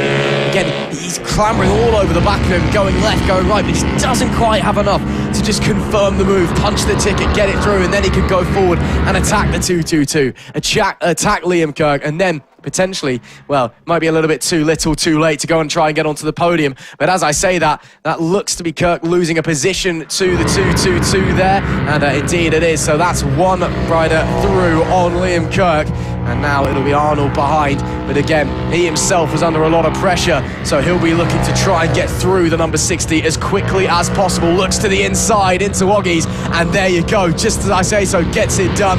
Hanks Elliott's going to follow through as well. Great stuff there. Yeah, great move there, and well, yeah, the number 6 now getting pushed back down the order. Now Marlon McKenzie out there on circuit, not showing up on the timing screens for the time being, but he definitely is out there because he's side by side at the moment with Liam Kirk. So doing a great job out on circuit on board the 400. And well, we've seen that moment at turn 2, just ever so slightly sat up by Arnold at turn 2. He had to let off the throttle just a little bit, and his instant reaction was looking over to his side. Obviously a little bit less power than the likes of Jamie Hanks Elliott, who's following him at the moment, and well, he knows that if there's just one corner where he's not at 100%, he has one of these Super Twins coming up his inside straight away. Now, he's lining up a move into the final corner. Marlon McKenzie already done, and can he get 2 for the price of 1? The answer to that is yes. Through on Arnold as well. What an impressive move, although not showing up on the timing screen for the time being. Marlon McKenzie, so impressive, and Vela now has finally got that move made as well. Yeah, needs to try and figure out where he is on the road now, but what a move. 2 in 1 corner, diving up, and maybe once more as well. Looking to the inside of Arnold, so he is 10th on the road as it currently stands. Yeah, looking to try and make his way into 9th and then 8th. As there we go, move to the inside there, as that'll be Arnold trying to finally get through Liam Kirk on the 60, and does get it confirmed at the exit of Wilson's hairpin as well. And McKenzie, I'm sure, desperate to try and follow him through, because he knows there's some very annoyed and very quick twin riders behind him that want to try and get through, as we are quickly approaching the end of this race. Coming down into Agostini to the inside, goes the 45, gets it done, textbook stuff there up the inside on the brakes, and that now is McKenzie up into P9. Great stuff. Now he can try and hunt down Arnold on the BMW in front. That's P4 in the F900R class, is the number 18. And already McKenzie having a look to the inside at Oggies. That's brave. We have seen a fair few moves there this weekend, and we're going to see potentially another one, because he's got it done. Brilliant stuff from McKenzie. He is absolutely flying out there at the moment. Yeah, this battle is going to go all the way until the end. Now we can see Jamie Hanks Elliott being put under pressure from Charlotte Marcuso down the main straight. Here comes Liam Kirk as well. So Ian Chiney's managed to escape this group, and so is Marlon McKenzie. Well, I don't know about you, Ross, but I would 100% not want to be involved in this for any longer than what we'd have to. Now, we're heading towards what's going to be the final lap very, very soon. We're on lap 8 of 9 currently for our leader, of course, which, let's not forget, is Lewis Arrowsmith. Now, 2 seconds of advantage for him ahead of Kenneth McLeod. Kenneth McLeod solid is up for him yet again. Now Arnold continuing to be put under pressure. Jamie Hanks out this time is right up his exhaust pipe. Charlotte Marcuso's lost position as well. We'll see that confirmed as they go over the start-finish line. Tufnell ahead of her. So Charlotte Marcuso dropping back down to P12 on circuit, or at least on the timings, because, well, Mark McKenzie somehow still holding off the number 60 of Liam Kirk and running in the likes of 8th place. This is brilliant stuff from McKenzie. We'll continue to watch onwards as Arnold has to maybe defend that to the inside. He's under threat from the outside there from Tufnell, the 50, looking for a way through, can't quite find it. Hanks Elliott, Charlotte Marcuso, 16 and 17 just behind them as well, waiting for the opportunity to pounce on their opponent if their battle gets overdrawn or a mistake is made. We'll just have to wait and see how it's going to unfold. But Arnold is still holding on. He was showing really, really solid pace earlier on in the race, but in these latter phases, just starting to fall away from him. The twins starting to clamber all over the back of the BMW. He makes a mistake as well, way too late on the brakes into Agostini. Will lose out to Tufnell, but does get the good drive off the corner. Not going to be enough. So Tufnell now gets through into 10th. That'll be, again, Mackenzie not on the timing tower. And then just behind them, then it'll be Hank Elliott and Charlotte Mancuso also looking to try and figure out a way through. Arnold, it would seem late in the day, is really starting to struggle in comparison to the twins around him. Once again, running very, very wide through Williams and onto the Bentley straight. And now he's just going to be a sitting duck and they're all going to swoop past. Yeah, they're all having this scrap, and here is actually our race leader going through turn 1 at the moment. Well, I think as soon as he crosses the line, all eyes are going to be on the battle from behind, but nonetheless, let's not take away from what he's done this weekend. I mean, race 1, sure, he made a mistake, but he bounced back perfectly in race 2, he kept focused, he kept calm, and now, race 3, another dominant performance from himself, the number 14, it looks like this is going to be the icing on the cake. This is how you pay back your mechanics, this is how you pay back your friends, your family, who's helped you this weekend, and helped you build that bike back up. I mean, let's not forget the mess that it was in on Saturday evening. They were still rebuilding at 7, 8 o'clock at night. Who knows when they actually finish? Actually, we might have a quick word with them after this race and find out for ourselves. But they've done such a good job of getting this Aprilia back to top form, and this is the perfect way to do it. With just half a lap remaining, a few back markers, but let's be honest, it's not going to affect him too much. Absolutely not. 2.2 is the gap back to McLeod, so he does still need to hit his marks, stay focused and stay clean. But as he comes onto the Bentley straight for the very final time this weekend, it should be A-OK. Let us, of course, not forget not just the state that the bike was in after that big accident in race 1 that did bring out the red flag and end the race prematurely, but also the state that Aerosmith was in himself. Although, yes, he was cleared to race today, he's probably feeling a bit sore, and he was down on the ground in pain for quite a long time. He was very clearly hurt after that big off. But again, given the all clear by the medics and the doctors, told he's A-OK to go out there today. And he did walk away, albeit with some assistance, so clearly not up to fighting form in terms of pain, but up to fighting form in terms of pace. Around the final corner for the final time here at Snetterton, and it's Aerosmith who dominates once again. What a victory and what a ride. 2 wins that could have been 3, but what a comeback from a monster accident in race number 1. It will be Aerosmith that takes the 3rd and final race win of the weekend. McLeod brings it home in P2 and does take the victory in the Fortis BMW F900R Cup. But what a race that was from these guys out there. And now we still wait for the next couple of riders. It does look like it's going to be Noah Guillory that's going to be coming home in 11th and taking the win in the SORN Cover Stock Twin Trophy. But overall, and in the Trackday Addicts Supertwin Trophy, it is Lewis Aerosmith once again on top for the 2nd time this weekend. And oh boy, if it weren't for that crash, it could have well been 3. 2nd place though, it is Kenneth McLeod who takes the BMW Fortis F900R Cup win in association with Pirelli. John Coughlin is P3, 2nd in the Super Twins. Then it's Vella who holds on for P4 and P2 in class. Then it is Page in 5th place, P3 in the Super Twins. Then Tune, then Much who will be P3 in the BMWs.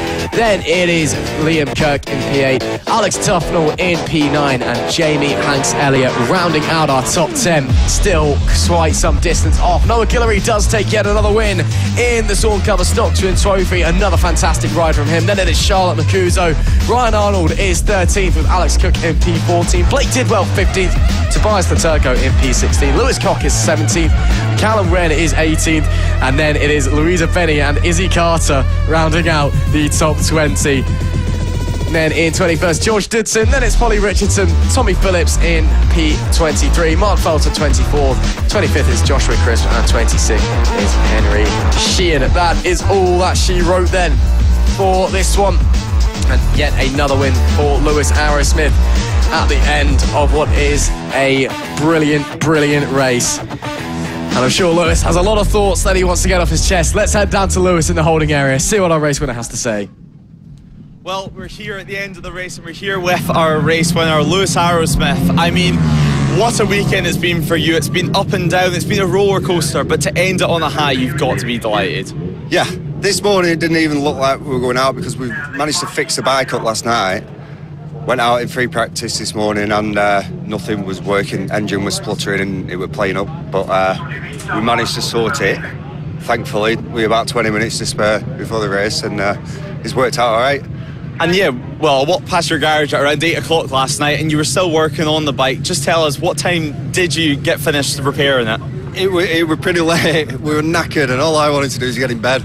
I was bashed to bits, but it's worth it. We need to get out on it today, and so I'm glad we did it. Thank you to Clive, because without him I don't think I'd have done it. To Clive West, thank you. Yeah, I was just about to say, it's the perfect way to repay everyone who's helped you this weekend, delivering them 2 wins today. Well done. Yeah, thanks guys. And well, that is your overall winner. We'll quickly go over to Kenneth, who obviously got second place overall. You weren't quite able to match the pace of the overall winner, but still yet another win in the BMW class. Yeah, absolutely. Delighted with that, to be honest. 3 wins out of 3, can't complain over the weekend. So, unfortunately, just didn't have the pace to keep up with Aaron Smith there, but it's good. Good race nonetheless. Yeah, and I mean, you're super experienced, racing the British Championship last year as well at No Limits. You've got to be happy with that, and this season it's looking strong for you already. Yeah, definitely. Come here and already on scrub tyres and everything. I've managed to beat my time from BSB last year, so I can't complain. Looking good for this year.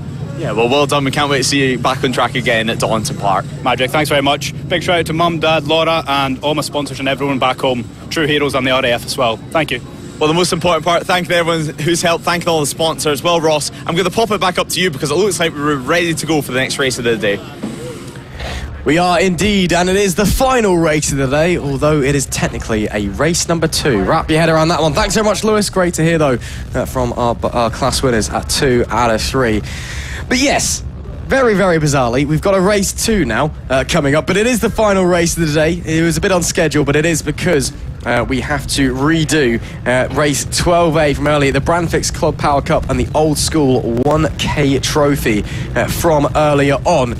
This is due to the fact that there was delays and red flags, and in the end they just called it and went, you know what, we'll just do it a bit later on. So it's going to be a 6-lap race, really, really short and sweet, this one, to end off what has been a fantastic weekend of action here at Snetterton. On pole, it's Jack Cullen with Perry Matterface in P2, Jordan Hugh completing the front row of the grid. Then it's Dale Hill in 4th, Robert Pearce and David Dean alongside Simon Franklin, Dean Turner and Adam Southall in 7th, 8th and 9th. Then it's Sam Foster, Anthony Snowball in 11th and Ian Tune P12. Alan Lane starts in 13th place. He had a big accident earlier on at the end of race number 3, so we'll wait to see if he's able to make it out on either his bike or somebody else's, but he's supposed to be lining up alongside James Logan and Daniel Mercer. Then it's Andy Ashcroft, Philip Whitby and Jeremy Page, Lee Rawlings, Kieran Hatton and Mitchell Baines. Mario Giampaglia, Paul Spencer and Ryan Marriott make up row 8. Then it's Neil Stevenson, Piotr Gavalach and Luke Coop. Then it's Leonard Brookman, Scott Pendleton should have been starting 29th, but he won't be with us unfortunately after his crash yesterday. Kieran Wood completes row number 10. Craig Everson is 31st alongside Matthew Whitney and Ed Alexander. Then it's Jamie Harris, Ben Rainbow and Martin McClatch again. We are supposed to have a 36 bike grid, Lewis Ray, but again, we saw in race number 3 earlier on, because again, reminder, this is a shortened race 2. A lot of people gone home. We know we're missing a couple of people anyway. There's a couple of people that had accidents in race 2 that may not be able to make this one. So may not be the busiest race, but 6 laps, short, sharp, possibly chaos. Yeah, exactly. It's gonna be a great race, right? Let's be honest. Although there's maybe less bikes than what we'd hope for, we're still super excited. I mean, last race of the day, you can see here Start Marshal Ben with his interesting hat on this weekend, a cowboy hat for him. Don't worry, it's not an Indiana Jones movie. This is going to be the last race of the day for No Limits, for round 1 of the season as well. Then, of course, all attention's going to turn to Donington Park. But yeah, it's been a long wait for this one. It's only going to be 6 laps, as you've mentioned. Less distance than what any of them had been planning to race all weekend. But the good thing is, with them being able just to have a minute to reset, have a minute not to go again after those 2 red flags, it does mean that you're not going to be too agitated. It does mean you can be relaxed again. It does mean you can treat it as a normal race. Just a super sprint, if you would like, a real big showdown to end the weekend. And I mean, we will be, of course, reconvening at Donington Park, the GP layout of the circuit, in April. That's going to be the next round of the season. Then, of course, Croft, Branstach, Anglesey. Head over to the No Limits Racing website to find out more, find out the exact dates. It's a 9-round season, 8 rounds featuring sprints, 8 rounds featuring endurance, 1 without each. I mean, it's going to be a great year, but Jack Cullen on pole position. Will he be smiling at the end of this one? Judging by his pace throughout the weekend and without any major issues, you would think so, but it's motorsport, it's motorcycle racing, anything can happen. And for the final time this weekend, the red lights are nearly ready to be on. The bikes are clicked into gear, the revs are about to hit the roof here at Snetterton. Red lights are on and red lights are off. And was that a slight creep from Jack Cullen? Well, we're going to have to wait and find out. A staller at the back of the field. Luckily, they've been able to get that bike going again very, very quickly. But you would imagine Jack Cullen leading the way on the way to turn 1. Robert Pierce, once again, an excellent start in second. And wow, what a start from the 1-2-1 of Dean Turner into 3rd place straight away. Of course, that's going to be your leader so far in the 1K trophy, with Simon Franklin up into P4 as well. So some great starts from some key contenders in this race, and who knows, maybe someone else can throw up a challenge for Jack Cullen, or will he get himself involved in a little scrap behind? I mean, Simon Franklin, this is going to be a good result for him if he can pick up a top 5. A good way to end your weekend, end it on a high before we head to Daunton Park next month. But I mean, Dean Turner, great start, just like Jack Cullen, but to be in the 1K trophy and now to be on the overall podium places. Yeah, awesome stuff from the RAF rider. Great launch once again. He's been really, really solid away from the lights all weekend long. Unfortunately, we actually have less than half of the grid joining us in this one. We have 36 scheduled starters. We've got 17 out on the track, but given it short, sharp sprint racing, I'm sure it's going to be enjoyable nonetheless. So it's Cullen from Hugh, from Turner, your top 3 currently, as we see the number 95 of Franklin there, trying to put pressure on the 1K trophy leader, Dean Turner, just in front of him on the 1-2-3 machine as they come down into Brundles. And then the flick over to the right to Nelson. That's brave up the inside, but the 95 of Franklin makes it work and slides on through. Of course, not officially for position, just for overall placement on the road, on the racetrack. Looks like somebody got a little bit unseated there on the way out of Nelson, but all okay. Just a little bit too much lean on the bike perhaps and just slid out, but they managed to stay on 2 wheels and keep pushing onwards, which is the main thing. It is going to be who else but Jack Cullen who leads the way at the end of lap number 1. It will be Hugh who comes home across in 2nd place. Turner, though, giving it big back to Franklin as well in that fight for 3rd overall as they come across the line now. And in fact, it's Pierce in 2nd place on the Aprilia, not Hugh, who's dropped a little bit further down. And Dean Turner as well, also dropping down behind him now. So Turner, after a great start, dropping back a couple of places, but still does lead in the old school 1K trophy. But just behind him, I think for the first time this weekend, he has somebody in his own class. That could be something to watch out for. Yeah, Foster is going to need something special to catch up, but still side by side. And 13 getting sat up there on the entry to turn 2. And well, that was proper race. That was proper stuff. And luckily, Mercer staying on board his machine. And let's not forget, the likes of Anthony Snowball, Logan and Mercer, who's all in this little group, they're not even in the same class as each other. I mean, Mercer is racing the likes of the 1K trophy. He's in a race of his own at the moment because he's got a few more positions to gain before he's with the likes of Foster and Turner. And Foster, nearly 3 seconds he's got to gain. With it being a 6-lap race, you need to get on that sharp. Yeah, time, well, it's not really anything that you have in this one. It's just suddenly, you're halfway through the race, suddenly you feel like you're still warming up, you're still getting used to it, suddenly the last lap flags out. It goes by so quick, so much quicker, it would seem, than the standard class race. Yes, obviously because there's less laps, but also because it's so aggressive, because everybody knows you've got less opportunity to do things in, that you just lose track of what's going on. You lose count of how many laps you've done, and suddenly you're finishing the race, and it's like, whoa, I should have like 10 more laps at least. Nope, you got to deal with it as it goes. There we see Franklin defending that 2nd place from the 183 on the Yamaha. And then Dean Turner as well on his Honda, holding the lead still in the 1K trophy. There is the number 8 making his do. That's Anthony Snowball. He's 8 overall, or was so at the timing being last time round. He was fighting with Southall on the 3:07. That very much could change as they come to the line to start lap number 3 out of 6 in race 12A/race 2, which is bizarrely after race 3, the final race of the day. Cullen has a monstrous lead once again. What would you expect out of that man? Pearce holds on to second place by less than a second from Franklin, who's also fighting with Hugh. Looks to the inside, can't quite get it. Turner a little bit further back, and he's extended the gap over Foster in P6, so he's affirming that race lead in the 1K trophy class, and I'm sure that's his main goal. He knows he probably doesn't quite have the pace on the older Honda to fight with these guys on newer machinery up in front. Instead, he just needs to gap his opponents behind in his own class, and then he can just bring it home safe and sound. Yeah, exactly. And I mean, we spoke about the likes of Simon Franklin at the start of this race, and we said a top 5 would be a good result for him. Well, let's scrap that. It's thrown out the window. A podium at the moment is on the cards, and he's showing true pace that he can well and truly claim the podium in the final race of the weekend for this class. Still some battles further back, and there is the 307 of Adam Southwell, following the likes of Foster, and there is Dean Turner, your class leader in the old school 1K trophy. He's extended that margin to Foster from behind. 3.7 of a margin now Foster has to take as the RAF rider now heads towards what's going to be the back straight. Just a few more corners. He's making his way around Augie's and of course round Williams now, and down the back straight he goes onto the curb. Just a little bit of curb on the exit there. Not too much drama, not too much stress. And I mean, Franklin, what a ride it's been so far. He was 7 tenths of a second behind Pearce last time around, and well, Pearce is well and truly still in striking distance, and he's doing a good job at not cracking under the pressure. I mean, he's got 2 really fast riders behind him, including Dean Turner.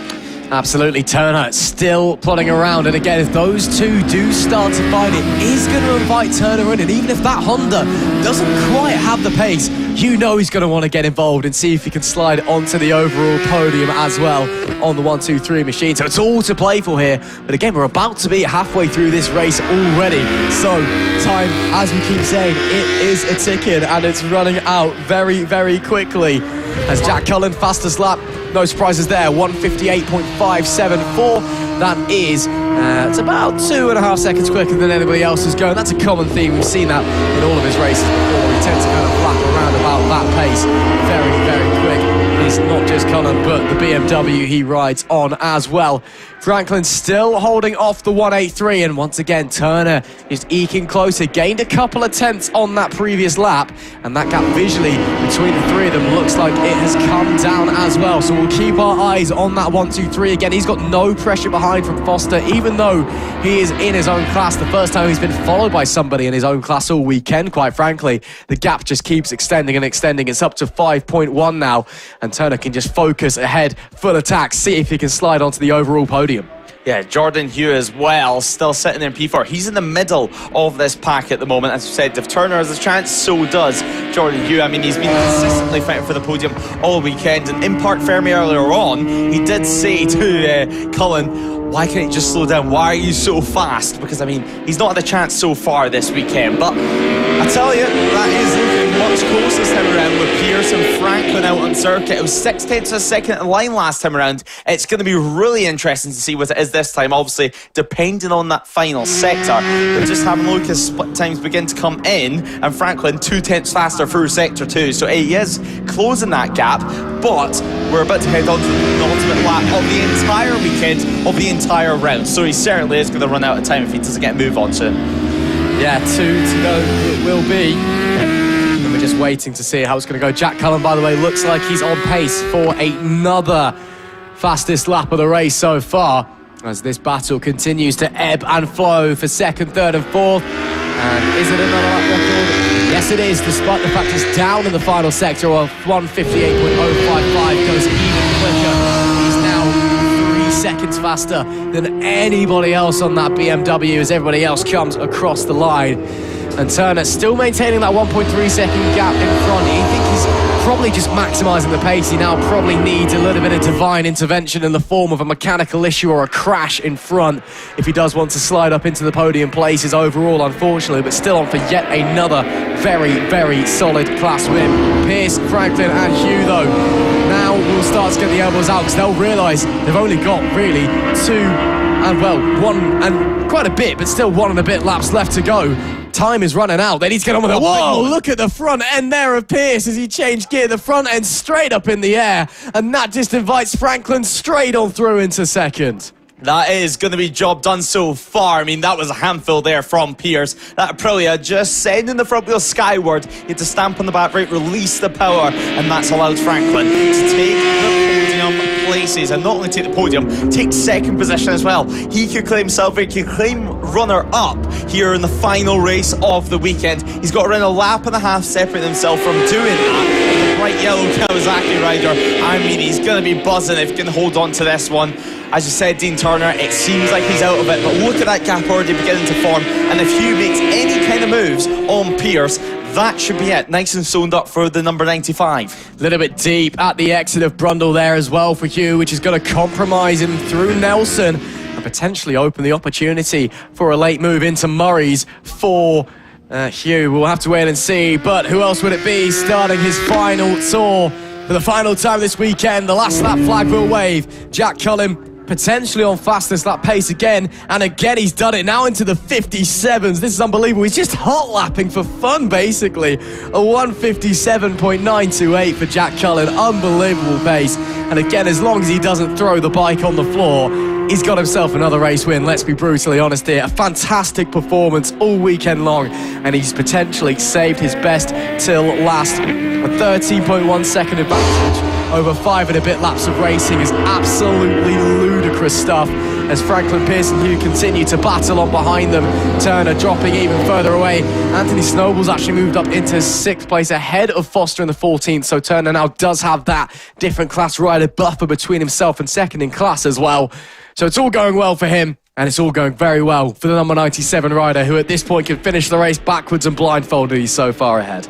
To put it Frank Ross, it's been the perfect weekend for Jack Cullen. And well, is it about to get even better on this final lap? Because it's a purple sector one. It was a purple lap last time around as well. The fastest lap of the race for him last time out. So final half a lap to navigate. Franklin, of course, in second, 13.1 seconds behind Jack Cullen. It's been so impressive this weekend. He got pole position, he got the race 1 win, and well, he was doing great in race 2 to say the very least. Won what was race 3, and now winning this postponed race 2. It's the perfect way to round off the weekend for us here at No Limits. There's going to be smiles all the way around in Park Fermi. I'm sure Pierce will be a little bit frustrated at having that moment, allowing the front wheel to get that high to the point where he had to shut off the throttle and allow Franklin through, but nonetheless he still managed to defend so far anyway from Jordan Hugh in P4. Jack Cullen though, just one more corner to round to end our weekend here at Snetterton. Round 1 of No Limits is complete, and well, for Jack Cullen, it's another victory, it's another trophy to add to the cabinet. P1 for the 97, and now we have to await for Franklin to cross the line. It does look like it's going to be the remaining second and third for Franklin and Pierce, but nonetheless, Jack Cullen, what a ride. He's going to be so happy down in Park Fermi. He's just seen the glimpse of the bright yellow ZX10. As there is your podium places. Simon Franklin second, Robert Pierce third. What a battle we had. Simon Franklin, we said he could be on for a top 5. Never mind that. How about runner-up? Best of the rest, because, well, Jack Cullen, he was in his own postcode this weekend. He was out in front and dominating proceedings. Obviously, not everyone took part in that one, but still, 17 finishers, still plenty of people taking home points from this weekend. But Jack Cullen, P1, 15.79 seconds of an advantage. Not quite the fastest lap on the last lap, but still, bit fastest lap of the race, a 157.9. Second place, Simon Franklin, with third, of course, being Robert Pierce. Jordan Hugh in P4. Dean Turner, yet again, another win in the No Limits Old School 1K trophy, as Anthony Snowball takes P6, Sam Foster 7, Adam Southwell takes P8. Meanwhile, Daniel Mercer and James Logan round out our top 10. Andy Ashcroft takes P11 as Phil Whitby rounds out the top 12, with Kieran Hatton and Mario Gabachi rounding out the top 14. Golich takes P15 with Luke Coop and Brookman rounding out our finishers. In fact, Brookman 1 lap down, but an incredible weekend of action coming to an end. And luckily, we can hear Jack Cullen, who's going to be down in Park Fermi in just a few moments' time, speaking to Ross McIntyre of what was an incredible weekend at Snetterton. Another fantastic race there. Of course, 12A, a slightly short and repeat edition to finish off the weekend's racing. Excuse me. Let's first of all speak to who's been one of the men of the weekend, Jack. You've absolutely dominated here at Snetterton. How are you feeling? Oh, buzzing, mate, on top of the world. Couldn't feel any happier, to be honest, yeah. If you said at the start of the weekend, 3 out of 3, I'd have laughed, but yeah, buzzing, mate. And we could see as well, lots of your fans were watching along, cheering you on, so you must be happy knowing you've done all of them proud. Yeah, brilliant, mate. I'd like to say thank you to everyone at home watching, supporting, means a lot. Let's keep it going. Absolutely, and again, we could see you were just hunting fastest laps there at the end as well. Was that purpose, or were you just feeling good going out there? Feeling good, mate, just pushing on, enjoying riding with a smile on my face, and yeah, just can't wait to carry on. Awesome stuff. And going to Donington Park next, are you feeling good for that one? Expecting much? Expecting maybe 3 wins again? Well, I can't say that won't happen, but it's one of my favourite tracks, so I'm looking forward to getting there on the big bike and giving it a good go. Awesome stuff. Well, Jack, congratulations. A great weekend for you. Thank you, mate. Thank you. Thank you. Let's see if we can grab the winner in our old school 1K class as well. Dean Turner, another brilliant performance from yourself. You weren't far away from the overall podium as well. How are you feeling? Yeah, good. For the last one of the day, I mean, we've had the extra military race as well, so yeah, extra fatigue plays a factor in that. But no, happy with how the weekend's gone. It's a bit of a fairy tale, really. Can't complain. Yeah, I mean, you've been riding so well, really consistent, and not really letting anybody else get in your way, just doing your thing, and it's paid dividends. As you said, I wouldn't say it's fairy tale. I'd say it's hard work paying off, personally, but... Yeah, no, I think you're right. It's been a long winter. Been a long winter prepping for this, but it's a tricky one, because I want to sit with the boys on the modern bikes. But at the end of the day, my championship's completely separate to theirs, so if they drag me along, happy days. But I'm here just to try and win as much as I can. And I'll ask you the same question I asked Jack. I guess you're looking to do the same again at Donington Park? That's the plan. We'll see how it goes, but yeah, that's the plan. Win every race. Awesome stuff. Congratulations, D. Well done. Lovely. Thank you very much. Great to hear then from our race winners. Lewis Ray, what an amazing weekend it's been here to open the 2026 No Limits racing season. Yeah, I mean, it's been the perfect weekend. We're racing here in March, and we've had sunshine pretty much for 2 days in a row, especially during the endurance. We had an endurance race that was exciting from start to finish. Sadly, we didn't get to see the end, but I mean, the sprint racing today, it's been next level. Yeah, it certainly has, and it's been great. Of course, the first weekend live broadcast ever of No Limits Racing. It's been a fantastic experience. Any particular highlights for you, or was it all just amazing and you can't wait for Donington? Yeah, I mean, I can't wait for Donington. I mean, you've took those words straight out my mouth. But no, yeah, looking at Simon Franklin as well there, I mean, he's been working hard all last season long, and then to get runner up there, it's been so impressive. Jack Collin as well, and also the comeback as well from Lewis Smith. His crash yesterday, suddenly then bouncing back. Yeah, it's been an incredible weekend. And well, actually, I can see the boss man of No Limits down there, Martin Yeaton, and I think why not have a quick chat with him to round up the weekend. Obviously the first weekend of live streaming here with No Limits. I think it'd be a good idea, obviously, round 1. Yeah, go on then. Let's try and head down and try and intercept them. I think one of them's going to definitely try and run off, but we'll see if we can try and slide our way in. And Mark Berry's definitely seen us coming and is running away and is pointing at Mark Neat, so we're going to have to try and intercept him from the back. Yes. Well, we'll see what we have to do. Yeah, I mean, we can get the proper boss man, No Limits, Martin. We spoke to him earlier on in the weekend. We spoke to him on Friday, and well, I'm hoping he's been as happy as the weekend as what we have. Well, why don't we ask him ourselves? Hello, Mark Neat. How are we feeling after the first round of 2026? Tired. Very tired. But no, it's been good. Been a really good weekend. We'd have settled for that. I mean, the weather always helps.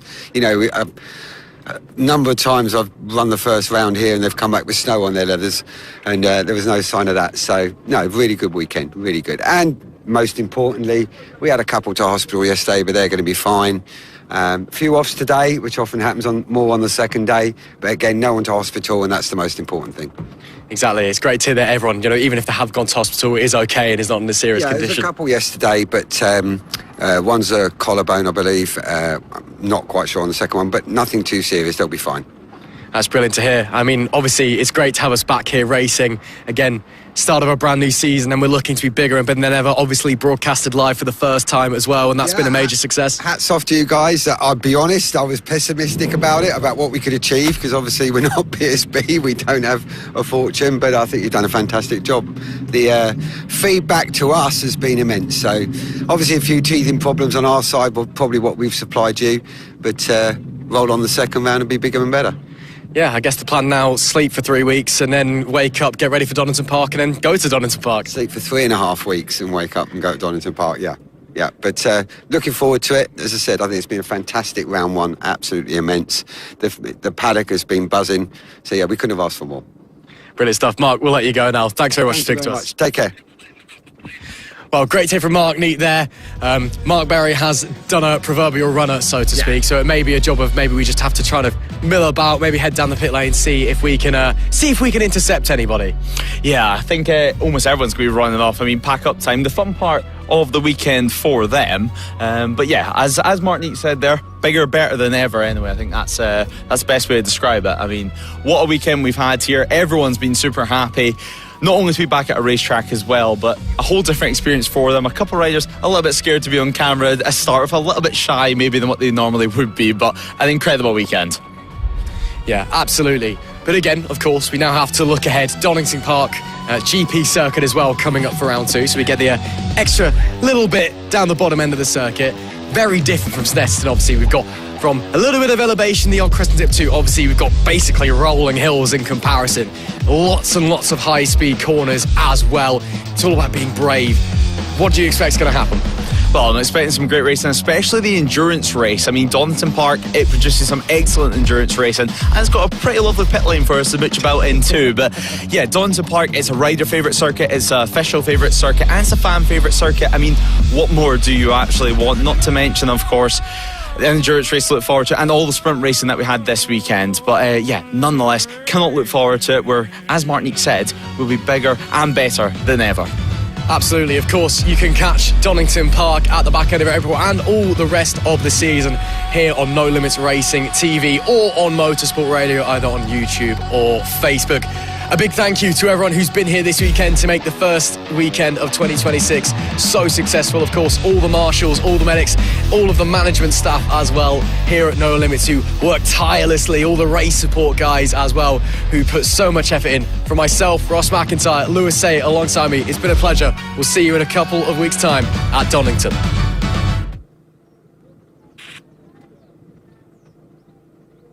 No limits.